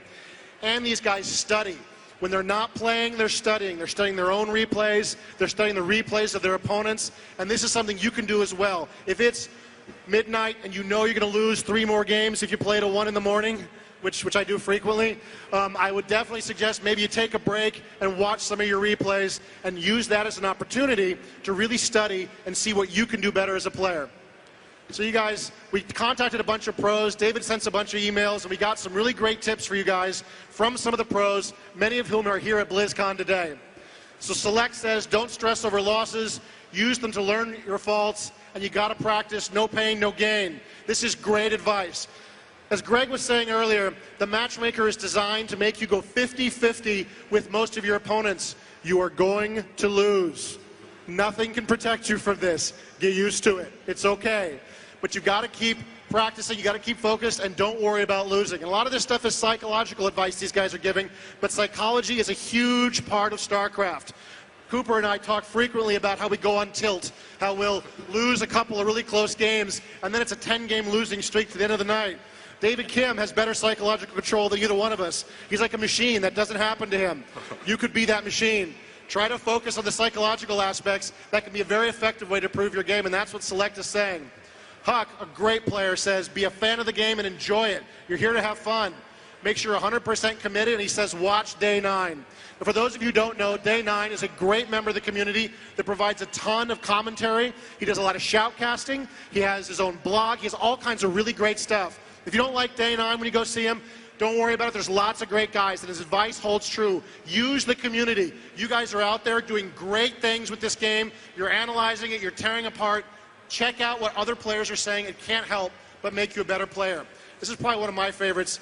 QXC says, if you're not attacking, you're probably losing. Man, I got to tell you, I got this 2 weeks ago, and it's helped me a ton. Now, this is something a lot of new players do. They say, well, I'm a really good turtle player. I like bunkers and siege tanks. You're not going to win playing that way. The bunker is never going to walk across the battlefield and beat up that enemy command center, right? So he's saying, and the other thing he's saying too, which I think is so important, is you really want to force your opponent to be reacting to your moves instead of you reacting to his. And of course, David's pointed out to me many times he's won a bunch of games by being defensive. So don't get too excited. It's not always about the attack. But it is a game of aggression, and it's a game you want to be in control of, not your opponent. Now, D-Muslim says, practice a lot. Watch replays. These are things we've heard before. This is good advice. And copy strategies, if you can, also good advice. And he also says, keep watching and focus on your mistakes. One of the hardest things to do in StarCraft, I think, is to lose a very close game and then go watch the replay. that takes a real man, right? The rest of us would rather just go get a soda, maybe go have a quick raid in WoW or anything else, but look at that game again. But if you can stop and watch that game you just lost, you're going to learn a ton. All right, so now you're ready, right? You're ready to go pro. You got some tips and tricks. This could be you, the ghost of the StarCraft universe. But in reality, you're probably more like this guy. Now, the reason I tell you this is not just to make fun of you. The reason I tell you this is a lot of players will just watch what the pros do and say, well, I can do that, I'm going to do it. Not understanding that the execution that these guys do is so critical to a strategy working. You can't copy the pros all the time, every time. You should focus on what works for you. And there's lots of people out there who will tell you, well, this unit never works. This strategy can't work. It's easy to block. But that's not always the case, because in addition to you not being as good as the pros, neither are your opponents, right? These guys, they can't block all the things that the pros can do, so you don't have to do actually everything that the pros do. So be creative. Learn what works at your skill level. Learn what works against your opponents and use those things. Look to the pros for inspiration. These guys are incredible players and they're incredibly valuable, but don't get stuck on the fact if you can't execute a Hellion drop, don't worry about it, right? Try something else or try something that you think you can do to run over your opponents, especially that guy that just wants to work a rush. I think you could take him. Okay, so now let's take a look at all the specifics. What can you do specifically in your games to improve your game? First thing is workers. Always build your workers, and I can't stress this enough. A lot of people ask me how to improve their game by saying, how do I beat this strategy, or how do I counter this unit, such as the Banshee? But when I watch their replays, they always stop building workers around maybe 14 workers to 30 workers. However, if they didn't stop building workers, and if they had 80 workers, they would have a 3 times bigger army, meaning counters don't even matter at that point. You can beat Banshees with even Marines if you have 3 times the army that he has. Second point is poverty. So unlike in real life, it's actually not good to save money in the bank. The reason is because after every game, all that you have saved up is gone. You have to start over in the next game. So rather than saving your money, try to spend it on your military so that you have a bigger army to fight and win more battles in every one of your games. The third point is scaling it up. I don't really see a problem, people having problem with this when they only have one base. For example, if we take Protoss for example, all Protoss players know how to run 4 or 5 gateways off of one base. However, I don't see a lot of players going double the number of production buildings when they get an expansion. So as a general rule, if you have 2 expansions, go 10 gateways. And if you have 3 expansions, go 15. And it's always good to have more production buildings than needed than less, because if you have less and have a 2,000 float, that's 20 less zealots in the battlefield, whereas if you have 2 more gateways on accident, that's only 3 less zealots. This is all really great advice too, because a lot of players, they'll see what happens up here on stage today, they'll see what somebody like Boxer is capable of, and they'll say, wow, it's all about micro, I want to be able to do that as well. You've really got to hit these basics that David's talking about, or you've really got no hope. Give up on the micro for a while if you have to. Let it go. Let your units be retarded on the battlefield, but focus on what really matters at the basic level of skill. Get your economy booming and make sure you've got the troops necessary so that at the point when you're ready to practice your micro, you've actually got some forces to work with. So let's take a look at some advanced econ. Gas is the first thing. There's 2 simple ways to build your refineries. One is to incorporate them to your build order. And the second is to just know what strategy you're going to use. A lot of the times, I mean, you should have a strategy prepared before going into a game or even shortly after. And just think, is this strategy that I'm using, does it require a lot of gas or very low gas? If it requires low gas, go for 1 refinery early, versus if it requires high gas, just go for 2 refineries at the start of the game. When to expand matters as well. As with gas, you can also incorporate this to your build order. For example, a lot of Zerg players just take the expansion right at the start of the game, even before making a spawning pool. That's one way to do it, and then another way to do it is just look at how much army the opponent has and build the base defenses needed to block that attack if you were to rush right now, and just throw up the expansion in order to gain an econ advantage. Where to expand is the third point. There's a very simple rule to this. If you have a mobile and fast army, have your expansions spread out throughout the different places of the map so that you can actually use that mobility to your advantage. Whereas if you have a slow army, try to have all your bases as close to each other as possible. And one tip I'd like to give to this is, if you're not playing at the pro level, if you're not a diamond player, maybe you can just sneak an expansion in the middle of nowhere where your enemy probably won't scout that location. You can actually get away in a lot of the games by doing this with an expansion. So maps also play a great part in terms of strategy. It's important to know not only the different strategies that you can execute per map, but also what your opponents can do as well. So the first map we're going to look at is Steps of War. This map is an example of a map with a very close rush distance. So rush strategies such as the 4-gate, 4-warp gate, all-in push, or even a bailing bus are very popular. So even if you're not a rush type of player, at least take note that your opponents could use these sort of rush strategies against you. So the second map I want to talk about is Scrapyard. So unlike the first map we looked at, this map actually has a long ground-to-ground rush distance. However, it's got a close air-to-air distance, meaning drop-based strategies or air attack unit-based strategies are really strong on this map. I don't know about, I'm sure you guys experience this as well, but when I'm playing on this map and I go for a very ground-heavy based army such as roaches, and when I have a sizable army, when I have like 20 roaches, I'm thinking to do a lot of damage to the opponent. So I leave my base, I'm traveling to the opponent's base, and what do you know? There's 5 Mutalisks coming into my base, kills all my drones, and the game's over even before I've even done anything to the opponent. He's lying. That's never happened to him. It's happened to me. So like, this sort of situation, we would like to call internally as a terrible, terrible damage situation. And just like in the battle reports, for some reason, whenever this happens to me, Dustin is always there, screaming, terrible, terrible damage. Okay, so the third point is choke points. Everyone knows about the choke points that are in front of your base, and everyone knows how to utilize them well, too. But what a lot of people don't realize is there are choke points at different parts of the map as well. For example, on Blistering Sands right here, we notice that there's a choke point right in front of your natural expansion. There's a bunch of choke points in the center of the map, including the 2 choke points by the Zelnaga watchtowers. There's other choke points as well. For example, there's 2 choke points leading into the high-yield expansions. It's important to utilize these choke points when you're playing the game. For example, if you have a Marine and Marauder-based army versus your opponent is using speed-upgraded Zerglings, you really want to utilize these chokes. So when you're going for a push, try to stick to these chokes as much as possible, because if you fight at those chokes, you have the advantage, whereas if you fight in the open, the Zerg player has a huge advantage over you. So last thing is expansions. We talked briefly about when to expand and where to expand, but this varies drastically depending on what map you're playing. Lost Temple is an example of an easy-to-expand map. The choke point in front of your natural expansion is very small, and your future expansions can easily be defended by defending the 2 locations by the 2 ground-based paths by the Zelnaga watchtower. However, not all maps are like these, and it's important for you to watch replays, just try different things on different maps to figure out which expansion location works on which maps.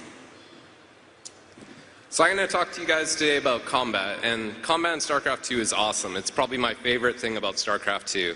And there's lots of little things you can do to improve your combat, and if your opponent is not doing these things, but you are, you can probably gain an edge over your opponent and win a lot of games. So the first thing I'm going to talk to you about is terrain. Now there's a couple key elements about terrain. There's choke points, there's high ground, and there's walls. Now the great thing is a lot of these elements can be found in and around your main start location. So you can use your minerals as a half wall, and usually your ramp leading out of your base can act as a choke and high ground. And all these things are great against melee units, units of short range, zealots, and you can, even if you have a very small army compared to your opponent, using the terrain properly can let you beat a much larger army. So here's a short video where we have Marines fighting against Zealots. And in this situation, the Terran player is not using terrain. You can see he has a wall behind him that if he backed up a little bit, he'd probably do a little bit better. But this is not a good fight for the Terran player. And we can see those Protoss Zealots just run over the Terran. Now in this video, the Terran player is using his choke. He's making the Protoss come to him. And you can see only 2 or even 3 zealots at a time are able to get in on those Marines. And this is a really good fight for the Terran player. You can see that the Protoss player should have not fought in this spot. He should have probably backed up and looked for a more open spot.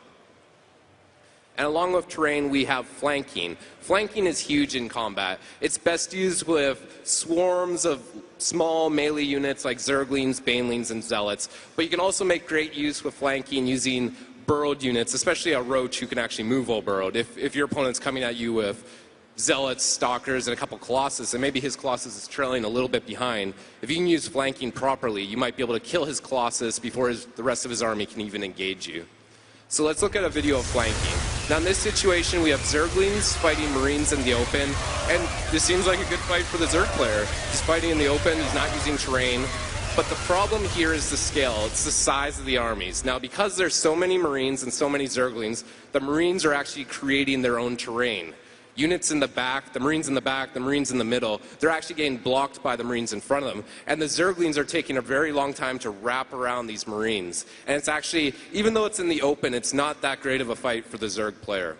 This is one of the things that I think a lot of players don't really respect, or takes a lot of time for certain players to learn at least, is that the counters in StarCraft change depending on the size of the armies. A large Marine army is a different beast than a small Marine army, and you have to sort of watch that army size and use the terrain, like this Zerg player failed to do, to see what's going to happen in a particular battle. Yeah, absolutely.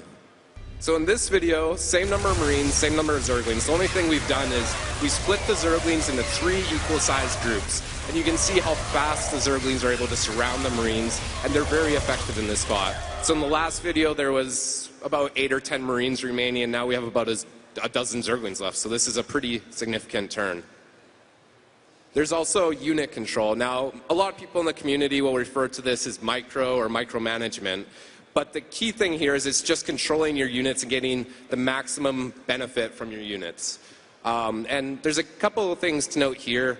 It's best used in key battles, but you want to make sure not to overuse it. You don't want to over-micro. If you spend too much time controlling your units, you might get some small wins with your Marines. Maybe you end up saving a couple extra Marines, but meanwhile your opponent's spending his money, and he's sending more and more units at you, and before you know it, you got 2,000 minerals saved up, and your army's just too small to overcome his.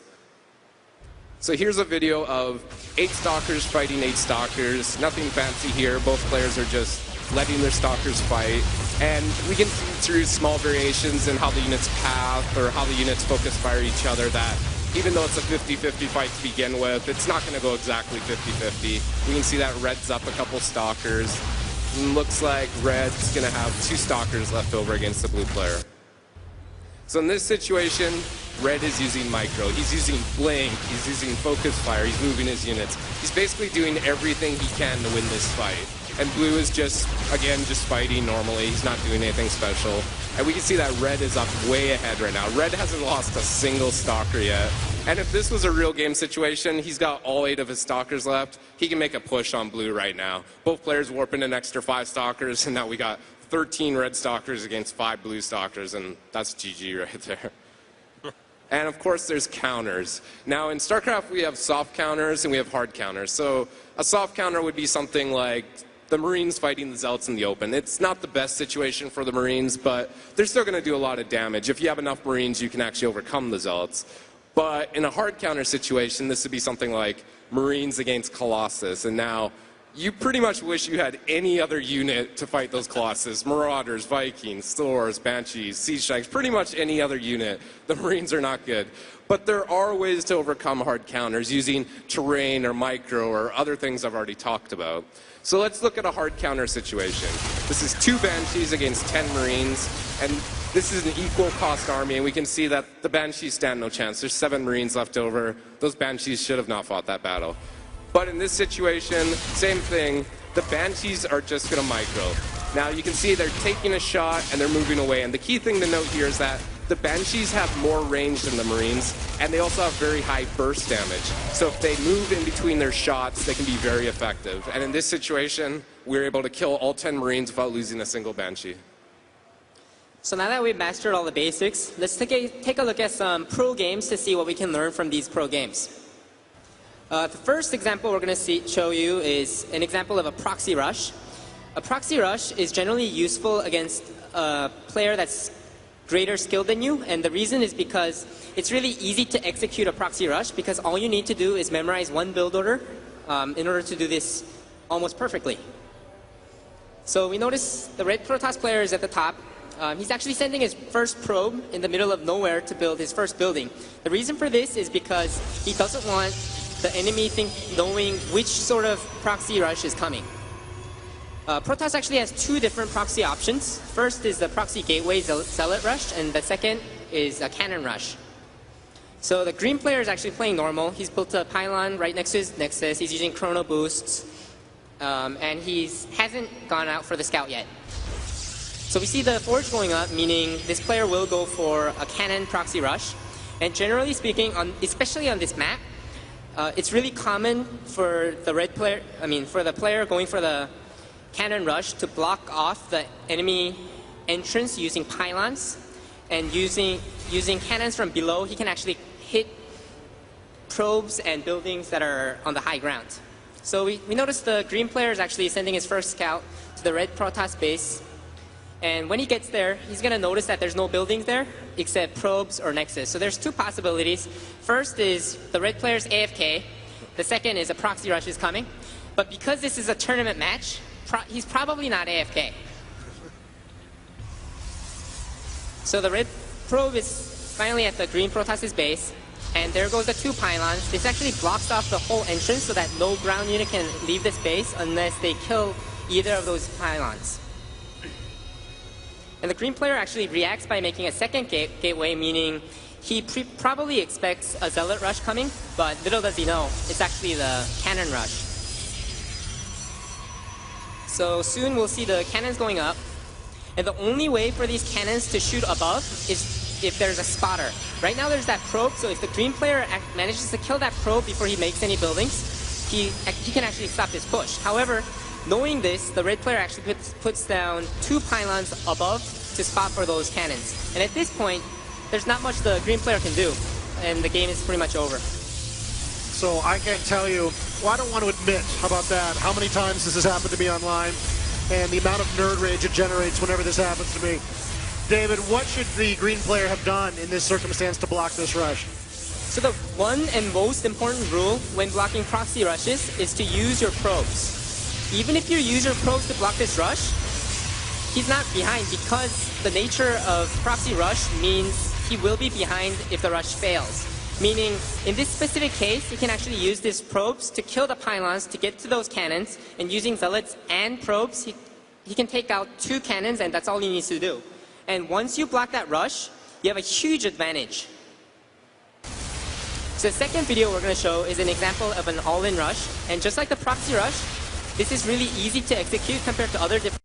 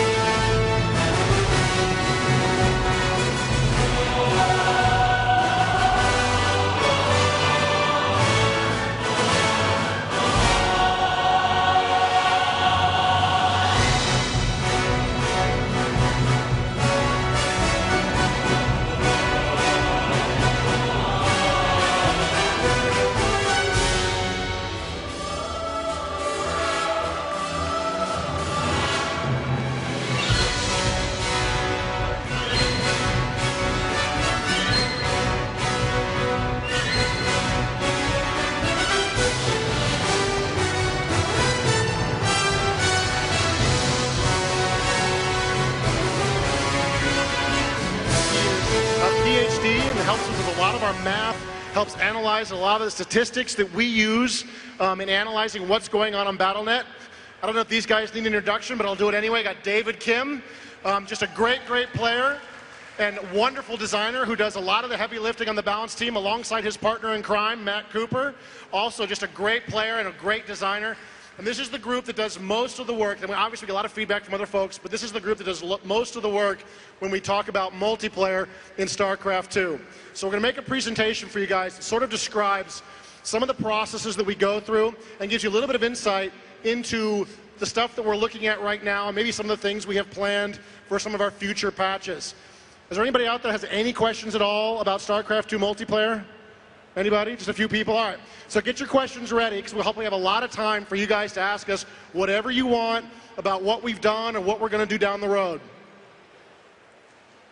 All right. So I'm going to talk a little bit about how we balance the game. So we have a lot of different tools that we use to balance this game. We have community feedback, we have pro feedback, we have our own play experience, we have a lot of stats that we gather. But the important thing to know about these tools is that they all fundamentally fail us at some critical point. Every one of these tools at some point we thought was the promised land. We had finally found the tool that would save us, that would be the perfect answer to everything we need, and then we found out it kind of sucked.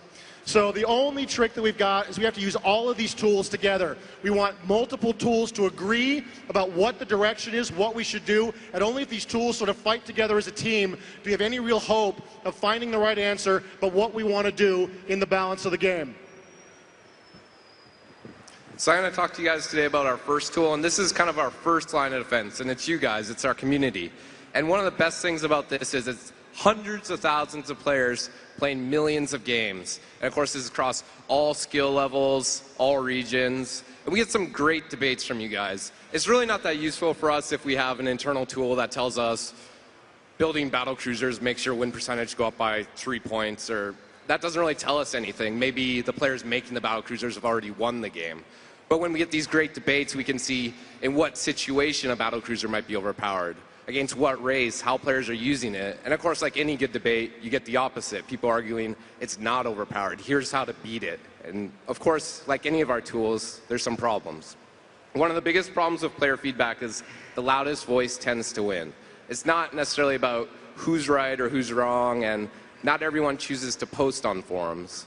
And of course, we get a snowball effect where one player comes along, makes a thread, and a bunch of people jump on that. And by the time someone who disagrees with this or has good debate to bring to the subject, there's 20 posts in a row about how he's wrong, and he doesn't really want to get in an argument with 20 players. But you guys are great at.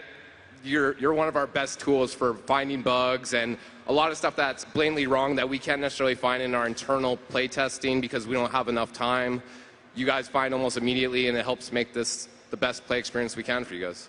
Yeah, I think a good example is from the beta. We had many times where we played tens of thousands of games, right? And we had not seen a lot of the stuff that you guys literally found within like 3 hours of the beta going live. Yeah, I'm sitting there playing on BattleNet. I'm getting overrun by gateway pushes, and I'm like, oh my God, how did we not see this, right? And then patches were incoming almost immediately.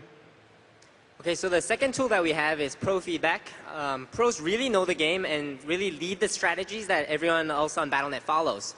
One example is in the IEM tournament finals, Moro, a great Terran European player, played against Idra and beat him pretty easily using this one specific strategy of going mass barracks with mass Reapers early on. And within a couple days, all over BattleNet, we were seeing this exact same strategy, even in gold, even in platinum, and especially among the diamond level players. And because pros really know the game, they give great critical feedback.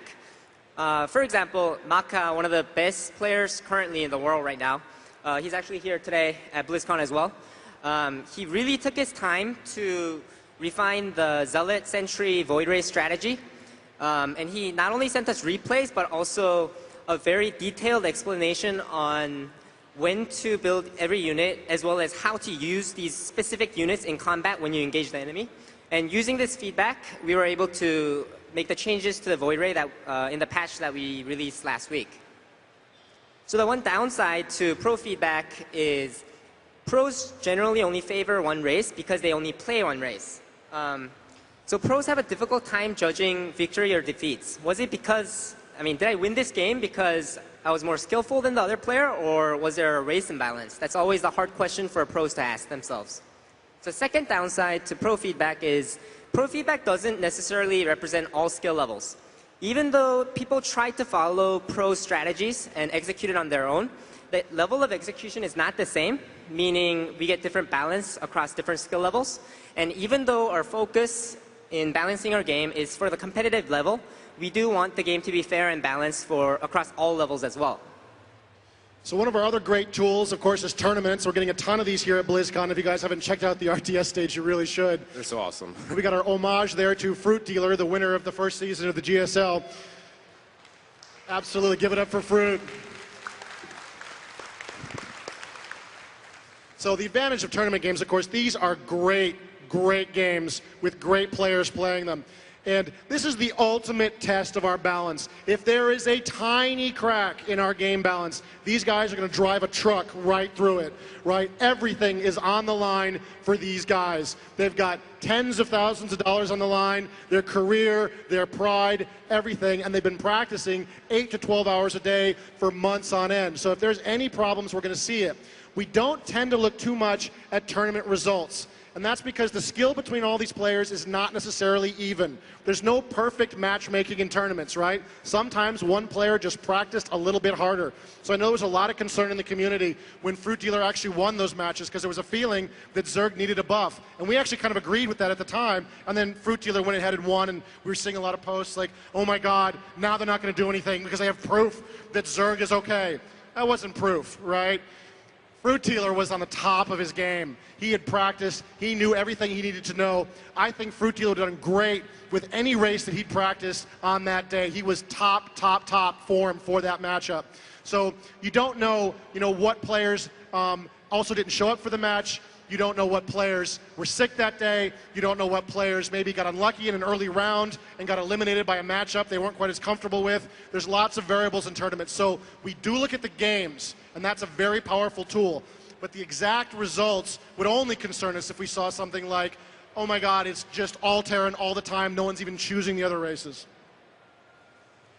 And of course, another tool we use is we play our game. We play our game a lot. And everyone who works on balance is a diamond random player, so we get to see all the matchups and all the maps. So if there's a 6 pool flavor of the week or something you guys are seeing in your games, we're probably seeing that same strategy in our games, and this is great for us. And of course, we have tons of people across Blizzard giving us feedback at all different skill levels, diamond players, bronze players, and we do focus for the esports level for the best play. But if we can fix something at a bronze level that's not going to affect esports, we'll try and do this. We want everyone to have a good experience when playing our game.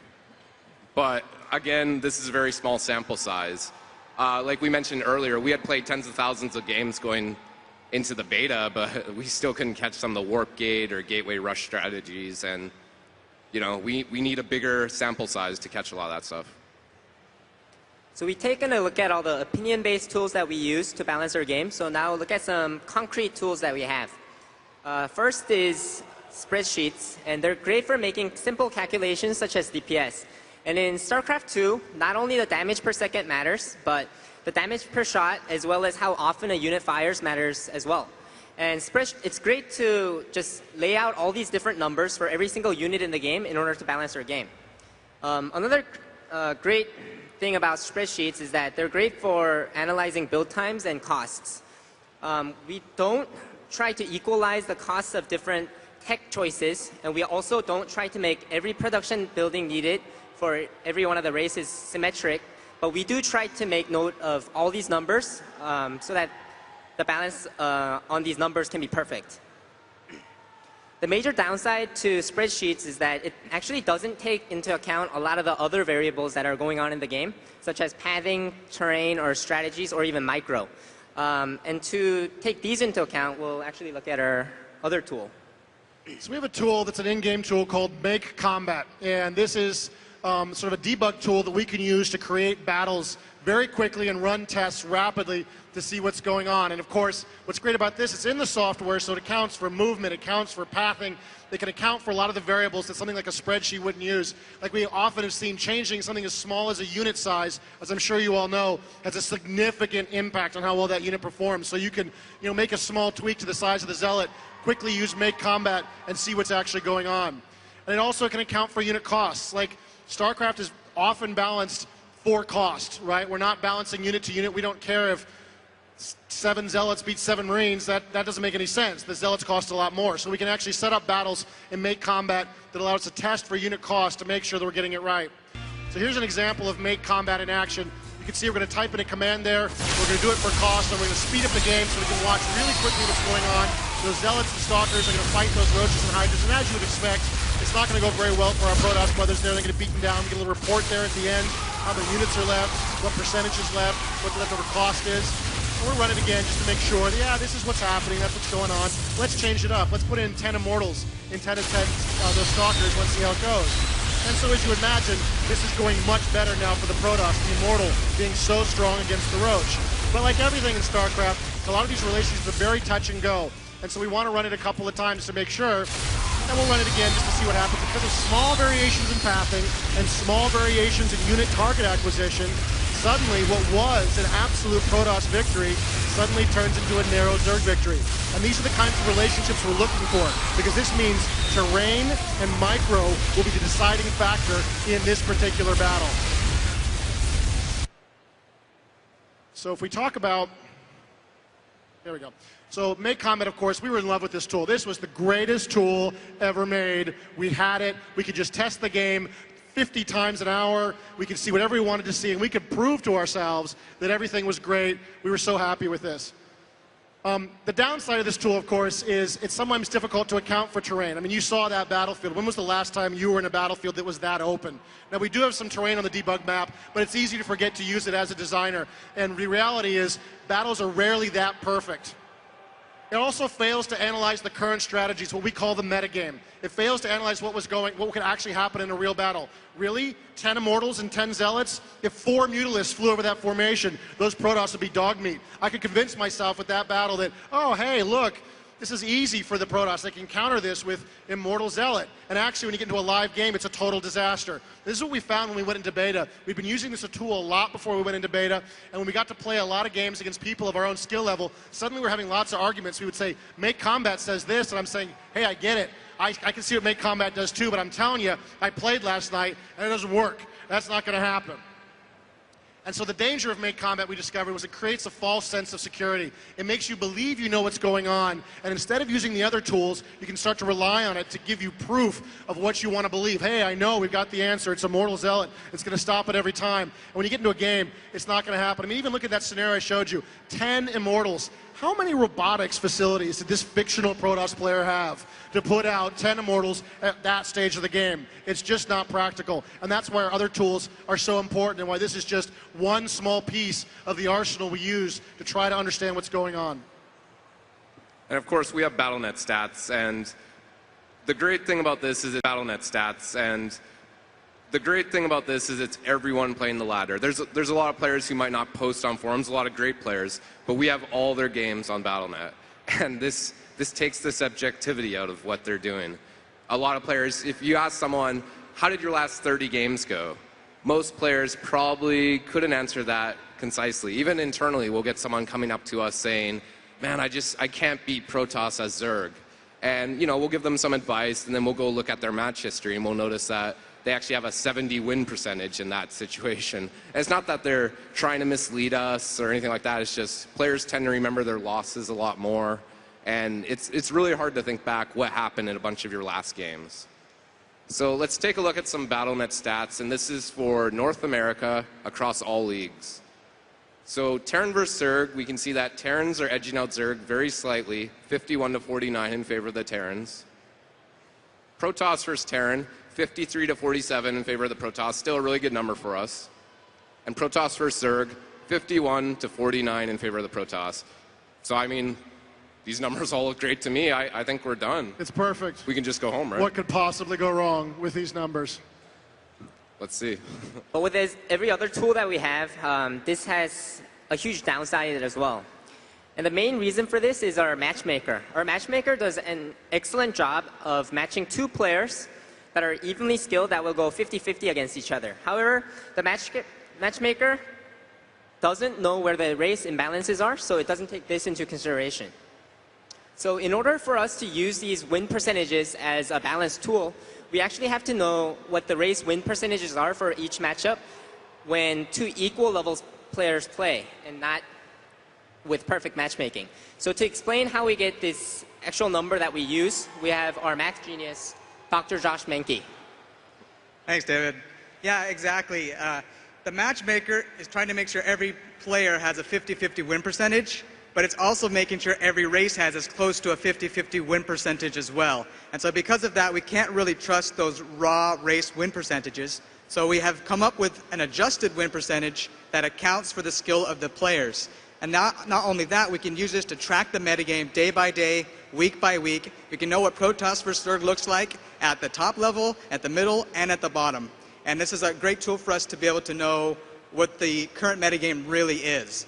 Now, you're probably all wondering, how is this possible? So to kind of boil this all down, we throw up the calculation here and just let you guys see that and use that whenever you want to understand how we do this.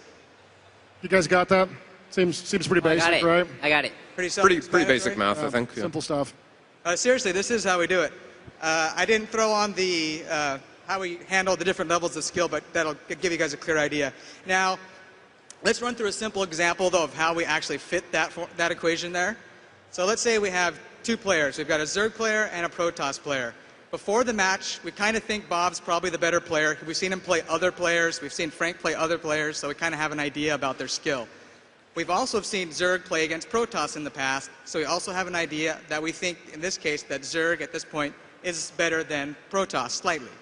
So then we have those two teams play. We observed the results. We saw the Protoss player won the match. And so now we need to change what we think about the skill of both the players and the balance of the matchup. Yeah, so with that cheesy Void Ray Rush, too. That's terrible. That's terrible. I can't believe he did that. Yeah, we don't take into account how he did that. It's terrible. So here we go. Before we thought Bob was better by about 5%, but at the end of that, we're going to slightly update that, change what we think, and now we're thinking maybe Bob's only slightly better than Frank. And before we thought Zerg had a 3% advantage over the Protoss, we're going to kind of back that off a little bit now because we just saw Zerg lose a match. And we do this over millions of matches, with hundreds of thousands of players. We don't really update win percentages. We're just showing this to make it easier. It's a much more complicated system than that. But this does give a flavor of how we're able to do this and get these adjusted win percentages that give us a more realistic view of what the race balance is. So now that we know we have to factor in skill when we're looking at our Battle.net stats, let's look at the adjusted win percentage for North America, again across all leagues. So for Terran versus Zerg, Terrans are still doing pretty close against the Zerg, 51-49. This is a really good number for us. Protoss versus Zerg, 53-47 in favor of the Protoss. Now, a number 55, about 55-45 means there's no statistical evidence of imbalance. If that number starts going closer to 60-40, then that starts getting in our danger zone, and this is a number we definitely want to look at a little bit more. So Protoss versus Terran, what do you know? 60-40. This is definitely a number we're concerned about. So we're going to investigate this a little bit further, and we'll look at Diamond specifically in North America. So for Diamond, we have Terran versus Zerg, 49-51, still a good number. Protoss versus Zerg, 55-45. It's borderline, but we still consider this a pretty solid number. And Protoss versus Terran, you can see it's a lot better, 53-47 in favor of the Protoss. Now, this does agree with what we're seeing across all leagues, but it's a much better number. So we're still going to want to look at this a little bit further. So before we get into the race win percentages of Korea, I just want to talk about the Korean region in general. Korea, we've seen in the past, they always lead the world in terms of strategies. So for example, we've seen in the past that highest level players in Korea always develop these strategies that, say, top American or European players tend to follow. And for example, just internally for myself as well, a lot of people come to ask me if I have a +10 APM advantage just because I'm a Korean person. And even though we haven't really scientifically proven this or anything, but Questions like these arise because there's the highest concentration of top players in Korea. So we saw in the one of the examples we saw in the beta was in Korea, during the beta at the highest levels, Zerg was dominating Protoss. However, in US or even in Europe, this was not the case. It was actually the opposite. Protoss was dominating Zerg. So we took a look at the strategies that are being used. And in Korea, the top Zerg players were using this mass spine crawler plus mass mutalist strategy against Protoss that Protoss was just unable to beat. And within a matter of a couple of weeks, we saw that American and European Zerg players were actually using the exact same strategy. And a couple of weeks after that, we saw the stats kind of align across all regions. So let's take a look at the stats for Korea across all leagues. Terran versus Zerg, Terrans have a 4% advantage, which is pretty good. Protoss versus Zerg, Protoss has a 1% advantage, which is even better. And if we take a look at Protoss versus Terran, Protoss has a 6% advantage. So this number actually agrees with what we saw in North America. But let's take a greater look at Protoss versus Terran in specific. So we've just seen that Protoss in Korea, Protoss has a 6% advantage. In North America, Protoss had a 10% advantage. But if we look specifically at Diamond Korea, which is the highest level right now, the relationship is actually flipped. Terrans have a 4% advantage over Protoss. And we think the reason for this is because top Terran Korean players are really amazing with their Stimpack kiting micro as well as multitasking medevac drops all over the place and perfectly microing all these things all together at once.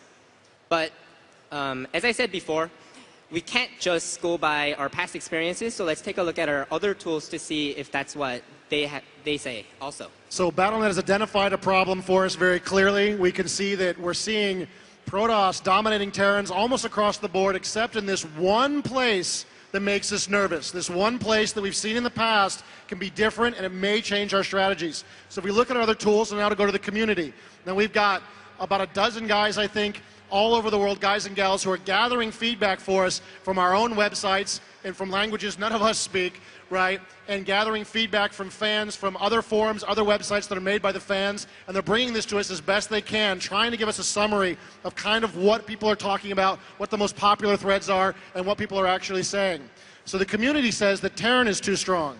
The community says we should probably nerf Marauders. This is something we've been hearing since mid-beta, that Marauders might be too powerful.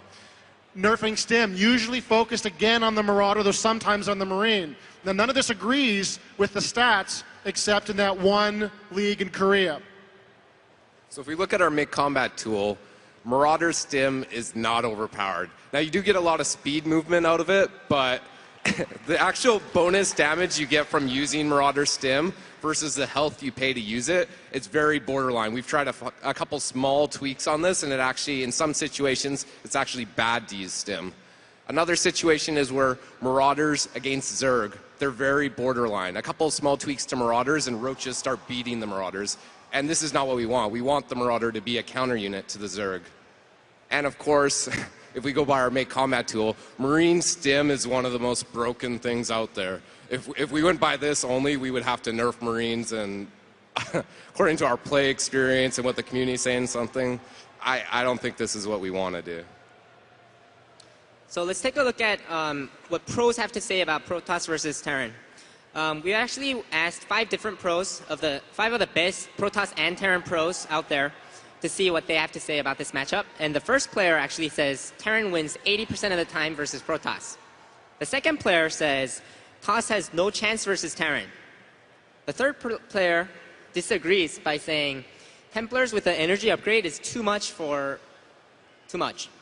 And the fourth person says Terran has no chance versus the Phoenix plus Colossi combination. And finally, the last person says PvT feels very balanced. So 2 people have said Terran is overpowered. The other 2 players have said Protoss is overpowered. And 1 person says the balance is perfect. But it's very rare for us to get these kinds of mixed opinions.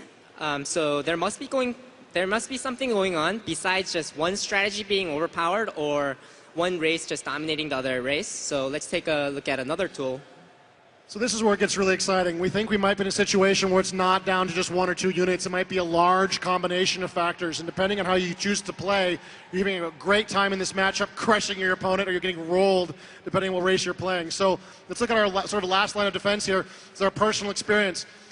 We do find Terrans to be very strong at the beginning of the game. I often get run over early on with stim timing pushes. It wrecks my day every time. I have massive amounts of nerd rage every time it happens. We do see, in many cases, the Protoss being a little strong in the endgame. If the Terrans can hold out, it seems like a combination of Colossus and maybe even more importantly, Psystorm suddenly gives Protoss an advantage. And this leads us to believe that there might be a more fundamental design problem here. That while we could maybe get to a place here pretty soon where technically they're going 50-50, all that really matters is, can the Terrans win in the first 12 minutes or not? And if they don't win, then the Protoss win. And while I suppose we could say that's 50-50 good enough, that's not the game we want to make, and I'm pretty sure that's the game, not the game you guys want to play. So that means we do have to look at this issue. We have to try to figure out exactly what the combination is that's causing our problems. So going forward, we're definitely going to keep looking at the Protoss versus Terran matchup. We think we identified a problem between our BattleNet stats and all our other tools, so we want to keep looking at this matchup closer. And one thing we're definitely going to look at regarding this matchup is stim balance on Marines and Marauders. We do think it gives the Terran a little bit of too much of an advantage early in the game, and they're probably winning a lot of their games with this strategy. But of course, we're going to look at Psystorm balance and how it affects the late game. I know personally, once I have both High Templar upgrades, I got warp gates, I can warp anywhere across the map, I really don't have that much trouble against Terran. And we're going to look at a number of other things, Thor repair, how the SCVs can be untargetable, and as you guys keep bringing us new issues and as we notice new things in our games, we'll continue to add to our list. Yeah, so I want to thank everybody again for all the feedback you've given us. Everybody out there who's posted, everybody out there who's never posted but has played a game has helped us at some point make some decisions on the balance. And that's it for our presentation. Let's get the questions started.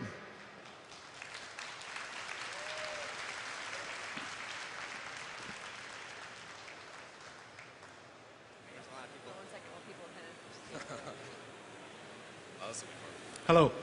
StarCraft is amazing. I love it. Thank you, sir. One of the things I thought was peculiar was the fact that there's no option to not play online.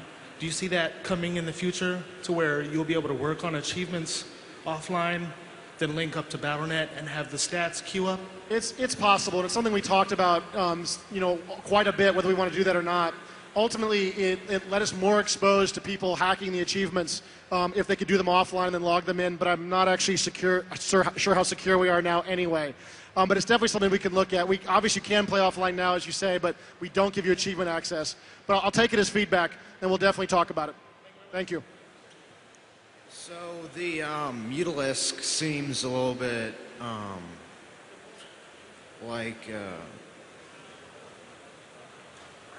Weak? Well, the Thor and the Marine both hard counter the Mutalisk. And the whole reason they gave the Thor this blast damage was to counter the Mutalisk. Maybe like give the Mutalisk +3 to light. What do you think, guys, think about that? Well, I think we feel, I mean, you guys can back me up or say whatever you want about this. I think we feel like the Mutalisk speed is his greatest asset. His ability to be pretty much wherever he wants to be and hunt whatever he wants to hunt makes him a very dangerous weapon. And we're also very nervous about any weapon that can attack air and ground. It's a very flexible weapon in any unit's arsenal. Something that moves faster than almost anything in the game and can attack air and ground in the game and can attack air and ground is something we're definitely going to be very careful of giving too many buffs to. I think we feel pretty good about the Muta right now. You guys want to say anything on the Muta? Yeah, because the Muta speed is so fast and the other two units you mentioned, the Marine and the Marauder, are both very attack move friendly units.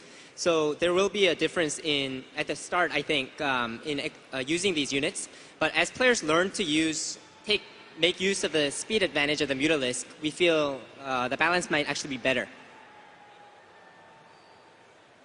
Okay.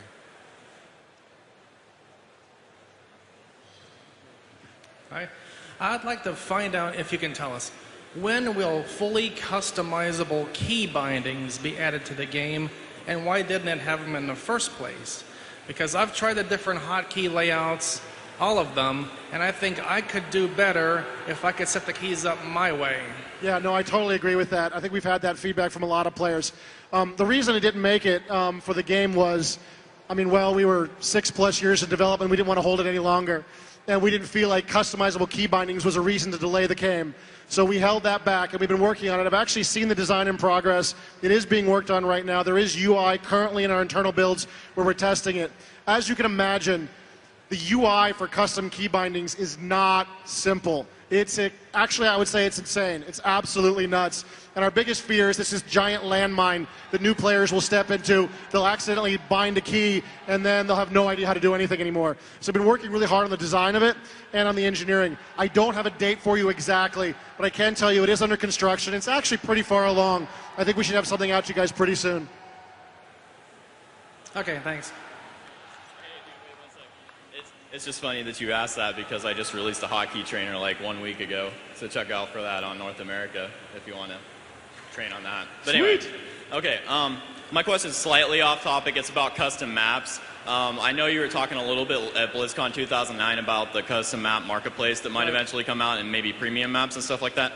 And I put a team together with the hopes of making the absolute best maps out there eventually when that marketplace opens up and releasing really awesome stuff. Awesome. And I'm just wondering if you have any more details about that, when it might be coming out. I don't want to hold you to anything that you say, just any hunches that you have. Yeah, no, I can tell you it's not coming out in the immediate future. It's probably closer to either a patch in Heart of the Swarm or Heart of the Swarm to be the soonest we'll be able to get that out to you. There's a lot of challenges we have to get that going, but I love that you're putting a team together. And we know that the fires are burning. We know that people want it. We'll try to get to you as absolutely as soon as we can. It's one of our top priorities going forward. Awesome, thank you very much. And also, the 10 megabyte map limit, is there a chance for that to change in the future as well? There are many arguments. There's throwing of chairs. It's been really rough in the office over this issue. We are consuming a lot of our storage very quickly, but we'll see. It's definitely something we're always talking about. I think I have like a weekly conversation about that at this point. It's definitely a topic for us, so we'll take a look at it. Thank you very much. Yeah, by the way, love your guys' game.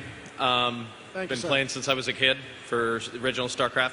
But what I'm kind of asking about is like the early gimmicks of the games, specifically like the proxy rush for the Protoss, as well as like the early Thor rush with like the single Thor with the repairing.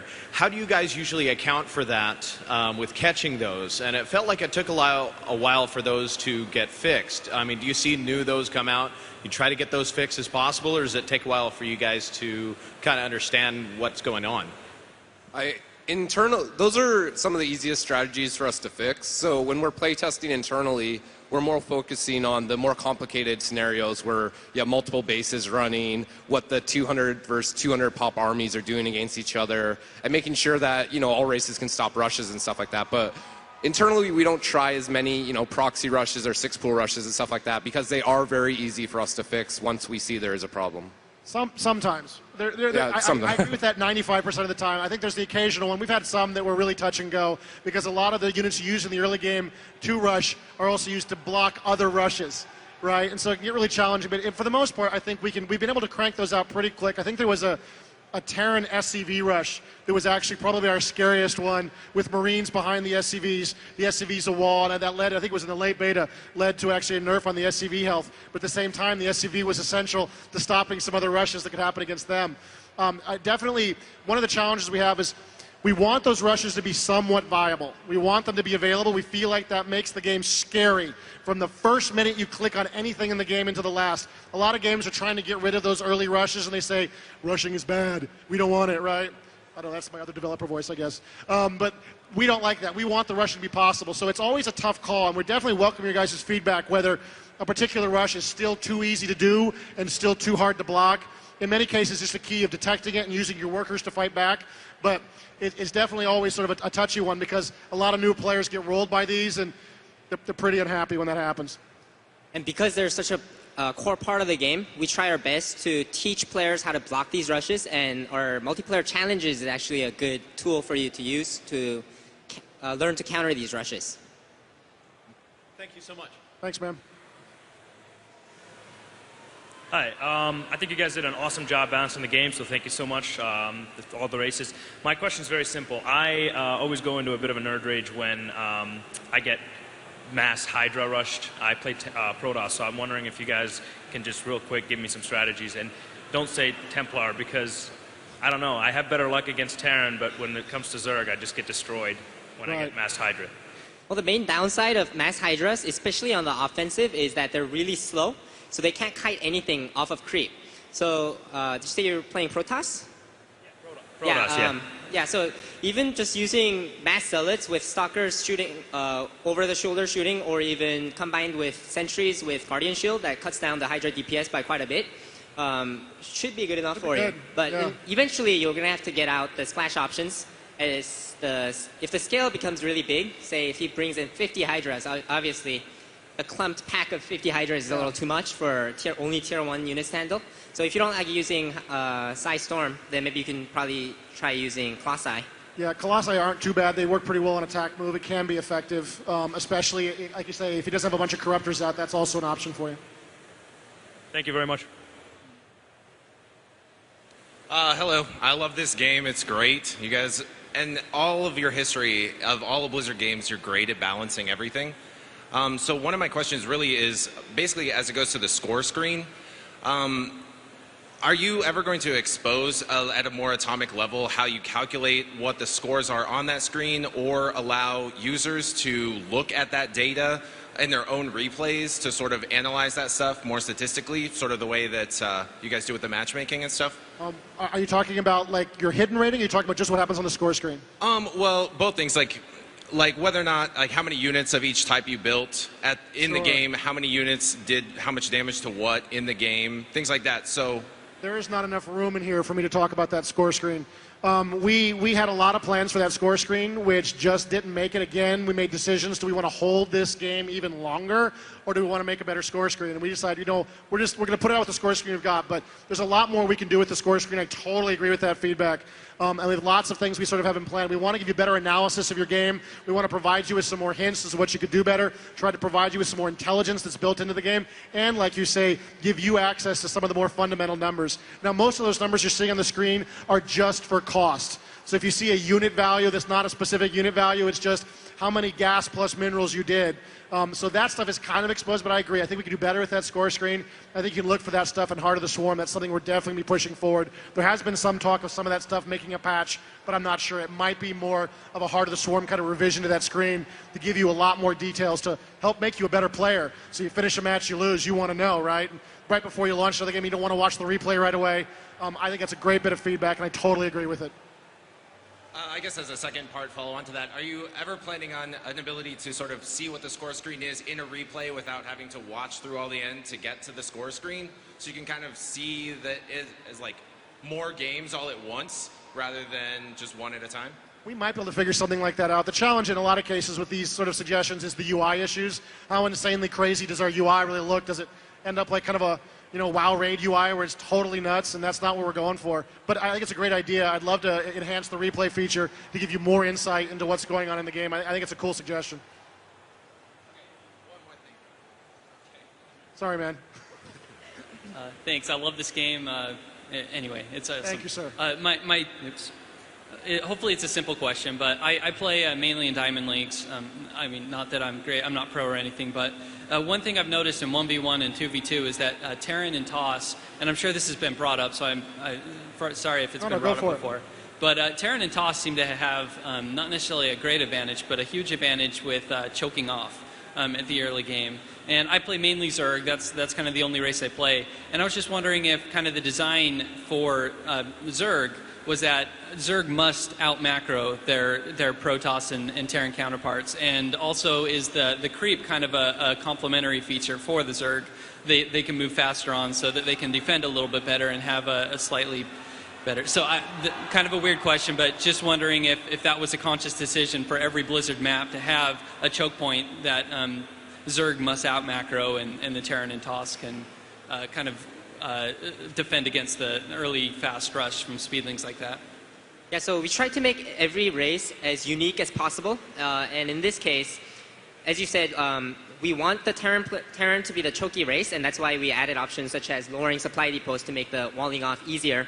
And on the case of the Zerg, we actually made a conscious decision. For example, spine crawlers can be uprooted and be moved, but we made a conscious decision so that Zerg can't block off a choke point by making it so that the spine crawler's radius is actually smaller than the footprint, which means there's no way for spine crawlers to block off a choke point, right? So that was our goal. And in terms of maps, we tried to balance. Make the maps so that they're all balanced and fair for all different types of races that we have. And I guess having those choke points was a result of this, much more so than about what the maps wanted to be, I guess.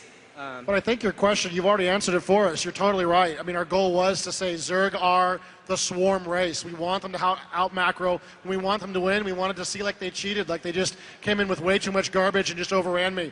And you're also totally correct that creating those creep highways is a core part of how we were trying to set up Zerg. To be honest, we had no idea if it would work when we went to beta and even beyond. But we're pleased to see that the sort of systems we set up are working the way that we sort of thought that they would.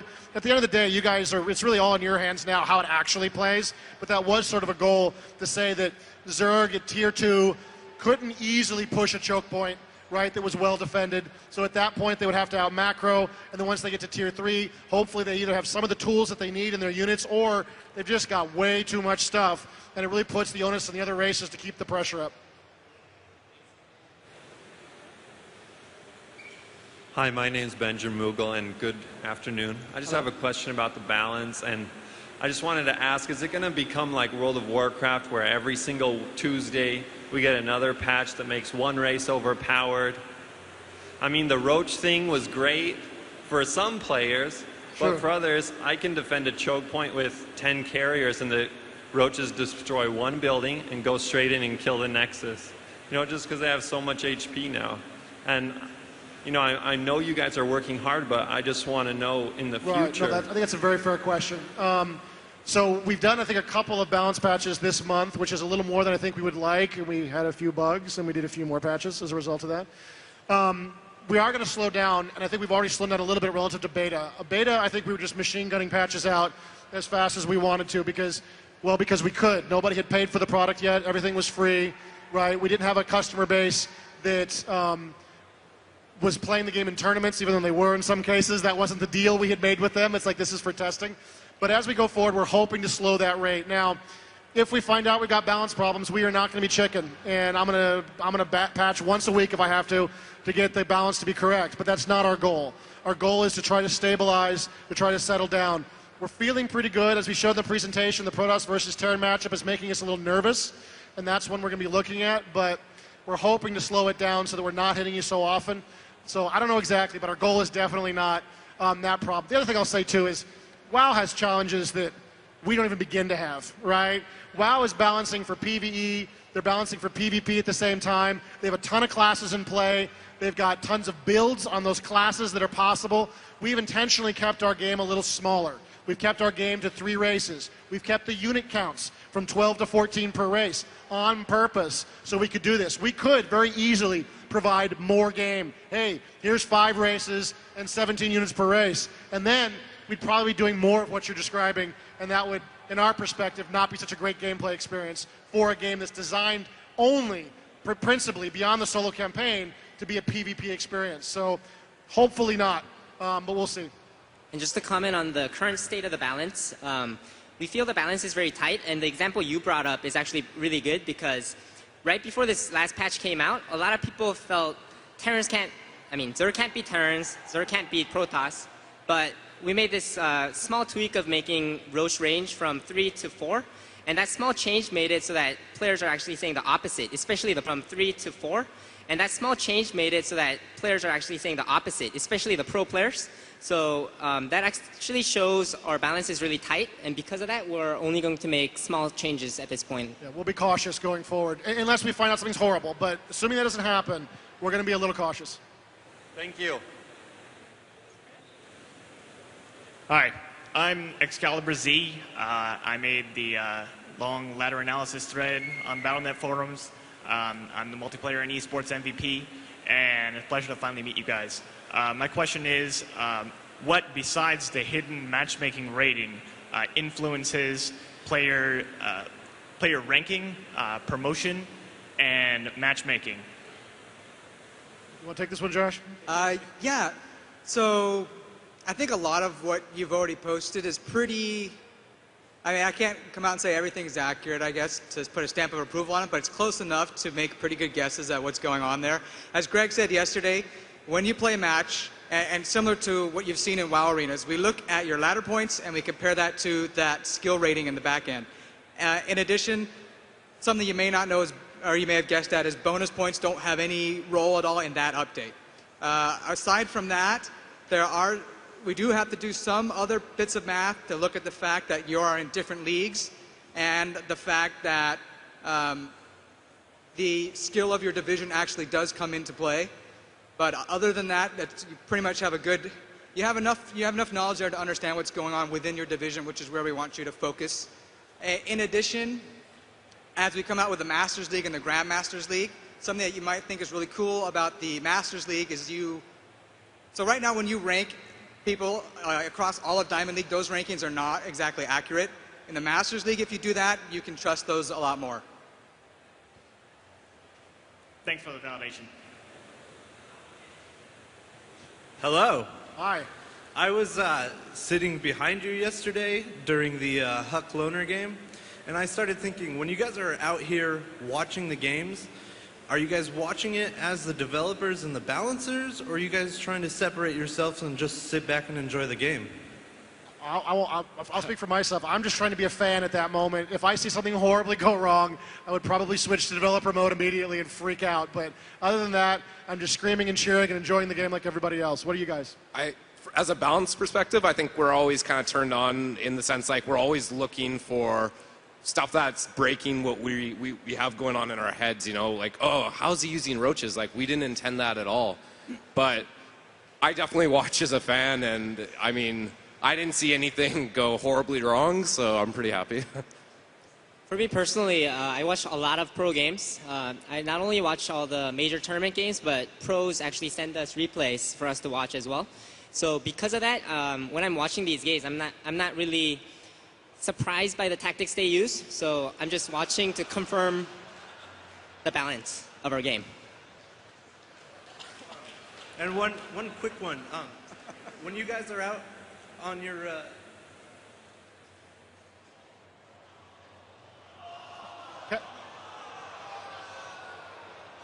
catch us after, man. Catch us after. We'll be right here. You catch us after. We'll do it, all right? I think that guy's wearing a Snuggie. I'm not sure.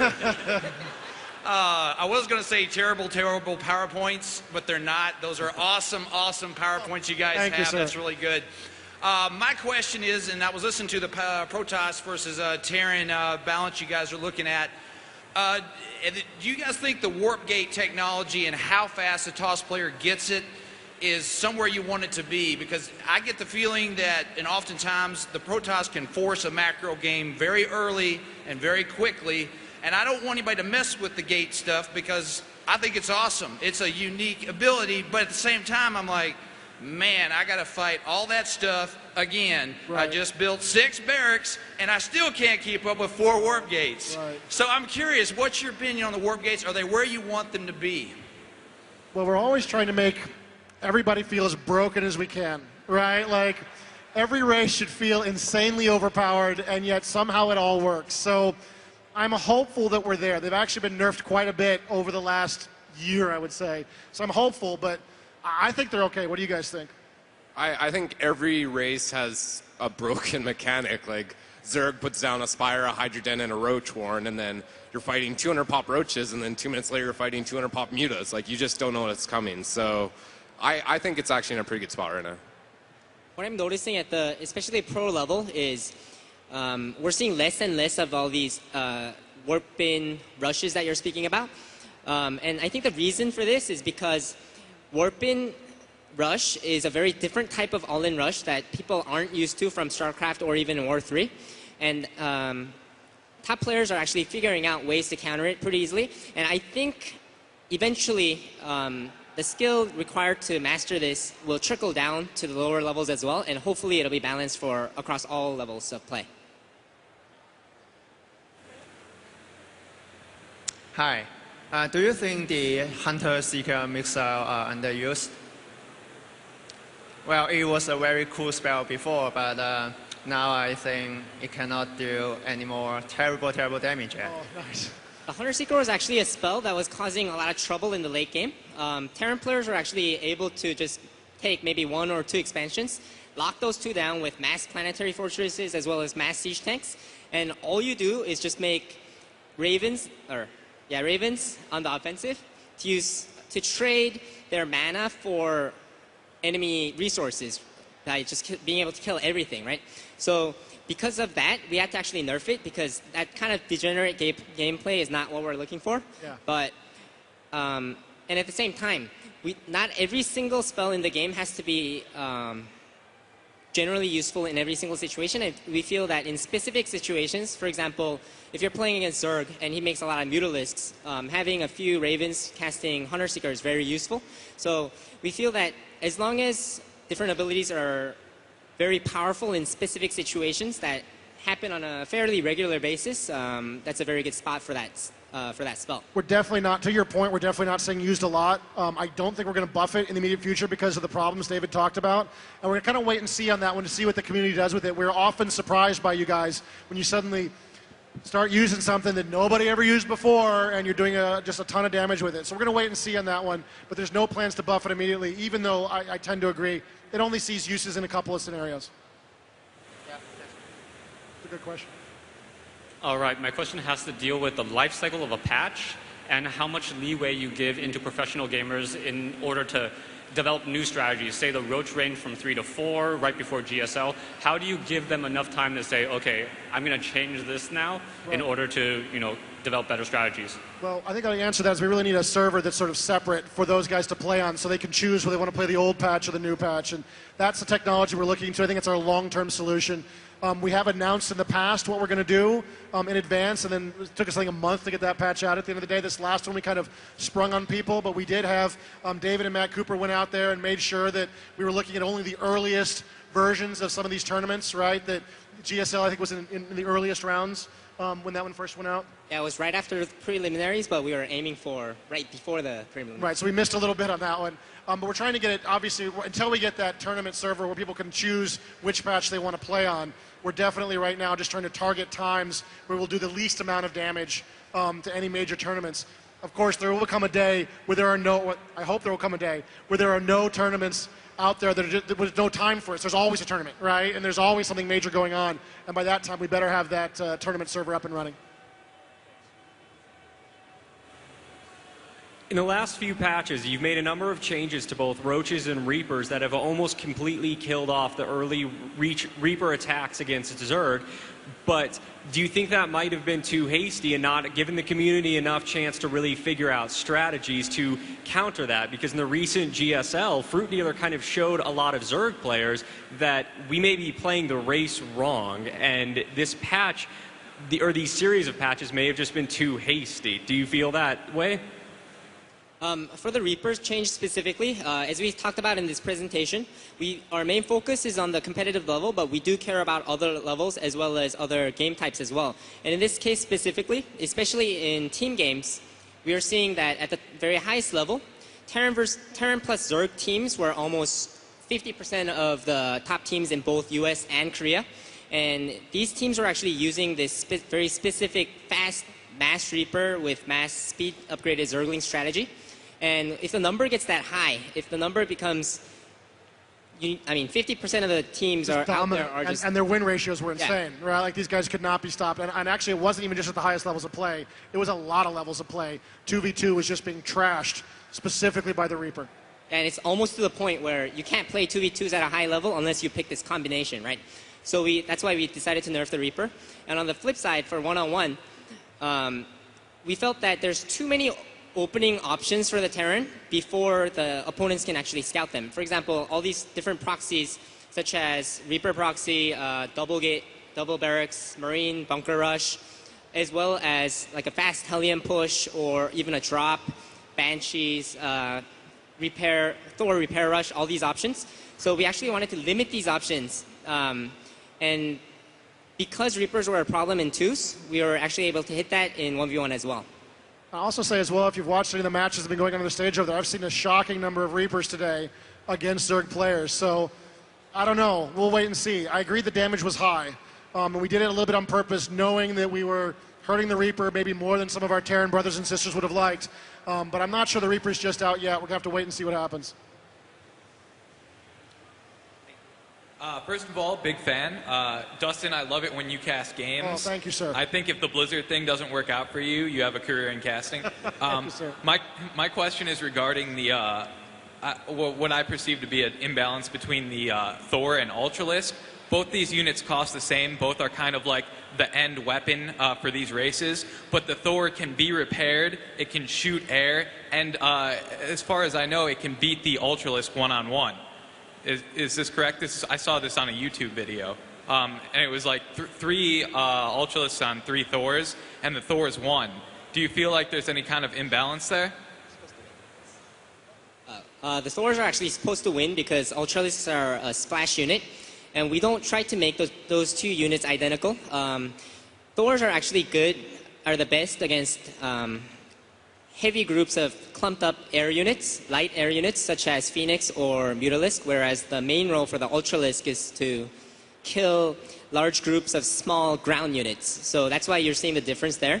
And for every single unit in the game, our main focus is to try to give it a unique and specific role, and we don't try to make 2 units in different races roughly equal.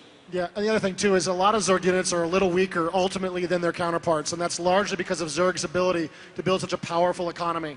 Zerg in many cases do need to engage with a larger force, maybe even a significantly larger force to be successful. And since the Zerg can also save up a huge amount of larvae, which was not the case in Brood War, you can often hit the opponent with a 200 pop army and follow it immediately with a 120 to 150 pop army, right, before he can even think about replacing his losses.